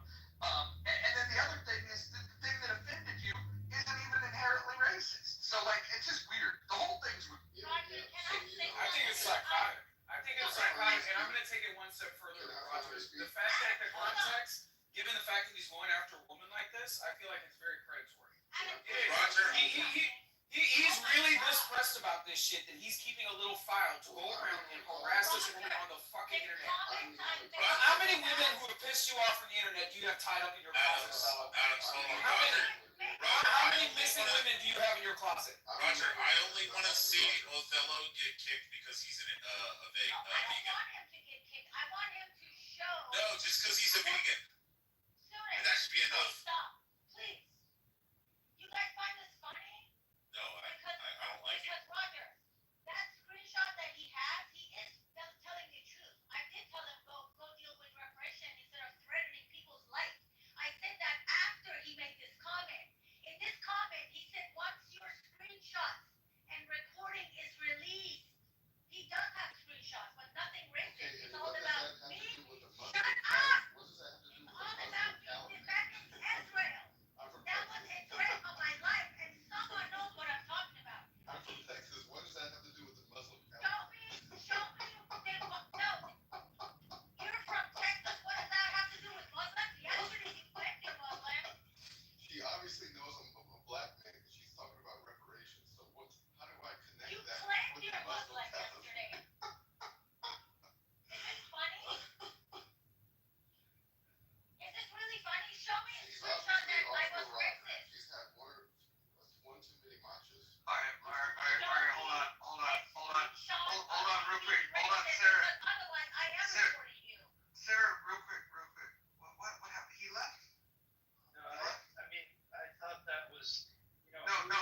benefit of that. Hey, no, hold on. Hey, hold on. We're bringing him back up. Don't do that. Listen, he might be a piece of shit. I don't fucking know. But I want to get to Sunan's point. About being a vegan, because there are certain things that I'm very intolerant about. Vegans is one of them. Communists is the other. Othello, do you identify as either communist or vegan? Man, with the veganism, I strive. It's never perfect, but I strive to eat vegan. When's the last time you had a bacon sandwich, a BLT? Oh my goodness, maybe 2008. Get this communist out of here.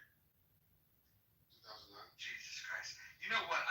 You know what I think would bring peace to the world is if we brought everyone together for a bunch of BLT sandwiches. I think if we just all got together and ate BLTs, the world would be a better place. But driver, I haven't heard from you on this. I don't have a problem with Othello, but I mean. No. I want to ask you a question. I want to get you into this conversation. This is kind of like a soft reset, if you will. What is your thought about telling the people of Tehran that they should evacuate? Do you think that a major attack is imminent? I think there's a lot of manipulation going on, but yeah, I do think that the Iranian regime is desperate, and so if they can do what they can to throw humans in the way and then create propaganda around that, saying that they've done an exemplary job, that'll happen. Not unlike Hamas. Right? Yeah. So there's some interesting things in the chat. Kermit says how Iranians having nuclear weapons is problem, and Pakistan nuclear bomb is not a problem. Pakistan is out loud jihadi country. Followed by Darko Vibes, not the smartest person in the world. He says, who said Iran's cannot have nuclear weapons? Fucking English people, please go to the adult school in your local community. Go back to school, learn how to fucking communicate. It's giving me a goddamn aneurysm just reading the shit that you guys are writing. But here's the reason why certain people shouldn't have nukes. You take a country like Iran, who supports terrorism and has terror cells in multiple nations, and the proliferation of any of their weaponry that's used to target innocent civilians, specifically women and children, is such a disgusting thing. And to allow a regime like that to have nuclear weapons is just beyond the pale. As far as Pakistan having them, there's a part of me that doesn't mind them having them, and I'll tell you why. If they ever use them, and this is the kind of mutually assured destruction thing, but India, if Pakistan used them on anybody, Pakistan sets off a nuke anywhere in the world, India will wipe Pakistan off the map. Pakistan will no longer exist. We'll go back to like early 1940s borders, and Pakistan will cease to exist. Well, I think that's true, but it's interesting. I was reading this book about Pakistan. Long story, but the Chinese backing the Pakistanis and the Russians. Well, the Chinese backing the Pakistanis is, I think, a bit more problematic, right? Like China will now use, I think, Pakistan for leverage if they can't use Iran. So I do wonder about that, but I could be wrong. You may be 100% right. Is mutually assured destruction not the only reason why anyone has nukes in the first place? Well, hold on. Mutually assured destruction was really a concept surrounding the people that had a lot of them. When the buildup was happening, if Russia decided to nuke us, we were going to fucking wipe them out. But they had enough that they could have fired back. The good news is since then we've developed better rockets and we've got precision weapons. I'm not saying it wouldn't get messy, but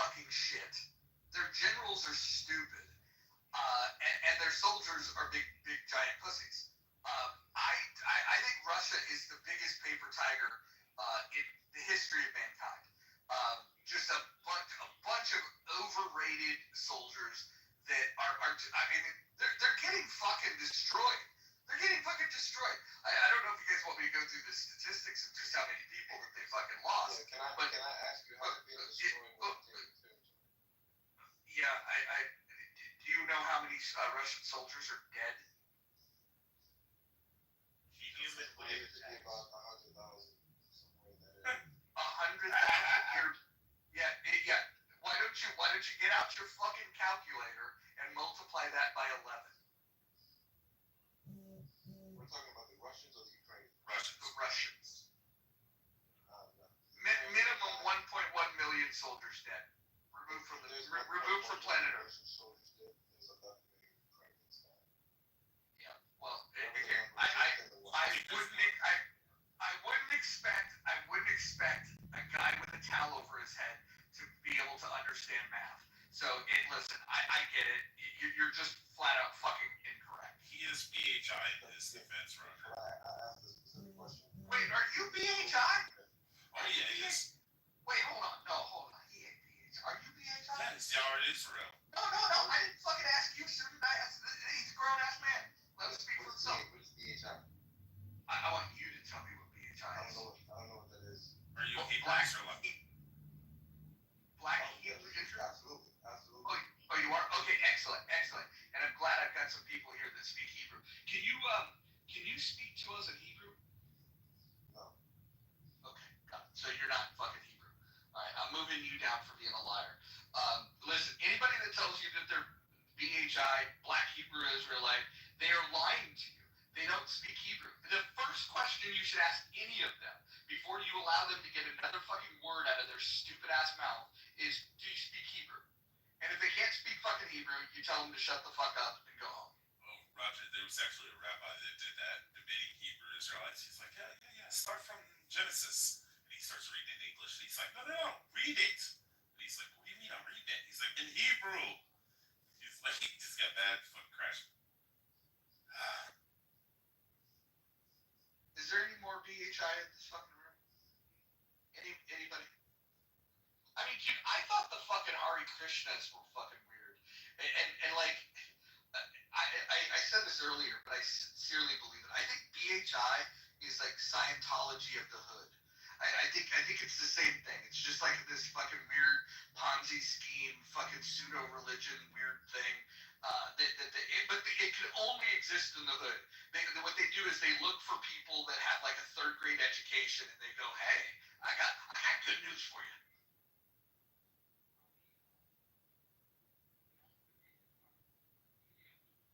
All right, Gildas is back. Sarah, did you get everything? Out of your system? No, I think. Roger. Okay, all right. Okay, go ahead, Sarah. It's on Sarah. Go ahead, Sarah. I asked for one comment that he screenshotted, other than the one he showed. In that one, I clearly say go get reparation instead of threatening people's life. Meaning that comment was after he threatened me. So I want to see one of those screenshots that he's claiming were race related before he threatened me to like cancel culture me. I'm telling you, this is Pakistani radical Islamic style. We dealt with this last year. We had to go to FBI counterterrorism. We had this shit last year. This is not the first time. And if you ask someone, they'll tell you there are people who get killed. They're not necessarily Iranian, but people who were Muslim and they leave Islam.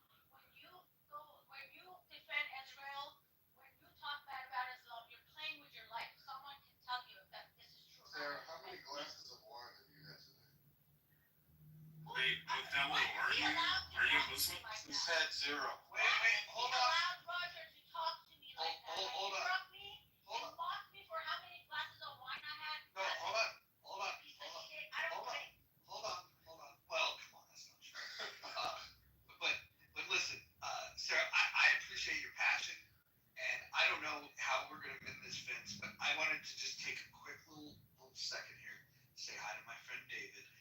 David, I'm gonna be sending you a private message. I don't know if you're gonna be around on Wednesday, but if you are, just look for the private message. Thank you. Good evening. Just got here. Yeah. We're having a great room. We got all the hitters here. We've got Gildas in the house. We've got Marshall, in case any kind of, we need any fact checks on history. We got Dr. Adams, so we know that the fat women won't be coming to the stage tonight. We got Pepe behaving himself. We got Sunan.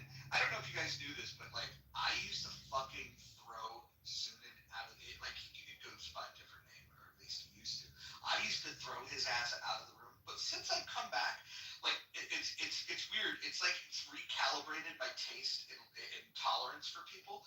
And I'm not going to say that I've acquired a taste for his gibberish, but at least I have not yet felt the need to throw him down. So whatever's happening is happening. I haven't even thrown Pepe out, but I will say I did leave a room yesterday that I was made moderator of. Shout out to my homeboy Matt Cool. Pepe started going off on one of the old school Pepe rants, and I just couldn't do it. And out of respect for Matt, it was his room. I just decided to leave the room rather than moderate it the way I would have. But Pepe went into some old school Pepe-ish. Yeah. Wait, did he yell gems? No, that was me. Pepe was just yelling the N-word and got me in trouble. Thank you. It was worse than that.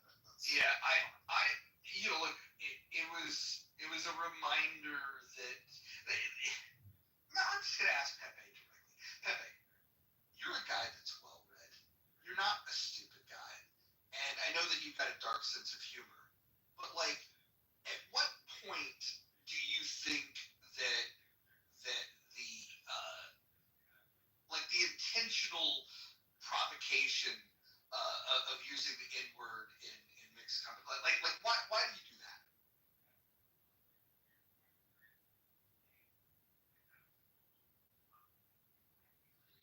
I'm just curious why you do that. He fell asleep. I don't think it's the same. Anyways, here's the fucking shame of it all, right? If you get Pepe on the right topic and you keep him it's like I don't know if you've ever went bowling. You don't have to be able to bowl well if you put the bumpers up because it'll just kind of keep the ball like on the lane and it will definitely take out some pins. That's kind of the way that you've got to take Pepe on this app. If you let the bumpers go, it's gutter ball after gutter ball after gutter ball.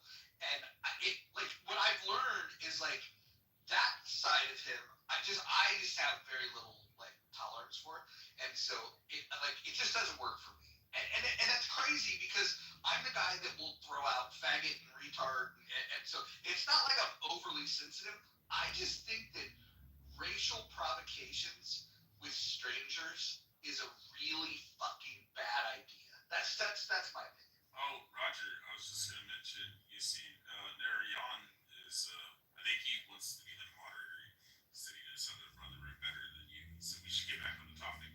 Oh, well, thank you, Narayan Rizzle.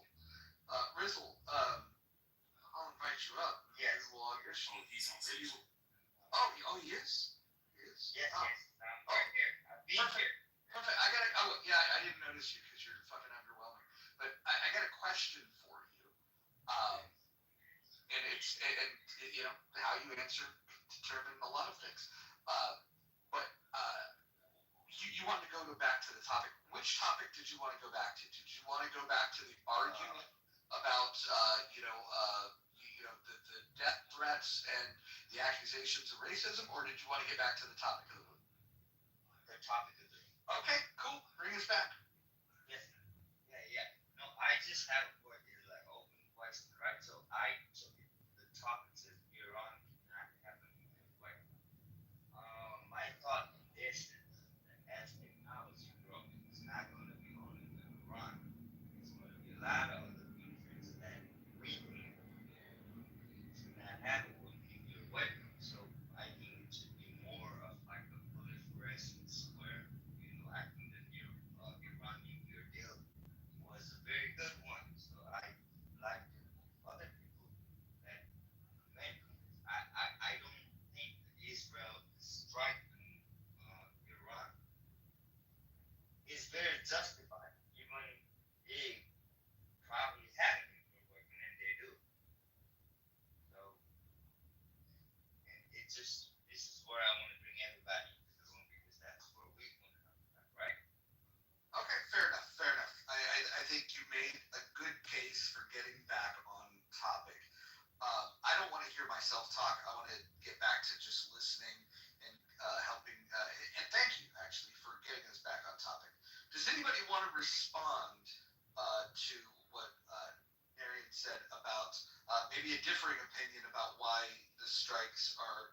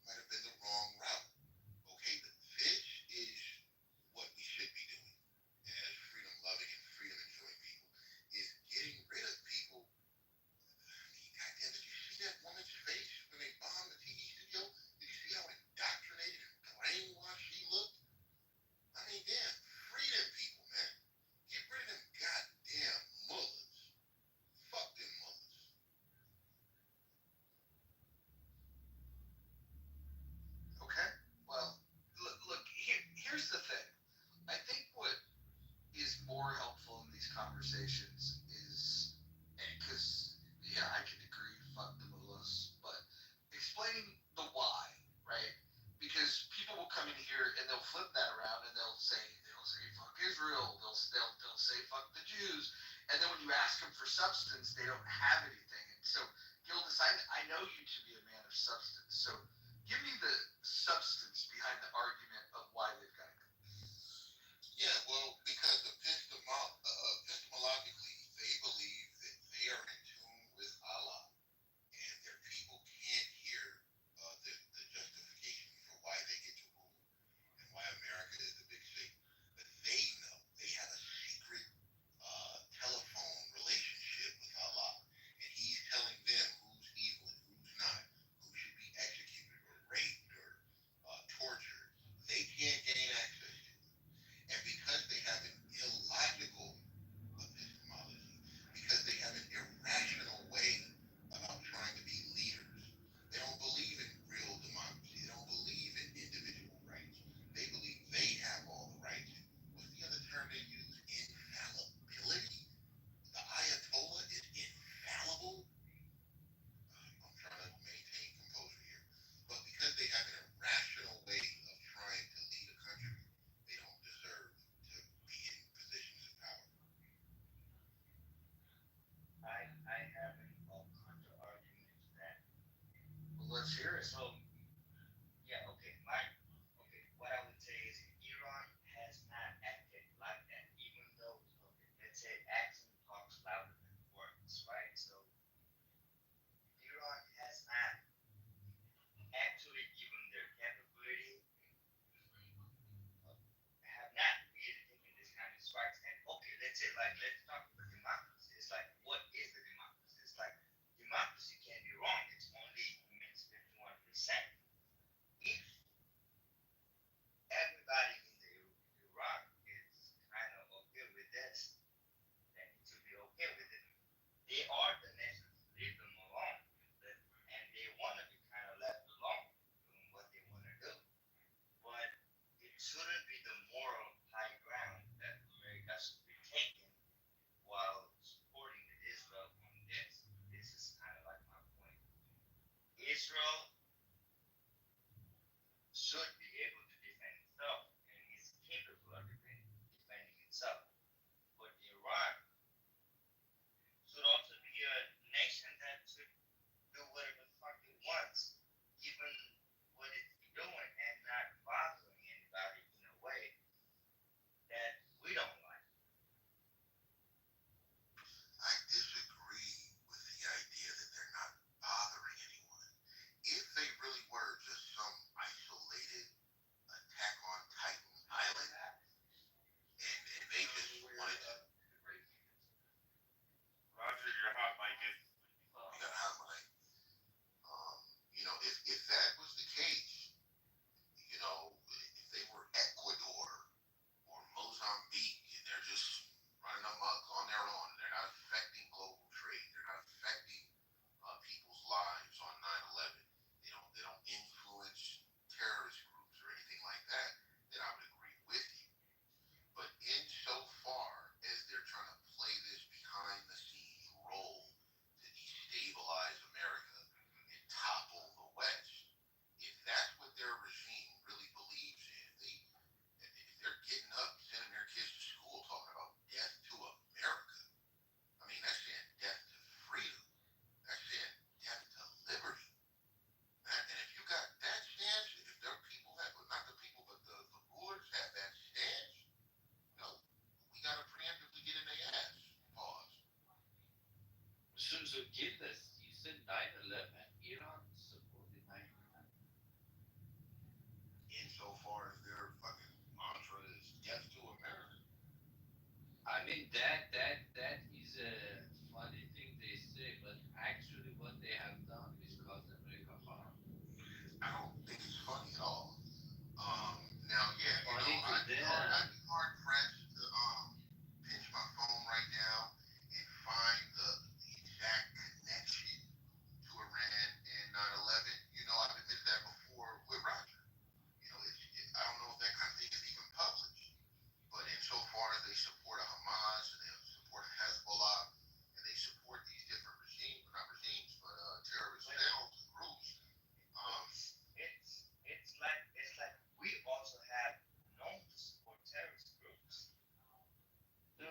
Let me give you some fact killers. So when you Like guys say it's like all the terrorist group that you're blaming supporting Israel, we have supported them at some times.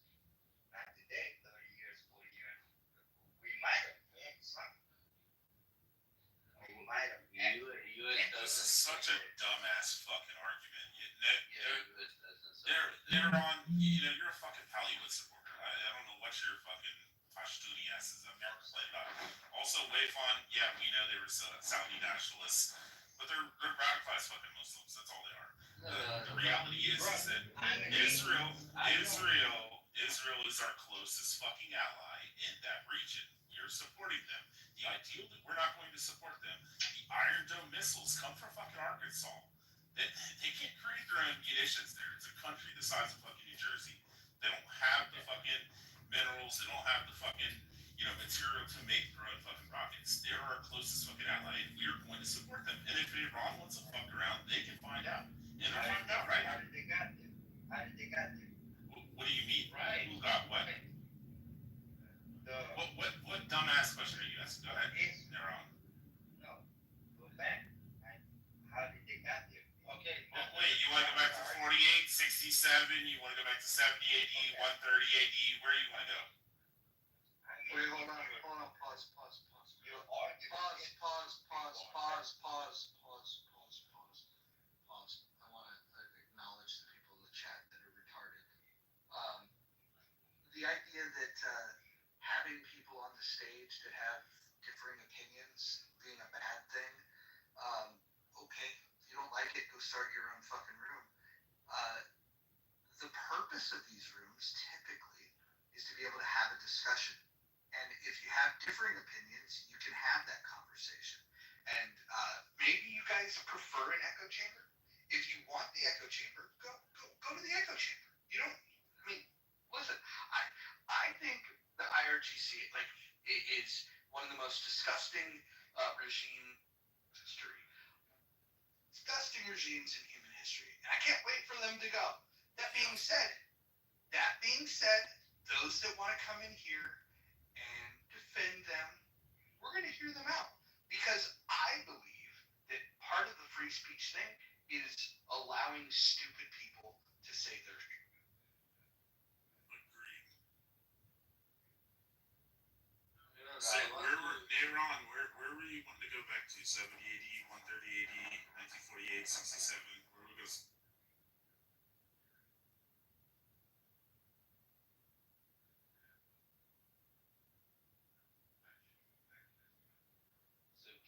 Let me give you two facts while Neran is finding the time.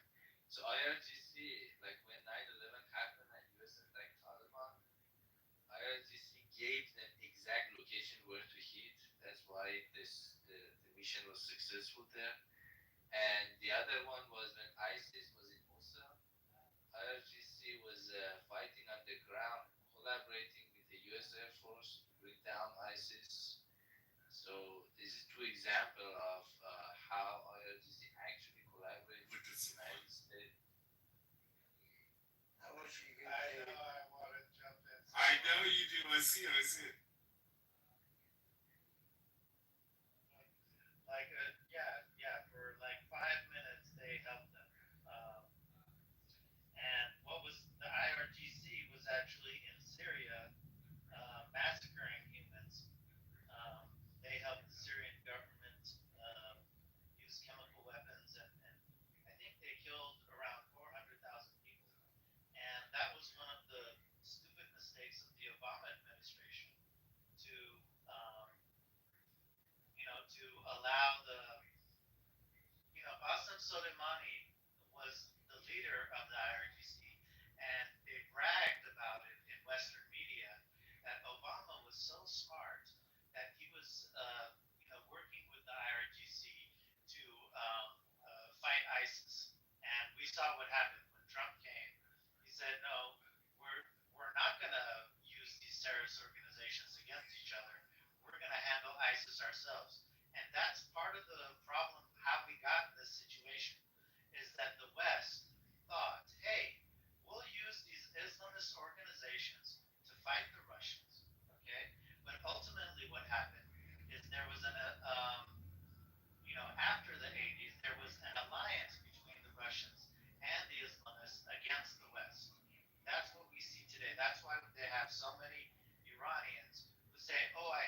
regime, but I also hate the Shah and the monarch. Why? Because they were part of the left, the anti-Western, the narrative of colonialism. They're part of the left that fought the Shah, and when the Islamists won, they went and threw a bunch of these socialist communists in prison, kicked them out of the country, and killed a bunch of them. So these people were actually aligned with the Islamists. They thought they could take advantage of it, and they lost. They had a fight. One of the famous guys' books on it, the foreign minister that was Wei Fan was talking about it earlier, how they wanted the U.S. to arrest the Shah and bring him back so that they could hang him. They asked the IRGC, they asked Iran. It wasn't the IRGC at that time.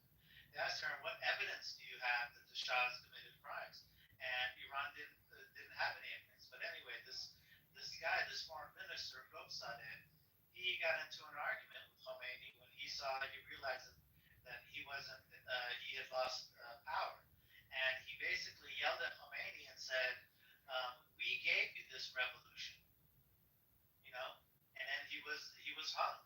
So the Europeans and the West thought that they could control this regime, and I had a lot of socialist teachers like from that era when I was in high school. A lot of my very liberal socialist teachers were like, "Oh, the Khomeini is bad because he killed such and such leftist guy." And back then, I didn't realize who the hell she was talking about. But these Europeans and these Westerners were so upset that they overthrew the Shah, and these leftists that they had supported didn't end up winning. And that's one of the problems that we have. We were talking about Afghanistan earlier. When one of the things that they wanted to do to Afghanistan was to bring back Zahir Shah, who was the king of Afghanistan, and but the British vetoed. But the U.S. were actually going to bring a cultural figure that would have had loyalty among the Afghan people. That's one of the issues is when they did regime change in Afghanistan and Iraq, they made a lot of mistakes. Um, these countries were not ready for systematic advancement. In Afghanistan, you have one major city, Kabul. In Baghdad, you have like two big cities. In Iran, you have a dozen big cities. You have Tehran, Tabriz, Shiraz, Esfahan, Kerman. You have all these major metropolitan cities. So, you know what? If they're going to vote for Islamists, that's fine. But what we should have is we should have a free country, and we should have the ability to vote, and we see what happens from there. The thing that Iran has that these other countries don't have is that Iran is the the oldest nation in the world. They have a long history before Islam, and all those things are important when you're trying to create a new nation and you have a bunch of Islamists. You need to have other cultural phenomena, other cultural historical values, and things that you could reach to, so that the only thing that so there's something to compete against the So, Islamists, and so, Iran has that. so do you think Cyrus the Great is what will also be thrown out as an example of what could be? Absolutely. Cyrus the Great, in fact, they have all these fake opposition channels on YouTube and stuff. And what they do is they say, they go, because they know, we talk about, what do you call it, a collective consciousness, right? So the people themselves went towards Cyrus the Great and used the symbol of Cyrus the Great as sort of like the cultural symbol to fight the Islamists. And the regime realized that. So they also create, they have their own channels where Islam is great, blah, blah, blah. You have your own channels where they're leftists who are communists and they hate the Shah and they hate the regime.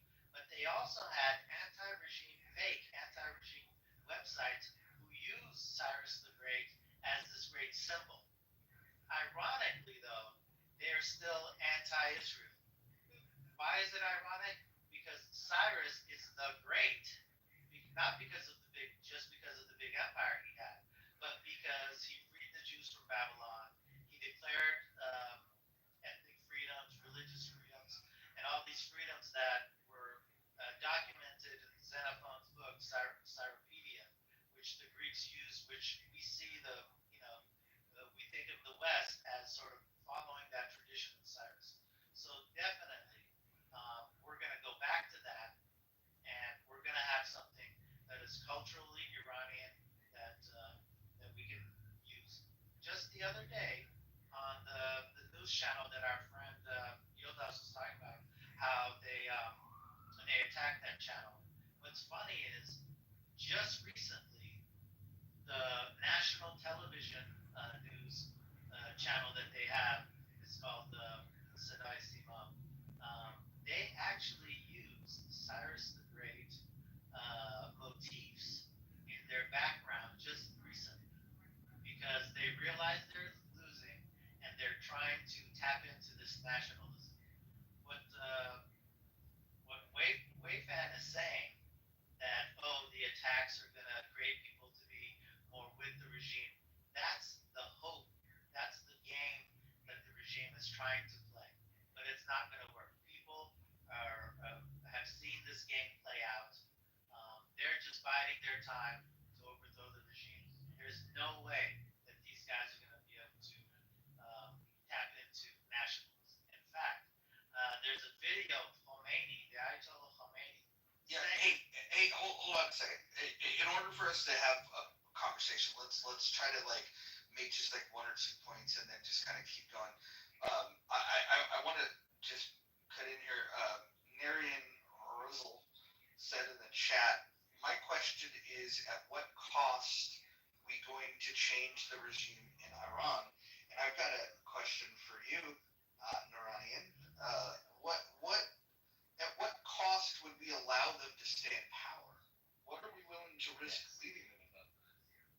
That's a very good question, right? I do not know. But it just feels like very deep inside that this is going to cause a lot of chaos. I just feel like if the regime change is what we're going, then technology and everything, we should penetrate into the people, like having, develop a civil war or encourage people. There are so many Iranians, like the fellow that was talking, that says that actually want to see this regime change. Empower these people. Find a way to empower these people. Like if you can find a way to drop a motherfucking missile on them, you should be able to penetrate through this. That's, I know it's going to be costly to us, but ultimately it's going to be the less cost if we actually, given we think that, that these people are very what, then we should unbrainwash, not kill them. Disagree. Hard disagree. And here's why. When you have a regime that sponsors terrorism, that around the globe is targeting innocent women and children, they got to go. And my hope is that the good Persian people are not anywhere near targets.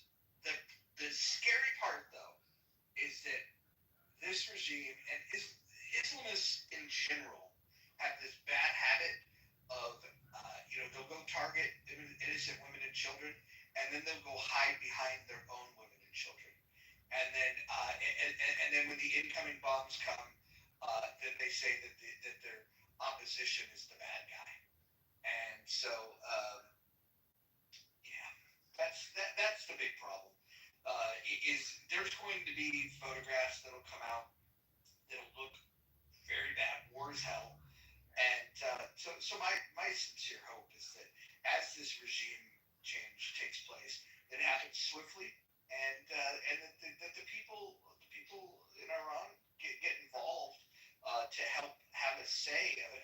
say in what kind of government they're going to have moving forward. Because that's the one thing that Israel nor the U.S. is going to be able to do is determine that for the Iranian people. They're going to have to determine that for themselves. Roger. So, okay. I just want to make one quick point.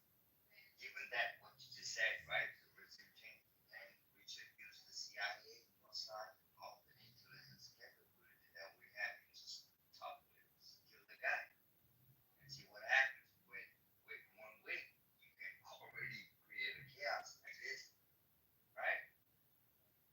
Just if you're going for the regime change, kill the top and see what happens. So Roger, you want the regime change with the air. So let's say you demolish Tehran and the plan is actually this. They will instantly divide their command center to 11 command center. They have plan. It's all plan. And then what? You will go after 11 command center of Iran? That's what you're suggesting. Well, listen. If you're a terrorist or a terrorist sympathizing piece of shit, you can divide up into 1,000 command centers, and we should hope for a swift death to every one of them. So basically, they were saying that bombs are and what price is that going to come? There's more Like than sweeping the up. USA that are backing up Israel too. Like, let's not be stupid. Yes, no, yes, they are. But it's like, what is the point? What I'm trying to, my point is that at what cost, right? Okay. We want the government to be taught. We have understand that the people have been brainwashed. So we have to unbrainwash. We should have had a lot of people, like the missionaries, find a way to go into Iran and tell them, hey, like, sort of, like, creating a civil war in Iran would be a better choice than this. Well, hold on. First of all, like, we're free to talk about this stuff. With all due respect, like, I mean, what is your qualification to say what the best course of action? I can have my favorite course of action, but the idea that you think that you've got this all figured out, we've been dealing with this for fucking decades now. But what you're suggesting is that what the experts should have done is consulted with you, so we could have got the plan together. That's what you're saying, right? If I was an expert, like, it's my opinion. I'm not an expert. So here's my opinion. I'll make it very clear. If you have an ideology, whether it's a religion or whether it's some other worldview that leads you to believe that it is okay to target civilians, to target women and children. Now, women and children may die in a war, civilians may die in a war. That's collateral damage. That happens. But if your choice is to target them and then hide behind them, this is the type of regime that we're talking about. And all of their proxies operate the exact same way. I have no sympathy, none, not a single drop of sympathy for anyone that supports that shit. And I don't think that look, if you told me that 1 billion people on the planet support that, then I would say that I support killing 1 billion people. Because anyone that supports that must die. Yeah. You see how democracy operates, right? Democracy is majority. So you were just saying. Wait, what did you say? That's against democracy is the majority? Is that what you said? Yeah. What else is it? It's 51%.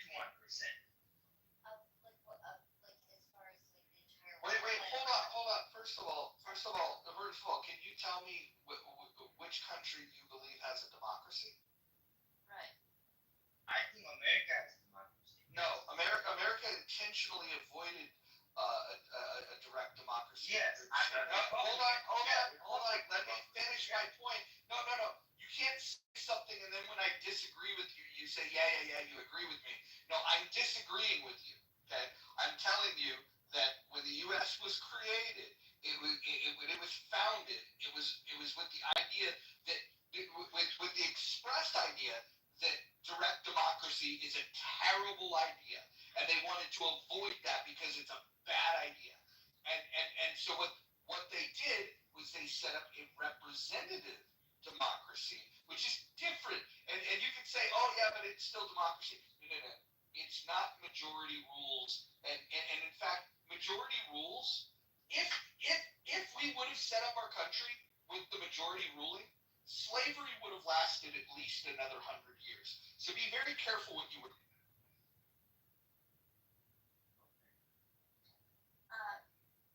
I don't know how to pronounce your name, sir, but where are you from? Try saying like North Rhine. Wait, what? Say it again. Try saying North Rhine. How would you say North Rhine? Okay, we're not gonna fucking play this goddamn game of fucking like who knows how to pronounce. Hey, hold on. I don't give a shit if you guys mispronounce names. You know what?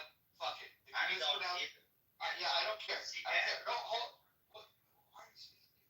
Can I just say hi to my friend fucking Rolo for a second? Can I just say Rolo? It's good to see you. I just want to know where he's from. Rolo, do you have a problem with my new moniker? What the fuck is going on? It's better than the old one. You know, all it means is that I make the kitty wag. Hello? Meow. Okay, see, everything was not sexual at all until Roman got here. Well, that's what happens. Exactly. When he brings his, actually, No, actually, Dr. Jordan did. well, actually, Rohan's not here. Rolo's here, but thanks for dead naming people. Bang. Thanks, Ann. Appreciate it. Sorry. What's going on, my dear? This is not like it. It's good to see you. No, it's really. I'm gonna have to change my name, man. Y'all got different names, but I recognize all the voices. Hold on. Can you guys hear me now? Yes. Yeah. No problem. Yeah, perfect. So, DEI is optional. I don't know what that was all about. Let's see. So it's been very interesting coming back, Rolo, to this app. I came back and Anne was in the middle of a controversy.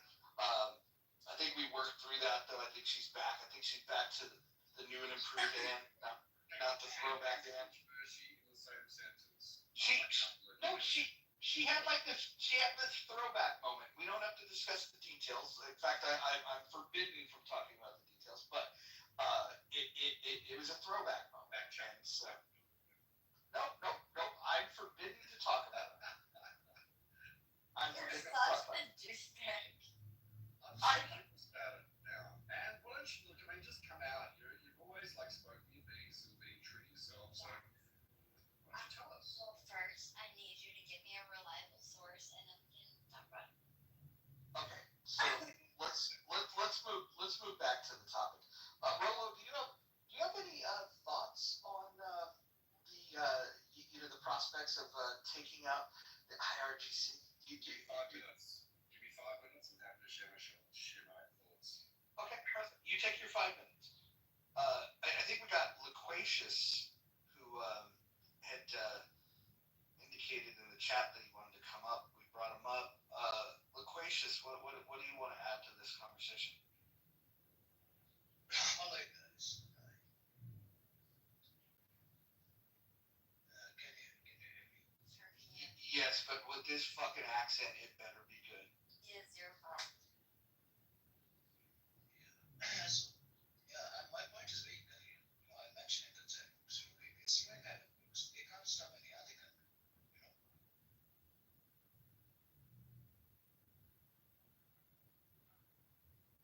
No idea what point you're trying to make.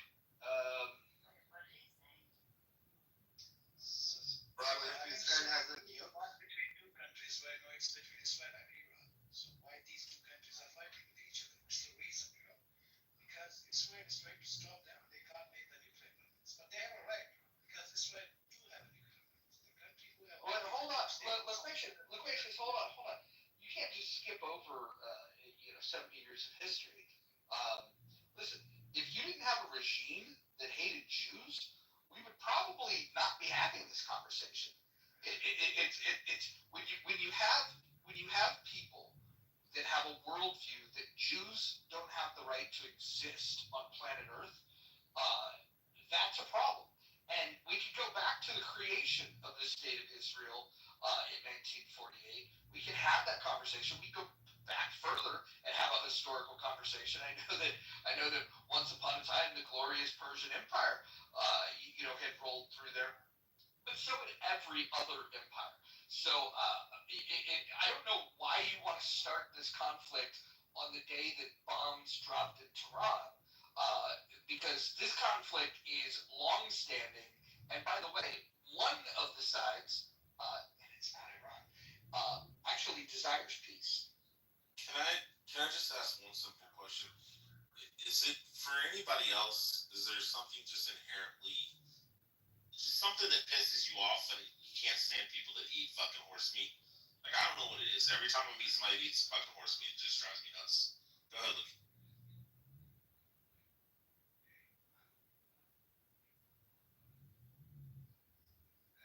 Yeah, so if you want to talk about that story, yeah, we can talk about that story. Right now, what's happening? If the Iran is retaliating, like Israeli people, they are killing some civilians. So we all are against them. Like at the end, like I think in the war, the first casualty is innocent people. It's happening on both sides, from the Iran side, from the Israel side. So it's not like the way they are killing the innocent people in the crossfire.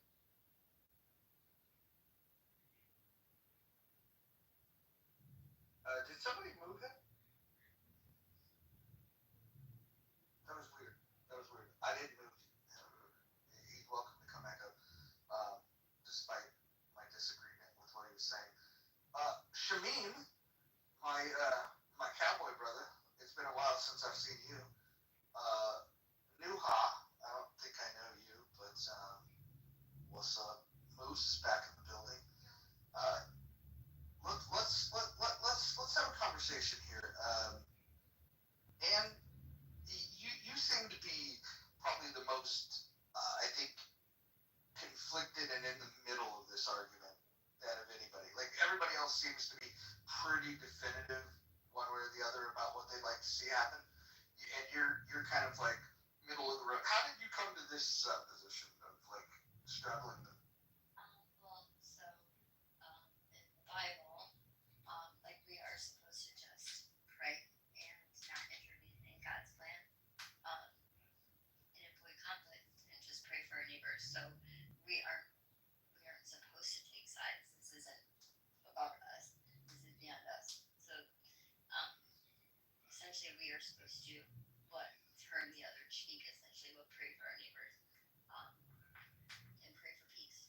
And So when you say straddle the middle, yeah, and I know you don't, and I know that you had written something and sent it about fence sitters. You can call it fence sitting if you think that Christians are fence sitters. But to me, there's no, like I think this is different. I think that there's like if there's people that are genuinely praying for peace, I don't think that's fence sitting. I think the fence sitting is when people do they have the passionate opinion that that there's some like uh, that both sides are in the wrong, oh yeah, like that bullshit. I Yeah. do think like I think definitely one innocent life being taken is one too many. So when the news is reporting like the number of deaths, and then people are then making rooms about like, oh, we're winning, we have more dead bodies than you do. Like to me, that's like sick. And I don't appreciate that kind of talk at all. But what about enemy combatants? I mean, the Bible does talk about there is a time to fight, and the so So as disciples, we aren't called to do that. So like the Jews have a certain like God calls them to serve a certain purpose, and He also has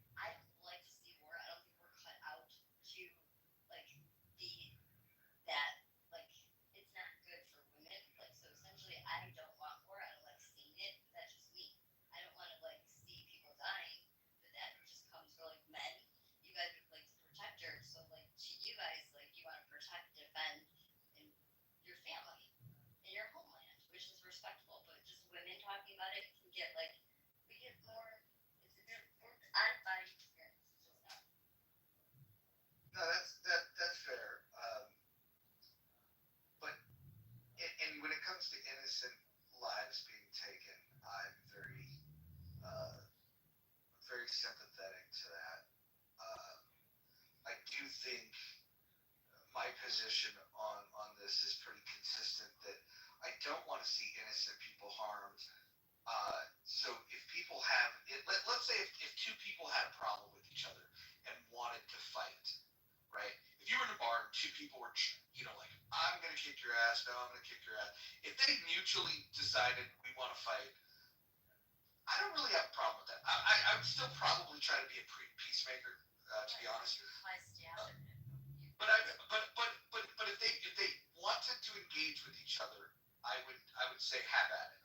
The problem that I've always had with these conflicts and the people that hate Israel and the people, let's be more specific, that hate Jews, the thing that they do that really is problematic to me is the fact that they're not honorable in the way that they want to fight. If you had people that had beef with Israel or had beef with the Jews and said, okay, hey, at 3:00 behind the backstop, we're gonna duke it out. Whether it's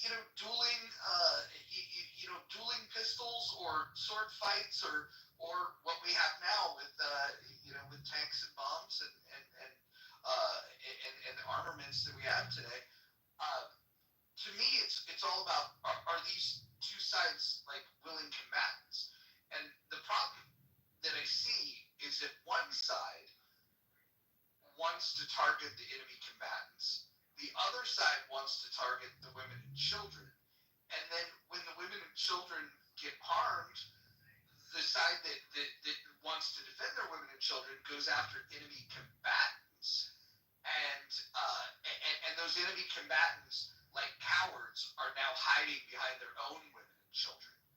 And that's the problem that I have. I think that there's something just very, at its core, so dishonorable about these terrorists. That's what they are.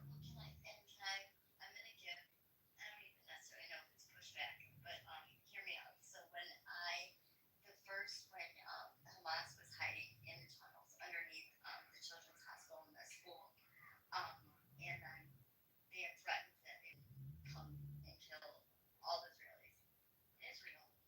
Right before that, that was a threat, and then Israel chose to bomb that hospital and that school. And the next thing on the news, the Hamas was using their children as human shields. And to me, that's very, very clever, manipulative, though, to say that, because essentially I thought that Hamas set Israel up, and now, that looks bad to me. It looks bad on Israel's part. It was a threat. You should take threats seriously. But, they hid underneath that. Israel chose to go ahead and bomb because they said they knew Hamas was underneath in the tunnels. And to me, that didn't, just because someone threatened something, it's like they told the bait, essentially. So after World War II, there was some established norms around, the rules of war, and one of those, and this Lee Roman 2 guy probably won't have the courage of his conviction to come up on the stage and talk about it, but the facts are, if you're hiding behind civilians, the term that we've come up with for that is human shields, and that is a war crime. And the reason it's a war crime is because you can't expect somebody whose civilians are being attacked and their soldiers being attacked, the country being invaded, you cannot expect them to not fire back because some coward is hiding behind women and children. And so, yes, sad but true. If you've got rocket launchers in a school, those rockets can be used to kill innocent people, and you have an obligation to save your women and children. So you would then take out that rocket. And if those sons of bitches hid that fucking rocket where children and women are at, that death, while very unfortunate, especially for children, right? While unfortunate, that blood's not on the hands of the people that launched that response. That is that. So, and you're free to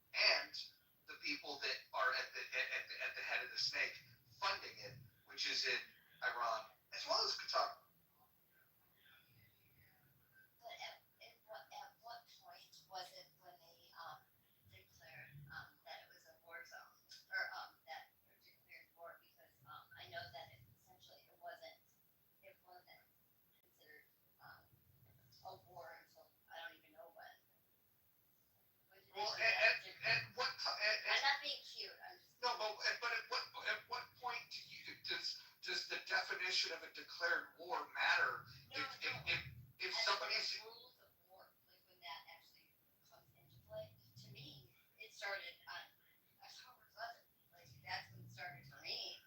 But, like, sure. in my eyes, you know what I'm saying? But like I'm just saying, like I didn't know if that took I guess the rules of war who plays by the rules. Yeah. Well, look, here's the long history made short. Okay. When the British Mandate came along and Israel was offered statehood by Britain, who had most recently owned the land, controlled the land. They also offered a statehood to the Arabs, and they declined. And so the state of Palestine was not created because the Arabs decided not to accept it. And what happened the day, so Israel becomes a country. The following day, Arab nations decided to go to war with Israel. And so since its inception, in its latest incarnation in the 40s, they've been at a constant state of threat. And that threat comes from their neighbors, and it comes because of their identity. And it's pretty diabolical. And I have to say that anyone that follows this stuff closely, if you compare it to any other conflict that you can see around the world, in human history, really, their ability to focus on killing enemy combatants rather than civilians. Yes, civilian casualties happen, and this is considering that that collateral damage is happening because of where the enemies positioned themselves. Israel is going above and beyond what any country in the history of warfare has ever done to avoid killing civilians. And if people want to argue about that, they're happy to have this argument, but I'm going to hold you accountable to bring facts to the table, because I will bring facts. Roger. Yeah, so let me know when I can say something here. I just want to respond and then Robert can do whatever. So I again, like I am supposed to pray for peace. However, there's just a different level of crimes against humanity when it comes to one of the two people in the fight. When I see that women and children are being brutally raped and things like that, like this is disgusting and like it's like inhumane. It's inhumane. So and like really it tears me up because I just don't even know how like anybody in their right mind could do that. And I haven't now, mind you, I haven't seen everything, but I haven't seen any Israelis raping women or children. And I could be wrong, correct me if I am wrong. But to me, it just brings a different level of war that's just like demonic.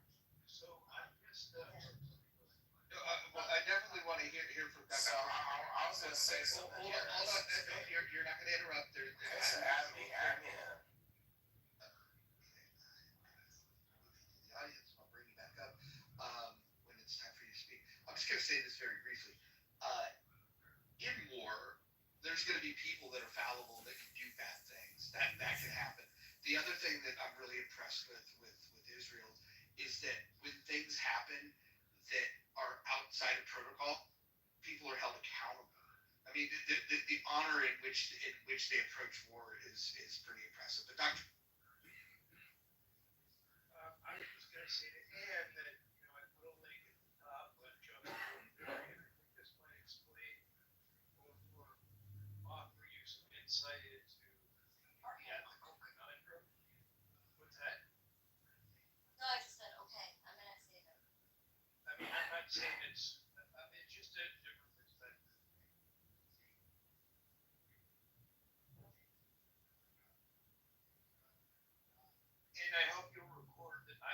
sexualize the movie.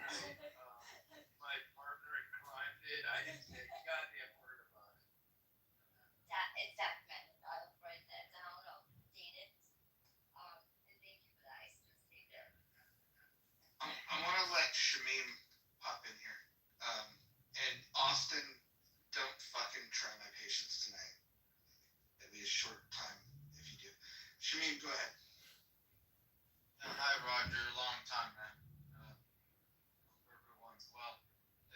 Sorry, my voice is kind of messed up. Shamim, it's Mojo. Yeah. It's Mojo. You can call me Mojo.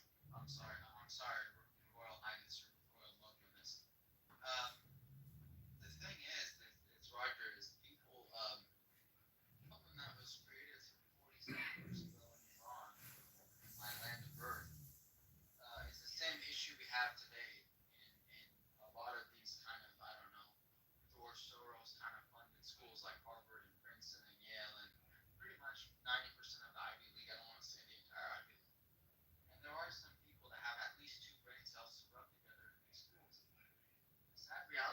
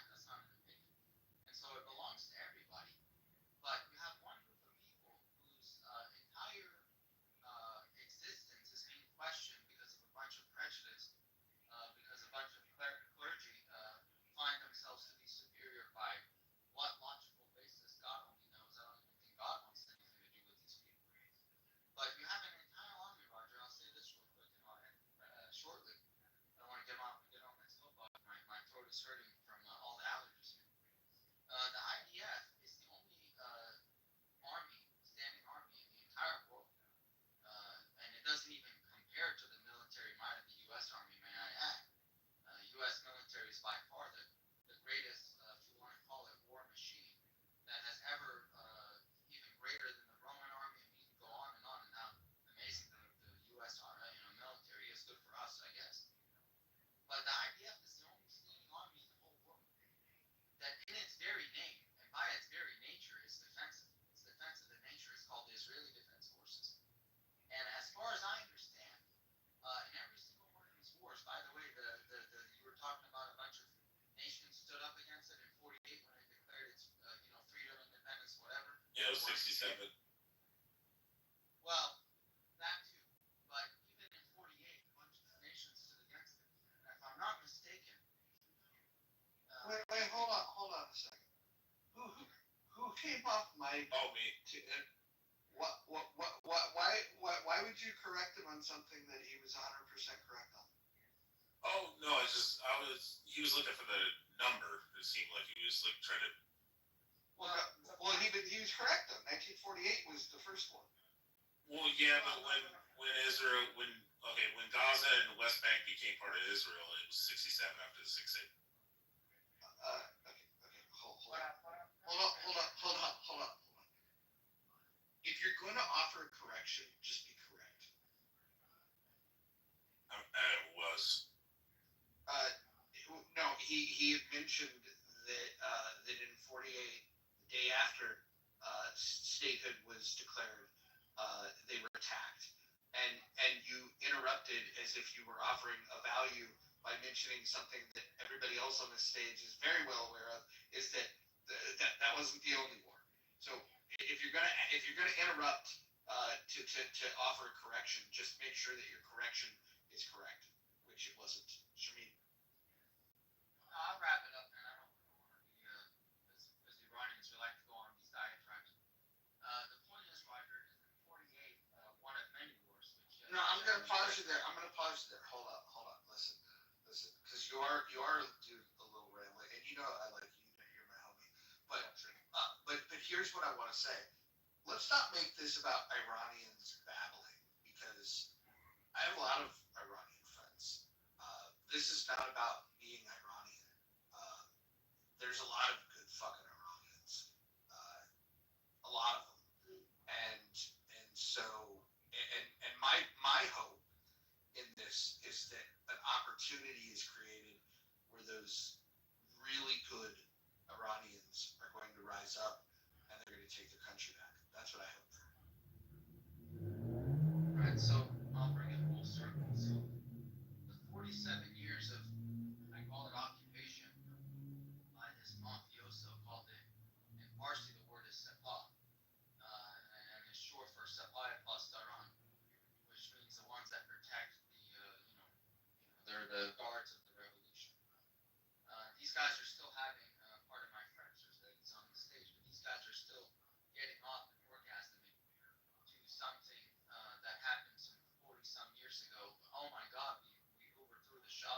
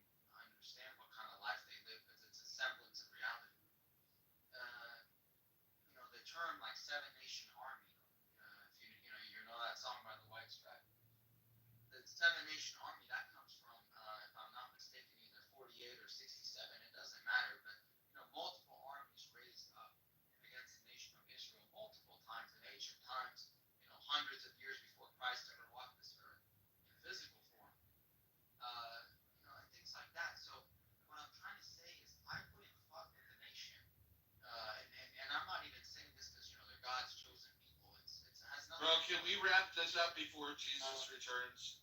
Right. Well, he already did 150 years ago in Iran. But the point is that most people, Roger, I don't really know if they have any single ounce of really clue of what's going on. But if I may be so bold, we're basically living in the times of the Book of Revelation. Whether people believe in that or not, that's between them and their. But the people in Iran are obviously sick of all of this nonsense, and so this is all happening. Wait, Shimmy. So listen, now we're going to the Book of Revelations. Listen, I like when people cherry pick the Bible. It's one of the things that keeps me away from church. The Bible also says that you won't know the time or the place. He'll come like a thief in the night. So the idea that you pinpoint that we're living in Revelations, like it's actually anti-biblical to make that kind of commentary. If you believe what you read, you would know what I'm saying. And again, I don't want to criticize you because there's many things that you said that I actually agree with, and I actually welcome the fact that you were able to offer some insights that I think we're missing from this stage. But let's not make it a holy war, dude. Let's not make it a holy war. Look, let's just simplify it, right? I don't believe this is a spiritual war. I don't. War, those two things should never go together, but because people don't understand, or they put. Well, and if you believe in the Bible, the good guys win and all that kind of jazz, right? Like Revelations isn't supposed to be scary, even though there's a monster. It's kind of like watching science fiction. The good guy wins. I mean, if you've read the whole fucking thing, spoiler alert, the good guys win. So there's that. I want to get this back to a conversation though, and I really welcome you to stick around, jump back in, even if you're gonna throw the hellfire brimstone and quote Revelations. All is fair game as long as we can get a conversation going. We've got Lee Roman up here who in the chat has just made an absolute fool of himself for the last 45 minutes. I want to see if he can replicate that in an audible form. 45 minutes? Was he talking that long? Oh my god. So go ahead, and I'm going to let you audibly make a fool of yourself. Go ahead. Alright, so two things. The first thing you said was, Hamas is using human shields and they're hiding between civilians. I put two links in the chat. The first link is IDF soldiers in the shelters with the Israelis, the women and children and civilian men. The second video was, IDF anti-aircraft, not anti-aircraft, the anti-aircraft missiles that's used and launched at, the missiles coming down. Those are actually placed in civilian areas. I put a video of that as well. So the same criticism that, the Gazans are receiving for the last year and a half, the Israelis are doing the exact same thing. The only difference is when the Israelis do it, everybody gives them a pass. And when the Gazans do it or are accused of doing it, all the blame is put on Hamas no matter how many children are killed. And then a third thing, the first day of this war between Israel and Iran, they did some pinpoint strikes from 3,000 miles away. They said they had some Mossad agents inside Iran or wherever it is, but there's a famous picture going around of them attacking one of the generals at his home, and there's a cutout of where the missile went through. So if they're able to make those kind of pinpoint strikes, why are they not able to do that in Gaza? For the last year and a half, where more than 500,000 homes has been destroyed, different houses and hospitals, all of these things have been destroyed. And I know, obviously, the convenient answer is going to be Hamas. Hamas is doing this. They're using human shields. They're hiding in hospitals. They're hiding in there. Hiding in this place. But if Israel has the weapons and has the know-how to pinpoint who they want in a whole building, I'm sure they're able to do that in Gaza, which is literally next door. Yeah, no, I appreciate you taking the time to say what you think is true. It's interesting to me that that you predicted that what I would would say is, but Hamas. Well, it's hard to ignore the terrorist group that was responsible for the pain and suffering of the people in Gaza, and also responsible for invading Israel, killing women and children, raping them on October the 7th. And what's interesting to me is you talk about, you can post a link of a photograph where you're going to make some assertion that Israel is using human shields, which is just fucking laughable. And then your point was that if they've got such precision weapons, why are they taking out hospitals and schools? But you kind of acknowledge the fact that Hamas does hide in these locations. And if you don't believe that, I'm happy to post numerous examples of where this is true. And so, well, first of all, hold on. Let's just get a couple things straight, okay? With the chat, I'm glitching a little bit, but let me get in the chat and see who this fucking retard is. So, this Saint Third Eye says, "Burn Israel, burn every person in Israel, burn Israeli kids." Okay, so I'm gonna leave this here, not because I like it, but it's gonna give an opportunity for all of you in the room that have any sense of civility to go ahead and copy this and report this. If everybody knows how to report, go ahead and report this. This type of stuff. I'm hoping, honestly, this is a young child that doesn't know what they're doing, and when the feds knock on their parents' door, they're able to say, "Hey, look, he's 11 years old. He doesn't know what he's doing." Because here's the reality: if you're an adult, when the feds come to your door, you are in jail. So please, everyone report that. Everyone report that. I'll tell you, I know some of the people in here that won't report it. And by the way, I'm watching you too. Can I respond to the dollar named Lee? Or? The only dollar is the guy that didn't wear a condom. I think this is a perfect time for you to jump in. Yay! Well, before you do, can you shut the fuck up. We listened to you for half an hour. Oh my god. Iron Dome specifically is put in densely populated areas because the way the fucking system works, you fucking nerd. You don't understand that they are meant to intercept incoming missiles. Why the fuck would you put it 30 miles over this way when the missile's coming directly at you? The way this system works. Hold on, pause 1 second. I will let you go on your rant, and I appreciate it. But I just wanted to say to the chat, I am purposely letting this moron say what he is saying, as Clubhouse is currently and doing what they're supposed to do. Sometimes they're a little heavy-handed and they block people like me from the app. But what they're going to do is they're going to report this bum's IP address to the feds. So everyone keep doing the reporting, the copy, the paste, all of this shit, and we will make sure that people like Saint Third Eye will not be on this app anymore. And that's why I'm leaving this. So go ahead and Yeah, Saint Third Eyes of Pashtuni, fucking Pakistani piece of shit. Lee. Well, I don't think we even need to make it personal. Like, let's listen, because if he's in Pakistan, then his words mean nothing, because fucking India's gonna fucking nuke them any day. But yeah, we'll just leave that one alone.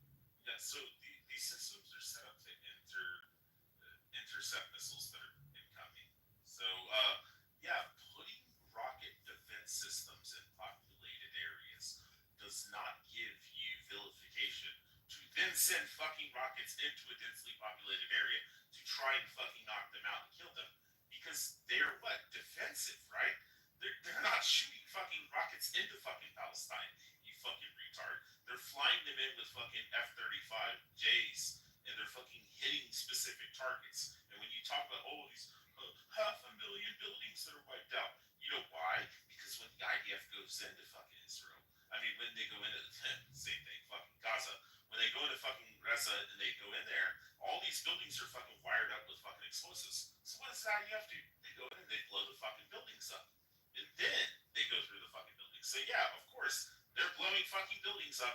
is their fucking booby trap? You read. Oh, there's a booby trap. Last time they told me there was tunnels under it. So which one is it? Every time it's an excuse. There's booby trap. There's tunnels under it. There's Hamas Go under in it. and get into the tunnels. You're not gonna walk into a building that's booby trap. Yeah, it's booby trap, but there's videos, literally videos of them going inside people's houses. They blow the buildings and putting explosives inside the house. Yes. If it was booby trap, how could they blow all the fucking buildings inside up, the house? and then they go through and they check the fucking The areas. only person that's gonna believe your lies is yourself. No, I mean the question is when U.S. Army went inside Afghanistan and Iraq, I'm sure Taliban. Yeah, we did the same thing. Terrorists, no, they did not. Yeah, the fuck we did. The number of people killed and the kids is much less. Is much less. We are a professional. Wait, I forgot. Did a million Iraqis die? Anymore? What was the population of Iraq? What was how many Iraqis died? Yeah, 1 million. How densely packed is fucking Baghdad? You know, in comparison with fucking they died Gaza. because of suicide bombing of ISIS and those kinds of terrorists. And then even when you fucking morons count fucking kids, you know how many of these kids are counted that are fucking 15, 16-year-olds run around with fucking M4 carbines and Kalashnikovs shooting at the fucking IDF, and then they shoot them? Show me one video. Only $10,000 right now. Oh my god, you're fucking of a 15-year-old with a Kalashnikov. Yeah, there's no 15-year-olds picking up fucking rifles and fighting. Wait, hold on. How much money did you say? $10,000 if you can use it. Okay, so hold on. You have to provide. Hold on. Couple points. Number one, I don't believe that you've ever fucking seen $10,000 in your life. You probably don't earn $10,000 over a 6-month period. But let's say you did. Let's say I'm going to give you the benefit of the doubt and say that you had $10,000. Let's do this. I'll pick somebody on the stage that's reliable. Go ahead and put the $10,000 in an escrow. You can just cash out $10,000 to someone, and then hold on before you say no. Before you say no to this, and here's what I will do. That to that same person, I will put $10,000 of my money. I actually have it. I'll put $10,000 up, and then if we can produce a video showing teenage children with Kalashnikovs in Gaza fighting against the IDF. Hold on. No, I said M4 carbine or Kalashnikov. Yeah, correct. Hold on. Do you accept the challenge for me and you to both put $10,000 cash into an escrow account? Okay, now, there's only one person that I trust with this stuff. Dr. Jordan, would you allow us, both me and Lee, to cash out you $10,000 right now, or Venmo you, whatever? Would you allow us to do that right now, Dr. Jordan? Of course. Okay. So Lee, will you do that? Will you send? Provide the proof. No. You don't understand how bets work. You don't understand how bets work. That's not my friend. Okay. Who's somebody on the stage that you trust? I don't know any of these guys. Of course. What do you mean, of course? You want me to say I know somebody I don't know? Here's the problem. I'm willing to put $10,000 up. Okay, provide the video. Hold on. If you put $10,000 up, and I'll put $10,000 up. And by the way, if we were to just take your money, that would be a federal offense. We would go to jail for that. Yeah, so you have no fear. I hired a lawyer with a $5,000 escrow to get my money. Why the hell would I do that? Okay, so you don't have $10,000. Got it. Okay. Go ahead. Provide the proof. I can send you my crypto wallet and show you the money. I'm happy. If the money is in escrow, how about this? Why don't we meet up in person? You bring the cash, I'll bring the cash, and then we'll. I'm actually right near Seattle. When do you want to go? How about this? Why don't we do this? Why don't we agree? I will come to you.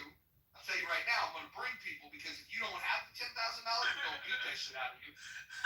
But if you have, Mr. Federal Crime is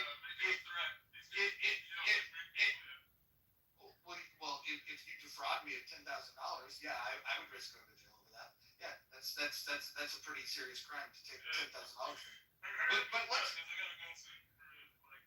I would go too soon if I were you too, because this is where people get themselves in trouble. They say that they will pay $10,000 if somebody can produce something, but you can't even produce the $10,000 to make the wager. I know you wanna what is it called? Do a dick measuring contest, and I can give you a screenshot or whatever it is. You're gonna say it's doctored and edited and all that shit. The money's there. What is not there is the proof that 15-year-olds are running around with Kalashnikovs in Gaza. That's what I'm sure. Hey, Roger, can you click my PTR? I'm going to interrupt too and say we could get rid of this guy now. We've all reported him. Same thing. Roger, did you click on the PTR? When you send that money, if they found proof, for real. Oh, you talking to me? Oh, you guys take it. No, not me. What did you say, Sunan? You and me. No, Lee's here. Hey, David, my shit's glitching. I'm gonna mod you if you could do the removal. Hey, Dr. Jordan, what is my picture of in my PTR? It's the porn star Jenna Jameson. No. That's what it looks like to me. Hold on. You gotta click on it. Go get the proof. I think he's going to send you guys. I've already got the fucking proof. It was the whole point. PTR. Pull to refresh. It looks like Palestinian kids with Kalashnikovs. Yeah. All right, fork it over, brother. Yeah, when was that? Was that in the last year and a half? I mean, it's a recent photo. Hey, how about? Hold on. Lee, how about this? Hold on. He just produced the proof, but I want to be a gentleman. I am known on this app for being the most fair person. Now, while you did offer $10,000, can we just do this and soon, and hopefully you don't mind me negotiating on your behalf, but I don't think you're going to get the 10,000. But how about this? Why don't you just send him $100 and an apology note that says, "I'm sorry, I was wrong." $100 and say you were sorry, you were wrong, and we'll let you off the hook. You're saving $9,900. What do you think? Okay, PTR.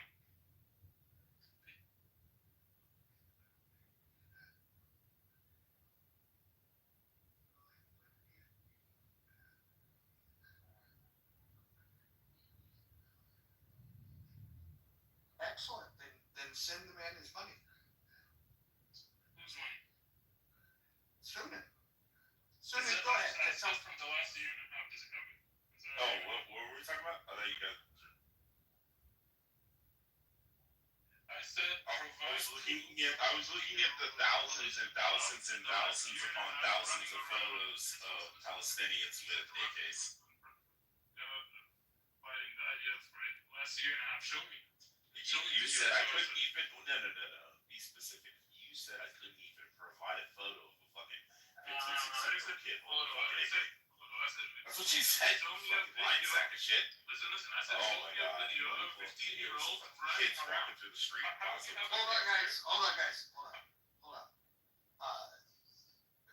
For those of you on the stage and in the audience, did Lee say that he would pay $10,000 if a photo could be produced of teenage kids with machine guns in their hands? Did he say that? Running around. How can you have a photo of somebody running around? I said video.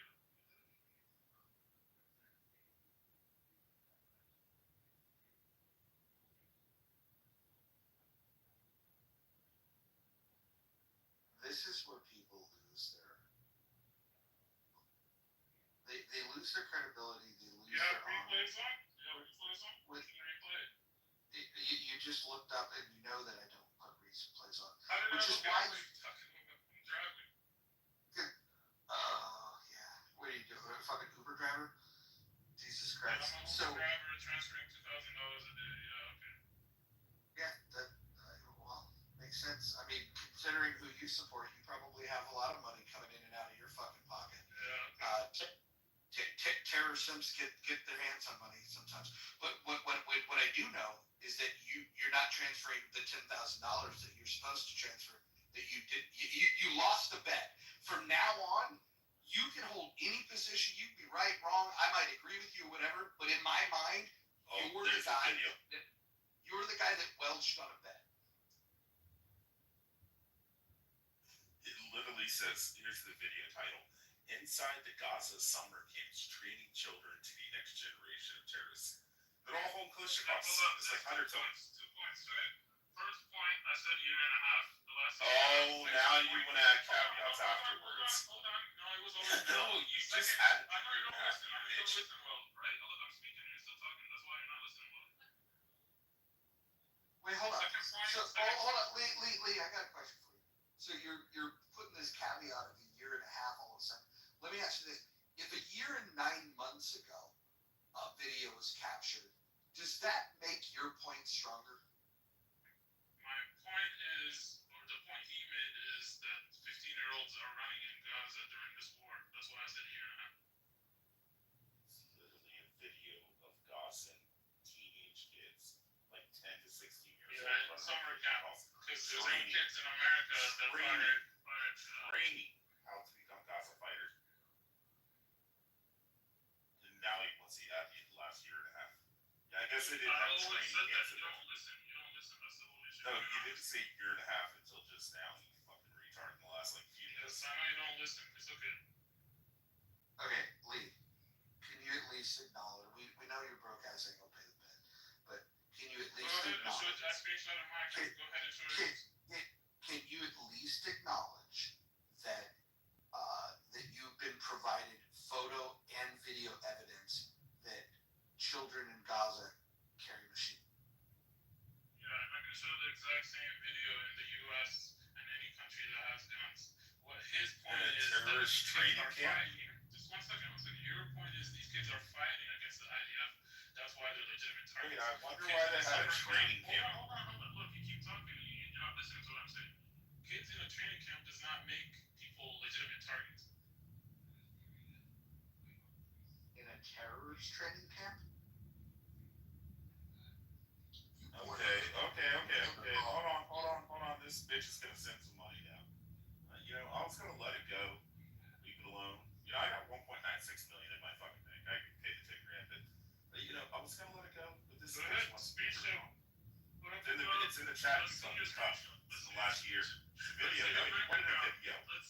Wanted a video. You fucking Hold piece on. of shit. Let's all look at the video that was provided in the chat. Let's see if this satisfies. Let's see what Lee's excuse will be. Here's the title: Israeli-Palestinian War. Hamas commanders are training children to defend Gaza. It's got a bunch of kids sitting around in fucking black outfits with fucking rifles. Lee, your comment on that video?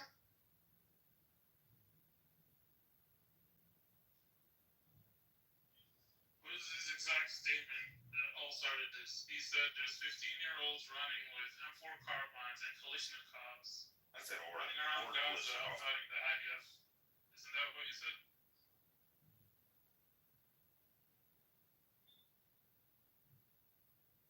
This is fascinating.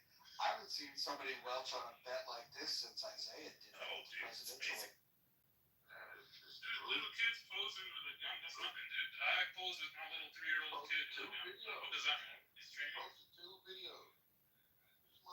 There's thousands of photos, too, on Google. Yeah, the thing was in a lot of photos, it was a video, so you have to be specific in a bet, right? But you want to make it where you win no matter what.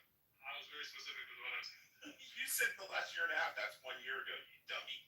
Yeah, last year and a half, running around in Gaza. This is what you said.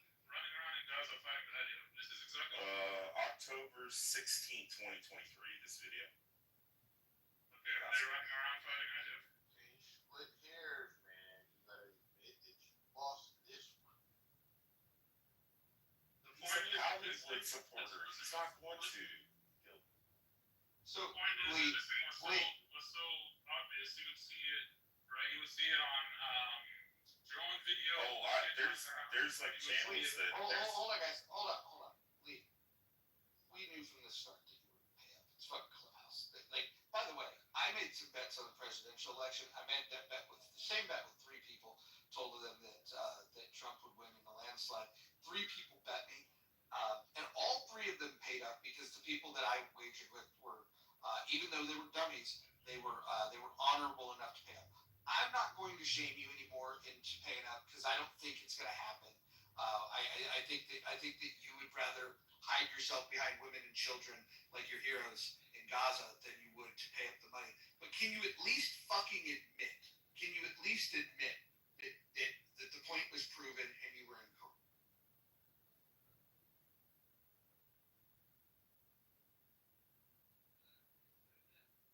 Hell no. You got double the fuck down watching. He said Doug Biden, exactly. Next time, I'll make a bet because I know you guys are gonna bend it however you want. I'll write down the terms. That way, there's no arguments. I will say this. I'll make a different bet. If I make a different bet, Hold on. of Israeli women raped on multiple women. Hold on. Here's what I want to say. Nobody is ever going to make a bet with you ever again because the first bet that you made in public, you tried to change the terms of, and even when you changed the terms, you were shown evidence that you were incorrect, and now you want to waffle. A picture of kids on a training camp. That happens in America every day. Lee, let me just say this. Everyone in this room just saw you embarrass yourself the same way you had been embarrassing yourself in chat. When I first invited you up to speak, I said, hey, you're on the stage. Let's see if you can embarrass yourself as much as you did when you were in the chat. Congratulations, you've outdone yourself. In the black rooms, we say you got cooked. What do we call that in the white rooms, Gildas? I'm not quite sure yet, but I know cooking is a cooking. You got filleted, grilled, flambéed, all kind of shit. This is what I witnessed. Oh, I just want to mention that you got cooked by a Jew too. So you know, you Did get cooked, brother. Maybe the white people say you're up shit's creek with no doubt. Yeah, maybe something like that. I'm just saying, this is why these Muzzies shouldn't fuck with the Jews. They always lose. Yeah, you got cooked, dog. I have to tell you, it's been a while since I've seen this kind of fucking, like, just a complete assassination on this fucking app. Well done, Sue. That's a massacre.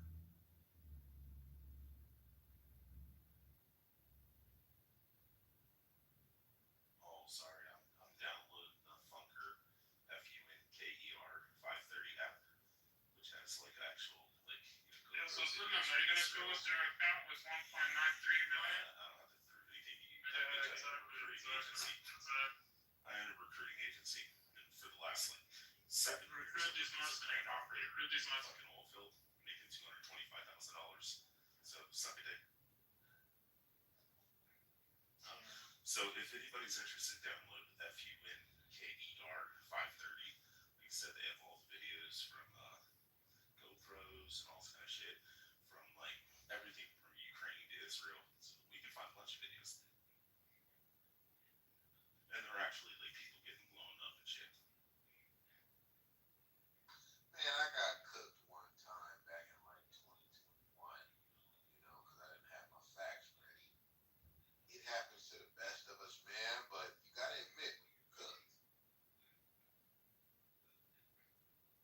Dude, just training camp videos before October 7th. There's not kids running around during the wartime with militia belts. You guys want him to win. You guys want him to win. Dude, I know you love cursing because you don't have the vocabulary. You don't have the vocabulary to get in an argument with him. Actually, you know that's been disproven about the lack of vocabulary and lack of intellect. Ain't about that. Actually, a Mensa member with IQ, and there's 6 Mensa members in my family. Father's 134, aunt's 136, cousin's 138, grandfather was 139, I'm 141, my brother's 160. Soon, I wouldn't brag about this Mensa shit. No. I like Mensa. 121 It's not Mensa. No, I said 141. Threshold's 131.5. 199 percentile. Top 1% of high IQs globally. You know, this now I remember why I found you annoying. Like these are the kind of things that nobody gives a shit about. Like people bragging about Mensa, like, oh god, never mind. Oh, you gonna pay him, Lee? You actually gonna provide? I don't even want the money. You can either give it to Roger. How about this? Why don't you give $10,000 to United Hatzalah? It's a nice little charity that would help the people in Israel. You should do that. I don't support genociders. I mean, you could give it to Sarah to pay her bar tab. Hey, that's not even funny. That's not That's enough. not even funny. It's strangely funny. I have a question for Dr. Jordan. Dr. Jordan, probably the most highly educated man on this app, definitely in this room. What do you think when you hear about people bragging about me? I mean, I turned down Mensa because they wanted me to send them a fee. I'm joking. I mean, Mensa. The funny thing about Mensa is that they're not like in America. We're more interested in I guess high performance people who are quote unquote successful in certain areas. Mensa is kind of passe because if you go to a Mensa meeting, you'll find pretty ordinary people who aren't necessarily highly ambitious but score well on those exams. So it's kind of an interesting dichotomy. All intellect but no productivity. Well, look, I don't want to completely shit on Mensa. I just personally, anyone that I've ever heard mention it, and I think Rich has been pretty likable tonight, but especially his takedown of Lee. But overall, when people brag about their IQ, it's about as weird as bragging about penis size or money.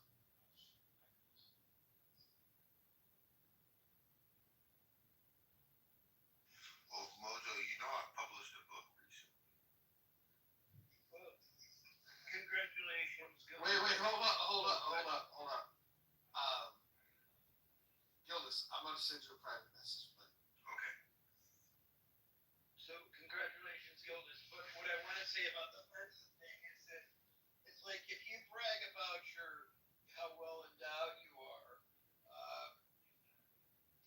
then you hope that you're using it well, right? Like you're getting a lot of action, right? It's the same thing with intelligence. Like if you're a Mensa member, but you're not a huge success, it's almost not worth mentioning the Mensa part because people might be like, wow, what an underachiever, right? So I'm not saying Rich falls into this category, but my point is you just want to be careful what you say when you say you're a Mensa member because the expectation is that, so you should be a superstar. What's wrong with you?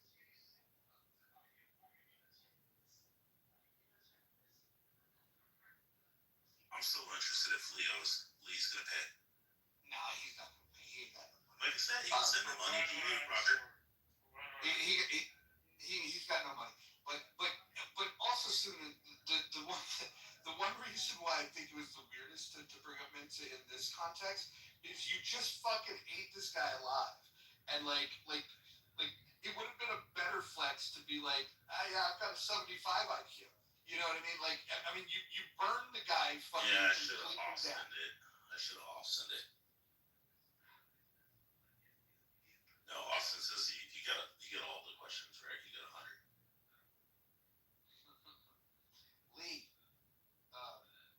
Lee, how are you gonna overcome this? Like this public humiliation of I know making a all you got is Zionism on this side, but let him provide what I asked for.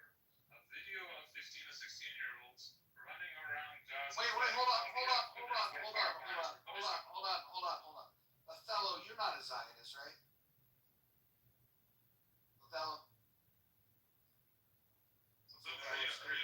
very anti-Semitic. This one. Sorry about that. No, I'm not a Zionist. Okay, and can you vouch that Lee lost the bet there? Yeah, I think he lost it. I'm sorry, Lee. Othello, can you restate the terms of the bet? There we go. You wanted him to show you a video of, I guess it was 15 teenagers in Hamas that are running around and participating in the war in Palestine right now. Okay, so did he provide a video? Once again, you guys claimed there was a picture. Othello just confirmed there was a video. That's number one. Number two, running around in the war within the last year and a half.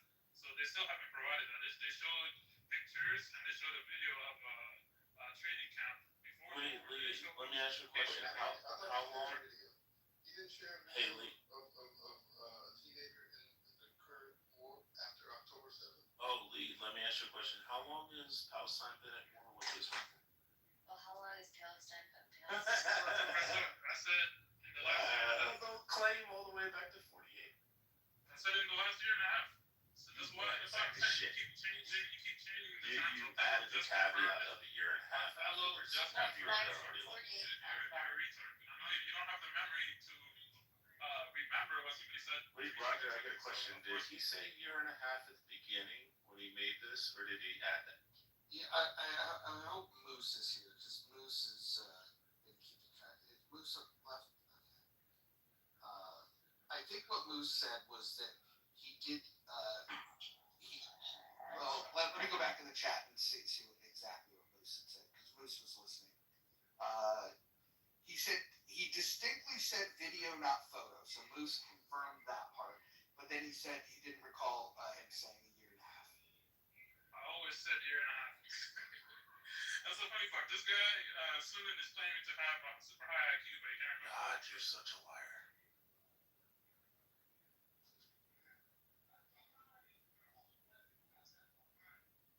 Lee, did you know that they were training teenagers before October 7th? Did you know that they had those camps? I've seen it in passing, but that's not the reason I make the argument. The reason I make the argument is because he's claiming these kids are fighting the IDF and they're legitimate targets, right? There's kids in America that go to a training camp and shoot guns. There's even Israeli kids. Wait, hold on, Lee. If you're in a terrorist camp, you don't think that you're a target? It's a separate question than what the original argument is. Are those kids fighting right now, Suna? Oh, what was your question? Are there kids right now fighting IDF soldiers? So, I mean, this video proves it. So, this video is from October 16th, 2023. What year did the war start? It's October a 7th, 2023? pictures. It's not a video. October, the video that I posted in the chat, the last video I posted was from October 16th, 2023. Simple Google search. What year did October 7th happen? It's a video. October 7th, 2023. Hold on, guys. That's after the war started. Hold on. I just want to catch everyone up. Manthan and Joby. Joby, why are you not a fucking member of in the month? I don't understand that. Manthan, you've got an excuse. You're new here, but I want to just catch you guys up. So Lee had made a wager. He said, you know the kind of clubhouse wager where they say a number that they don't have in their bank account, and they say I'll pay you, and in this case it was $10,000 if you can show me, and then he laid out his conditions, kept changing his conditions, and every time he changed his condition, Sunan would beat him first with a photo, then with a video, then with a newer video. Anyways, he met these conditions to win the wager, and then Lee is backtracked. So basically, this is the biggest fucking takedown since Kitty took down Anne in season 1 of Clubhouse. It's the biggest takedown since then. So let's read through this. Israel formally. Hold on, hold on. Israel formally declared war on Hamas October 8th, 2023. That's when the war officially started. This video is from October 16th, 2023. Hey, Roger, I got a question. Is October 16th, is that after October 7th? Or October? Within the same year, yes. Yeah, it's 8 days later, right? 8 days after the 8 days. Hold on, Lee. Shut the fuck up. You stupid retard. You said since the war started. It's more than a week after. Yeah, 8 days. Okay, listen, are you ready to hear the criticism? This video you provided is from YM News Network. Oh, God. It's pro-Israeli. This video was put out after October 7th. Like I said, I need a video of kids running around fighting the IDF. You still haven't This is a video which you said there's no fucking 16-year-olds running around with Kalashnikovs, you said. This video is, no, your exact comment was, there's no fucking pictures or videos of fucking 16-year-olds running around with Kalashnikovs. And then I said, oh, well, Kalashnikovs or M4s. And you said, oh, give me one from the war. Because I threw out a 3-year-old video and you complained about that. And now I provided a video that's after the beginning of the year and a half. Bro, you meant year and a half because you meant at the beginning of the fucking war. You meant after the war when you added that caveat. When you said year and a half, you're just loosely saying, well, after fucking October 7th. Alright, hey guys, we're gonna move on from this. You're a bitch, Lee. Soon, that was classic. We're probably not gonna forget this anytime soon. You dismantled this man. You basically took whatever manhood was left in this human being and you stripped it from him. Stripped her down, naked.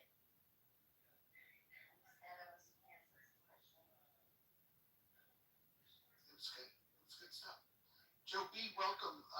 Question mark. I don't know. You've got 46 friends. You got a weird name. You got a weird picture.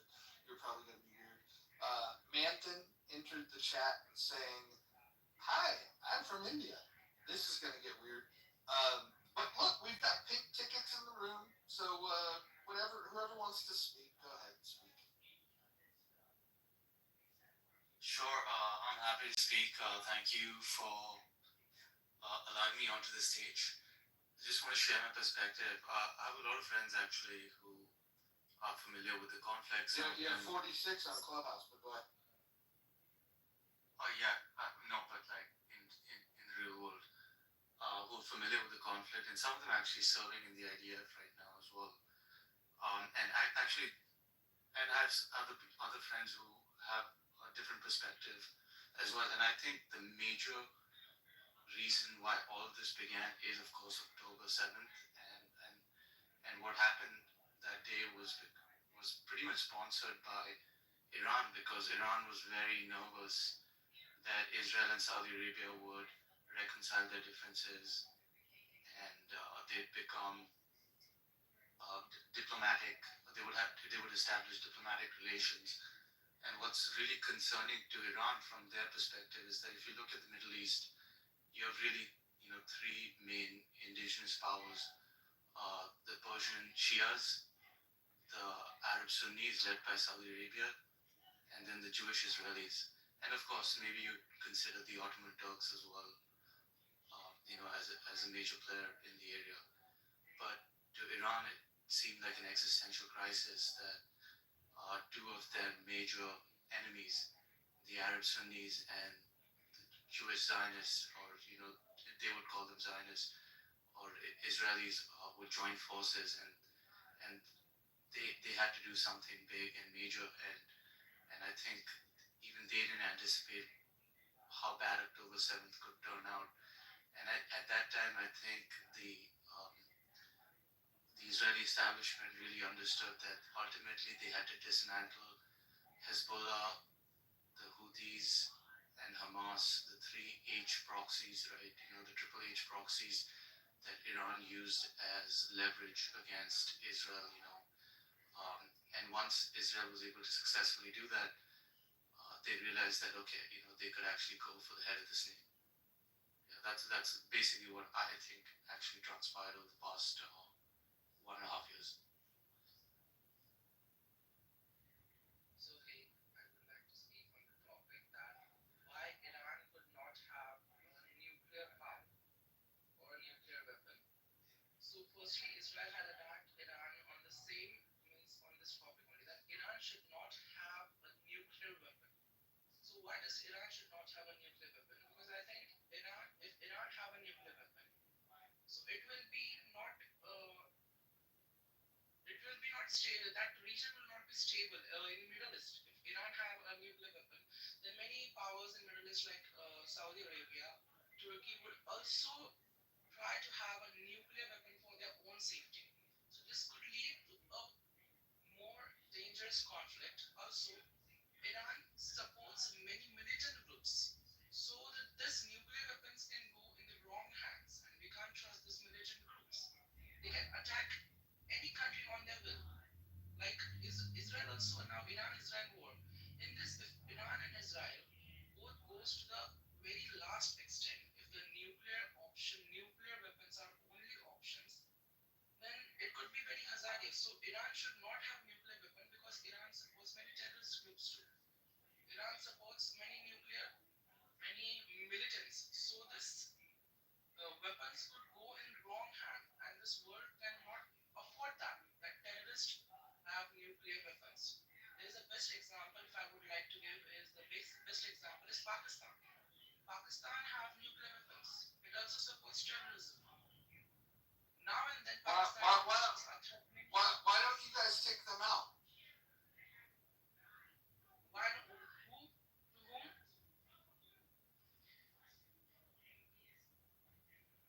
To whom you're asking?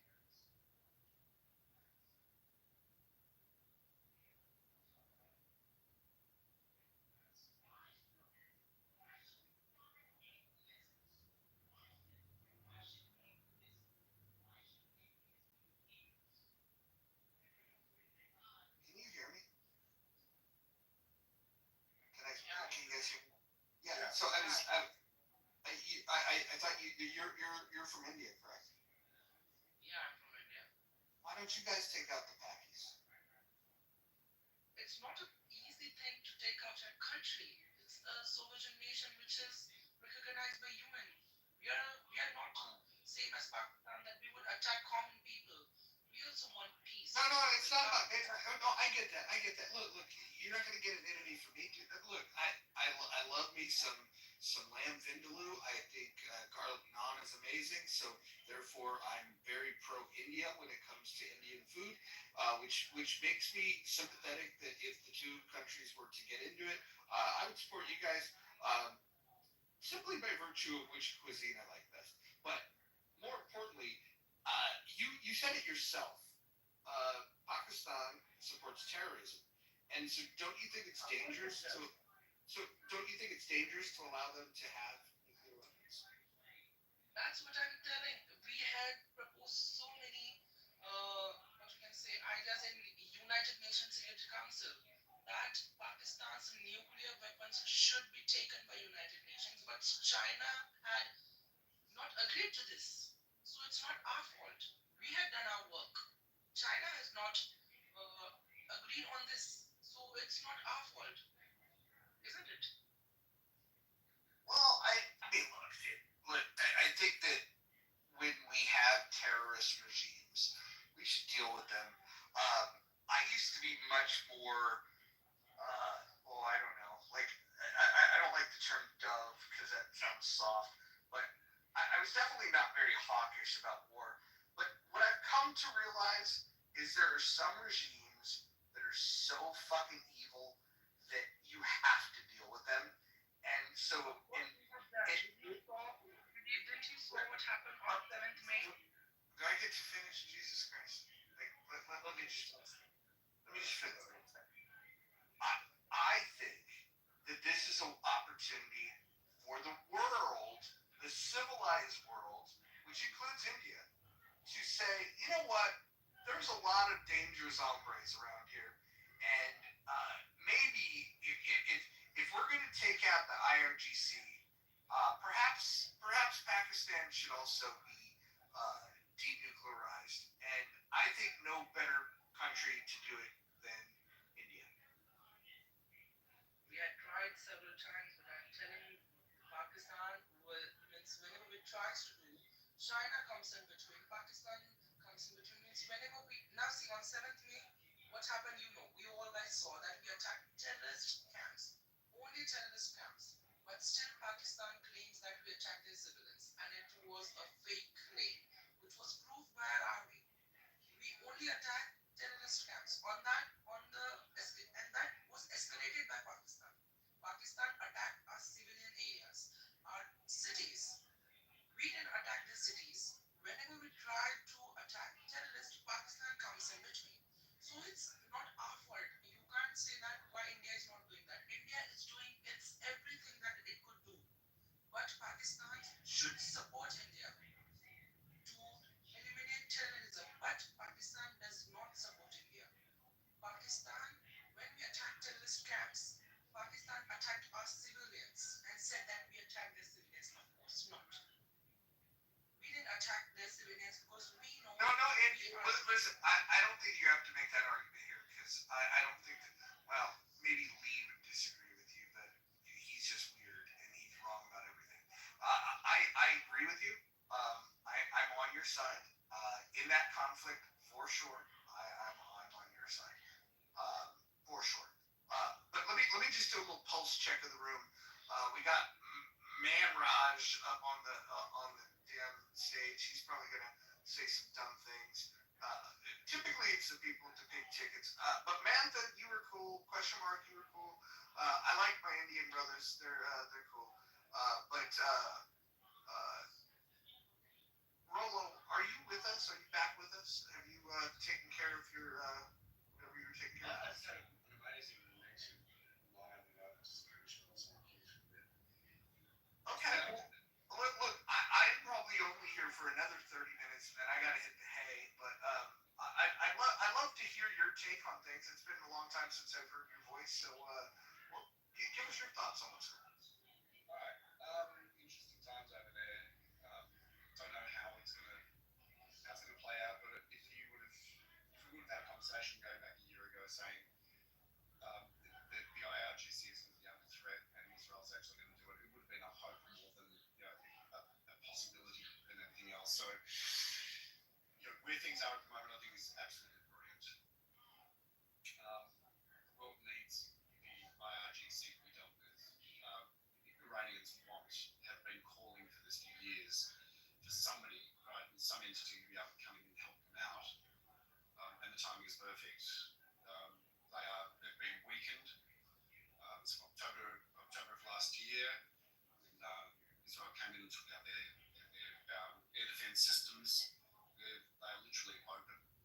And if there's any opportunity for the Iranian people to be able to stand up, fight for what they want, and 80% of the population in in Iran do not want the IRGC.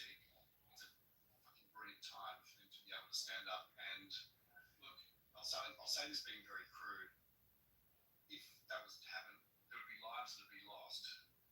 But for lives to be lost, there'd be approximately what is about 80 million people who would actually be living in a much more ideal type of position than they are at this point.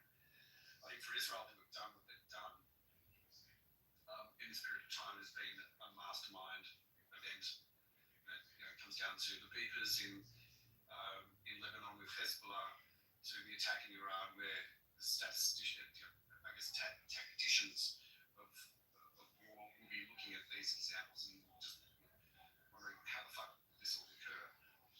The Mossad's been reportedly inside Iran for over 8 months, and the planning has been in there for quite a substantial period of time from what I've been able to fathom.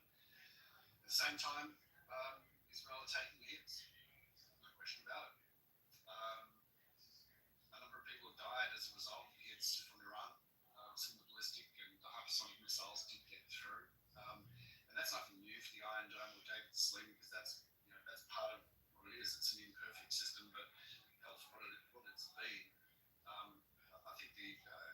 efficiency rate is leaning towards the 90 to 95% rockets actually being stopped. Some of the technology that I've heard of that's been used, such as the drones that have been addressing some of the ballistic and hypersonic missiles that have been set up, actually using jamming technology within the drones to help push some ballistic missiles to different areas and away from civilian targets is basically technology that hasn't been seen anywhere else in the world.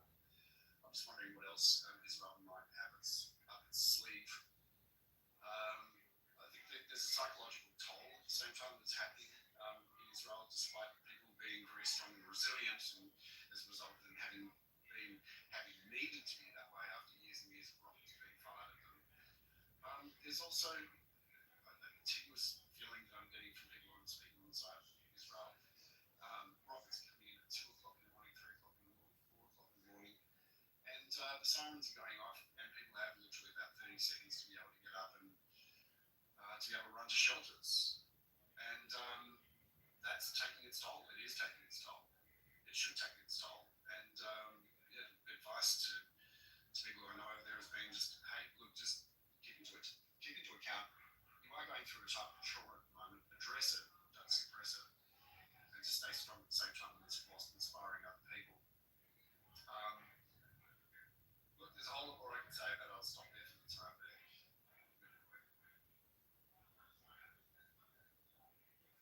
No, it's good stuff. Let me ask you this: do you anticipate after Trump's comments that the U.S. is going to chime in here? The US has already started chiming in. So has the UAE, Saudi Arabia, Jordan, Syria. They've all chimed in one way, shape, or form to be able to set up some type of signalling to say, hey, look, we're not on your side, Iran. We're going to help Israel, and even Syria that's been allowing Israel to use their airspace to refuel. That's one thing. Same thing for Jordan, shooting down missiles and rockets coming in over their airspace. That's them standing up to Iran saying, yeah, we're not going to take this shit. We're not on your side. Turkey's been relatively quiet. So is Russia as well. The UAE and also Saudi Arabia, from what I understand, also chimed in, which is, I guess, was to be expected to a degree, but it's also really refreshing to be able to make sure they actually have stood up.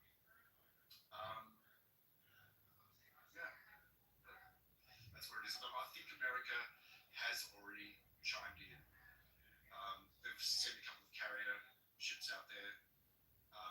They're not, as I understand, the latest carrier ships, so that they're to be able to make a statement as opposed to impose military force. But it's still, I think, probably enough for Iran to be able to say, we've got to be pretty careful about what we do here, and these guys are really quite serious. So what do you think? Should America get involved anymore? Here's my thought. The reign of terror needs to end.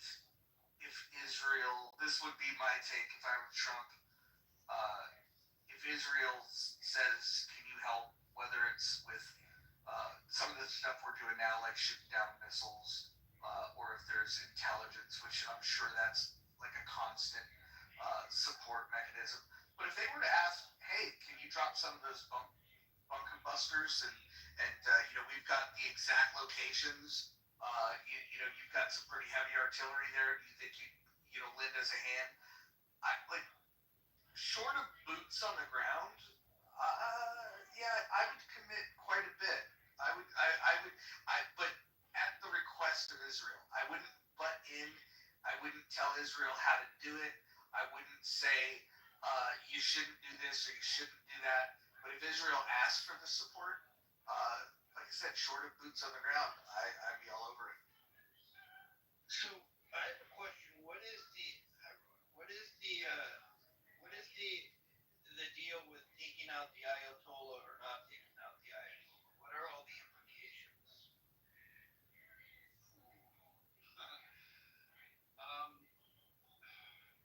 My feeling about it is that there is something in play, and that it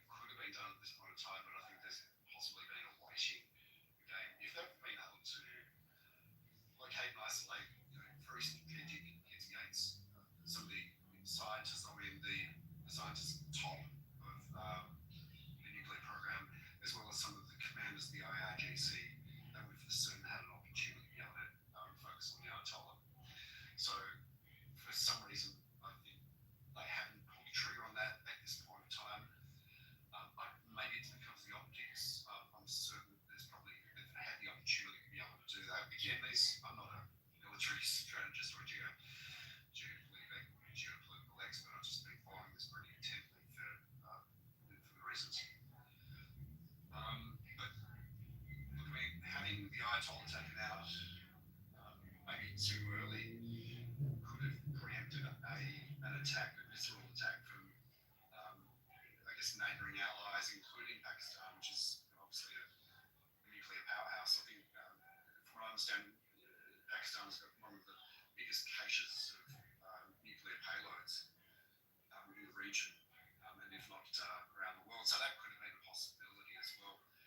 There may have been a buffer that could be put in there to be able to do a deal between America and Pakistan.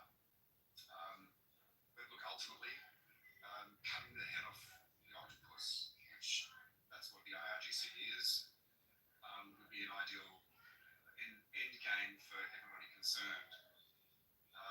It brings stability within the region. Obviously, that it would cut off resources to Hamas, Hezbollah, and also Houthis as well.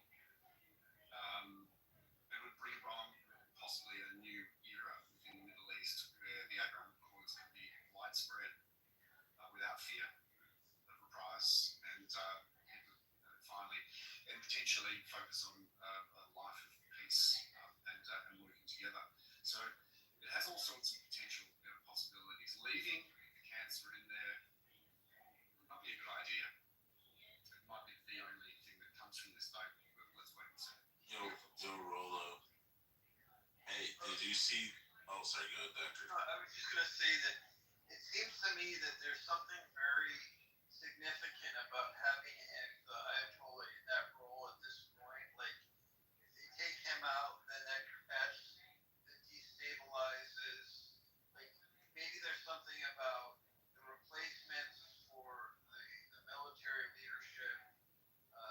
If they took him out, then that could change the dynamics in a certain way that would shift the whole nature of the war. So that's exactly it. And look, I mean, have a look at Assad.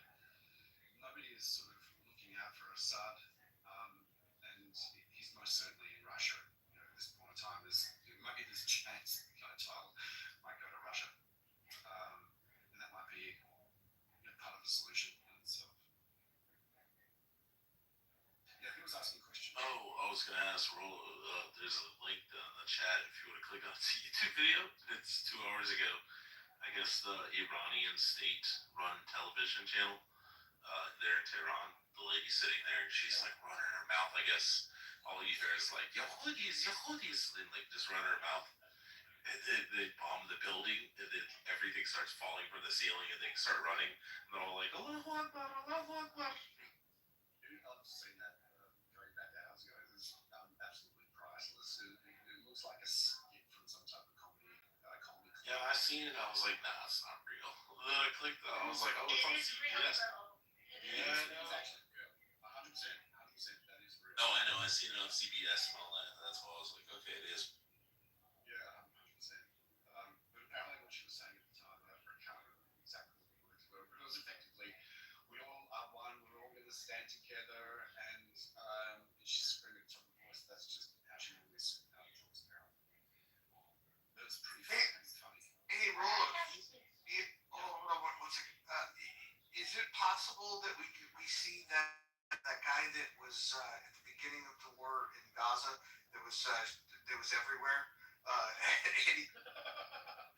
Is there any way that he can make a return? He's also maybe in Russia, learning Russian right now, so to speak, as well. But he was fucking hysterical. And were you trying to jump in? Is that not him? Dan's always trying to jump in. It was me though. Oh, okay. Sarah, I apologize. I typically can tell your two voices apart. One sounds like a white girl and one sounds like a Persian.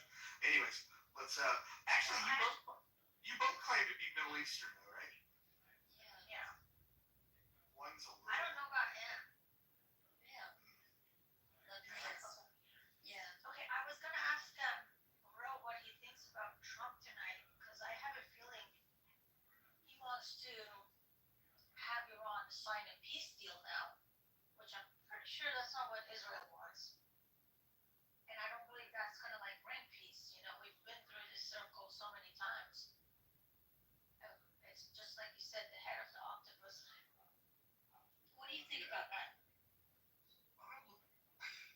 The thing about Trump that I'm beginning to appreciate sometimes is that regardless of what he says, you don't know how much of it is actually going to be true. And I think that he's playing maybe a game.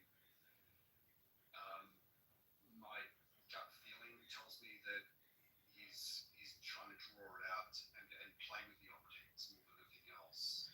He'd be foolish to think that it'd be better for world peace. And I think part of what his objective is to be able to walk away from his term and say, I brought peace to the Middle East.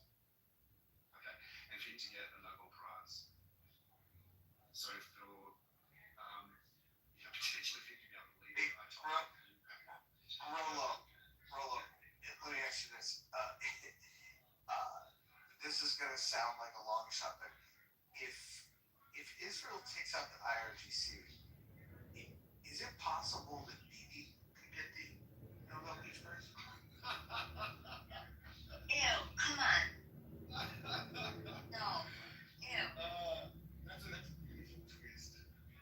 Yeah, look, I think we're going to see all the media be pro-Israel before that happens, Mojo. I mean, would that not drive someone crazy though?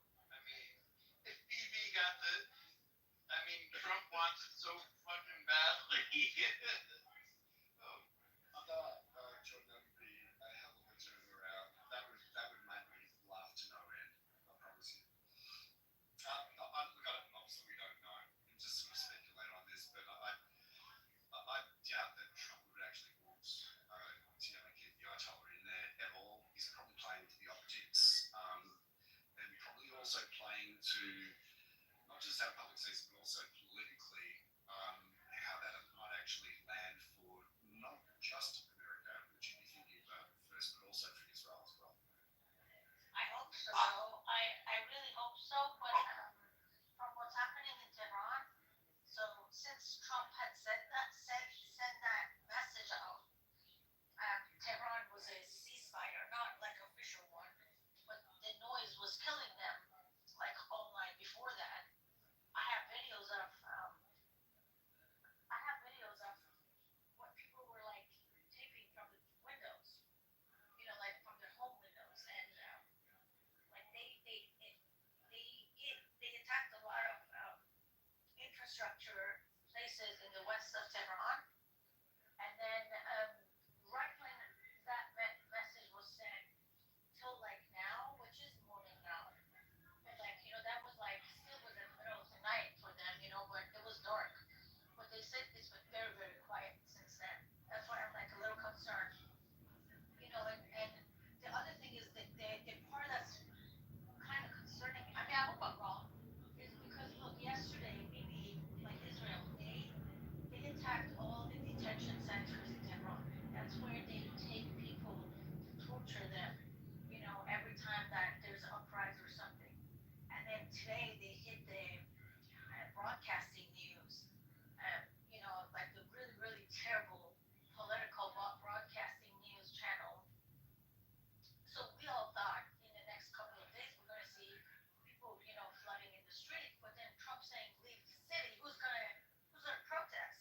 Like how it doesn't make any sense. I'm just hoping that I'm wrong, but I feel like Trump unilaterally wants to make a deal, and he did this. I don't know. We'll have to wait and see, but I hope I'm wrong. Well, hold on.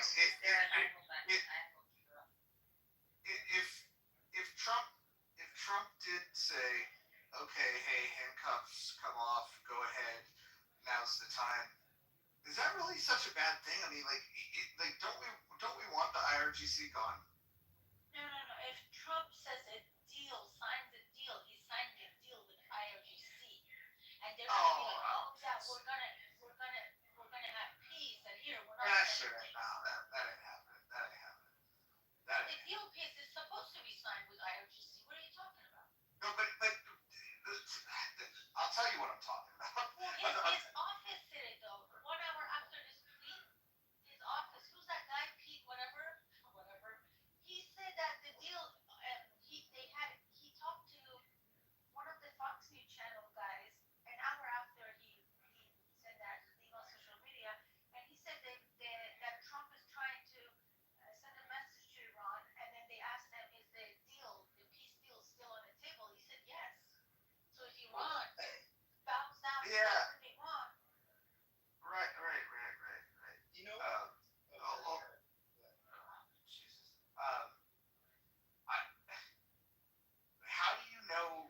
Trump would be negotiating with. The idea that like first of all, Trump's got a personal vendetta here too. Like I know some of you don't want to hear this, but Iran tried to kill Donald Trump. Period. Twice. And so if you're trying to kill the president, he's got a vested interest in taking these guys out. I think that the bigger question is how does it play out best for the next regime in Iran? And that's the thing that they really need to measure is they need to make sure that the devil that comes up in place of the IRGC, because in a place like Iran, you cannot have a weak government. You just can't. You're going to have somebody that can fucking fight off the marauders. And it's very difficult. We've learned this in the Middle East for many, many decades. It's very difficult to know what you're going to get when you displace someone. You can know that displacing the IRGC is a good thing, but there's no guarantee that what fills that vacuum is going to be a good thing.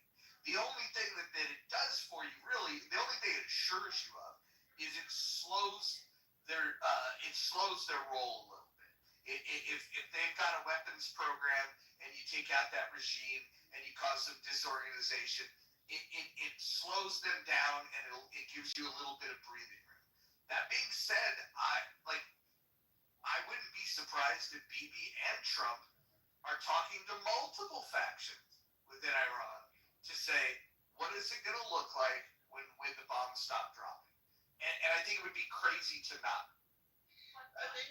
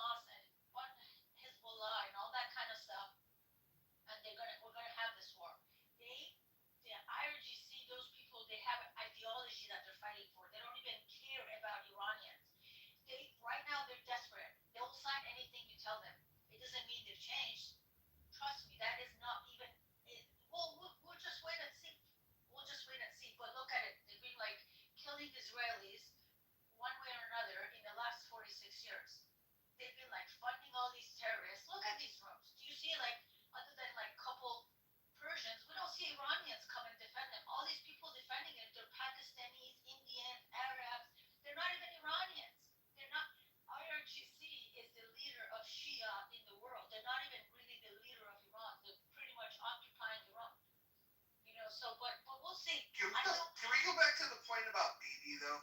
I heard somebody say you, and I'm going to say that after October 7th and the response that Bibi's given, showing the backbone that he's shown, I think we have to go back on a global stage to Churchill to find somebody that's stood his ground the way that Bibi has.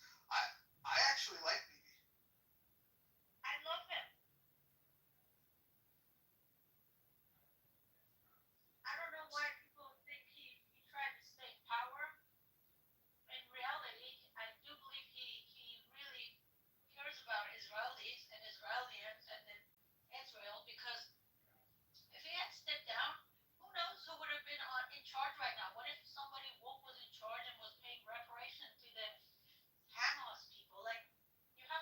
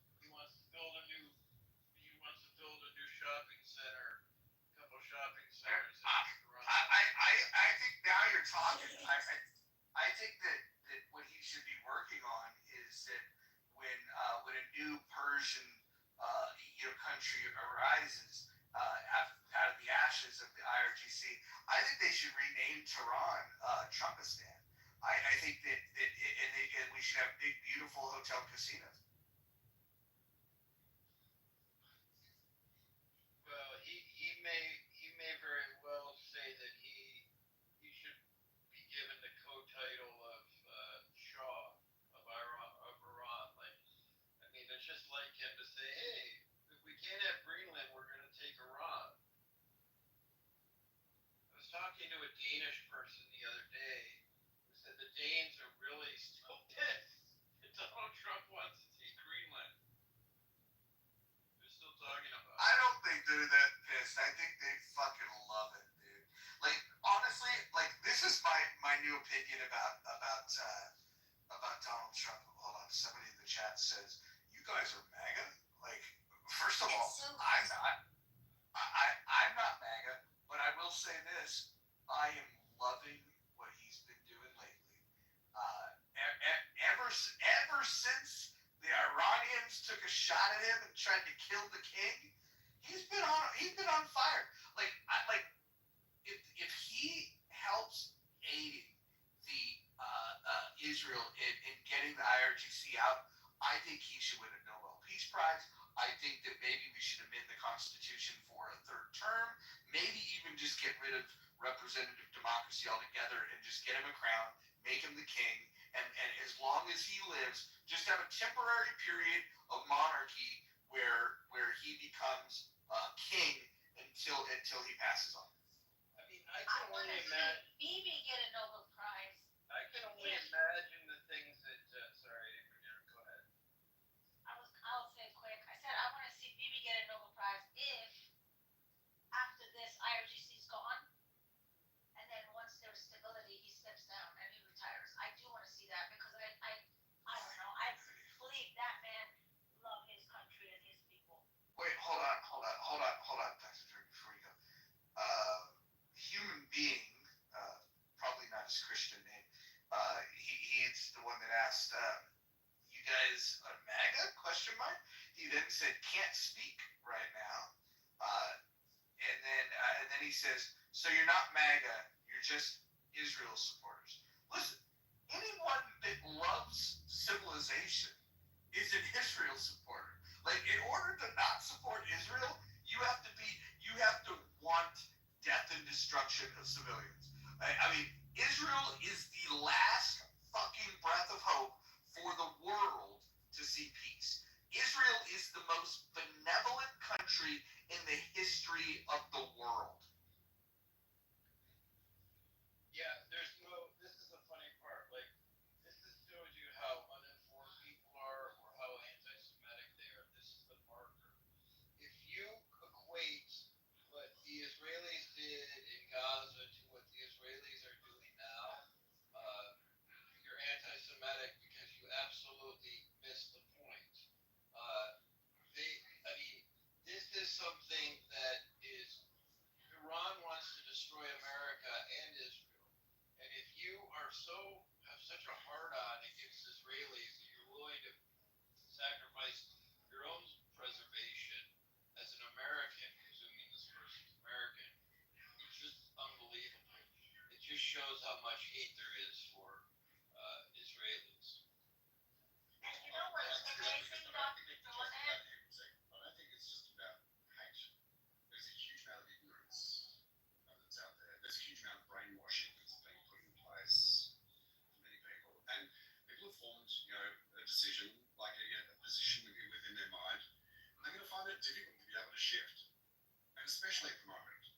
Because a lot of people have been demonizing, and for that matter, just people, institutions, industries, media, have been demonizing Israel because it feels like the right thing to do, not because it is right, because it feels like it. A lot of people are virtue signaling. A lot of organisations, media companies are just saying, well, we have to go, and also politicians for that matter. Also, leading the directions we have to back, what is popular. Otherwise, we will be unpopular. So it's not quite as simplistic as, well, you hate Jews if you don't back Israel right now. There's a whole lot of other things that come into play. Right. Ron, you might like, so tomorrow, in fact, I've been reading while I've been listening here. Tomorrow I have on my podcast a distinguished university professor at a very renowned school who is a Harvard alum, 4 degrees from Harvard, by the way, not that should matter to us, but we're talking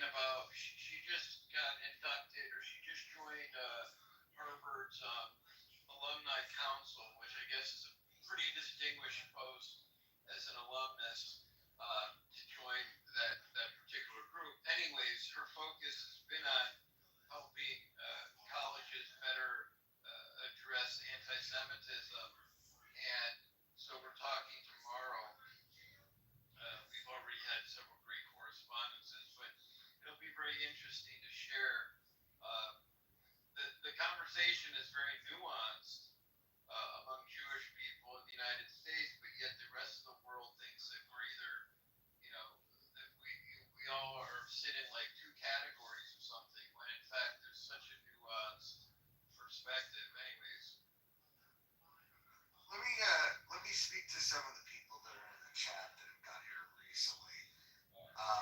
You're gonna go for that part who's just got brought up on stage. You'll have fun with this one. Well, yeah, let me just have a little bit of fun reading some of these comments in the chat. Let's see. So Catalyst VC says MAGA is radically anti-blackness, which I don't even know what the term anti-blackness means. Strongly dislike. Let's see. Human Being says, well, I'm not an enemy of Israel or Jews. In fact, I think they have the right to live in their own country in peace. But assuming Israel is innocent is insane. Okay. Well, I guess if somebody attacked your country, you would probably do something different than defend your own life.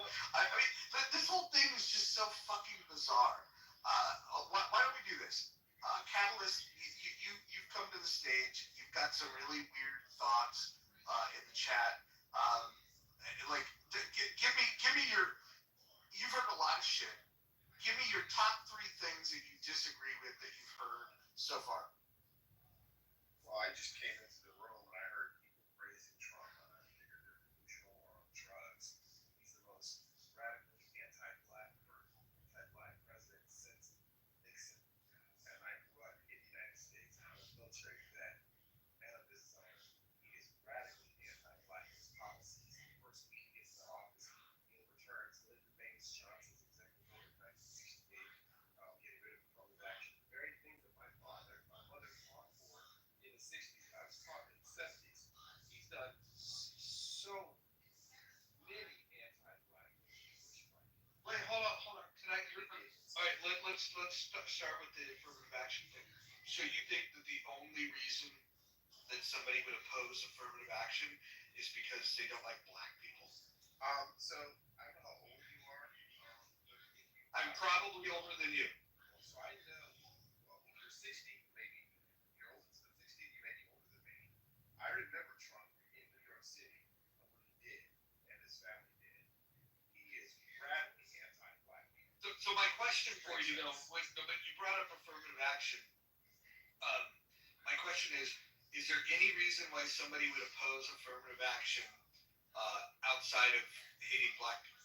I can't speak of other people. I'm only focused on me, on my group of people. Like, every other group focuses on their group of people. I'm focused on my group of people. And the things that he has done since before his presidency in New York City. No, but I want to isolate it to this issue that you said about affirmative action. But I want to talk about affirmative action. I'm being very clear as far as. I know, but I want to get specific. I feel like you're not being specific enough. So I'm asking. Okay, so let me ask you the question again.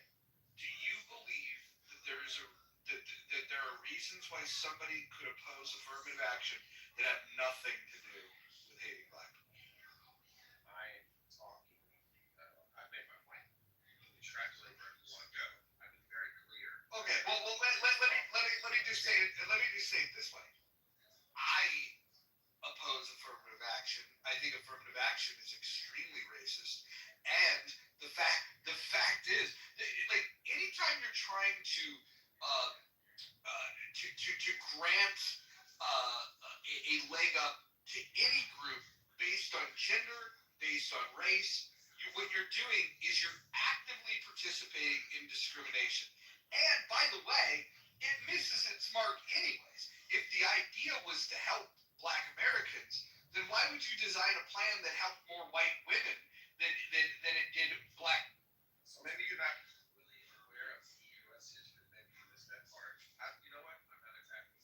There are some people who didn't understand or get a great history or a great history, or maybe they went to college and studied America. This place called America from 1619 to 1776. Yeah, look, listen,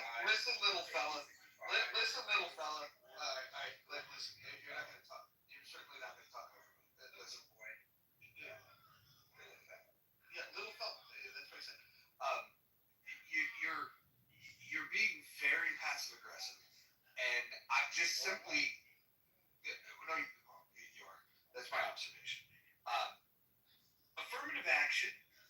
I wanted to speak about that, and then you went from affirmative action to Donald Trump's time as in real estate to now you want to go to 1619.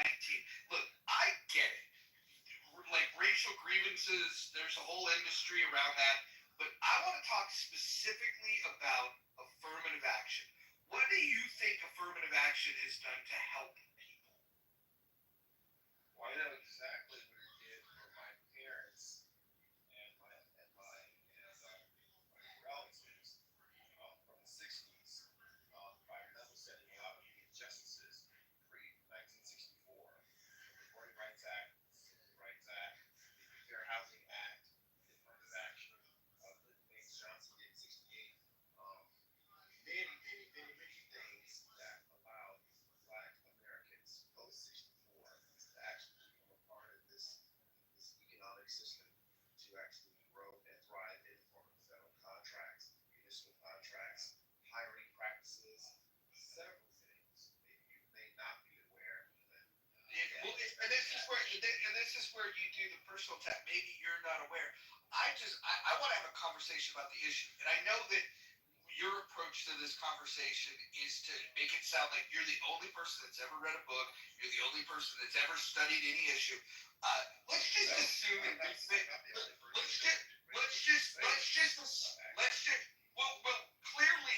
Clearly, you have a very slanted view on these things, and you're not even willing to. You're not even willing to argue in good faith. You prefer to make. You're not saying facts because what you've done is you've continued to change the subject. Do you not want to talk about affirmative action, the topic that you brought up? When I came in this room, there were individuals that were extolling MAGA, or excuse me, Trump, and then talking about Israel. Look, he's won 2 elections. There's a lot of people that like Donald Trump. I know that comes as a shock to you, but there's a lot of people that like it. I'm going to make a statement. I want to see if you. I'm going to. Well, there's. Yeah. I want to make this very, very clear to you. I want to make this very, very clear to you. Okay. Kamala Harris ran a terrible campaign, and she lost because more Americans wanted Donald Trump as their president than Kamala Harris. Kamala Harris ran for 100 days campaign that was absolutely horrible. Campaign was horrible. Oh, so it sounds like you agreed with me. Okay, excellent. Yeah, she had 100 days of running. Trump started running, he lost. Do you think that she would have ran longer, that she would have been more popular? Because the more exposure people get to her, the less they like her. Well, she had one job in Mississippi, the border czar. That was the job she took on. She did not negotiate the border, not one time under Biden's presidency. And let me tell you, when she was running around, having a different accent depending on whichever state she was in, that's when the hurricanes happened and left. Everybody else in devastation did not get any help or any fund to help these people. She was too busy running around making a fool of herself. Is that the same Well, thing? hold on, guys. Hold on, real quick. I want to make a statement, and I want to see if the room agrees or disagrees with me. I'm going to make the position, and I know this will be unpopular with at least one person on the stage, but I'm going to make a statement. I genuinely believe this. In 2025, I believe that the United States of America, with our laws in this country in 2025, is the least racist country on planet Earth. The least what? The least racist country on planet Earth. Oh. I think that every country on this planet in 2025 is more racist than the United States. Oh, me too. So, what race are you talking about? Just to add something, I don't think that anyone was, well, I certainly wasn't endorsing Donald Trump. I am no fan of Donald Trump. I don't know that when you came in the room, maybe something was taken out of context, but, I even think that Donald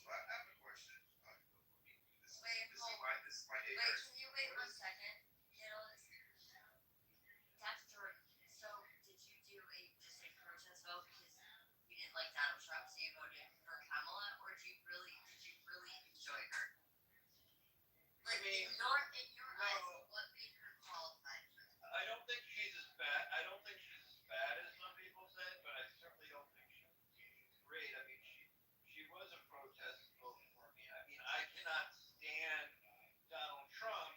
That being said, when you're an agent of chaos, you're bound to make some things happen that somebody's gonna like, including me. There's some things that he's done that I've liked that maybe totally based on happenstance. There's no strategy behind what he's done, and it's just now he's a divide. He thrives on chaos. In fact, I think that part of the reason that he will not he doesn't want too much change in the Middle East, and I could be wrong, is because unless he can monetize it somehow, he needs chaos all over the world to distract us as Americans from some of the mistakes that he's making here at home. So that's my particular take. People don't have to agree with it, but he needs chaos to survive.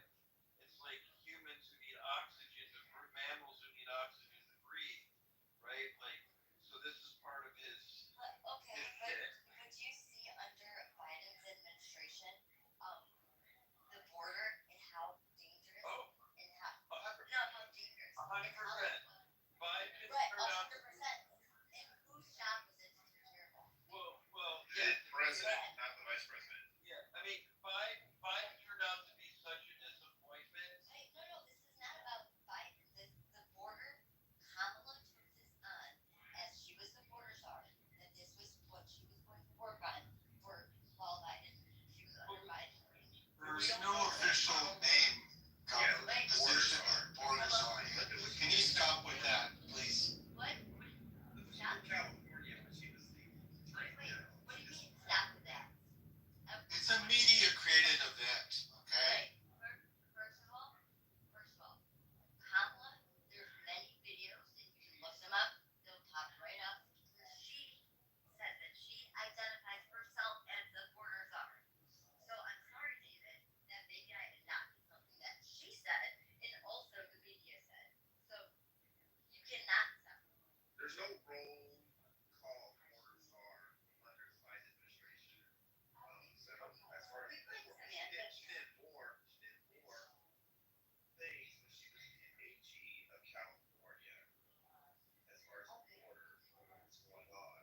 Are we Because she had, deny that but she had the power. is her job? What we are going to agree on is that that the vice president, the former vice president of the United States, Okay. was a law-abiding attorney who understood law and order, who does not I'm have gonna several pull this up. criminal You guys are so convictions. full of shit. I'll pull it up. And I'll So put many it criminal for y'all. convictions. No, this is what While she a did. senator, and Am I retarded, Josh? Hold on. Oh, no, you're not, but this guy might be. I'm guessing that he doesn't live in California. As someone that lived in California for many years, and was exposed to that wretched, horrible whore of a woman, Kamala Harris. She's terrible. As a prosecutor, she ignored evidence that allowed innocent people to remain in prison. Anyone that would defend that woman is completely fucking immoral. Just morally bankrupt. so I'm not morally bankrupt. As a person who was born and raised, worked in California, and completely lived in San Francisco when she was there. Your facts are. I have no idea what you're talking about. Hold on. There's good and bad. When she first started her career, she was a deputy district attorney in Alameda County, practiced out of the Hayward courthouse, and then she went and sucked Willie Brown's dick, and then got another job. So I know her history very fucking well. So if you want to talk about it, we can. I know Willie Brown, my father. We were good friends. I remember when they were dating. I was around during that period of time. Anyway, I wanted to ask Jordan a question because he mentioned Trump being anti-Semitic and Stephen Miller. And my I question actually was, want to interrupt you, Careless. I want to tell Roger something. So look at the chat, though. Like these pro-IRGC people, the people that they work for IRGC, or they literally come to the rooms to Sarah, they can come to this room and they can say stupid shit. And I'll just say this because they're too stupid. They'll just continue to do it anyways. I like when they say their shit because what happens, this is what they don't know. I'm going to say a secret out loud because they're not all here. There's only a few of them. But Clubhouse allows the feds to monitor these chats. And I promise you that there's multiple people from this app that are already in jail for the things that they've done on Clubhouse, the things that they've advocated for, and the investigations that they've seen. We've already seen this happen. Like if you guys don't know what I'm talking about, go look it up. I love having them here, and all I would just request of you, Sarah, is when you see people writing shit that's fucking highly questionable, just report it to Clubhouse and allow the investigations to take place and allow these imbeciles to fuck themselves. That's what I would ask you. I just wanted to ask Jordan that question. He was talking about anti-Semitic, and my question, Jordan, I don't know if you're still here, is can a person of Jewish descent or of the religion be anti-Semitic in 2025? That's my question. I mean, yes. I mean, I've been called self-loathing at times, but I just have strong convictions about, my own tribe and community, and so some things may not resonate with people the way they had hoped, but I think I try to come at things pretty honestly and call people out, including myself, when I make mistakes. So, for example, I don't like if you show so much hate, if you show more hate for the enemy than you have love for your own people and you're Jewish, then you're not holding space for your faith. The same is true for any faith, quite frankly. But so I don't like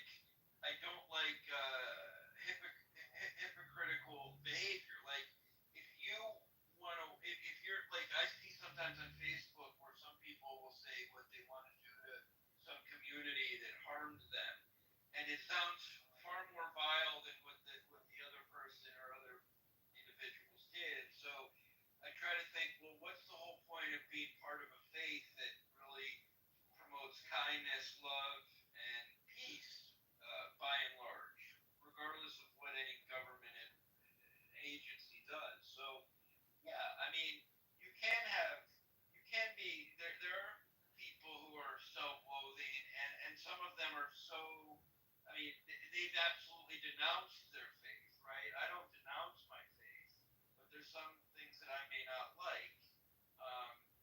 That's just my personal, preference. So, by your definition, can a person be a Jew but not Jewish in the faith? Yes, because you can be, you can be a secular Jew and not be, I would say you're Jewish, but you're not religious. I wouldn't say that you're not Jewish. I would say you're Jewish, but you're not religious. Thank you.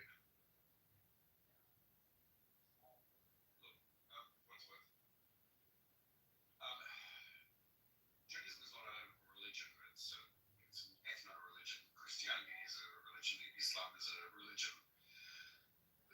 You can be, to get really to the point, you can be Jewish and not even believe in God.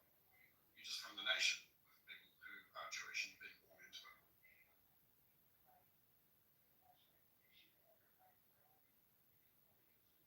Interesting. All right. Thank you. And does that mean like if your dad is Jewish, but your mom is not, then you are Jewish? No, it's the other way around. It's matrilinear. No, right. That's what I'm saying. So like if your dad was Jewish, but your mom was not, you would not be born a Jew. That's right. Okay. But I was just reading about Sarah Jessica Parker, whose father is Jewish, and he's using an example. Sarah Jessica Parker says that she's raised Jewish, but she's not. I don't think she's really sure what she is. But her father is Jewish, so she doesn't follow a matrilineal rationale.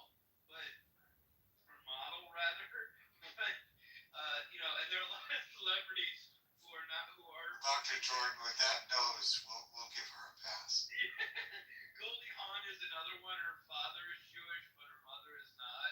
So I'm not really sure if her kids think that they're Jewish or not. It's just so confusing.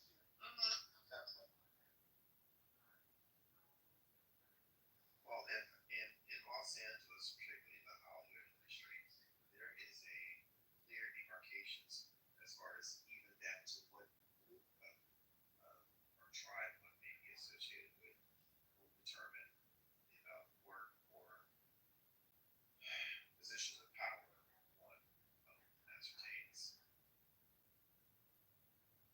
Okay. So that's your way of saying the Jews are in Hollywood. Is that? Yeah, we run a lot of stuff. Yeah. But we own all the banks as well, Jews. Yeah. Media. All the banks and also the media as well. Oh, jewelry stores. Yeah, jewelry. Are you being sarcastic? Well, I don't think capitalism is in entertainment. I don't think he meant it that way, but I think what he was saying was, and I don't know where you got this, but I don't see that like there are different castes or like different segments within Judaism. I'm not familiar with that, but I don't know, Rowan, you can. Yeah, you lost us when you said down to the actual sect of where they came from in Israel. Yeah, that's really going on in Hollywood. David, are you having a bad night? No. No, I feel like you're being combative with everyone. We're just. No, I haven't said a word for 2 hours. Listen, David I listened to your religious part, and it was hard. Wait. Hold on, and David doesn't argue with anybody and attack anybody unless we're talking about Tesla. That's the only topic that gets him under. Yeah, I'm allowed to know. I was. What was so hard when I was talking about religion or Christianity? I posted in the chat. I said if Jews followed that rule, there'd be no more Jews. They'd be done. And I have a question before you One get married. second. So when you said, so are you talking about when I said as a Catholic, our job is to, when I was talking about that, Roger, I don't know at what point. Yeah, I that was point. watching, Right. when I was watching her stage, I don't pay attention to. That point. So I don't denigrate what you believe. I know you believe it, and I think it's real. I just I don't know how it's applicable to the real world. So and what? Just to ask a question, Mark, what were you writing in the chat? Sorry, John. No, go ahead. This is 2 hours ago, though. I was being sarcastic when I was answering the solid question. Hang on, who's interrupting? You go. Sorry, go on. What? Question mark, did you want to finish off what you were saying? Wait, I didn't say anything. Wait, No, you didn't. Me and David were talking. Oh, okay. but I'm happy to say something. No, David, I want to know. You said it 2 hours ago, but you just brought it up right now. I said in the chat I didn't comment. I withheld all my comments and my thoughts. That's what I'm saying. So why would you just- answer them now? I'm saying you mentioned I've been combative all night, and I Right. said I've been listening for hours. When you That was said my that it was hard to response. listen to my take.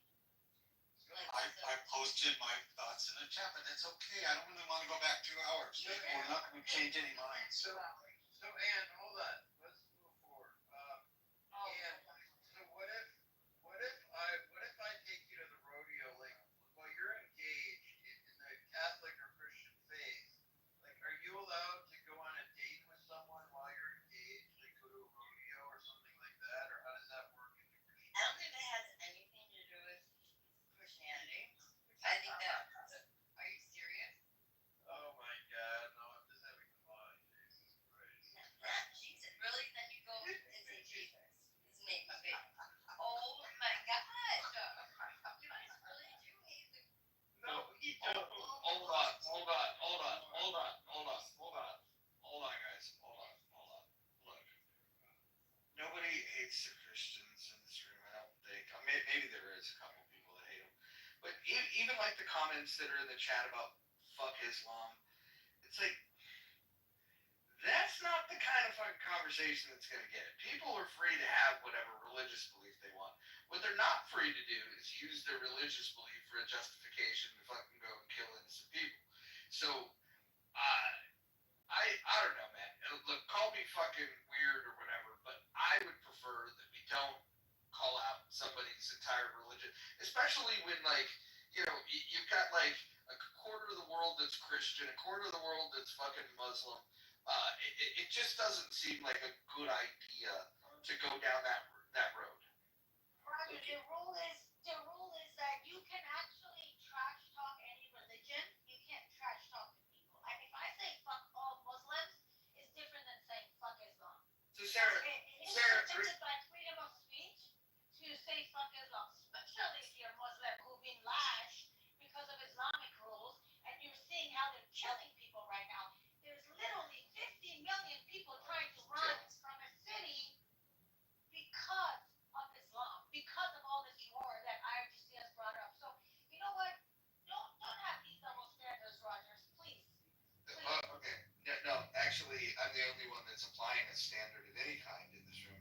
I'll just say this: if somebody would have wrote "fuck Judaism," you would have had several people that would have been offended, and then we would have a conversation about should we throw that person out of the room. All I'm saying, Sarah, is like you can have your belief system without fucking being an attack dog. It's actually it's not becoming of a woman. It's not becoming of a professor. Like you're better than this. When I wrote that you're better than this, come on. I believe you are better than this, and I'm saying, come on. But if you want to double down and go down this route, that you want to go and motherfuck, somebody's religion.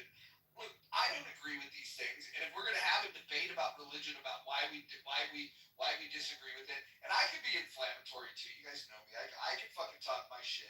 I'm just suggesting that in an environment where we're trying to have a conversation about what's going on in Iran, I don't think that using words like fuck Islam is the way to have a productive conversation. That's all I'm fucking saying. I think Well, it was. I let's think say it was. this, like, I really want to know how you believe that Catholicism is not applicable in today's world. I didn't say That, like, Catholicism in general. I listened to you, and I went back 2 hours ago. I just looked at my comment. My closest friend of 55 years is Catholic. His family has adopted me into that family, and I have no problem with Catholics. You just have to take my word for it. Wait, hold on. I'll let you guys argue this with me in a second. But Sarah. First of all, you keep going back saying that this guy threatened to kill you. He actually did not. We talked this through. He didn't provide a single screenshot that he was going to release. Hold on. We talked this through. He was very. Listen, when people are being transparent, we should take them. Look, here's the thing. Roger, you don't know what has happened since yesterday. Sarah, I know you. And I know you overreact to shit. And I'm gonna tell you this. When you even say the words that he wrote, everybody with a fucking half a brain cell understands that You're not Muslim, so you don't understand. Oh, Did you see Salman put 100%? Oh, you're the only one that knows anything. Yeah, You you're the thought only the one. other Persian guy put 100% on there? Do you know how many Iranians have been killed because they say something against Islam? I say I'm not Muslim and I walked away. Any Muslim has the right to kill me. Do you understand any of that? Okay, I get then it. if you're worried about that, I'm hold not on. doing this with you, Roger. That's good. Someone just called me a fascist in the chat. Why don't you attack that person? Well, because I'm going to tell you why. I'm going to explain to you why. Because what you're doing right now is so fucking illogical, and I'm hoping that I can appeal to the little brain cells that are left here, Sarah.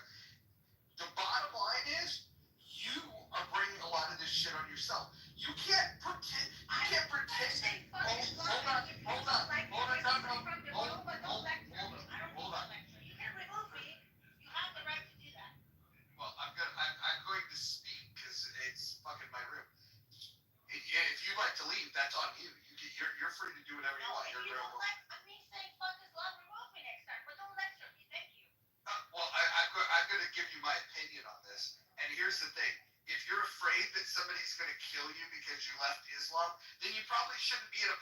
nobody's fucking announcing that you've done that. No, That's no, your no, fucking fear that no you one gotta has deal with. threatened anybody. Nobody He has didn't threaten you, you anyone. fucking retard. He didn't threaten you. And that's your opinion. Well, we talked about it earlier. You're the only person that fucking agrees in that interpretation. Let me just say it out loud what fucking happened, and you guys can tell me what you think. Who do you want to tell you? They're IRGC supporters that are all in the chat? Jesus Christ, Sarah. So who do you want to support? Look at the chat right now. Who do you want to have this conversation for? The people who are calling me fascist in the chat? I want you to fucking like rein yourself in because you're acting crazy. That's fine. Why? Because you don't like me saying fuck Islam and somebody else can call me fascist? Well, you also claim that somebody threatened to kill you. When he threatened. Actually, no. When he was here and he said exactly what you said what he had typed, and then he explained what he meant by that. He said he was going to report you for your racist comments, and he was going to. And I don't want to say who he was going to, but you remember what he said, who he said he was going to report you to, and that is highly that. First of all, it's a bitch move. I told him it's a bitch move to try to snitch on people. I told him that, right? You're still being a bitch, but he didn't do what you said he did. He didn't threaten you with violence. He threatened to snitch on you. And no, he didn't. He did not. And you're lying. And here's the thing. You're overreacting because you're mad at him. And you saying untrue things doesn't make you look good. It makes you look bad. And you can think whatever you want. You can believe whatever you want. Listen. It wasn't just that one facet. Well, here's the thing. You said something that was not racist. He claimed it was racist, and he overreacted and said that he was going to report you to a certain particular thing. Which part of me saying that after he made that threat do you not understand? Which part of it? He didn't make a threat. After he told me that I won't be a doctor from tomorrow, after that. Right, and his explanation for what that translated into, what he meant by that, made 1,000% more than you saying that it meant that he was trying to do you harm. Like, it doesn't make any fucking sense. And if you're that worried about people doing you harm, you shouldn't be in public places. After. He said it after. No, I'm just showing you your double standards, you know? Like, it's just interesting. Like, some people can just come and say whatever they want, no matter how much hate speech it is. My double standard. Listen, I'm trying to help you here. I know you don't see it that way because this is what happens. You want to be as offensive as you can possibly be, but you also want to be bubble wrapped if anybody says anything to you. That's the double fucking standard here, sir. No, Roger, you tell me, oh, that's low of you. Like, seriously, there's like 10 people attacking me in the chat, and you find that moment when I say something like that, at least half of them are going to get the fuck out of my face. You take that moment to like give me a lecture of morality? Seriously? Yes. When you fucking stop, I don't care, Roger. I don't want that. You know, right now, my friends, my family, they all are stuck, you know, at the middle of the war, and there are fucking people here who are like supporting the regime, the fucking terrorists. You can't be the victim and the offender at the same time. You gotta pick one. Pick one what? You can either be the victim or the offender. You can only play one role at a time. I'm never gonna be a victim. I'm not a victim. I'm just telling you. I don't want you to tell me what's right or wrong. If you don't like my comments, if you do, remove me. But when you come in, when I'm being attacked by 10 people in the chat, and then you come and say, oh, that's low of you, it looks like you're on their side. And I know you're not. I know you're telling me, Sarah, you're better than that. Why are you dragging yourself down to their level? I know that's what you're trying to tell me. That is exactly what I'm telling you. That's what I know that. These guys are fucking retards, and they're getting you to act irrational. And I'm saying, as a friend, don't do that. Don't fall for.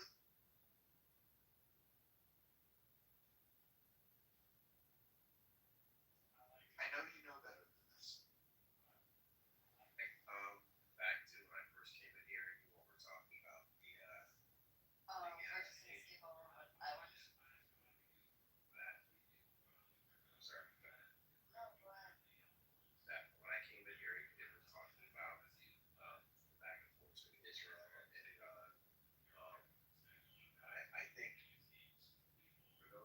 history, it is wise to protect yourself. If there are people that are saying they want to eradicate you, or have you not exist anymore, then go back to 73 and let it go by air. And young people war is exactly her not being aware of what was going on and drag that into. So I think it's wise for any group that multiple entities are claiming that they're going to eradicate them, always protect yourself. I think that's intelligent.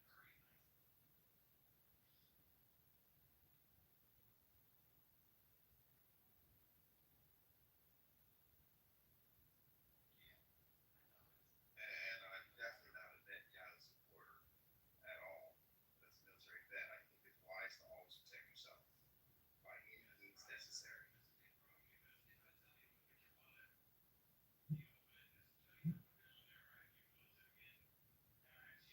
Elijah, what is wrong with you? You reject God. Why? I just think that that specific. I'm a religion person. That's all. You don't have to be religion. Right? Subscribe to religion to believe in God. This is true. So why were you? I'm not really trying to talk about it. That's all. Well, you did though. I'm here to That's why I here bring to it up. listen. Well, you did though, so that's why I brought it up. Well, how about I'm gonna be here to listen. That's all. Okay. Jesus? We're fighting over the weirdest shit tonight. I'm like so over like this. Like people are so far from like people need to come to God, and that's the bottom line. You want peace? Come to God. That's seriously it. Nothing could be going on like this in the Middle East. It's the absence of faith, and I don't care what anybody has to say. If you disagree with me, go ahead. I don't give a shit. It's the absence of faith. That's it. But faith in what? Faith in God. Whose understanding of God? Where in the Quran, the Bible, or the Torah does it say to do what's going on right now?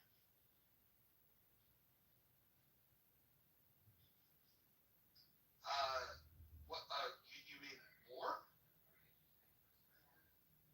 I can point out plenty of scriptures that refer to war. Yeah, there are several scriptures in the Old and New Testament that talk about, and this particular time that's going on is still about the New Testament in the Gospels, what was going to take place right before the rapture of the church. So there's several They also places. say that when it's that time that we won't know when that time is. So for you to say that it's now is girl. This is true too.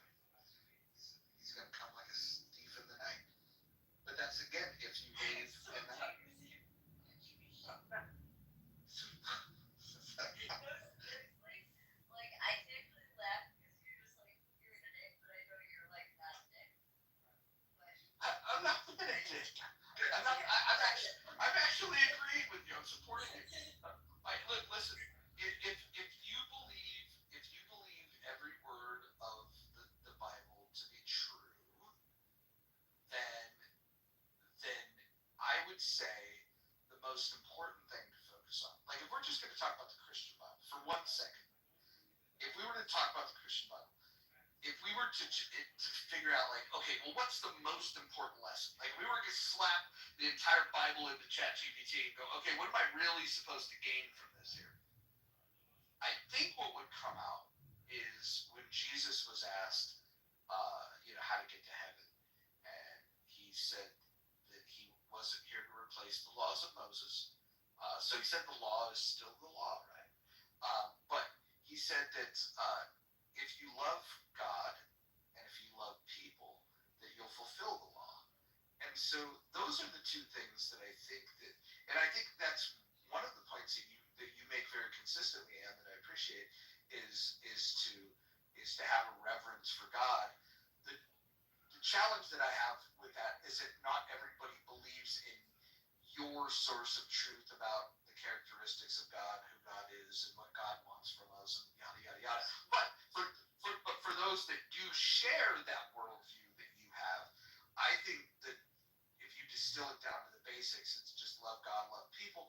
And honestly, I think you do a better job of that, at least in this season of Clubhouse, than most of the Christians that I run into. I think you're a good ambassador of loving God and loving people. So, in Christianity, monotheistic Christianity, triune, pure Orthodox Christianity, Yeshua HaMashiach, or Jesus, especially after from Acts forward, the most important thing is Acts 2, which talked about the new birth experience. He said, I didn't come to destroy the law, I came to fulfill it. That was earlier. But yeah, it's about the new birth and the rapture of the church. Whereas Israel has its own separate track that's going on, things that will take place. And it says that we see a lot of these things that are taking place, wars or rumors of wars, look up for your redemption from die. Well, hold on one second. There's somebody in the chat that's trying to school us on the Bible, and I'm sure a nice person that's probably spent a couple Sundays in the church, maybe even read the Bible a time or two. But this reference to 10 commandments, there's 613 commandments, and I think that there's this very Western tradition of distilling things down to a top 10. If we're going to distill things down, again, I would say go down to the two greatest commandments. At least that's what Jesus said. But if we're going to talk about commandments and people skipping over them, I think people that are looking at 10 commandments are skipping over at least 603 commandments.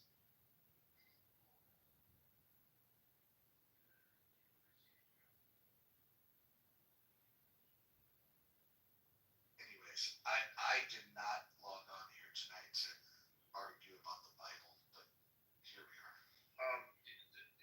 Does anyone see any hope for this war to end? One with Iran and Israel, and then two, the other one with Ukraine and Russia. Any thoughts as far as the ending?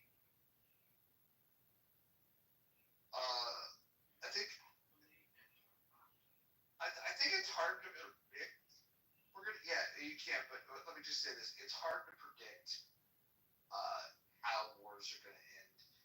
One of the characteristics of war is that they can be very unpredictable, and as we try to predict what the ending would be, even if we got there, it would probably be a lot more complicated and messy than we would hope it to be. So, I mean, look, when words fail and when diplomacy doesn't work and people decide that dropping bombs is the way to go, the unfortunate truth is that people are going to die.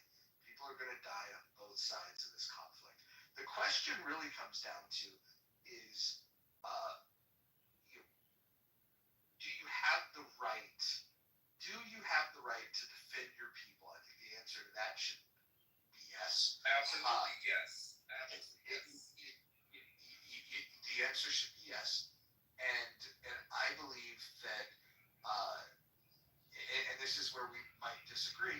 I believe that the Jewish people have been under attack for quite some time. I do believe that the IRGC, not Iran, but the IRGC is the head of the snake. They're the ones that have, for decades, financed these terrorist organizations that have resulted in a lot of death and destruction to people in Israel, and most specifically to Jewish people. And I think fighting that fight is the righteous thing to do, but that doesn't mean that there's not going to be negative externalities on both sides. War sucks. People are going to get hurt. This is a reality. But if you were to weigh the cost of doing nothing versus the cost of waging war, I'm leaning in the camp that it's pretty clear cut that the IRGC has to be. Are these the same people that funded Hezbollah and Hamas? Hezbollah, Hamas, and the Houthis have all been supported financially by both the IRGC and by Qatar. I don't think anybody that studied this issue would. Yeah, they have to go. If you just look at the land mass, you have a little small slither where Israel is right now compared to where it was historically. And then you have Lebanon, Jordan, Syria, Iraq, Iran, Egypt, all around them, trying to push it into the sea. No. That's a no-go. And so I was asked earlier today if you were called back up to go. I wouldn't too far move to go back. What are your thoughts on U.S. with boots on the ground? And I'm like, I don't know if we'll come to that because there's so many munitions. U.S. Navy, and there's a big, huge base being built right now in Lebanon, a 5,000 person base being built in Lebanon. A huge Marine expeditionary force is going to be placed there. I don't think it's going to go very well for Iran or whoever this group that's trying to do some things. Yeah, let me read something briefly from the chat. Ari is, boy, a little bit of a meltdown here. Yeah, well, Ari said there's got to be like a medication that can simmer this down. But she says war is not unpredictable. Gog is Russia. That's in the Bible. Russia will start World War III. So when that occurs, what will people say then? World War III will also start a one world order. The mark of the beast. The Pope is the devil. Let's see. No, he is not. I don't even know what that's in reference to. But yeah, this is this. I don't know if I should laugh at that or if I should genuinely. Anne, can you pray for that person? Yeah, I already did. I did. That's why I didn't respond. She says, "Mark my words, girl. I don't know what Bible you think that you're reading, but you're not reading the same book that I am." Yeah, Of course, you be reading the same book, just having different teachers or instruction. Well, hold on. Can we agree that if you read the Bible, like if you were to read the Christian Bible, and if you were to get to Revelations, where everybody thinks all the crazy zany stuff happens, there's monsters and this and that, and they talk about war and death and all this stuff. It does say this stuff, and it really does say this stuff. But if we were to read the entire book of Revelations, it's actually a happy ending. It's actually the good guys win. So I think some people just. I personally think there's a correlation, not a causation, but a correlation with mental disease and people that use the Bible to fulfill some doomsday fantasies that they have. But the people that have filled their heart with joy, the joy of the Lord, right? They don't have these doomsdays like these fantasies. In fact, the ones that are genuine believers, what they typically do is when somebody dies, they might have a quick little cry and say they're going to miss the person. But what they'll usually do is they'll come to the conclusion that, they went to a better place. Well, how do you know that? Well, that's what the Bible says. And then they believe that. And it brings them comfort. It brings them joy. It doesn't bring this fucking anxiety. If you read the Bible and it brought you anxiety, you either have a reading comprehension problem or a mental. Amen. Focus on Revelations. Like I actually look. Obviously, I've read Revelations, but I don't put that at the forefront because God says we won't know when those times are near. And I will concede the fact that I just naturally inherently don't.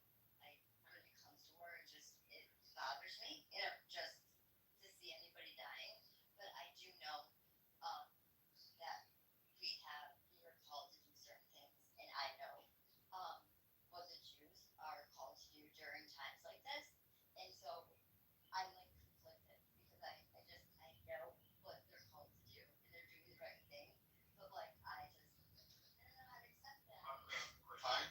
appreciate you saying that, and I respect your opinion. Can I say something? Sorry, David, that's one last thing. What did you ask me? Hey, can I say something real quick? It's out of Yeah, no, you're good. Hold on. Some people might not be hearing well. Joshua, we did hear you, but Rolo's gonna speak, and then you're gonna go next. Thanks, Josh. And I'm sort of curious, what do you think Jews should be doing right now? And what are you conflicted about? Tupac. Okay, I'm sorry. I did walk away from my phone. What? Question is two-part. What do you believe the Jews should be doing right now, and what are you conflicted about? Well, essentially what they're doing, what they're supposed to be doing. That's all I